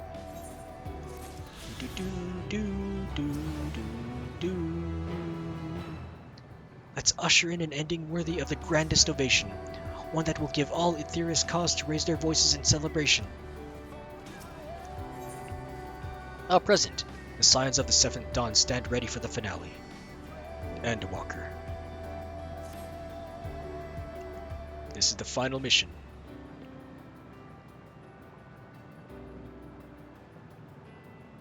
Are you ready? As ready as I'll ever be. If my controller would respond.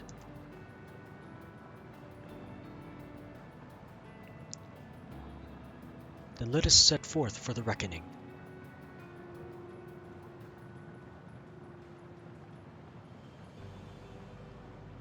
Having come this far, I know everyone's resolve is beyond doubt, so I will say only this. Within that dead sun swirls the emotions that Meteion has hoarded, the emotions of innumerable souls who strove for happiness but failed. As it was with the denizens of Ultima Thule that barred our way, it is not for us to rebuke and admonish. 'Twas not by passing judgment on the tragic legacies of others that we arrived at this moment. Rather, it was by opening our hearts to their despair, by understanding and acknowledging their fates, while still refusing to share in them ourselves, to hold fast to our hope, not in ignorance, but by choice. Should you struggle to do so, I am here to help, as you have all helped me.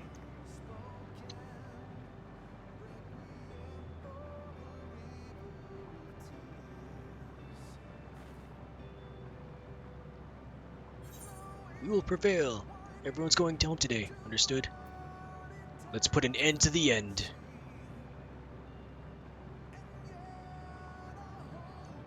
Aye.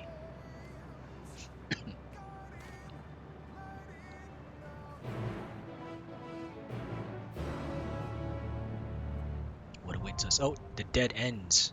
Now accessible.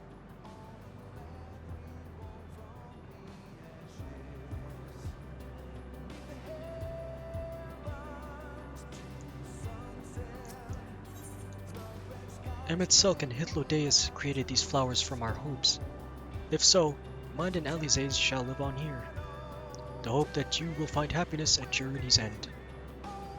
So let us go, to see this tale to its conclusion. As Alphino says, everyone's resolve is beyond doubt. Yet ere we set forth, there is a thought to which I must give voice. While you were in Elpis, I understand that people assumed you were a familiar. In contrast, those phantoms we encountered in the recreated Amarant regarded us as children. As people, albeit naive and immature, the discrepancy I posit is a reflection of their creator's perspective. Having spent aeons among sundered men, perhaps, he came to acknowledge us, even if only subconsciously. With Emet-Selch gone, we may never learn the truth, but I will not suffer this and countless other mysteries to go unsolved. Our journey will not end this day. Thus far, we have encountered recreations of some few stars. Doubtless they account for but a fraction of the innumerable worlds to whose fall Meteion did bear witness. Rolling with torment, the dead sun is forsooth Oblivion's apotheosis. It shall be no small coup to breach this nexus of despair. And yet, as this vista doth prove, where there is hope, there is a way. So let us press forward together, as e'er we have, and find our way unto victory. It seems our arms and armor are in order, as are our personal effects. Most importantly, we have each other. We need only finish what we came here to do. Avert the end, for Midphilia, for Reen, for all who aspire to live. So the moment of reckoning is finally upon us. I must say, when I pledged myself to your cause, never did I imagine that it would bring me to the very edge of existence. Not that I'm complaining, mind you. After casting aside vengeance and shedding title and duty, I found myself wanting for purpose. In journeying with you, there has been nary a dull moment. In the course of it all, I feel as though I have found a new place for myself, and a welcome opportunity to see how much the boy has grown. I owe you a debt, but as you can guess, I've ever preferred to express my gratitude through action rather than word. My lance is yours. I am returned, thanks to you, but we still have work to do if we are to make our promise a reality. Having you show me the sights in Ishgard, then regaling me your greatest adventures, then embarking on a new adventure together, for these things and more, I will fight. What? Could there possibly be an adventure greater than this one? Of course, as long as you desire it and dare to take the first step, there is absolutely no limit. That's a good mindset to have. Just so you know, I won't try to keep up with you in the coming battle. No, I mean to surpass you. If there's anyone who will need to keep up, it's Estinian. I'm not joking. Both Alphino and I have worked hard and come far. It's time we set our sights higher. So you had better watch out, or else you'll find yourself in my wake. Oh-ho! Oh, I already talked to you. Duty Finder. Oh, it's a thing. Here at the edge of the universe, await as many stories as there are stars in its sea, of rises and falls, of beginnings and ends, of a little bird who left home with hope, yet nested in sorrow. Hearken unto these tales to be told.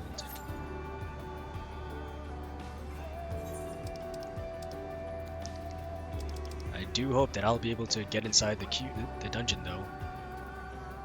Savage aim 9, crit hit 12,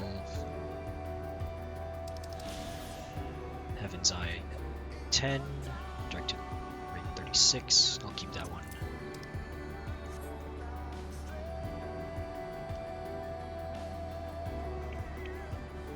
Well, while I'm here, I might as well go and look for ether currents.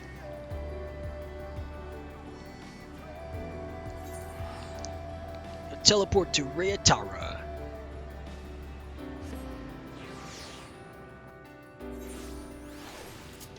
Oh, the music is still going even in here.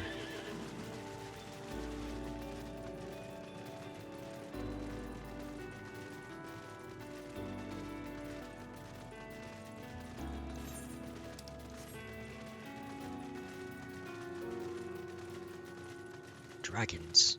Dragons everywhere. Oh yeah, I've got an ether compass. No need to bumble around.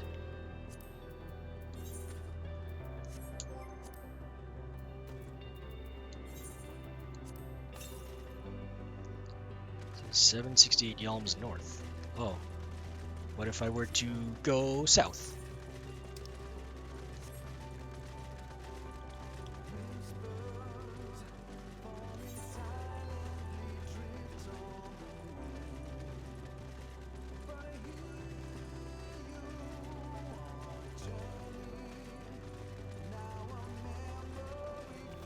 Average wait time less than 5 minutes. Wow. I thought it was 7 minutes. Have people begun to wake up and log on?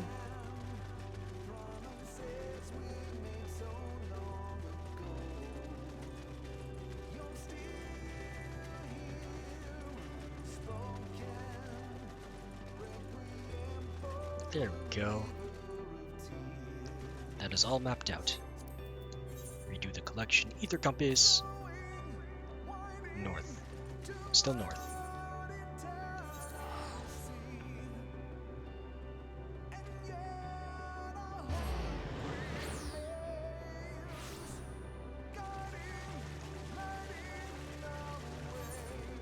How far north do I have to go?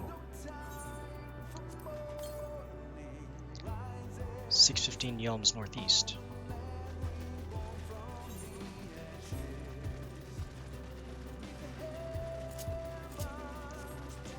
That should probably get my actions ready. General, limit break.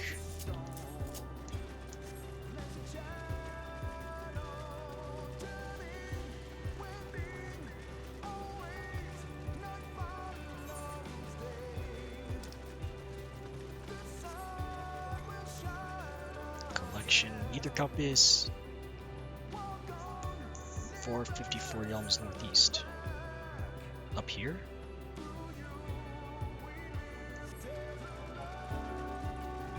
Must be.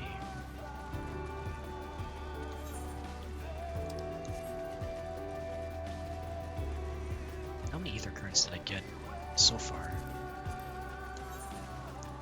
Oh, I'm missing 6. Just over half of them. Not including the quests.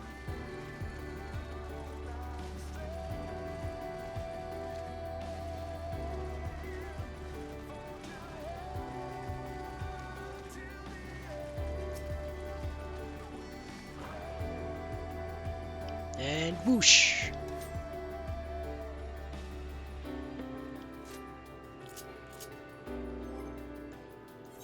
Oh, mounts. Oh, that's minions. Mounts. Unicorn!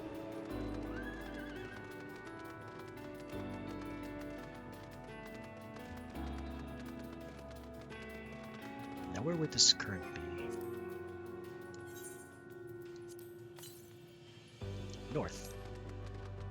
Just north.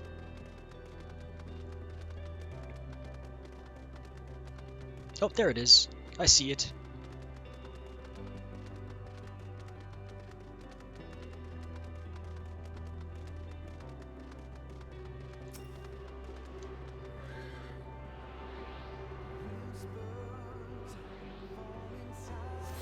Yeah. Next. 116 southeast. Oh, that's pretty close.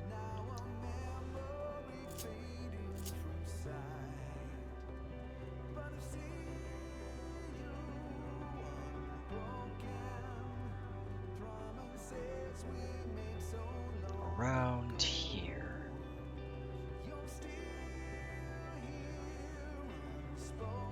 Or not?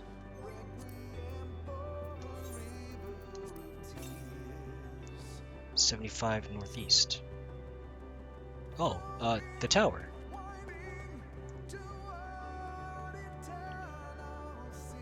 Well, it's been over 5 minutes and I'm not even in. Thanks, Q-Time. You always lie.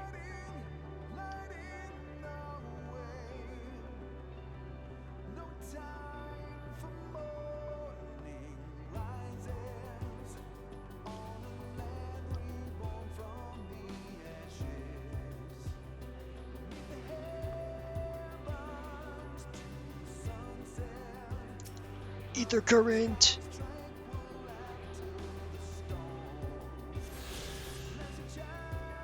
Next.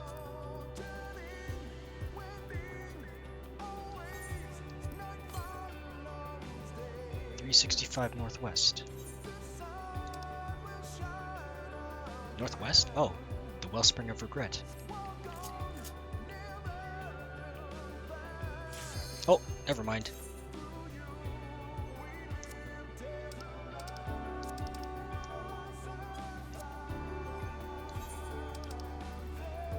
We shall eat.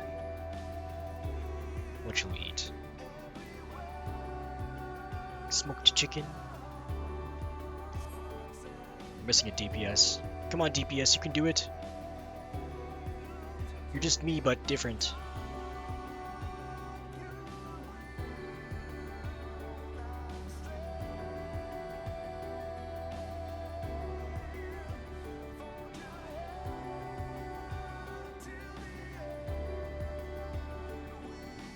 They probably slept. There we go.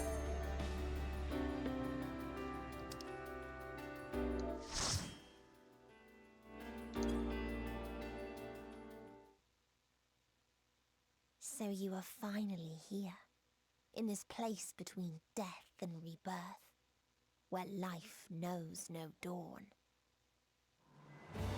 I will save you! Come then. Follow me down into the darkest depths of Bluebirds. despair.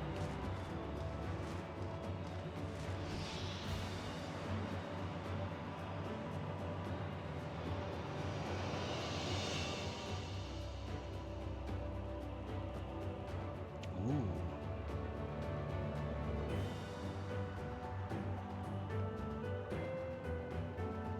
Such adventurous music for a dreary place.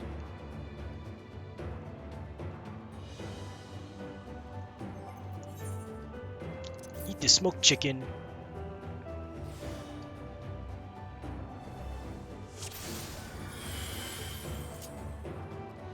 Once upon a time, there was a beautiful blue star. The plague will consume us! Please, you must hold Fell to on! pestilence and rotted inside and out. The more its people clung to life, the more they suffered.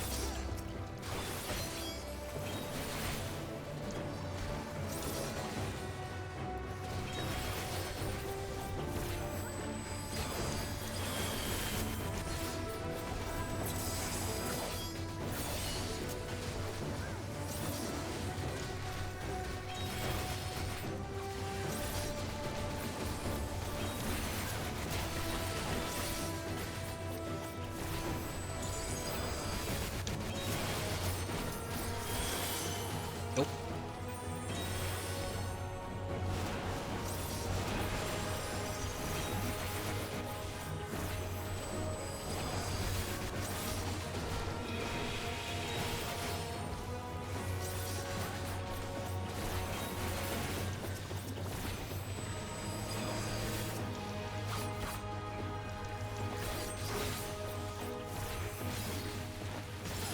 Aren't these just huge flans?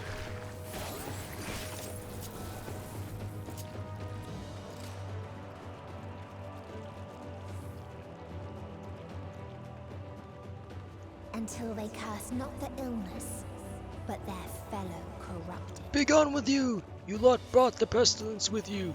Purify them with fire, I say! Oh, aren't those gobbies?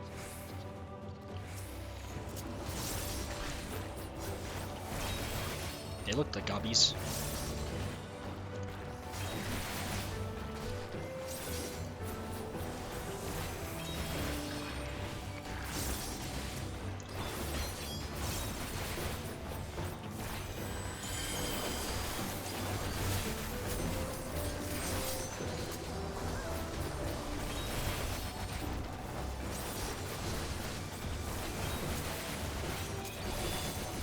That was a mistimed skill.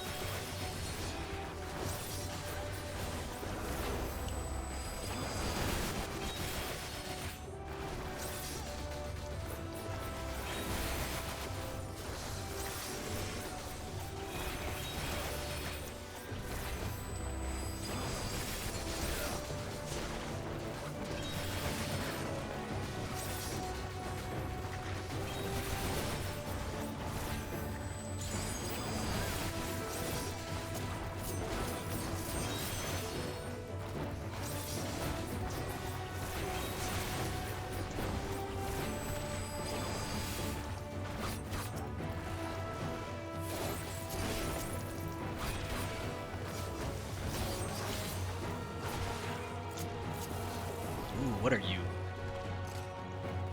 Caustic Gribulov.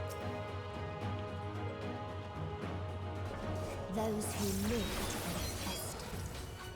Those who died and decayed.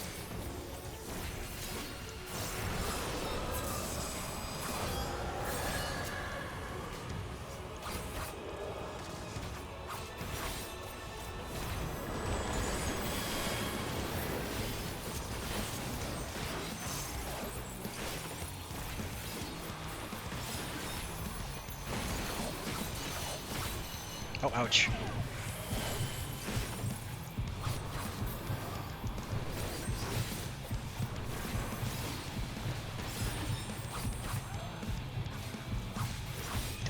Oh, ouch. Well.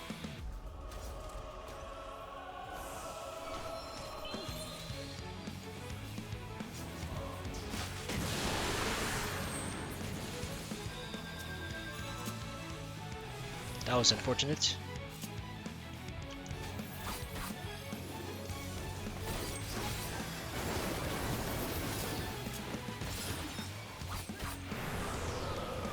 Southward against the blow.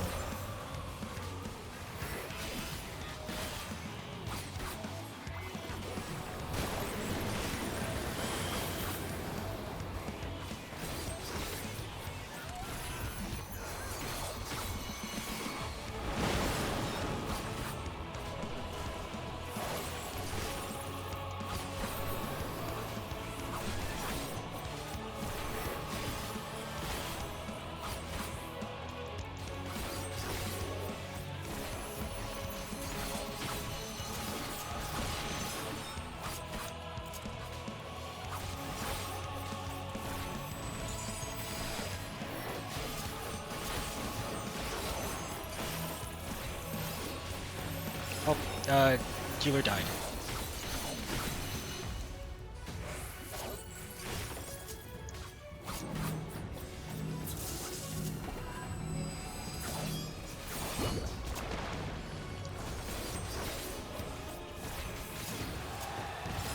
I don't know if we can make it.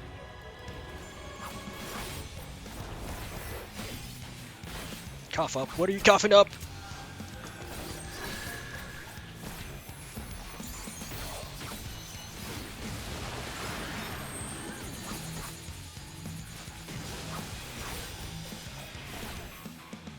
Uh-oh.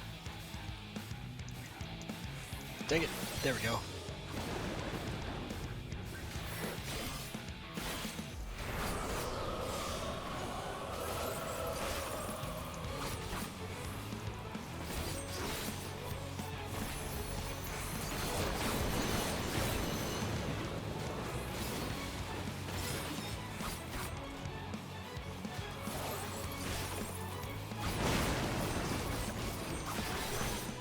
Oh, close.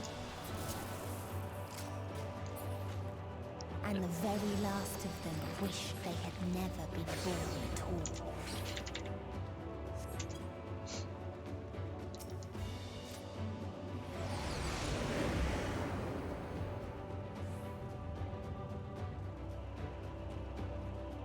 Ooh, so many missiles.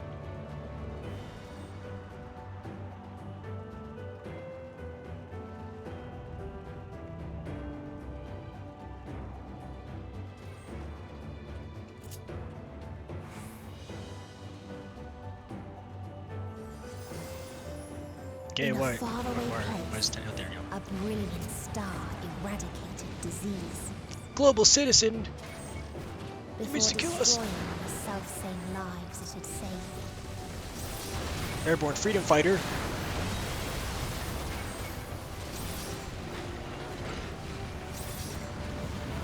Treasure.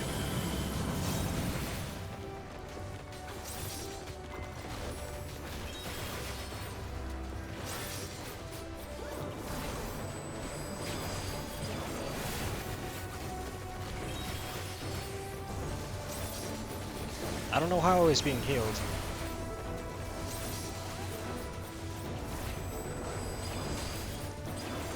But during the boss fight. It was pleasant, though.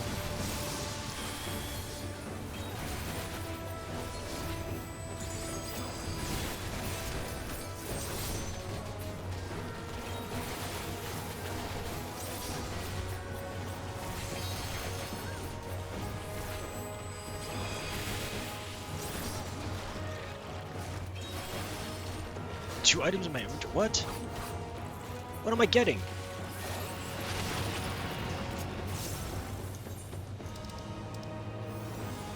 Its people sought ever greater freedoms no matter the cost. Discard this, fuck it.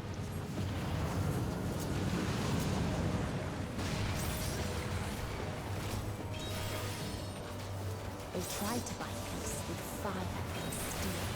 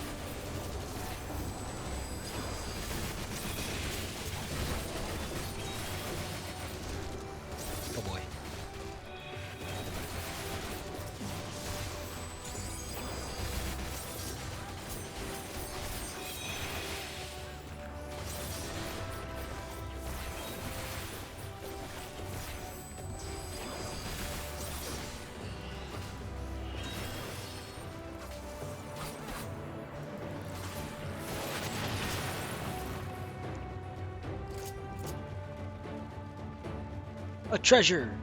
I'm loath to get it, but I will get it anyway. Bristle Fending. The Peacekeeper. Resuming Priest Protocol, all life forms must be eliminated to achieve peace in perpetuity. Or have I heard that before?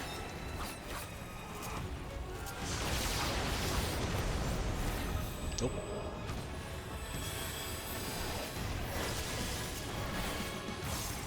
Deploying perpetual war machines. Please stand by for order to fire.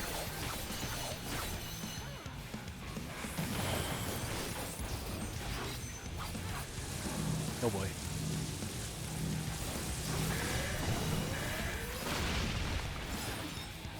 You serious?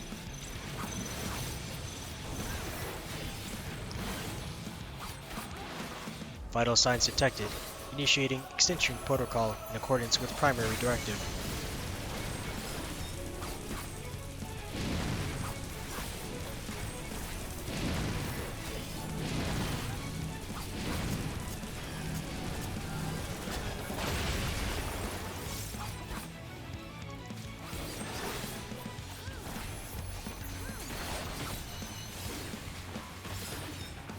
Peacefire.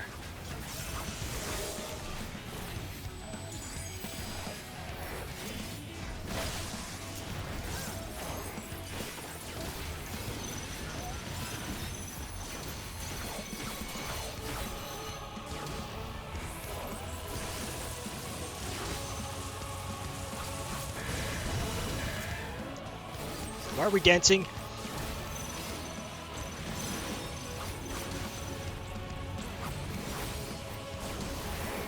Oh.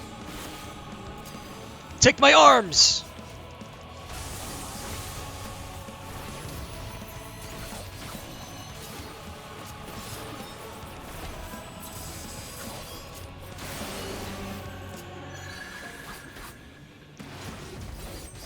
Oh! Furtive Pygmy!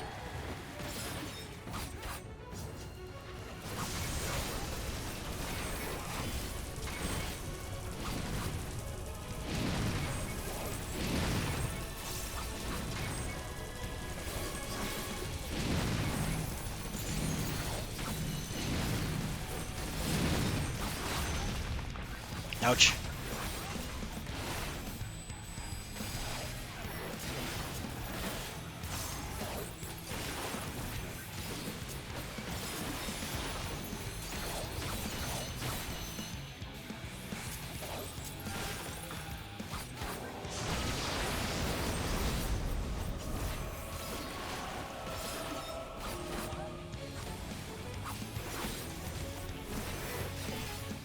How am I still alive?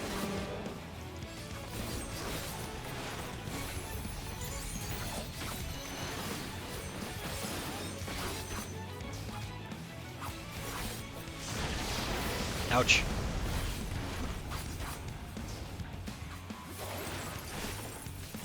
Oh boy.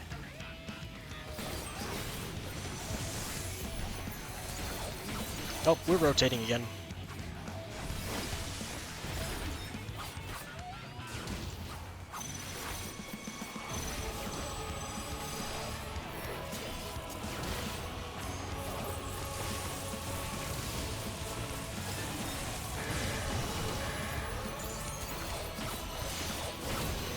Whew.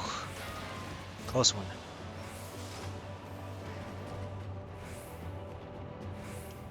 And when one asked, what is the point? There were none left to answer. I did it! I killed them all! Oh. You fool! I killed them all.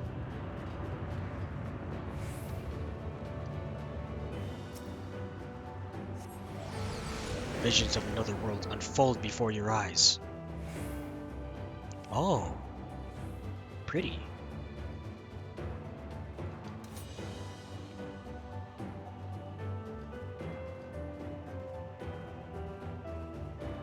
Farther still existed a star without strife.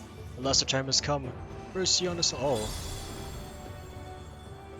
Where none remembered life's trials. Is my time not yet or come? its joys.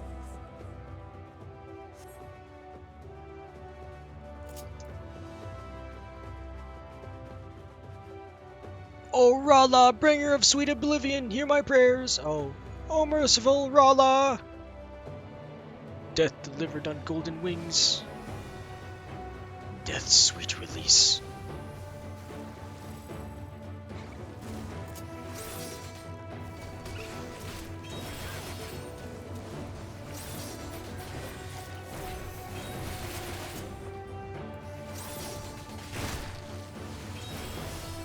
Finally, we are free.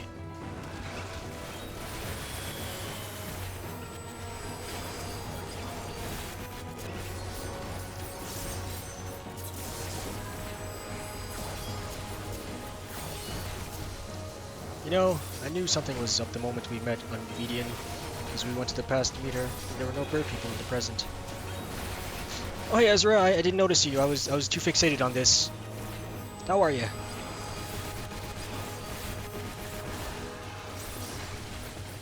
I do like Median.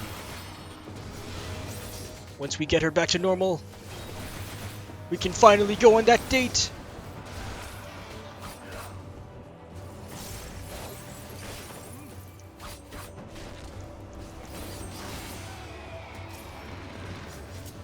What is people I'm good. are going Hope you're through good too. is they lost apathy. I'm definitely doing pretty well, thank you. Oh. So close to the end. Yet so far.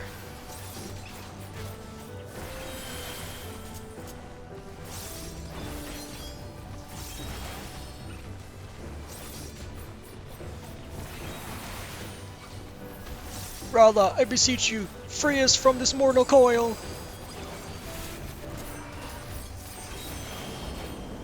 Ooh, ice. Did you finish Endwalker yet, Ezra? I'm pretty sure you did last time we spoke about this. You were at like 89 or something like that.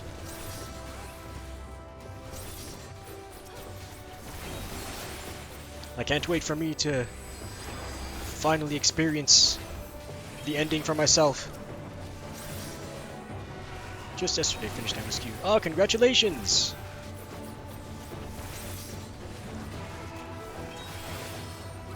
I will be there soon enough too. And then I will ponder the meaning of my existence. I endeavored to finish this today, because I am so close.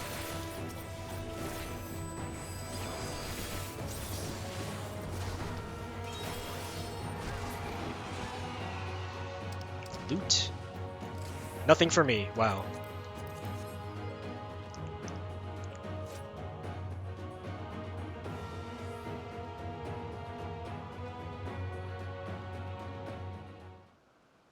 Oh. They're like, the ancient ones. Nice masks, though.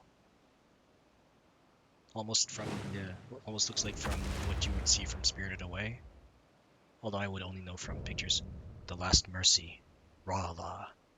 Oh, sun. Oh, it's mild.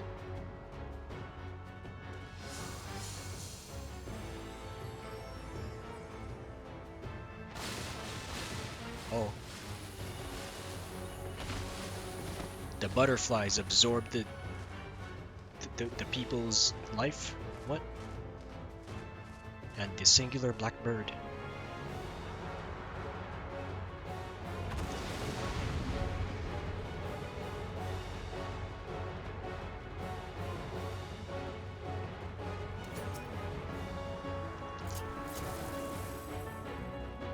Alright, don't die this time. So they created the kindest, most gentle of beasts.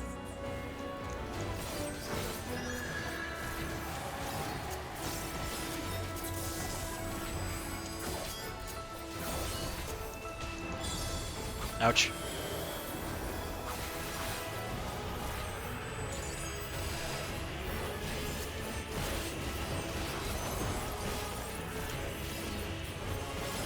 Twirly twirly rotate! Its steps were light, and its gift was as painless as it was beautiful. Oh, it was prancing. Oh.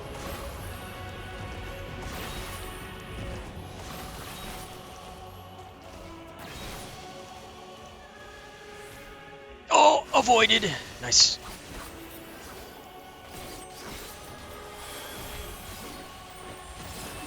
Ouch.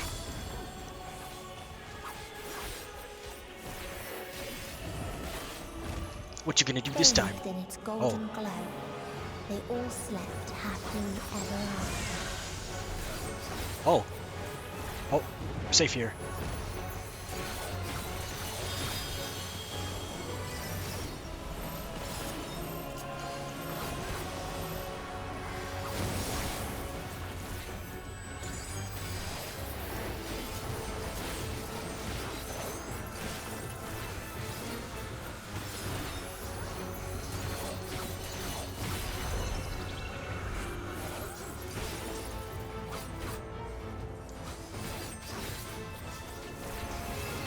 Ouch. Okay, I'm gonna have to guess on where that loving embrace goes. Oh, it's prancing! Happy prance time!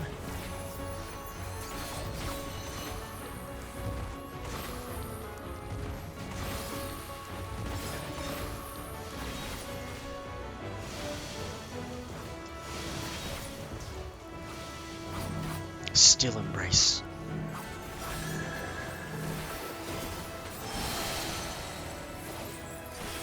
Hope I messed up. That's okay.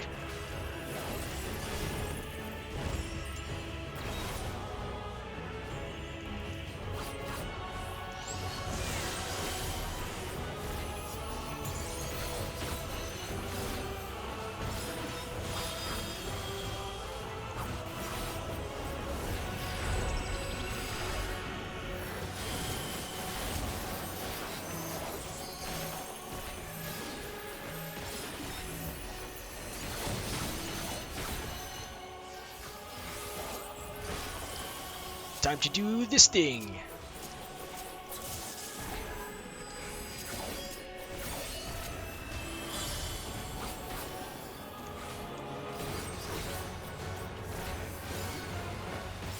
Limit break!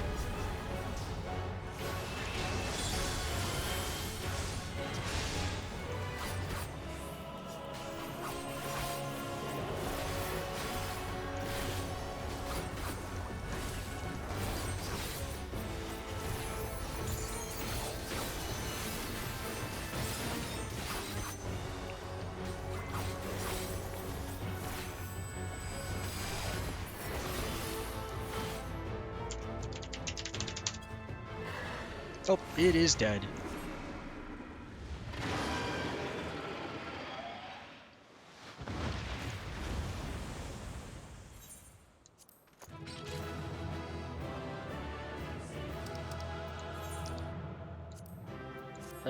Sure.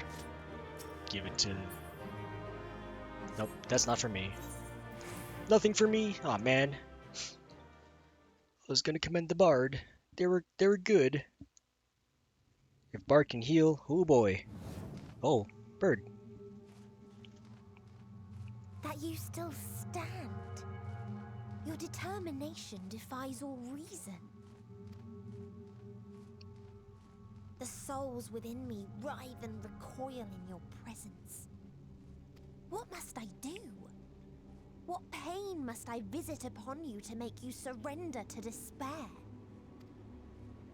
No one is unbreakable. What pains one may weather may bring another to tears. But therein lies our strength. For when we fall, our brothers and sisters are there to raise us up, again and again, without end. I see. Oh. The other medium. No matter how much hope exists, ever will there be more despair. Oh, wow. Lots of birds. Ever will the living cast the present and against the future. So shall sin until life ceases to be.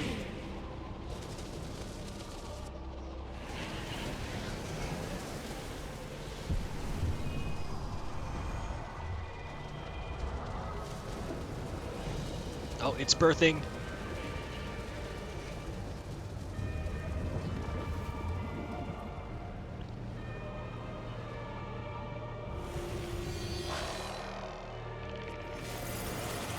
Oh.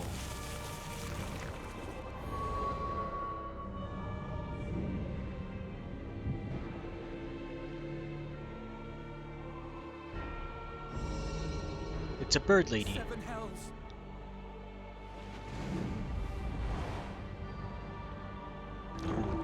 Oh. On your guard.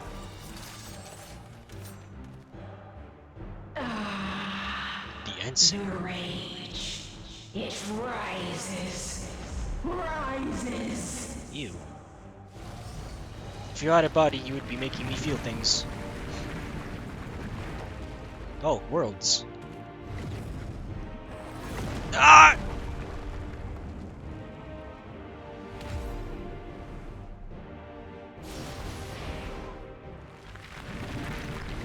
Just make worlds? Stop! Calm yourself, please. Midian!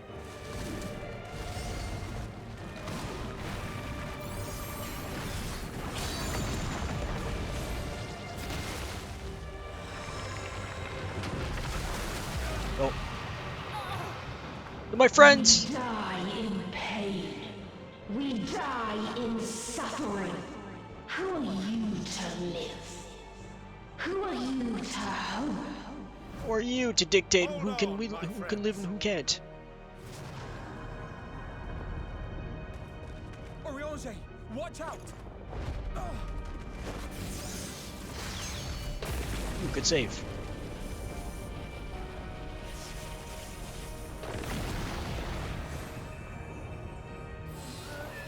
Alphino! We cannot comprehend. We cannot know.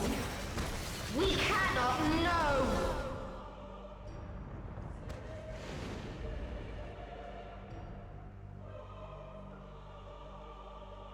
Don't, please!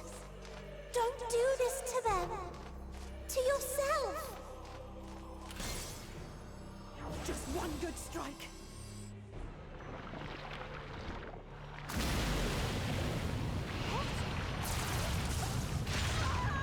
Stop! Please stop! We will not suffer alone. All will know our pain. No, you don't! Oh, paladin skill.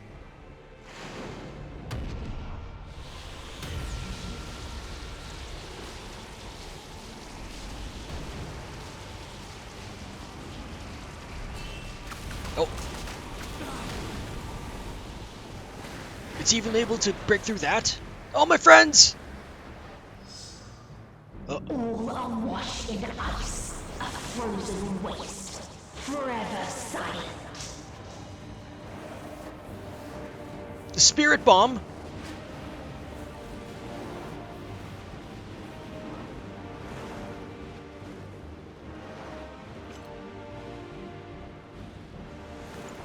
Wait!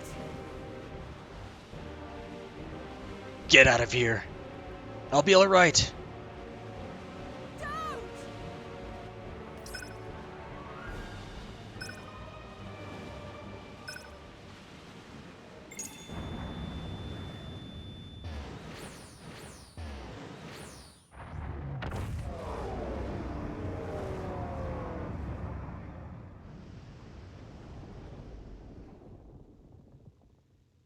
Alright, Bird Brain.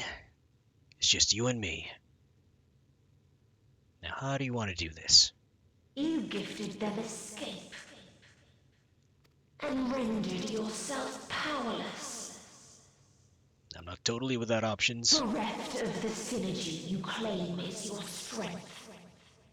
Unless you need to call upon the dead once more. Oh, I can't do that anymore. Defiant to the last. But you will be one with us ere long. You will be battered and torn and made to crawl. You will weep and wail and curse your impotence. Curse your life as it fades.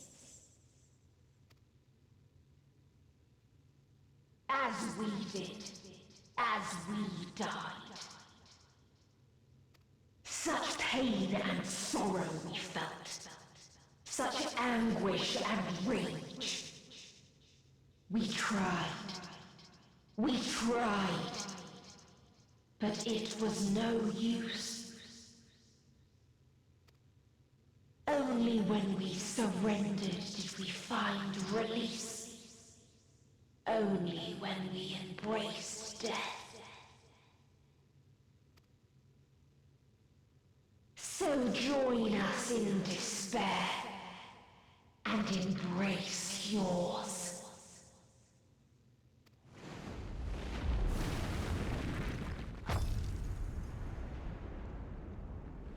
Oh, what's happening? My ultimatum. What is happening?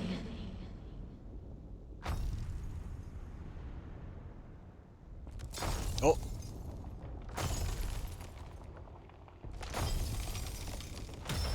Oh. Who's that?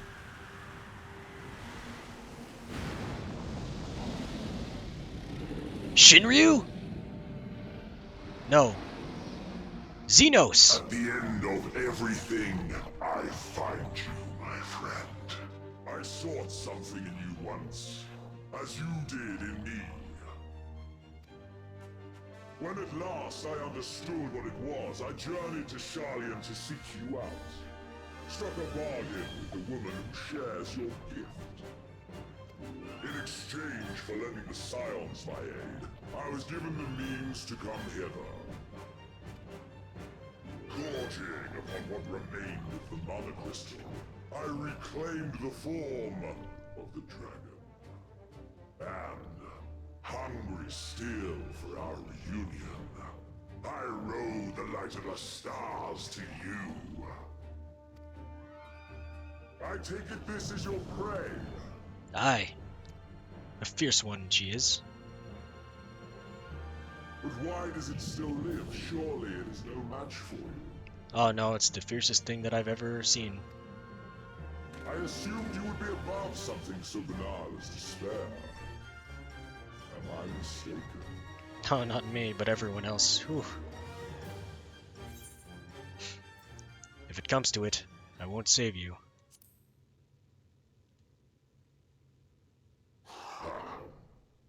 I care not. What I desire of you isn't succor, it is satisfaction. So come! Let us dispense with this distraction, you and I! We are now the Dragon Rider!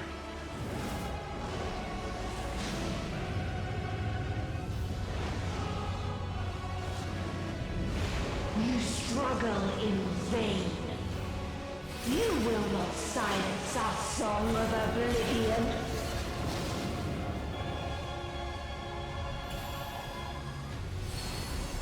Come forth! My other friends!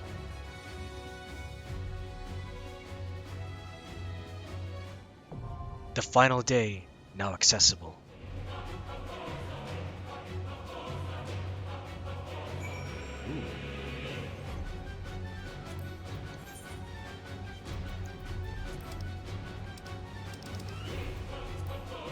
Meteion and her sisters took to the stars in search of hope. They found naught but despair. Wishing to free mankind from his vain struggle, they began to sing, their chorus borne upon the invisible wings of Dynamis to usher in the final days. Against all odds, you have arrived at their nest at the edge of the universe. In this place, where emotions dictate reality, the hopes of your comrades have opened the way forward. It falls to you to take the last step. Transforming conviction into strength, you sally forth upon Dragonback to confront the Endsinger and silence her song of oblivion. Less than 5 minutes. I want to get out of here though. Don't want to ruin the music for me. Oh.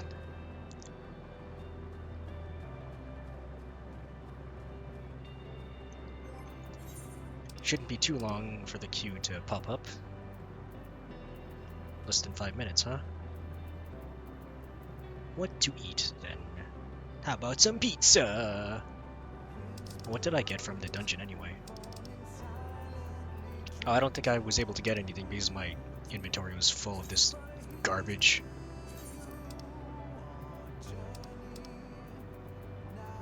Yeah, that seems to be the case. Unfortunate.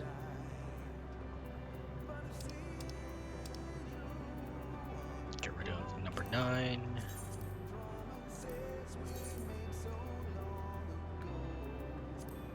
Sort. Yeah, I wasn't able to get anything. Oh well.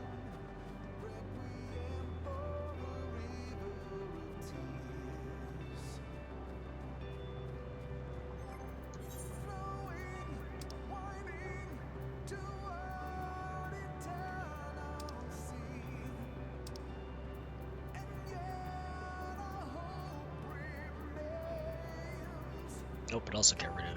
Nope, that's it. That's a good materia. Battle dance, discard, piety, quick tongue, quick arm. Don't need these because they are obsolete in my eyes.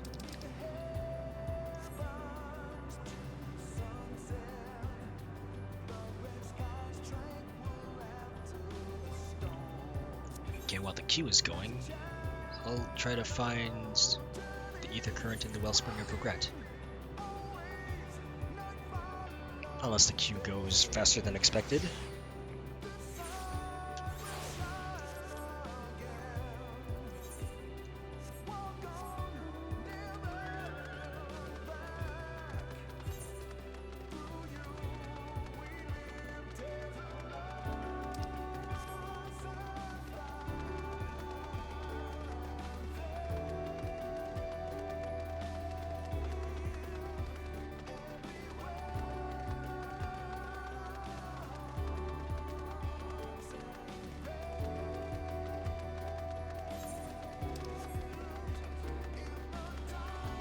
Nearly there.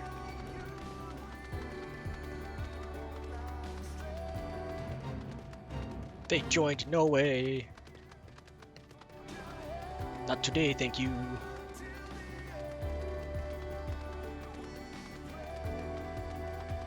There's a person. Collection, ether compass. 162 northwest.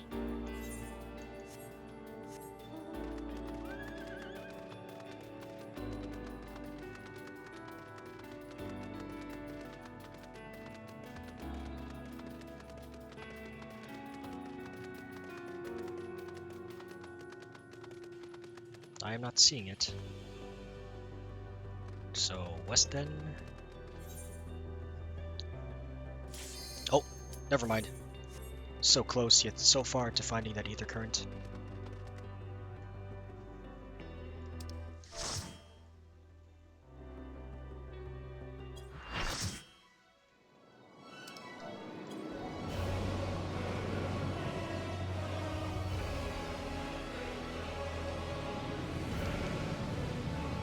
Come, my friends. Let us finish this and save Meteion.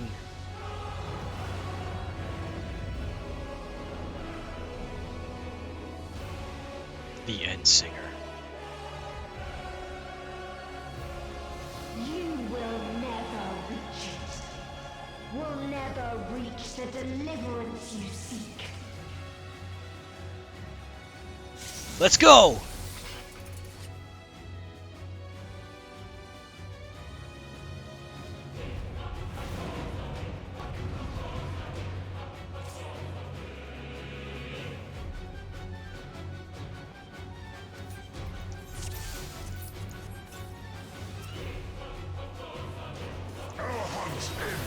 There is nowhere you can flee that we cannot follow. Even stars must die.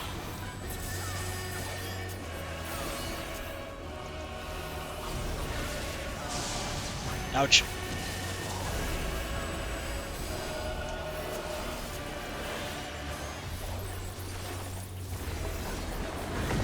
Ouch.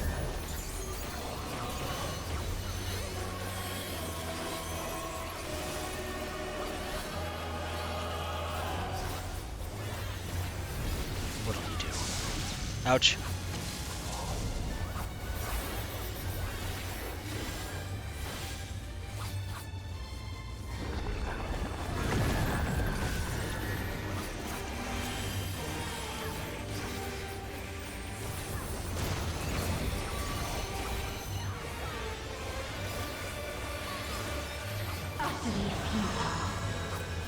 A Lenchos.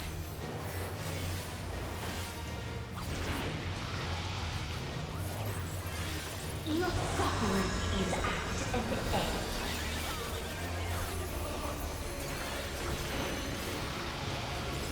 Yeah, that's how it's choreographed. I mean, told. This is a kindness. Don't stack.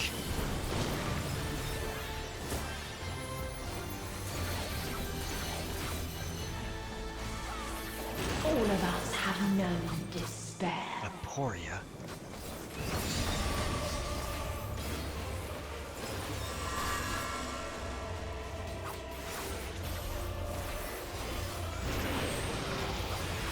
Your hubris?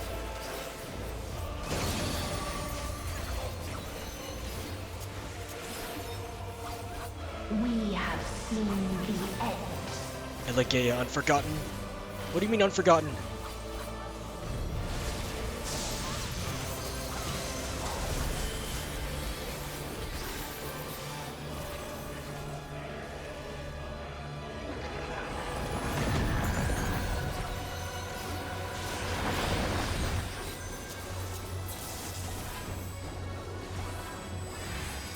The same end. Again and again.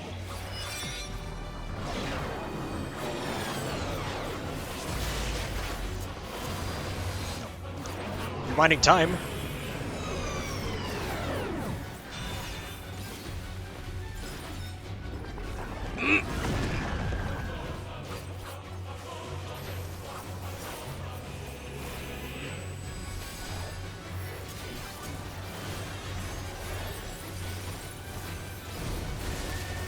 Yeah.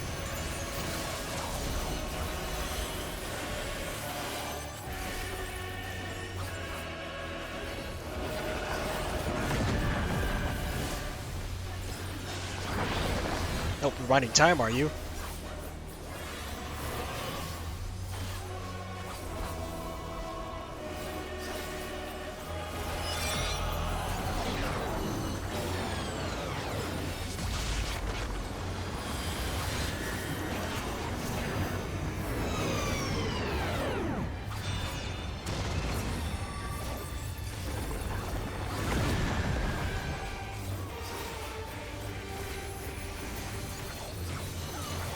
A sorrow so deep only emptiness remains. What does ecstasis? Oh.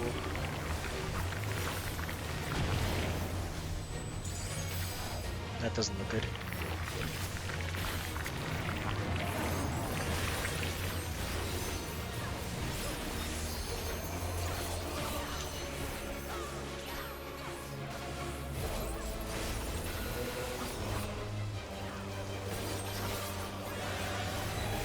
Tis so lonely between the stars.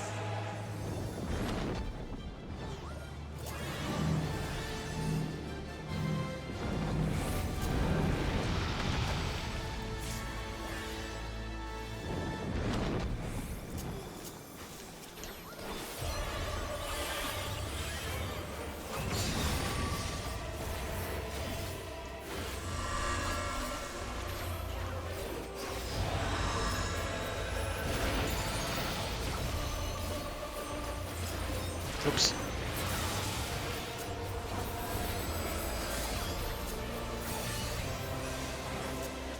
We have seen the end.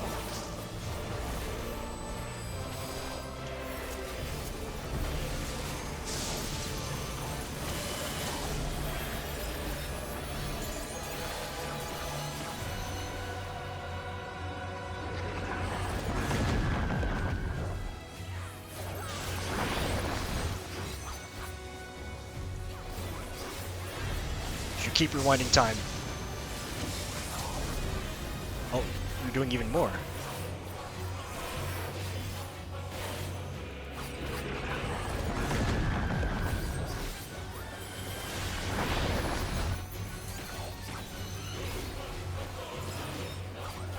same end. Again and again.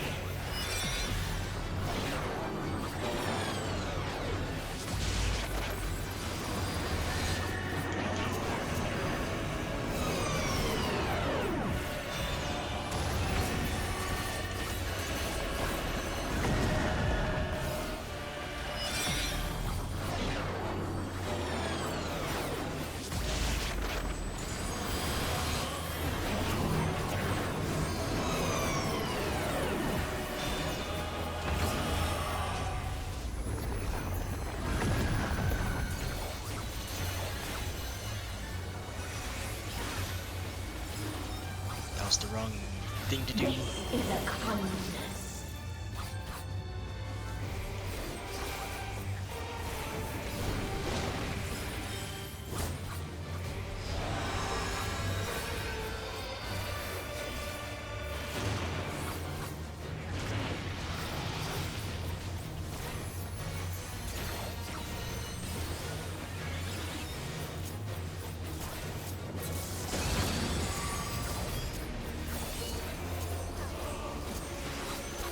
All of us have known despair.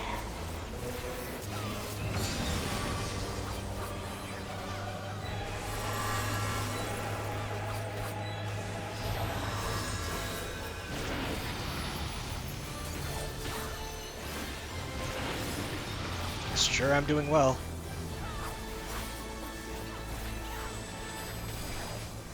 Even stars must die.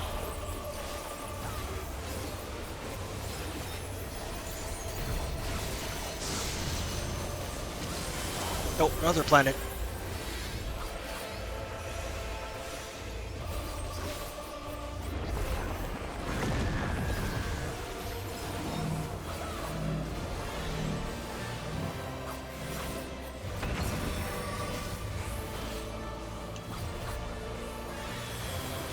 Tis so lonely between the stars. Where will you go? Oh, that's where you'll go.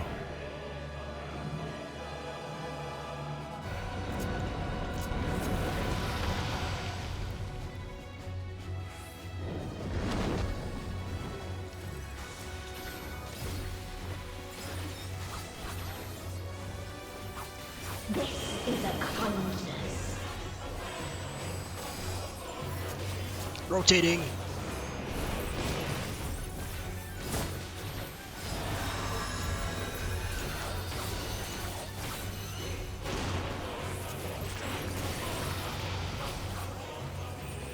If there was no happiness in life, Planetes? What is planetes? Is it like testicles, but planetes? Oh. there is only one place it may be found. Oh, an ad. Or not an ad? What? A bigger planetes.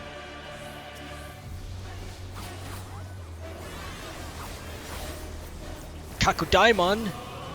Meteor Radiant. Oh, no. No, thank you.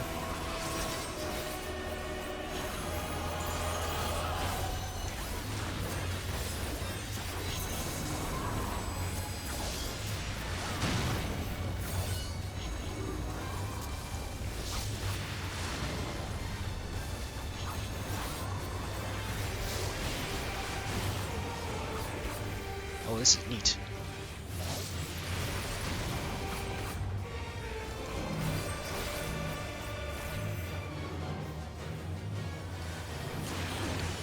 Oh, I hear it! The music from past expansions! Do, do, do, do, do, do, do.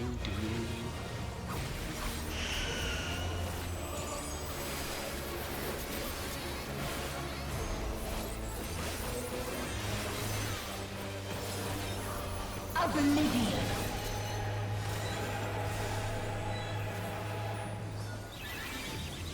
10 seconds until Oblivion is sealed.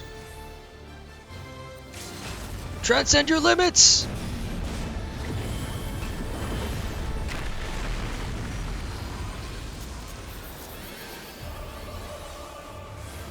Dynamis.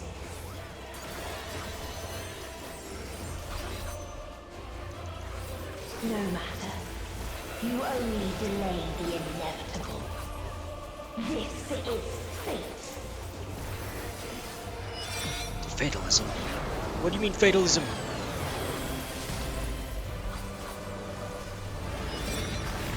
And Zeno prepares to seal the fate of the universe once and for all. Again? Your time has come. It always does.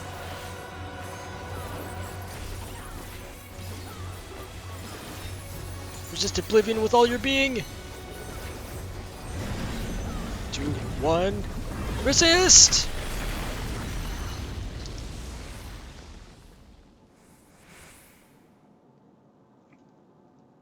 Time to resist. Right?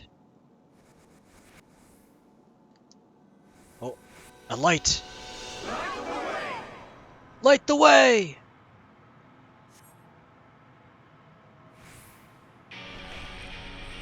Oh!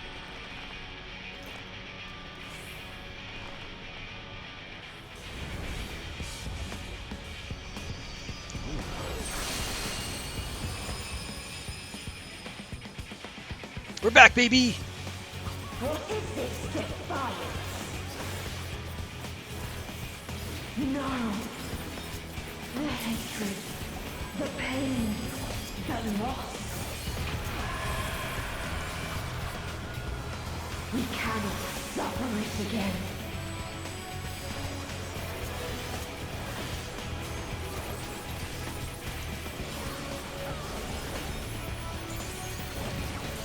We will stand against fate. No matter the cost. We've been here before. Many a time. Thus do we know. To never give up. Hope will shine again.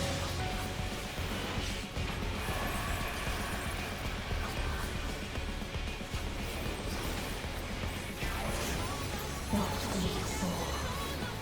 What I saw.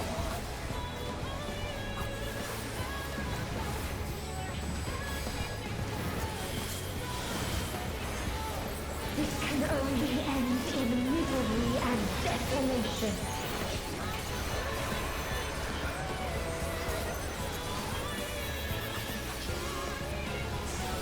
No light, no star, nor the universe itself.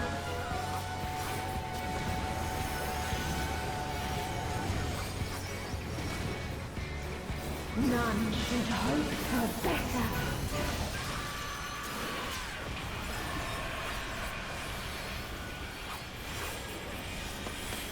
If I didn't know any better, this would be a DPS race.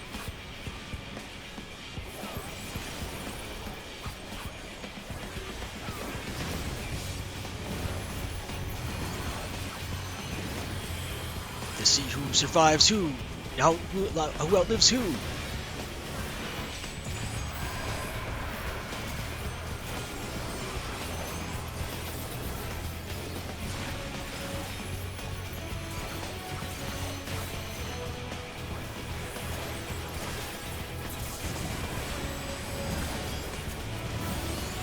Yeah! If this was not the answer, then what is it? Where lies happiness?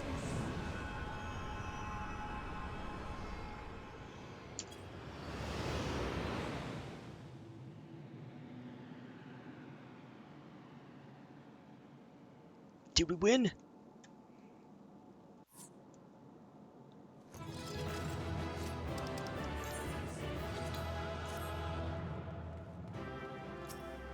Oh, that was smooth. I picked that fight up quite quickly, I must say. Oh, Ara.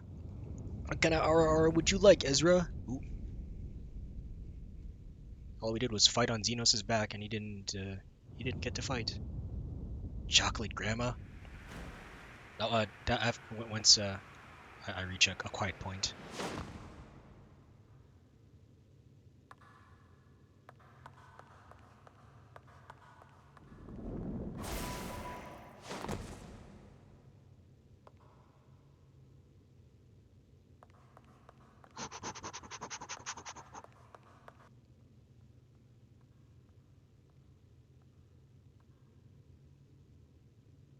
There you are.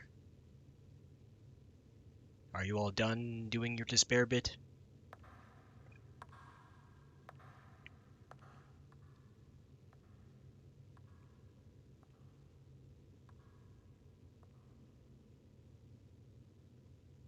No matter where we flew, there was only darkness and loneliness and pain. We couldn't find the answers Hermes yearned for. The answers he deserved.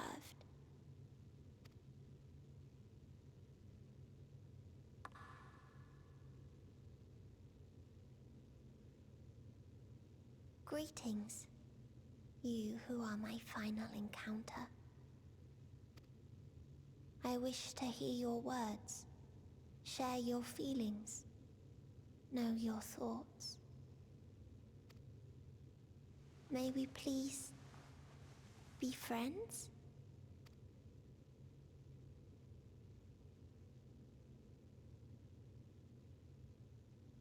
Always and forever. The best of friends.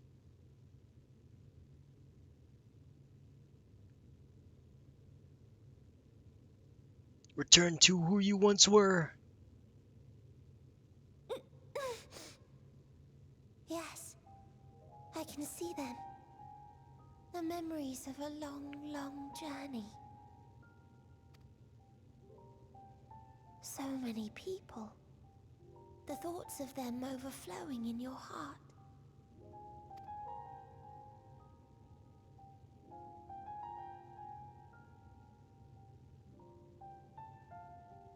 What they live for. What gives their lives meaning. There was never a single answer. You gather pieces of happiness, precious and fragile, only to lose them. Then start again. On and on it goes, until death takes you into its gentle embrace.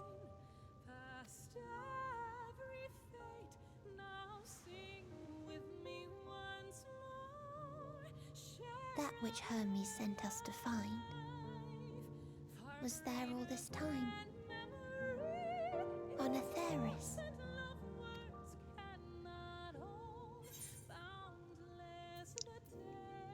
We created it together.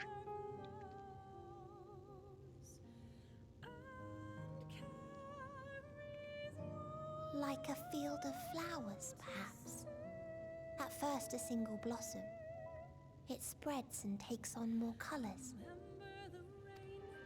Thank you for guiding me here. To find these words at journey's end fills me with joy.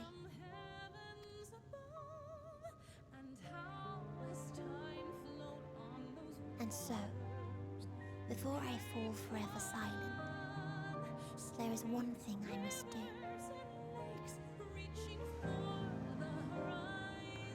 No expression of regret will undo what my sisters and I have done, or restore what we have stolen. But if you would allow it, I would sing one last song. A song of the newfound joy that swells in my heart. Of the beauty of light when it shines across a dark and starless sea.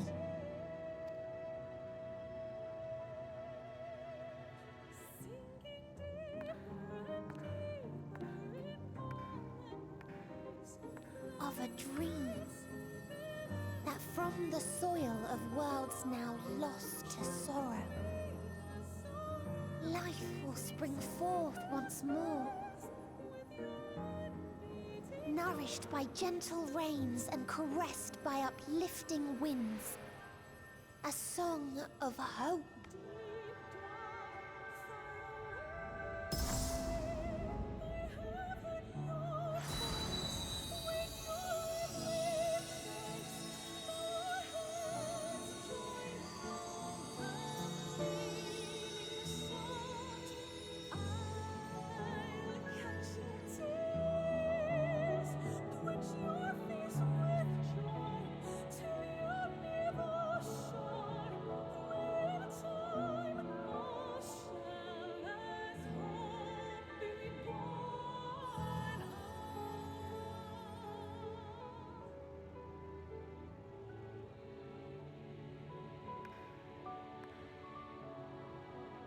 one day, life will fill the universe again, and Hermes will see this and smile. How, I do not know. But I do know that, where there is a will, there is a way. After all, miracles happen every day, do they not?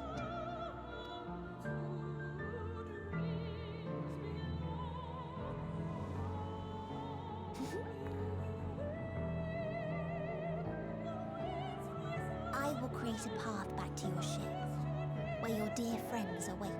Wait, you're not coming back with us?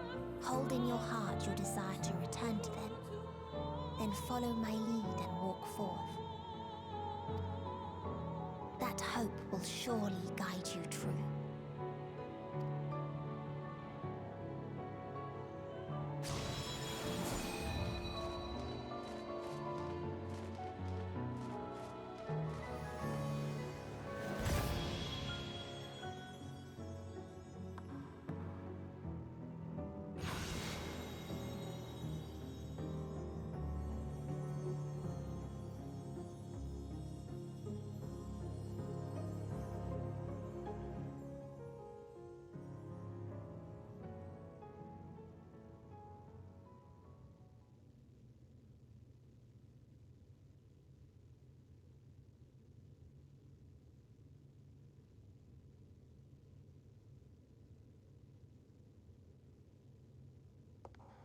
You mean to return to the world where you are hailed as a hero.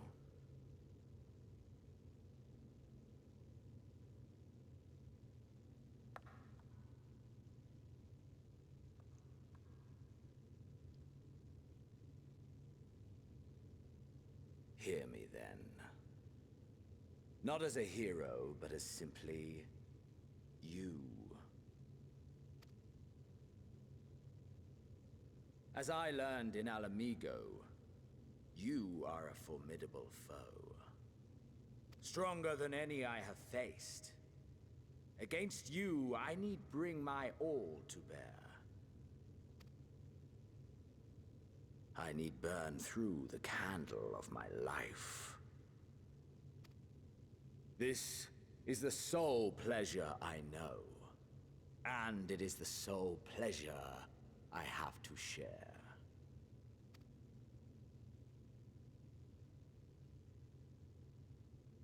And so I come before you to issue challenge and offer singular bliss. If you wish to walk away, I will not stop you. You value life.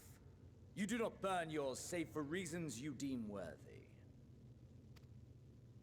Reasons such as those which brought you here. The salvation of a world and its people. The motives of a hero true.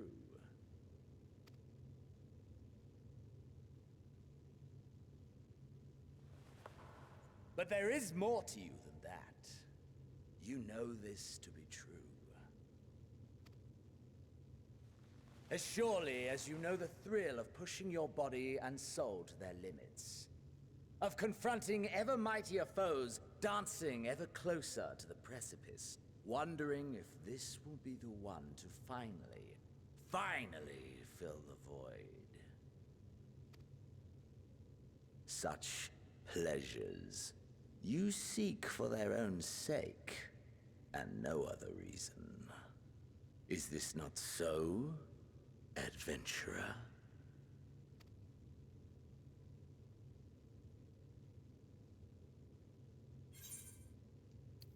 That I can't deny. Think of what you will, but I'm not letting you leave this place. I've had enough of you. It ends here. I can't deny that. I want to grow stronger for the sake of my friends.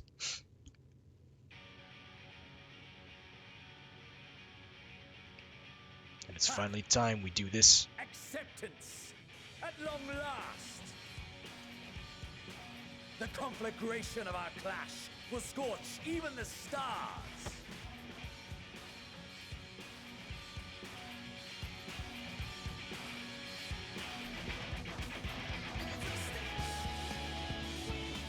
use the duty finder to defeat Xenos. Oh.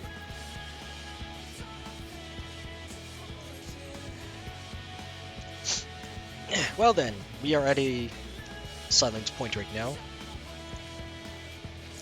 So let me just mute this this music's right now, so that I can get into the nature of the chocolate grandma.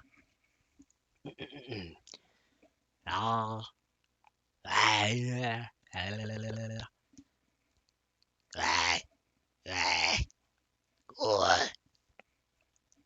Chocolate. I remember when they first invented chocolate. Sweet, sweet chocolate. I always hated it.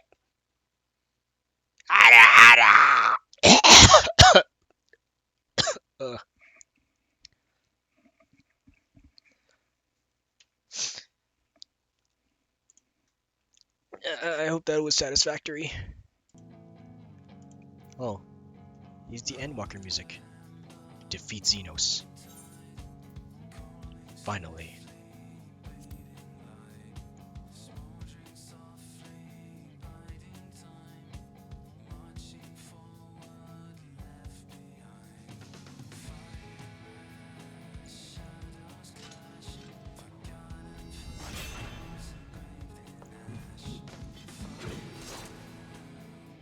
Fancy.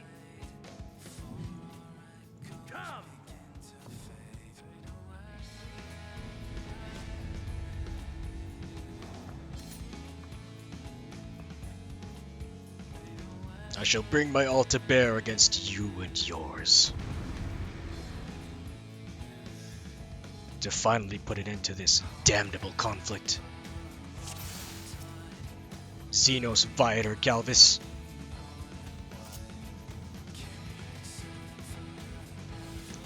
Xenos soul ablaze is ablaze with passion. Oh, your soul burns brighter. Your power swells. Nothing back! Push yourself to your limit and me to mine!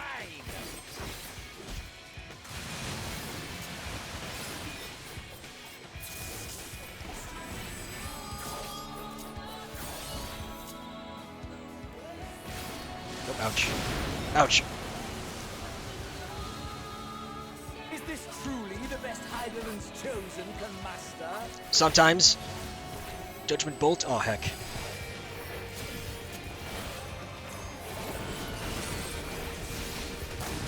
Ow!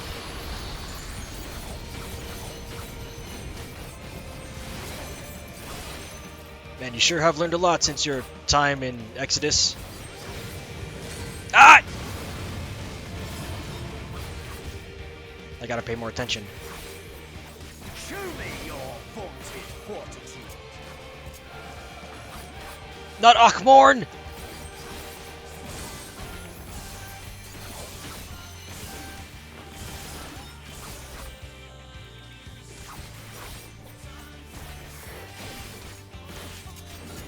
Soon you will know the full extent of my power. Come hither. What? Ooh.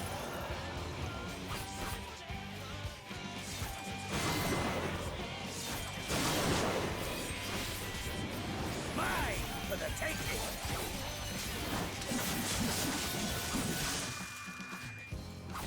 Best moves. But not good enough. Mine for the taking.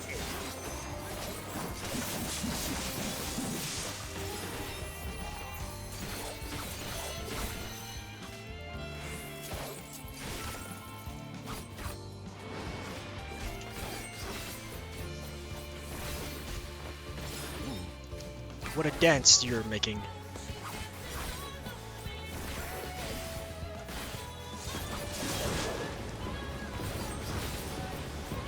A test of your reflexes.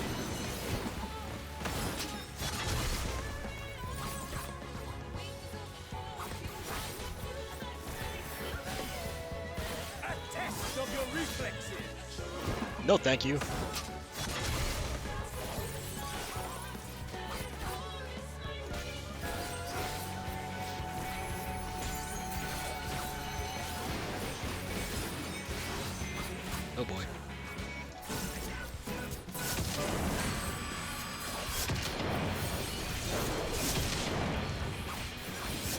Mine for the taking!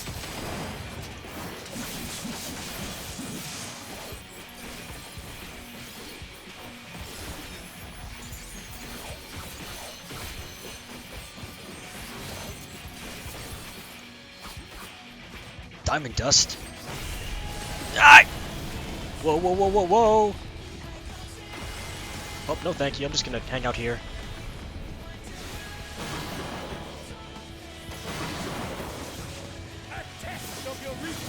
No thanks. So close, yet so far.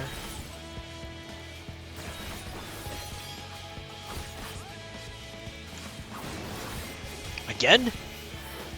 You really like your pet, don't you?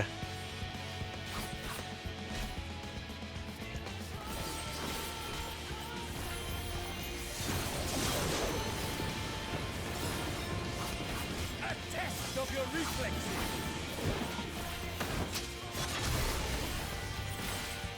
You really gotta stop shouting like that. You're giving your moves away.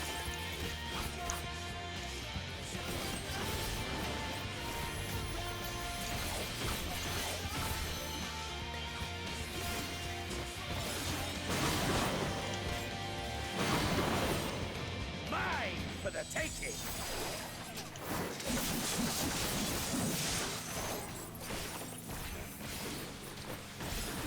I win. No?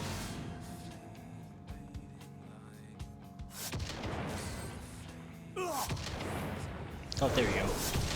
Ah, my soul! How it burns! You're not done, are you? Tidal wave? Ah!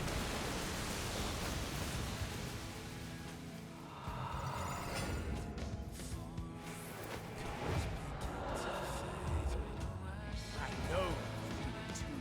The inferno swelling within you.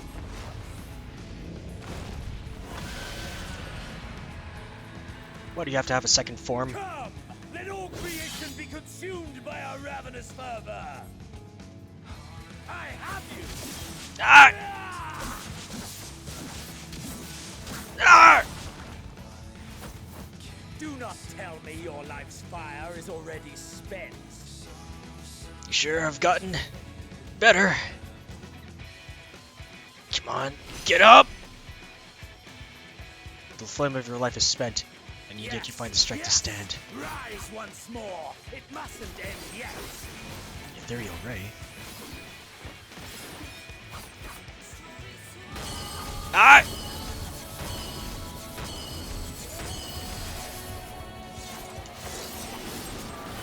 Ah! A test of your reflexes!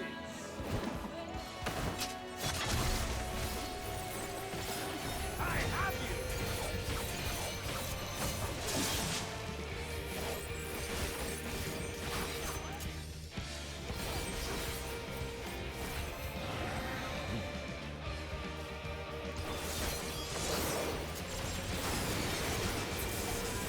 A test of your reflexes!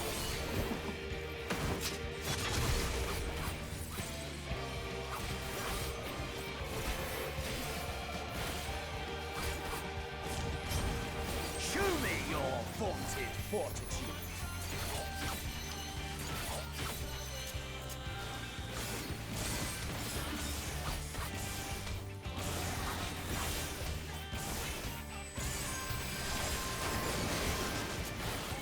Mine for the taking.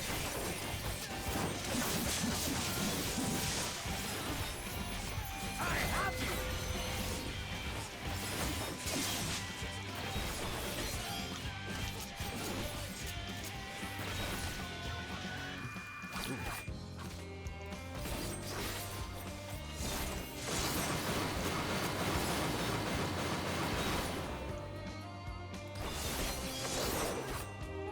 Mine for the taking.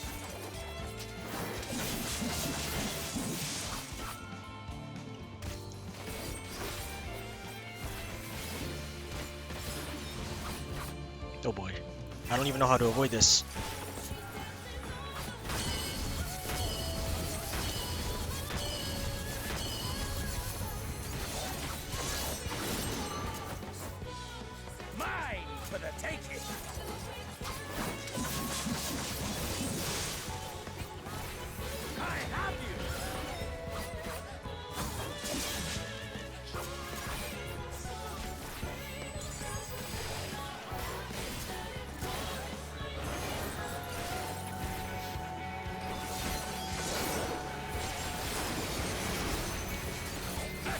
test of your reflexes.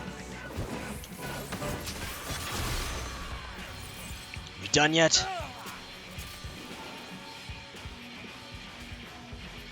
No, not yet. Not until the last of me is spent. Ah! Now fall. Ah! Ah! This is my moment. Our moment. Ah!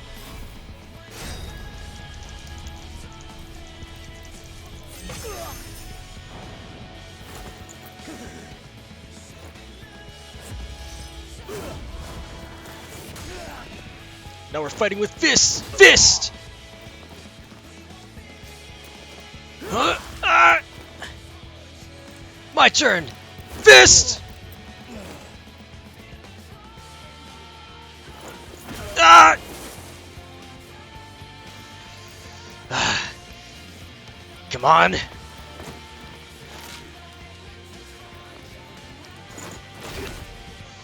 Ah!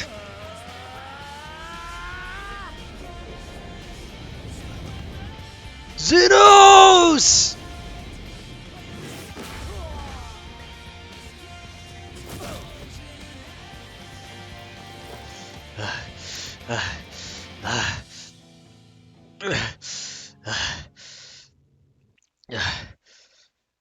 Do we do it?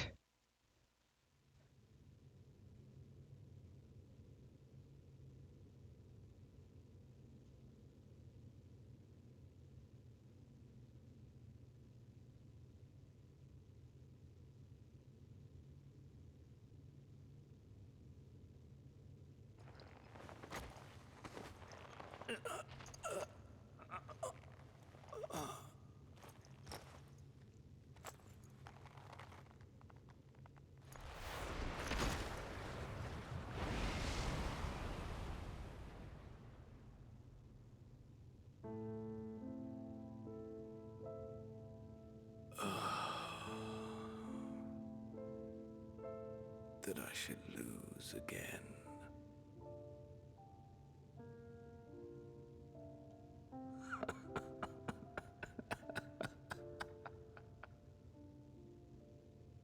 How disappointing.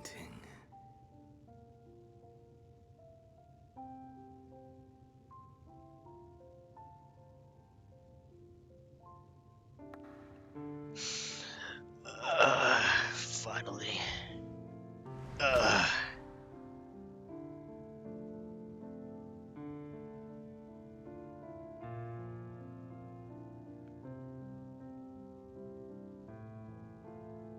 Never have I understood those around me. Understood their obsessions. Besieged by their banality, the world is a mire of tedium and trivialities. But in these fleeting moments, there is a spark. Blinding. Brilliant. Gone. Too soon.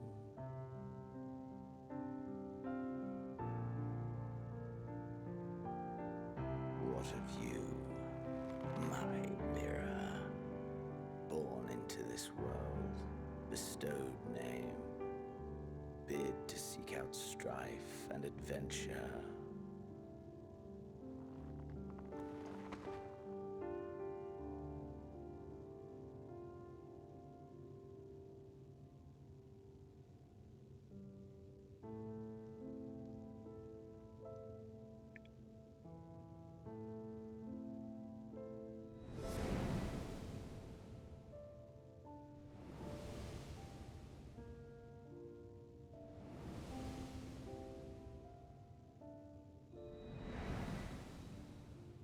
Was this life a gift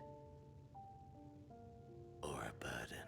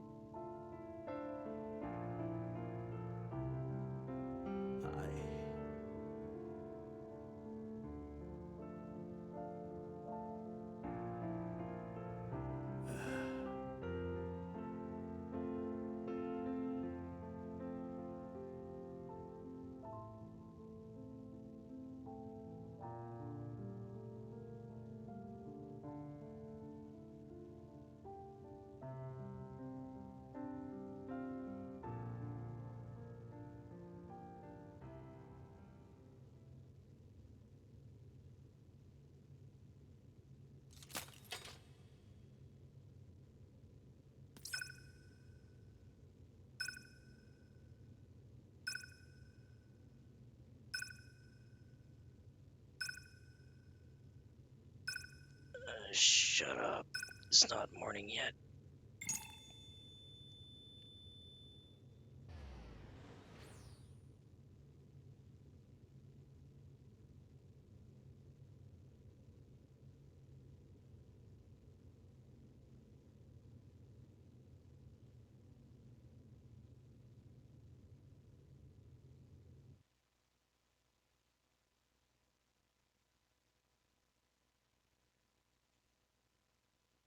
Can you hear him? Safe. Must tend to.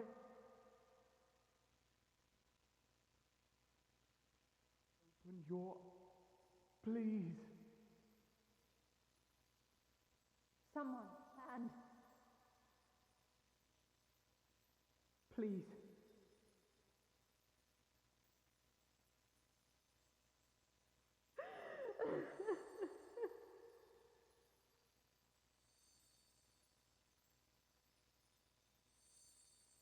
you can't leave us. Not like this. If you do, I'll never forgive you. So come on. Open your eyes and get up.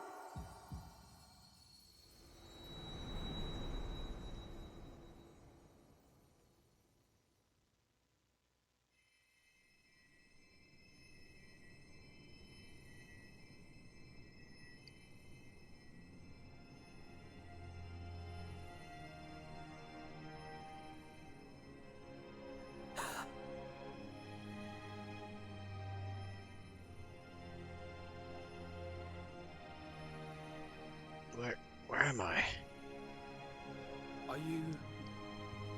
Are you with us? Hey there, short stuff. Oh, thank the heavens. For a moment we thought... Ah, shut up. Am I really alive? Yes, you're alive. You're alive.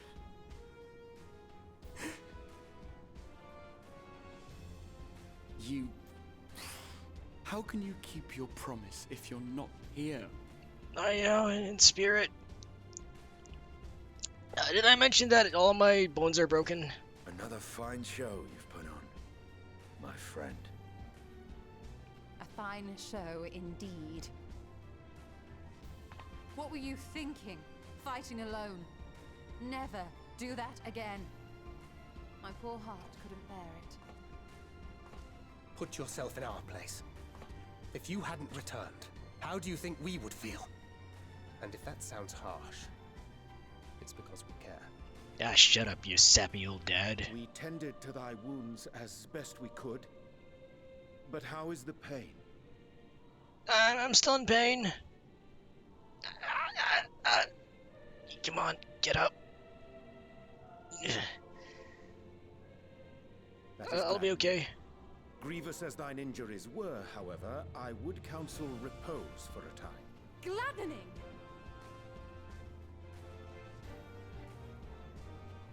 There's nothing gladdening about this. I'm alive. Shut up. When Meteion appeared in here and told us that you were right behind her, we all got our hopes up. But you never came. And when you finally deigned to appear, you're within an ilm of your life. Damn you! Damn you for making us worry!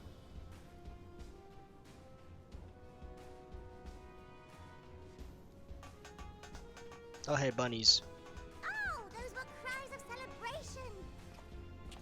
Anyway, well, the important thing is that you're all alive and in reasonably good health. Reasonably. And we mean to get you back that way. As for your earlier request, I'm quite certain we're in range to make contact now. Ah, excellent. Let us announce our return at once. I hope you're ready. What? What are you talking about? While you were unconscious, we set out from Ultima Thule, you see. Can you stand? If so, you may wish to see what's outside. I hope there's at least one or two girlfriends waiting for me. Maybe.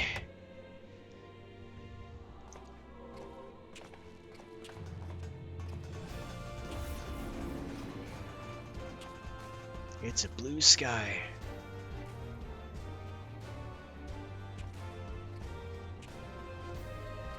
We're home, my friend. We're home.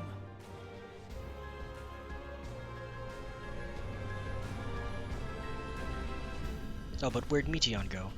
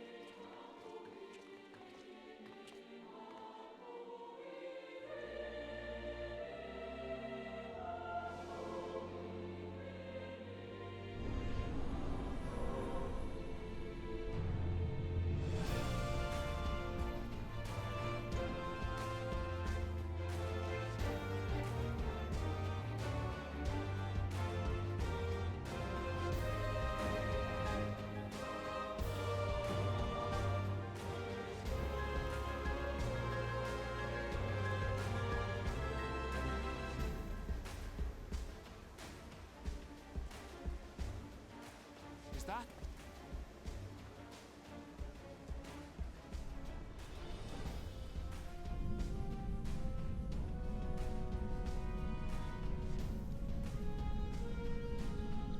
It is! It's the Ragnarok! They're back!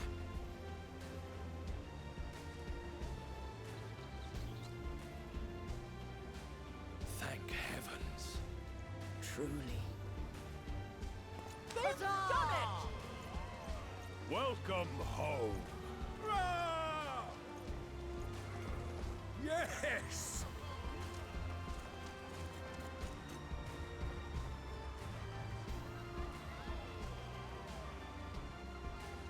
Ah.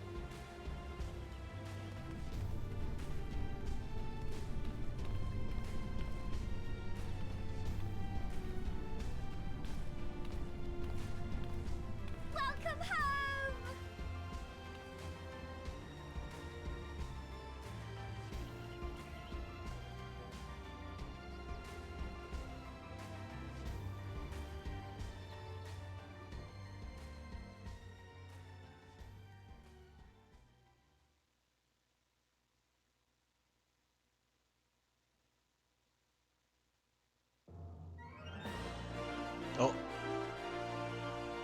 What's Uldal music doing here?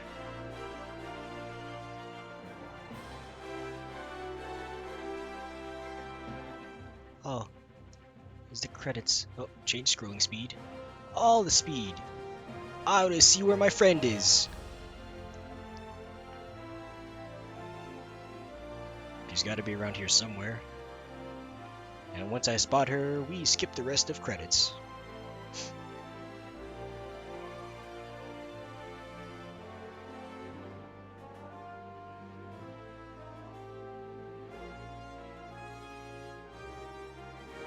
They even got ARR stuffs inside.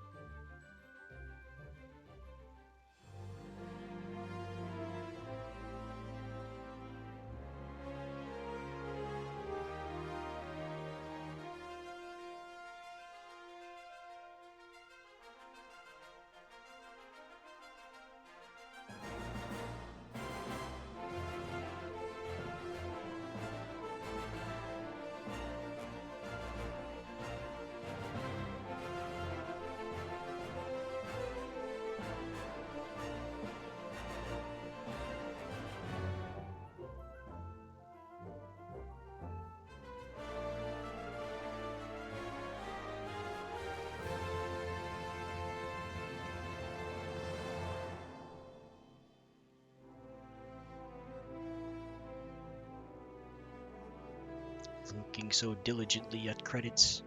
Oh, so very diligently.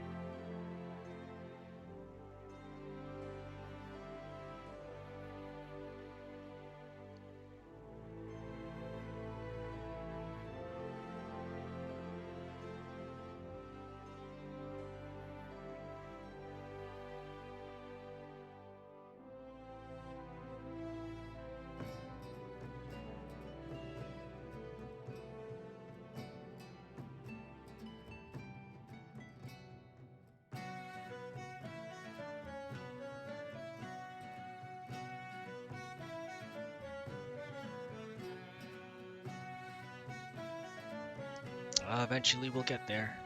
I just hope that she's not at the very end.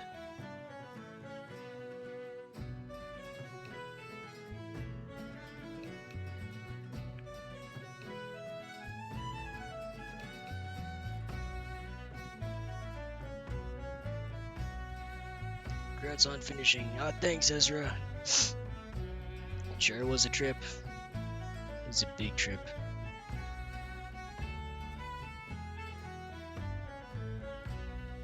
Now what awaits me at the end of the credits, I have no idea. Quality assurance?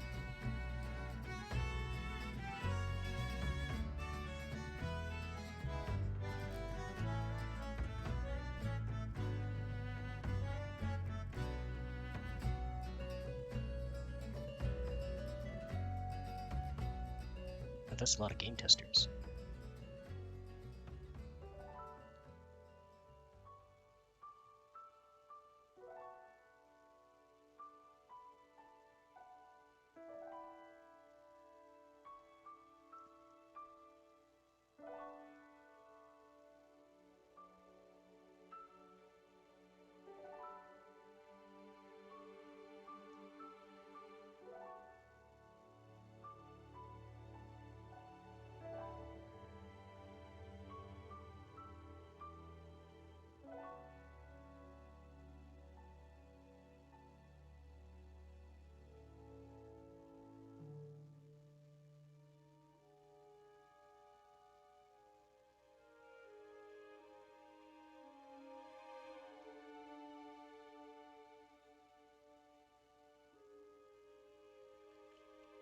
Still looking. Still looking.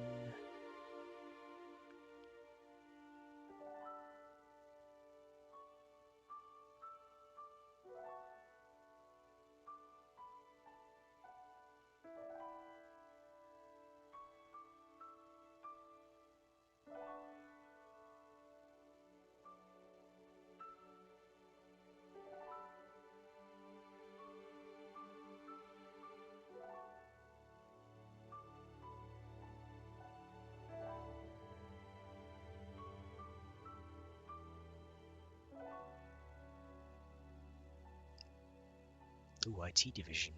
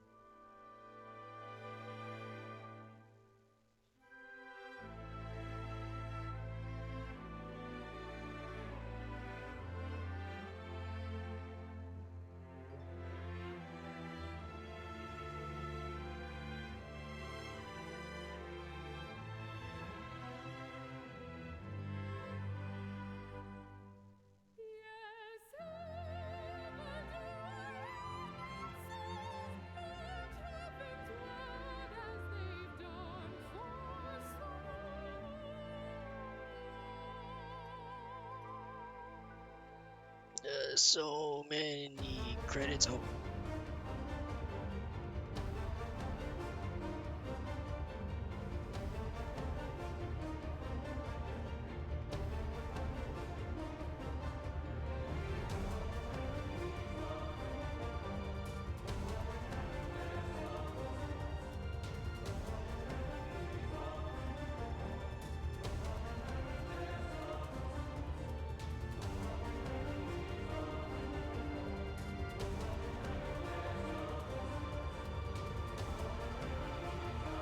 Is the game over? Can we go home? I mean, you can go home because it's credits time, but I'm just trying to find my friend in the credits. She's in here somewhere. How are you, Payne?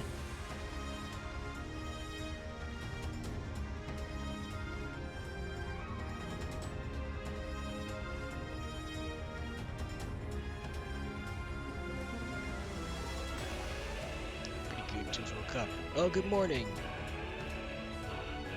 I don't know why I'm still awake. All right, because I was close to finishing this game, the storyline,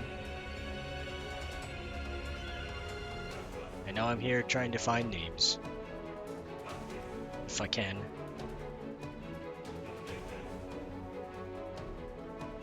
Over a 10-hour stream just because of credits. I mean, my record was 14 hours.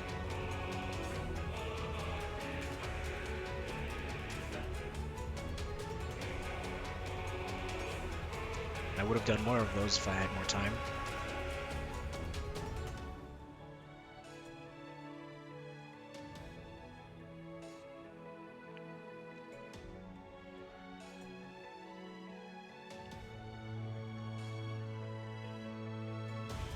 Oh, there she is! Found her!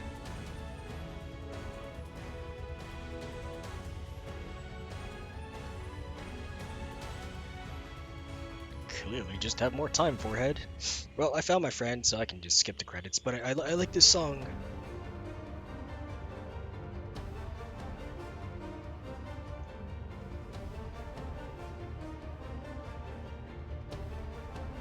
Yeah, okay, skip. Do do do do do do do do do do do do do do do do do do.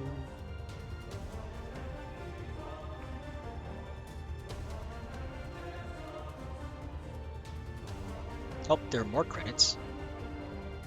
What happens here, though? We walk in between the world. Nope. Nope, we walk ever forward with my friends.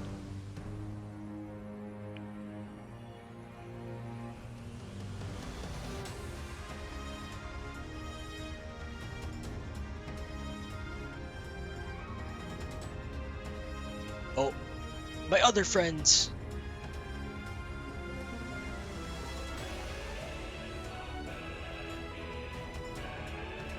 I will remember you!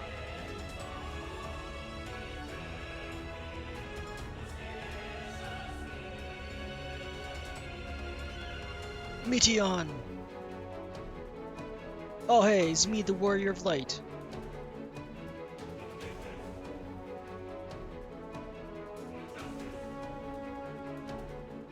There are credits for the credits. Oh, that's a good screenshot. I mean, art shot.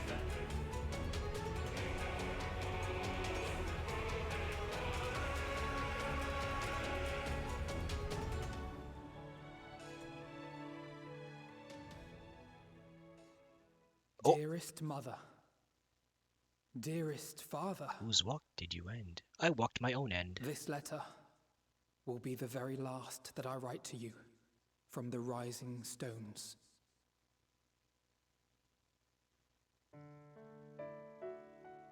Oh.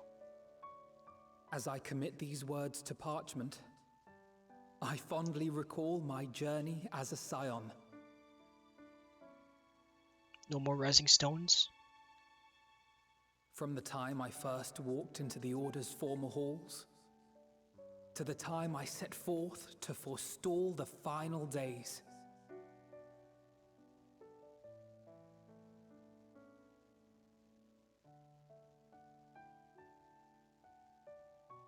At the farthest reaches of the Sea of Stars, we fought the battle of our lives.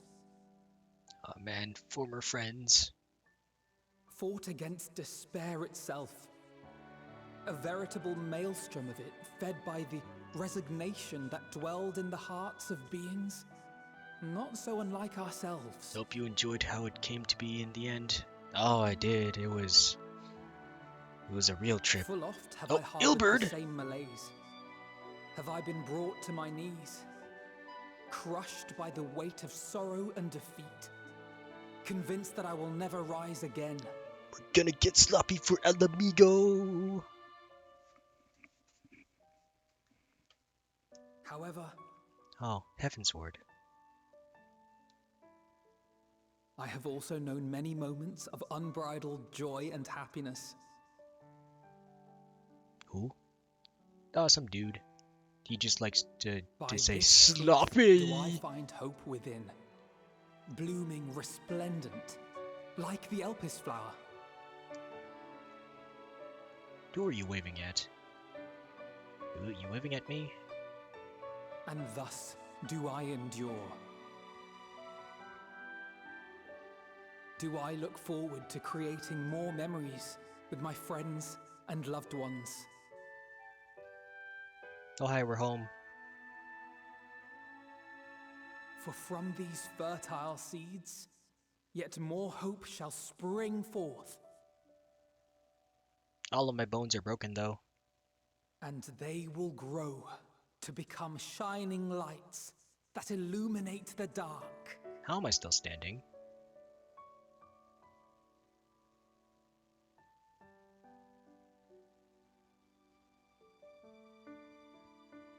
Thus believing, I leave the rising stones behind, as will my comrades. For, as we have decided, after careful deliberation,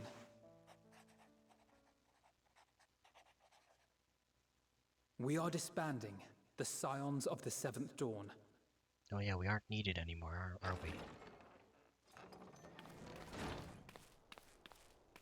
There you are, Alphino. The Rising Stones? Did you steal those from Thanos? I don't know if I did, but something's gonna be rising today. Here's a hint, it's me. everyone is already gathered in the foyer. My apologies. I'll be right there. Friendship. It's a nice ship to ride, but will it float? I don't know, man. I made a paper boat and I put it on water. That is what the story will be.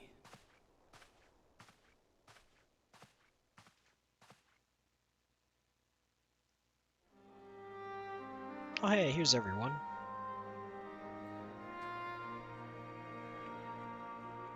Look how we've grown.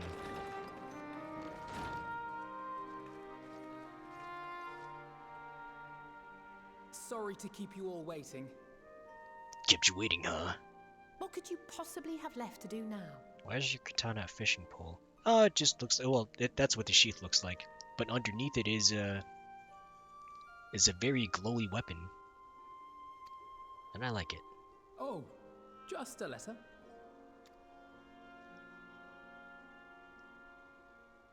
I imagine it will be a while before we can gather like this again.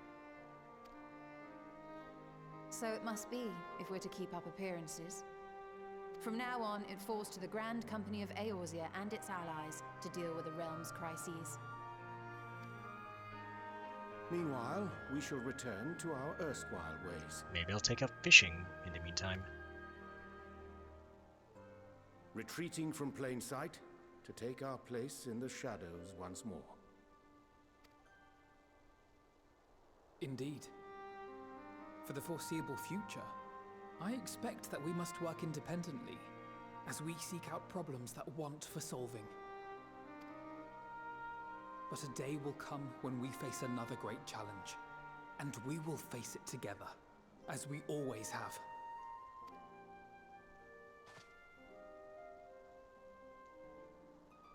As much as I look forward to that day, I do hope it doesn't come anytime soon. Oh, it will in a few years' time. Well, formal association or no, if any of you should require my services, you need but ask. So they pretty much made their own Avengers, fixed a problem, and are finished with Endgame right now? You know, I've never watched Avengers. Or movies. I don't watch movies. I stopped watching back in,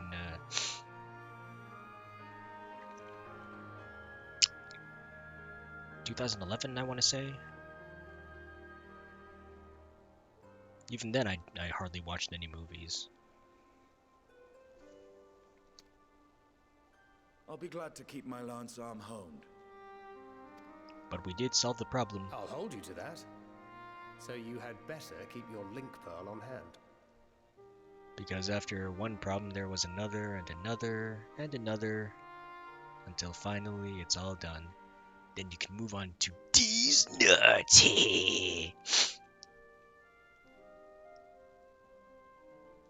So you really mean to stay, Tataru? Oh.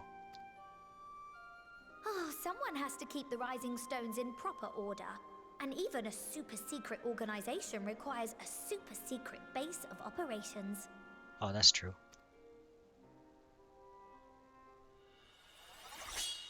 Oh. To the rest of the world, it will be naught more than a workshop for Eorzea's foremost up-and-coming artisan. If you thought our coffers were full to bursting before, just wait till I can devote myself wholly to the crafts. Oh boy.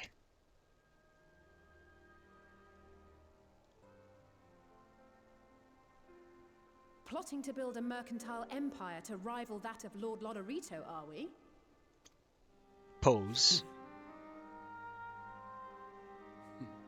I, for one, look forward to your future successes, Tataru, as do I our next meeting.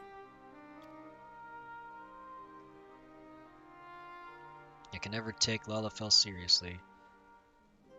It's just that one Lalafell that I can't take seriously. Everyone else seems doofy. And with that, I believe it is past time you all made ready to depart. Leave no preparations undone or words unsaid, all right? Now, off with you. Oh, okay, I'll unveil my penis because none of you have seen it before, yeah? Or some of you have. That way everyone is all equal.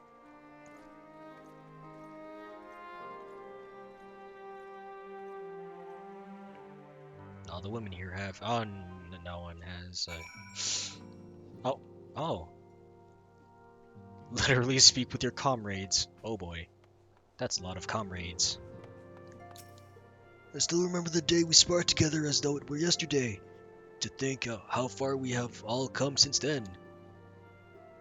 Comrades, yeah. Or comrade. Z. Oh man, I'm just going with the flow. Even now, I have not abandoned my dream of besting you in single combat. Of a friendly nature, of course. Though I clearly do not hold a candle to the warrior of light at present, I shall continue to train diligently that one day you might consider me an equal. Nah. Come back to me when you can face Xenos on your own, like I have. Far too much blood has been spilled, and far too many lives lost. Still, I am glad I was able to do something to repay those who showed me a path to the future. Not that our job is over, of course. Far from it. There is much that remains to be done before true and lasting peace can be achieved. To that end, Hori and I mean to set off for Corvos. We expect that the tensions between the Garleans and Corvosi will only flare more with the Empire's fall. Oh. And the first one is you. What's up? Oh, might you have a moment to talk? Oh, I'm about to do a lot of talking.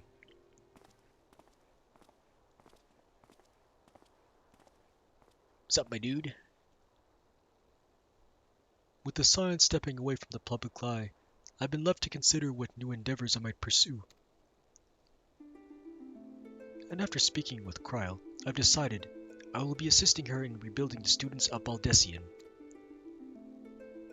Not only am I indebted to Master Galuf for giving me a new home, but had our order never existed, I would have never set foot within the Crystal Tower. How different my life might have been. I would have never met you, never become caretaker of the tower, never become a scion. You gave me the chance to do so much good, and I hope to continue to do so with the students. For an added benefit, new mysteries often find their way to our doorsteps, mysteries that could prove ideal for fulfilling our promise, to embark on a new adventure together, unlike any we've experienced before.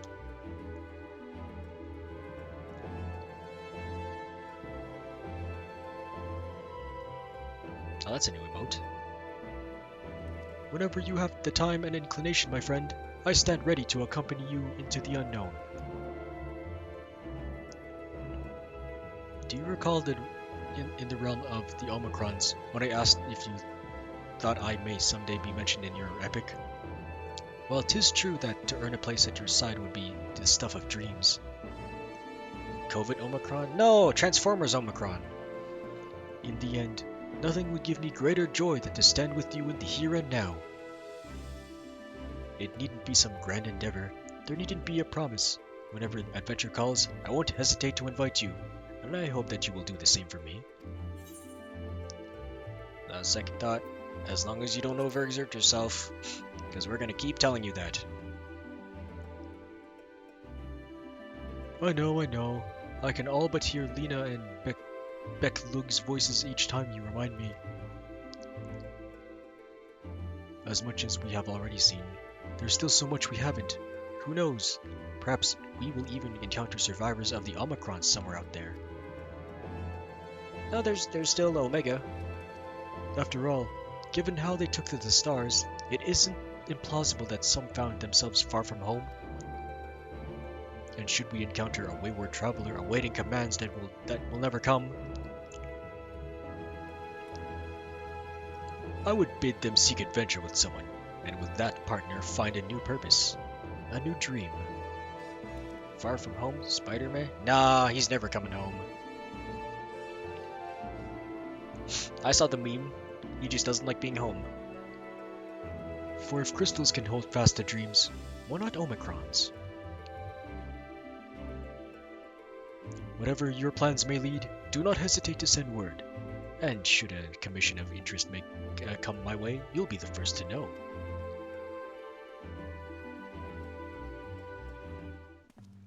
Oh, that was it. By the way, have you spoken with Feoul of late? Some days ago, they appeared to me in a dream, of the sleeping persuasion, that is. All is well in the first, they bade me to tell you. When I asked why not tell you themselves, they unleashed giant, ravenous beavers upon me. Have you perchance done something to incur their ire? I don't call them too much. I'm so glad the danger is past. There was nothing I could do but pray from here, so I was relieved to the point of tears when everyone made it back safely. I imagine we'll have more free time now, so I was thinking I'd study up on healing magic, that I can make myself more useful in the future. My first stop will be the Astrologicum in Ishgard to learn about Charlian astrology. I must follow Oker's lead and continue to hone my skills. You're gonna be an astrologian, that's cool. We may have accomplished our goal and put it behind us, but my time with the science provided memories that will last me a lifetime. What bliss, to think I was blessed with the chance to experience such unbridled brotherly love. But now that Oker has decided to set off without his dear brother, without the two of them together, I fear I might suffer withdrawal. Yeah, you do something else. I am so glad I was able to be here in this moment. You know, I considered continuing to follow in Hori's footsteps, but I've realized it's time I found my own way of life. Otherwise, I'll never be half the man my brother is. First things first, I'm going to head to Gridania to visit the Conjurer's Guild and the Archer's Guild. I will do my very best to brush up on my skills before I see you again. I can't wait to see what else you come up with. Oh, cutscene with Stoller. I mean, Master Matoya. Oh, are we saying our farewells too? I hadn't at present planned on a journey of any great length. Not that I am averse to a moment or two of quiet reminiscence. In fact, there was something I'd been meaning to ask you, something that has been in my thoughts since the last flames of the final days subsided. What's up? During our travels, we have witnessed more than a lifetime's worth of oddities and spectacles, more than can be easily recalled or remembered. And nestled amongst those memories are certain essential facts, the history of Aetherius and the ancients, glimpses of of their culture and philosophy. Rather than simply hoard such treasures in my mind, I wonder if I should not be disseminating them in informal records for wider consumption.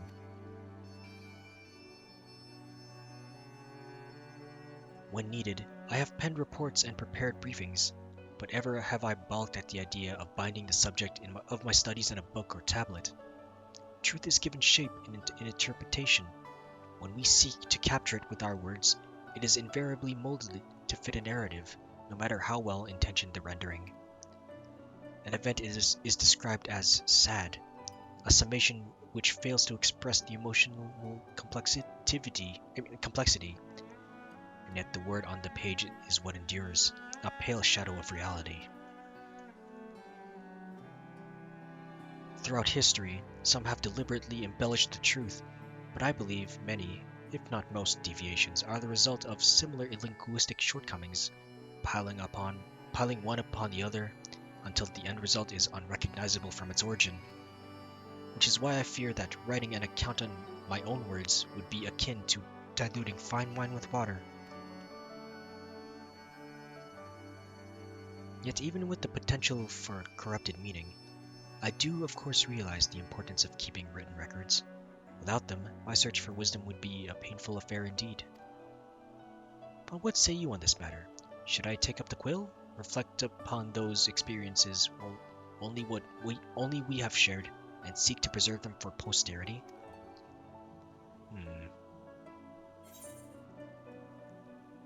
Let them be read and remembered. It's enough to hold them in your thoughts.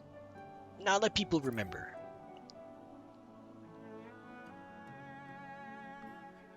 Sometimes I forget stuff, and it's nice to have words there to remember. Very well then. I shall endeavor to pen what I can of the E, and the ancients, and of so many other wonders. But I am no scribe. It will be less of polished work, and more of a reordering of scattered notes. In any case, I feel much better for having sought your opinion. Left to our own devices, we tend to overthink such things. I will otherwise return to following where my curiosity leads. After all, a safe method of travel to the first yet eludes me, and our venture into the great expanse has prompted an entirely new set of questions. Should you stumble into the unknown, or struggle with some impenetrable mystery, know that I am at your beck and call. It never hurts to see things from a different perspective, and mine is rather different than most. Yeah, literally and figuratively. Because you can't see. Lise came to visit the other day. She peppered me with questions about the lasting repercussions of the final days. I took the opportunity to explain our plans to disband, and she understood our reasoning immediately. Once a scion, always a scion, it would seem. She was eager to relive old times and remember old friends. Bittersweet memories, mayhap, but from the look on her face, the joys outweighed the sorrows. Oh, where is Lise? Where is she? She's not here. Oh, okay.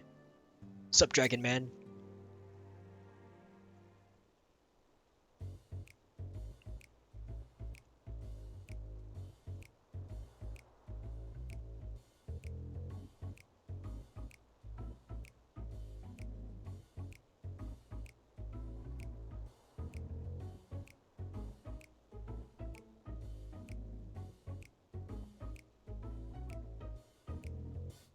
If you have something to say, then out with it.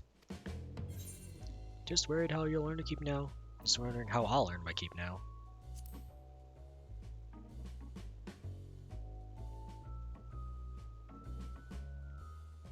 What? I thought you adventurers had any number of ways to earn coin, and though the Scion's mode of operation has changed, we should be compensated as before.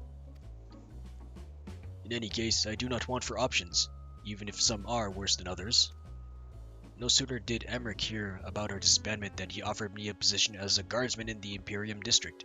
As a former Azure Dragoon, I'm guaranteed to be popular, he said. Who does he take me for? Even without his meddling, I'm perfectly capable of finding employment, and have. Oh?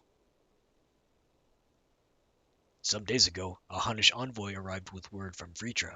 The worm requests my presence as soon as things have settled here. He didn't deign to mention why I'm needed, but it pertains to dragons, like as not. In Thavner, like elsewhere, the phenomena caused by the final days abated when you defeated Medion. Though it was too late for those who had already transformed, life is beginning to return to normal for the survivors. Of those who sought refuge in Sharlayan, most have already returned home. But many do not have a home to return to, nor loved ones. By an arrangement between Vritra and the Forum, such souls may remain in Sharlayan if they wish to work and study. Vritra was always the satrap in truth. It's gratifying to see him become one in name as well, one who has the complete confidence of his people, if the envoy's tone was any indication. I often find myself speaking favorably of dragons of late. Not so long ago, I would have assumed his benevolence hid ulterior motives, but 'tis clear he cares for his people, and they in turn revere him.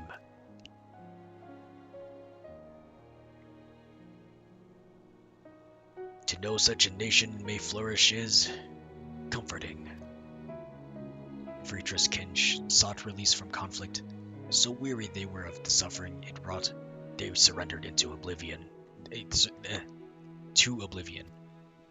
But Midgard Sormr didn't give up. In hope he made the journey to distant Aetherius with his clutch of eggs. And though his progeny went on to be embroiled in conflict with men, there were times when they transcended hatred to abide in harmony. That is their legacy and their triumph. In my lance, I feel the weight of their struggle and the strength of their resolve, and it lends me strength. These things I might never have learned had I not joined you. Should you ever have need of me, I will come. At the very least, it might be an opportunity to earn coin. You can never have enough money.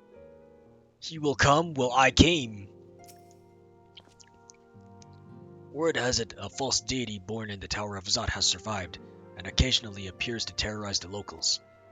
Those who vanquish the being and present proof in Radzat will receive a handsome reward, though handsome isn't the word I would use to describe such outlandish garb.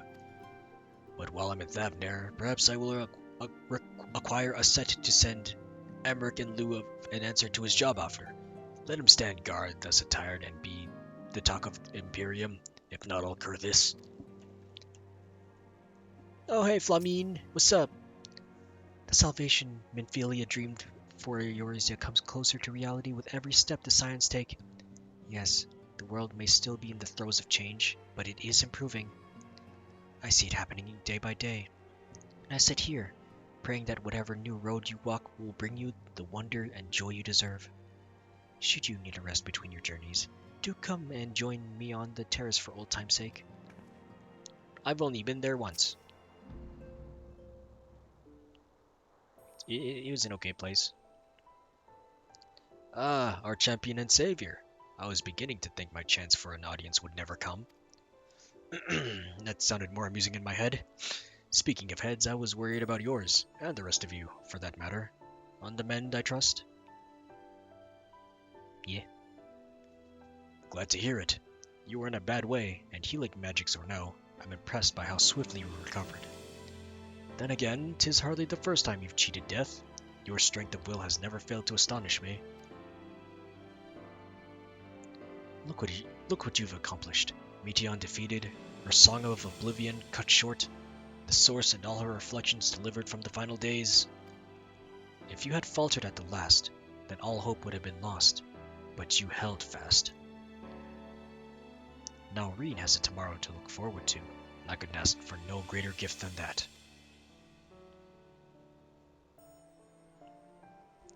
As for a lesser gift, however, the next time you see her, I would appreciate you not describing my travel plans with Urianger as aimless wandering. We've a purpose in our roaming, after all, keeping an eye on things in the absence of the Scions on the world stage. There'll never be an end to the little problems that go untended by nations. We will do our best to help out where and when we can. Which I suppose is an approach not far removed from aimless wandering when you get down to it. Perhaps you could tell her I am faring well and leave it at that, eh? No need to mention this feeling of being uprooted. I've never been one to stand still for long, but when I think of home, 'tis the rising stones which come to mind. How many times have we set out from this base, thence to return when our work was done? On the day the Scions came together, I only hoped Minfilia to find a place where she belonged, but never did I expect to find one here for myself.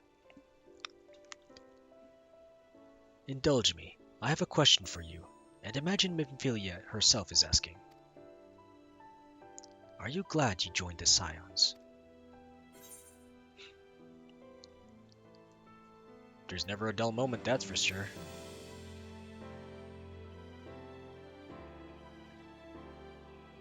That's one way of putting it.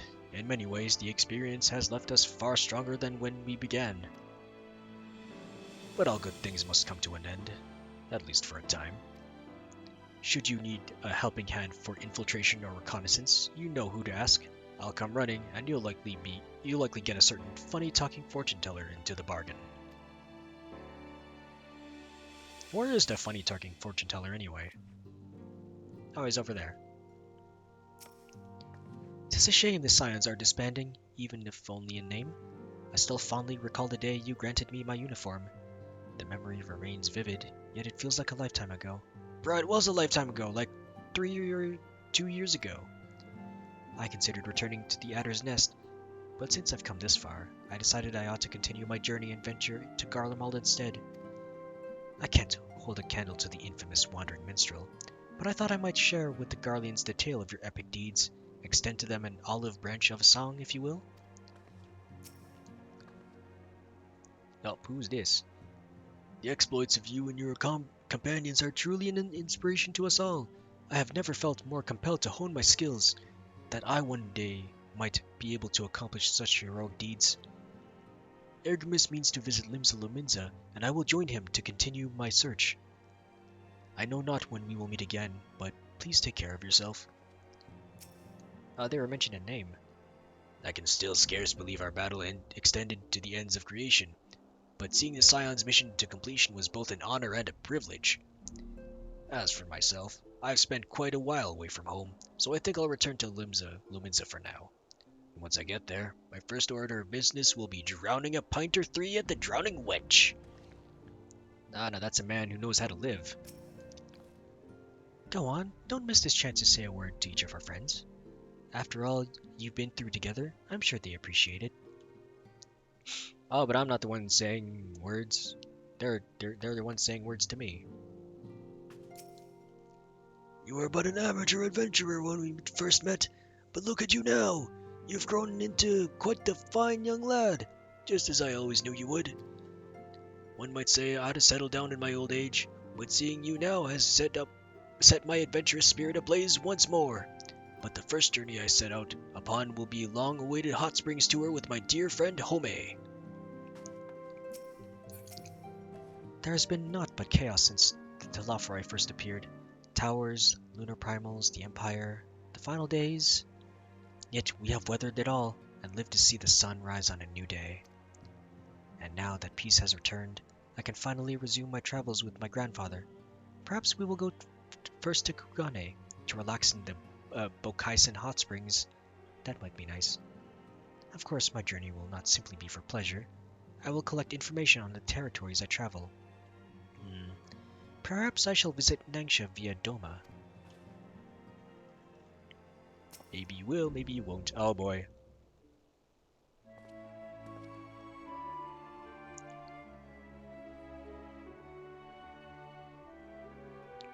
Weird. Thou hast spoken with our comrades. Though this parting may not be not forevermore, 'tis nonetheless occasion for sorrow, akin to a pixie's path. The navigation of such farewells is a perilous endeavor indeed. For their part, however, the Loporrits embark upon a new beginning.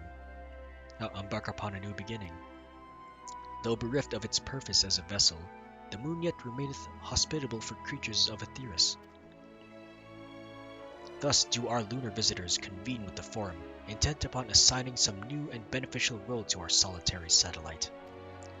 Yet ere that may come to pass, there is much and more each party must learn of the other, a process which doth promise to be eventful indeed.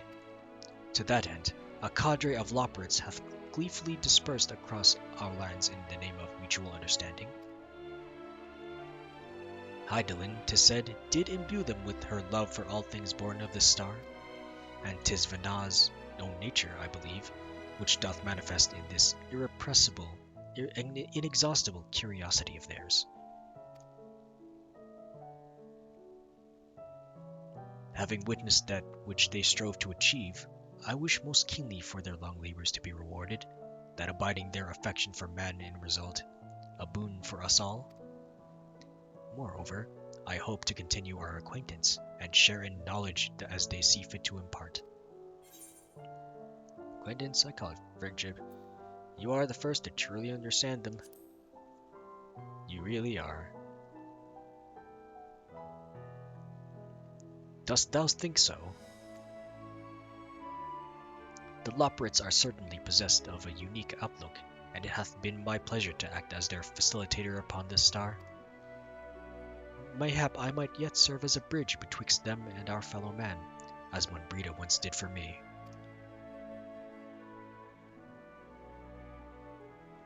But I shall digress no further. This day should belong to the scions of the seventh dawn, to mine incomparable companions. Oft times hath mine reticence caused thee grief, and mine actions spurred allies to suspect betrayal. And yet, here amongst you I still stand. No amount of words could express my gratitude for thine acceptance and forgiveness. Thus, instead, I do proffer my humble support. Be it unto the deepest abyss or the highest heavens, even if I must needs founder cross stormy seas, ever shall I answer thy summons.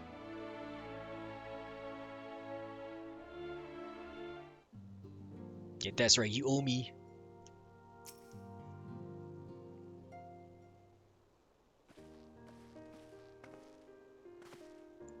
Ah, seen to your preparations, have you?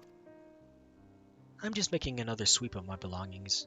Wouldn't do to find I've forgotten something halfway to my destination. Oh, in case you haven't heard, we've received new reports detailing the devastation caused by the final days. It appears the situation is gravest in the lands surrounding the Bounty, where the sky first began to burn. After that, the calamity was observed in the far north, in Garlemald, and the frozen lands beyond. We also had reports of the heavens catching fire in isolated locations, one of which was an area in the northern MT. Had our quest taken any longer, Charlene too may have come under threat. Thank goodness it's all over now. It's over now. To be sure, blasphemies and lesser beasts may still be roaming about, but these localized crises should be well within the capabilities of each nation to handle on their own. The Scions are no longer needed. Which isn't to say that we won't help out where we can, of course. As individuals, no more of this order business. For my part, I'll be heading to Garlemald with Alphino. They were among the worst affected, and still need all the help they can get.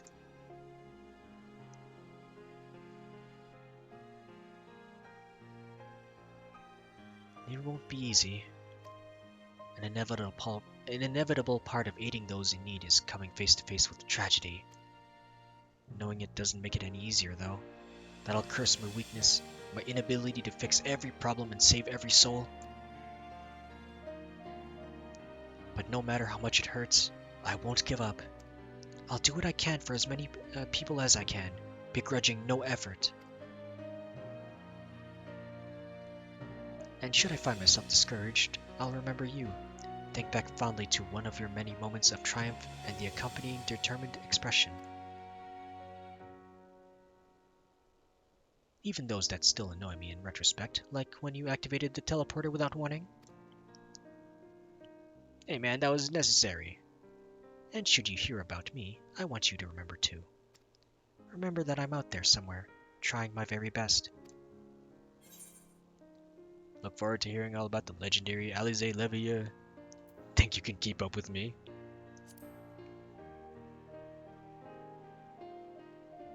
I welcome the challenge. You asked for it, so you had better watch out. Oh yes.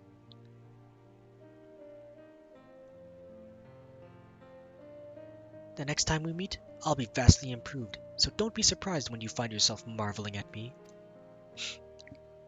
It better be when you're all hot and stuff. I'll marvel at you then.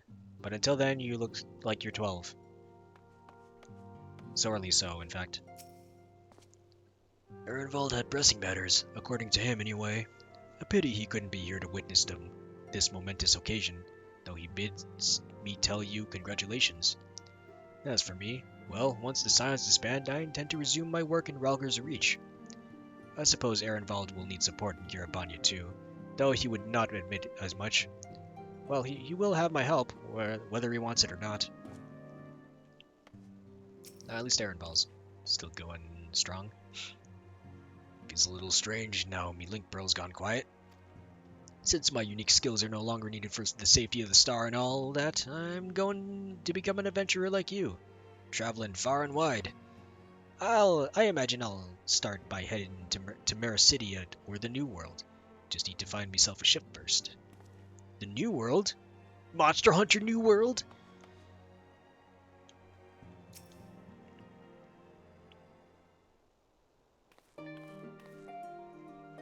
Oh, how are you feeling?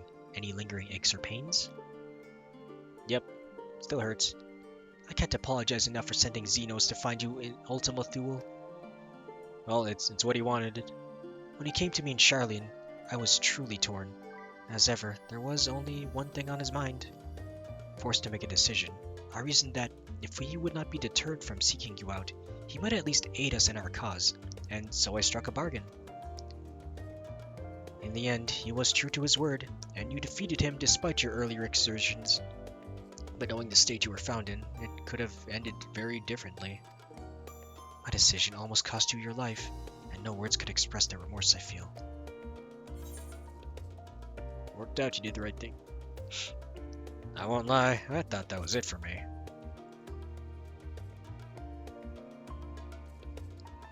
So did everyone. I'm so sorry. Time and again, I've been made to feel woefully inadequate. I wasn't much use in battle, nor could I face the farm without my nerves getting the better of me. It always fell to you and the others. I must and will do better, and I shall begin with the restoration of the students of Baldessian. Through our work, Charlian will strengthen its ties with other nations, that we may be better prepared to face whatever threats arise in the future. Of course, this isn't something I can accomplish alone, but thankfully I have the staunchest of help in Raha and Ojika and other remaining members. Together, we'll continue grandfather's work. As before, certain commissions will take us to dangerous locales, and we may need to call upon seasoned adventurers. In such times, might you be willing to assist us? Not because you feel obliged, mind you, but because you feel the allure for the task itself? Oh, I'll be there, no problem. If I'm being paid too.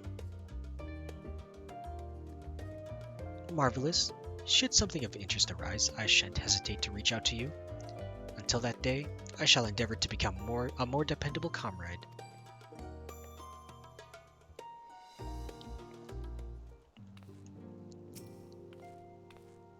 Oh, I should mention that Aaronville has kindly agreed to share aught of potential interest he hears from his fellow gleaners.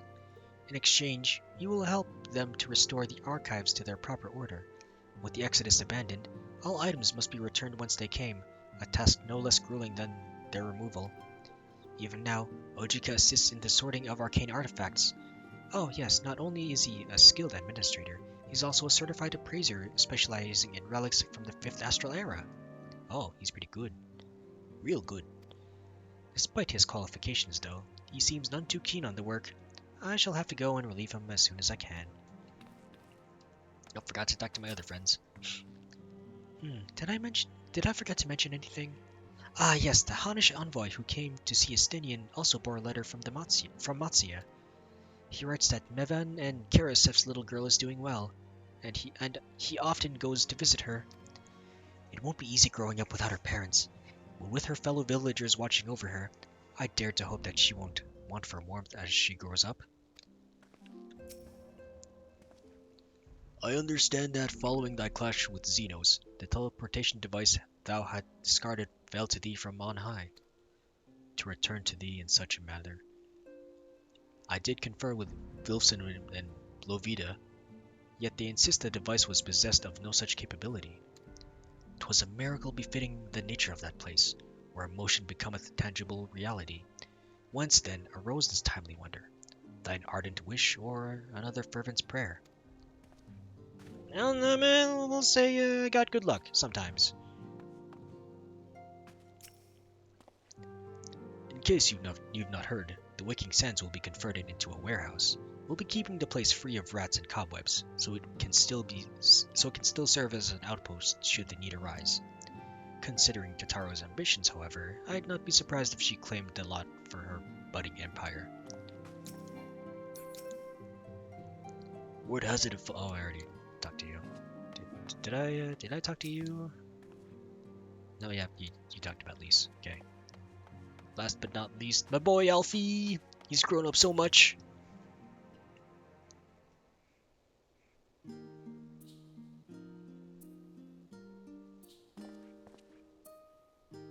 Oh, pray forgive me for delaying the gathering. I was writing a letter, you see, to my parents. As busy as father has been tending the aftermath of the Exodus, he has been good enough to show concern for the Scions. And besides, I've made them worry enough for a lifetime. Henceforth, I will endeavor to write as often as I am able. A little effort to set their minds at ease while we continue to be away from Charlian. Both Alize and I are off to assist with Garlemald's recovery, you see. Though uncertainty remains over what will become of the nation, we cannot well leave the capital in its present state. We will rejoin those members of the Ilzabar contingent still stationed there. Lucia and Maximum helmed the relief effort, with support from our allies, the people of Garlemald among them. they will gradually be joined by those who have finished treating the tempered across the lands. Lest you misunderstand, we do not seek redemption for failing Lysenia and her sister. That is a burden we must always bear. Nay, we go because of the truth in Lord Quintus's words. The truth that, whatever ideals individuals may espouse, nations are not moved to action unless they stand to benefit. For the foreseeable future, the fallen empire will be at the mercy of both internal and external forces. And though I do not doubt the intentions of the contingent, with greater powers involved in the relief effort, our allies may find themselves drawn into a political agenda. In going, we seek to ensure that the needs of the people come first, to understand their hearts, that we might better help them begin anew. I'll visit when I can. I can't write, but I'll visit. By all means. Full glad would I be for your visit, and I believe I speak for Alizé as well. For fairly as long as I've been in Eorzea, you've been at my side, watching over me, in good times and in bad. How many times have we gathered to share tidings? None could possibly keep count.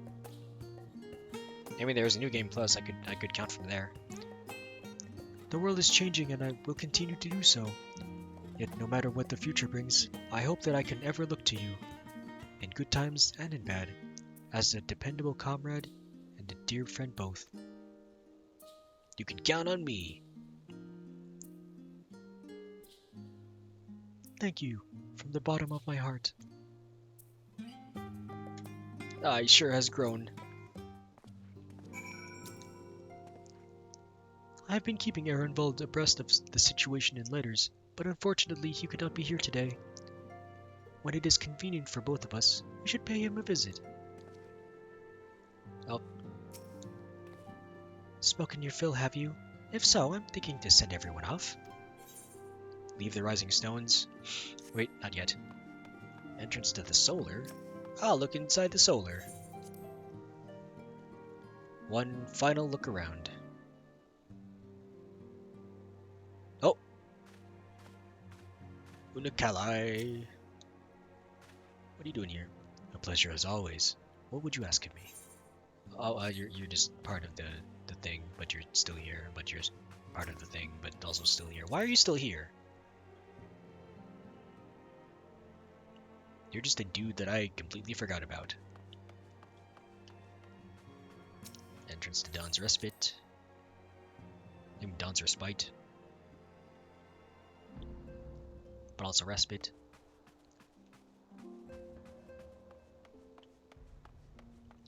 Oh yeah, when they were all asleep.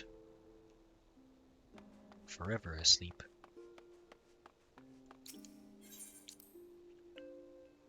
Time to leave the rising stones.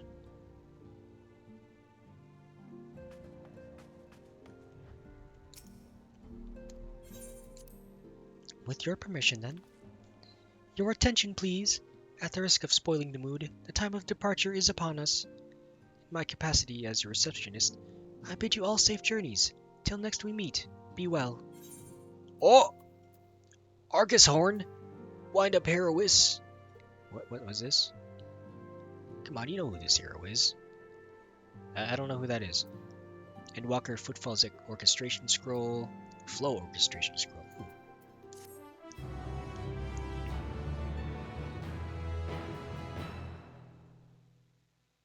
Oh, so all those people on Argus mounts were spoilers. Fuck you.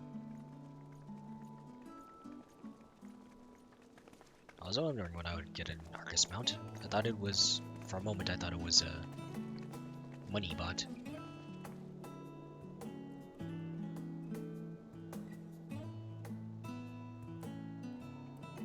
I suppose we're off to Garlemald then. Though we ought to speak with Lord Emmerich first. If he's received word of any recent developments, we need to know. 'Twould be prudent to purchase some warmer clothes at least. Mayhap we can pick up a few souvenirs for Euless and the others while we're at it. Don't you have the clothes that Taro gave you? I mean, the jackets? Where will you all be heading next? Dravania, there is a book I've been meaning to borrow from the Great Google Library.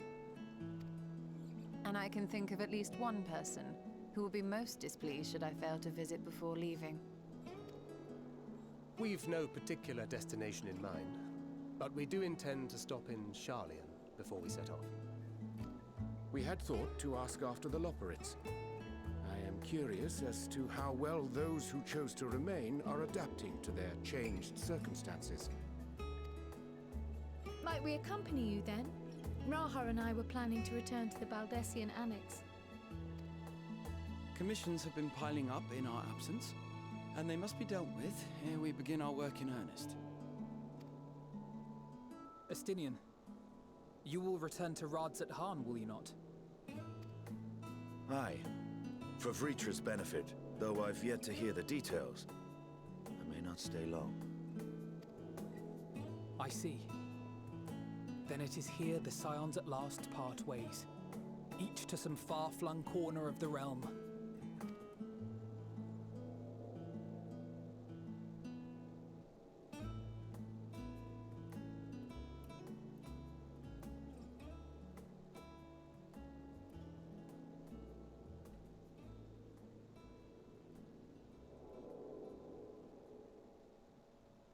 Perhaps. But I believe one of our number, a rather important one at that, has yet to divulge his plans. Oh. Oh. Quite right. Indeed. Fair point. So, what's next for our humble adventurer? First I'm gonna jack off and then go where the winds take me.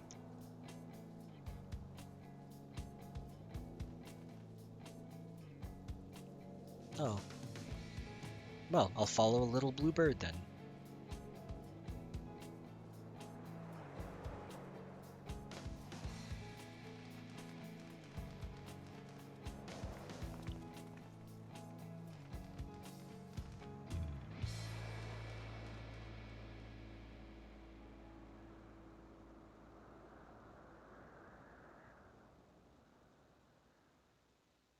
Finn. Yet stand tall, my friend. Our journey will never end.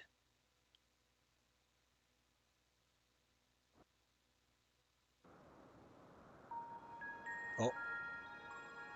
Oh, this looks new. No, wait, this is Elpis.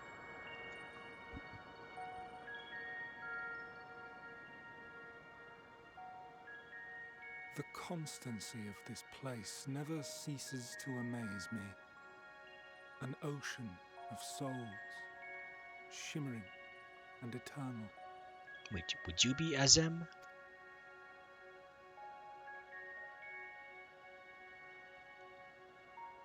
And yet, something stirs. Yes. Steeped in darkness, deep as starless night, the beast hungers. Alas, I dare not investigate in earnest before the coming of my guiding star, as he foretold.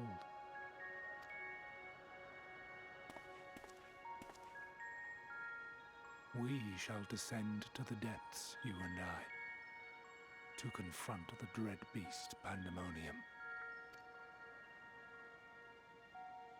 Oh, the sights we shall see. The sights we shall see.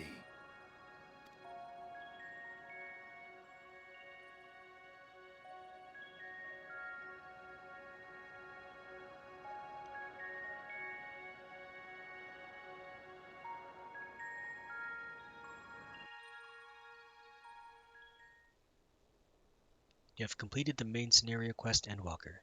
Quests to unlock new content have now become available in Old Sharlayan. Additionally, you may now enter the Dead Ends with a party of NPC avatars. Rest well, champion of Aetheris, for many more adventures await you. That its chorus might ring for all. Yeah. Blah blah blah. Looking at the achievements, because sometimes there's stuff to be gained from that. Reward, the Endwalker, Hope's Legacy, claimed. Oh, would there be new stuff to claim over at the achievement dude? I'm gonna teleport to Gridania and find out. New Gridania.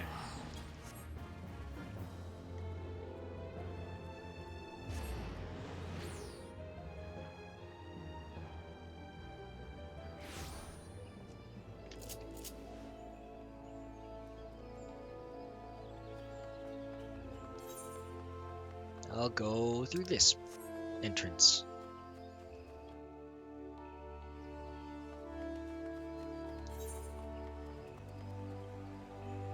Going to the trophy guy, seeing what I can find.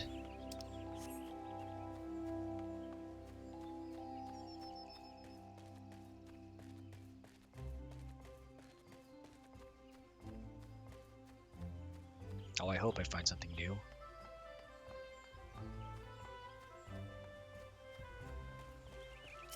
Master of the Rolls. You have accrued achievement points, you've accomplished enough feats to keep the bard singing for a lifetime, lad. Such an achievement shouldn't go unrecognized. And to that, I'd like you to have this. Consider it a token of my highest esteem. You have accrued achievement points. I have earned you an achievement certificate. Certificates may be exchanged for a special reward of your choice. Oh, exchange certificate. Got that. Beyond Redemption, I don't know if I got that. Inquire Within. Inquiry of Hildebrand and Nashu. Ooh, got that. Wild Rose Barding. Barding of Light. Oh, did I have this? A suit of chocobo armor designed to resemble a legendary warrior of light. I don't think I did. But do I have to equip stuff on my chocobo to put it on? Appearance. Oh, no, never mind. Okay, that's good. Let's get a Barding of Light. Never mind, I got one of those. Behemoth Warhorn, Flyer Chevron, Black Mage Barding, Voidal Resonator, Koma Inu, got that. Furian, Nanamo, Gilgamesh, Goblin, Warrior of Light, Odin, Leader, Minion of Light, Black Chocobo Chick, Wind Up Curse, Radii. I do believe I've got everything, but Inquire Within. Well, that's disappointing.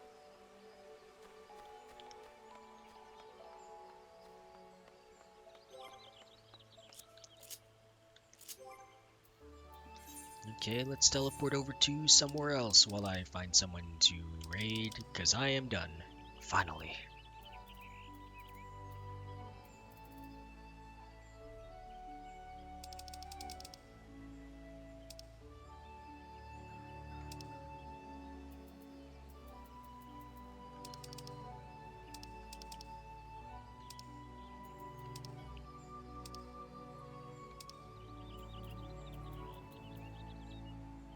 Sure, old Charlian.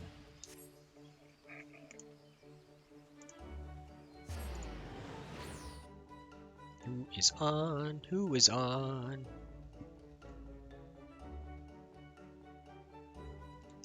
Oh, I know who to raid. Hee hee hee.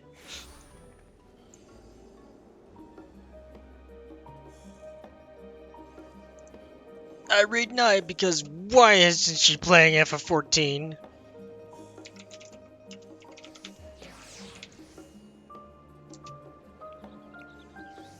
And the raid message today is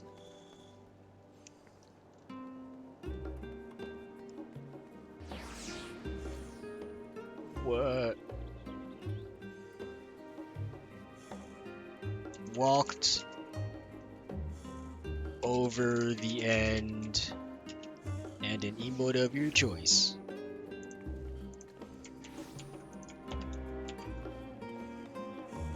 Because the story is finished.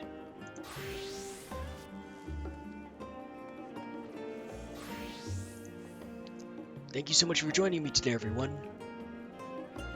Hope you have a great rest of your day. Wait, what the heck? We? Oh. Must be a dungeon exclusive. Okay, bye.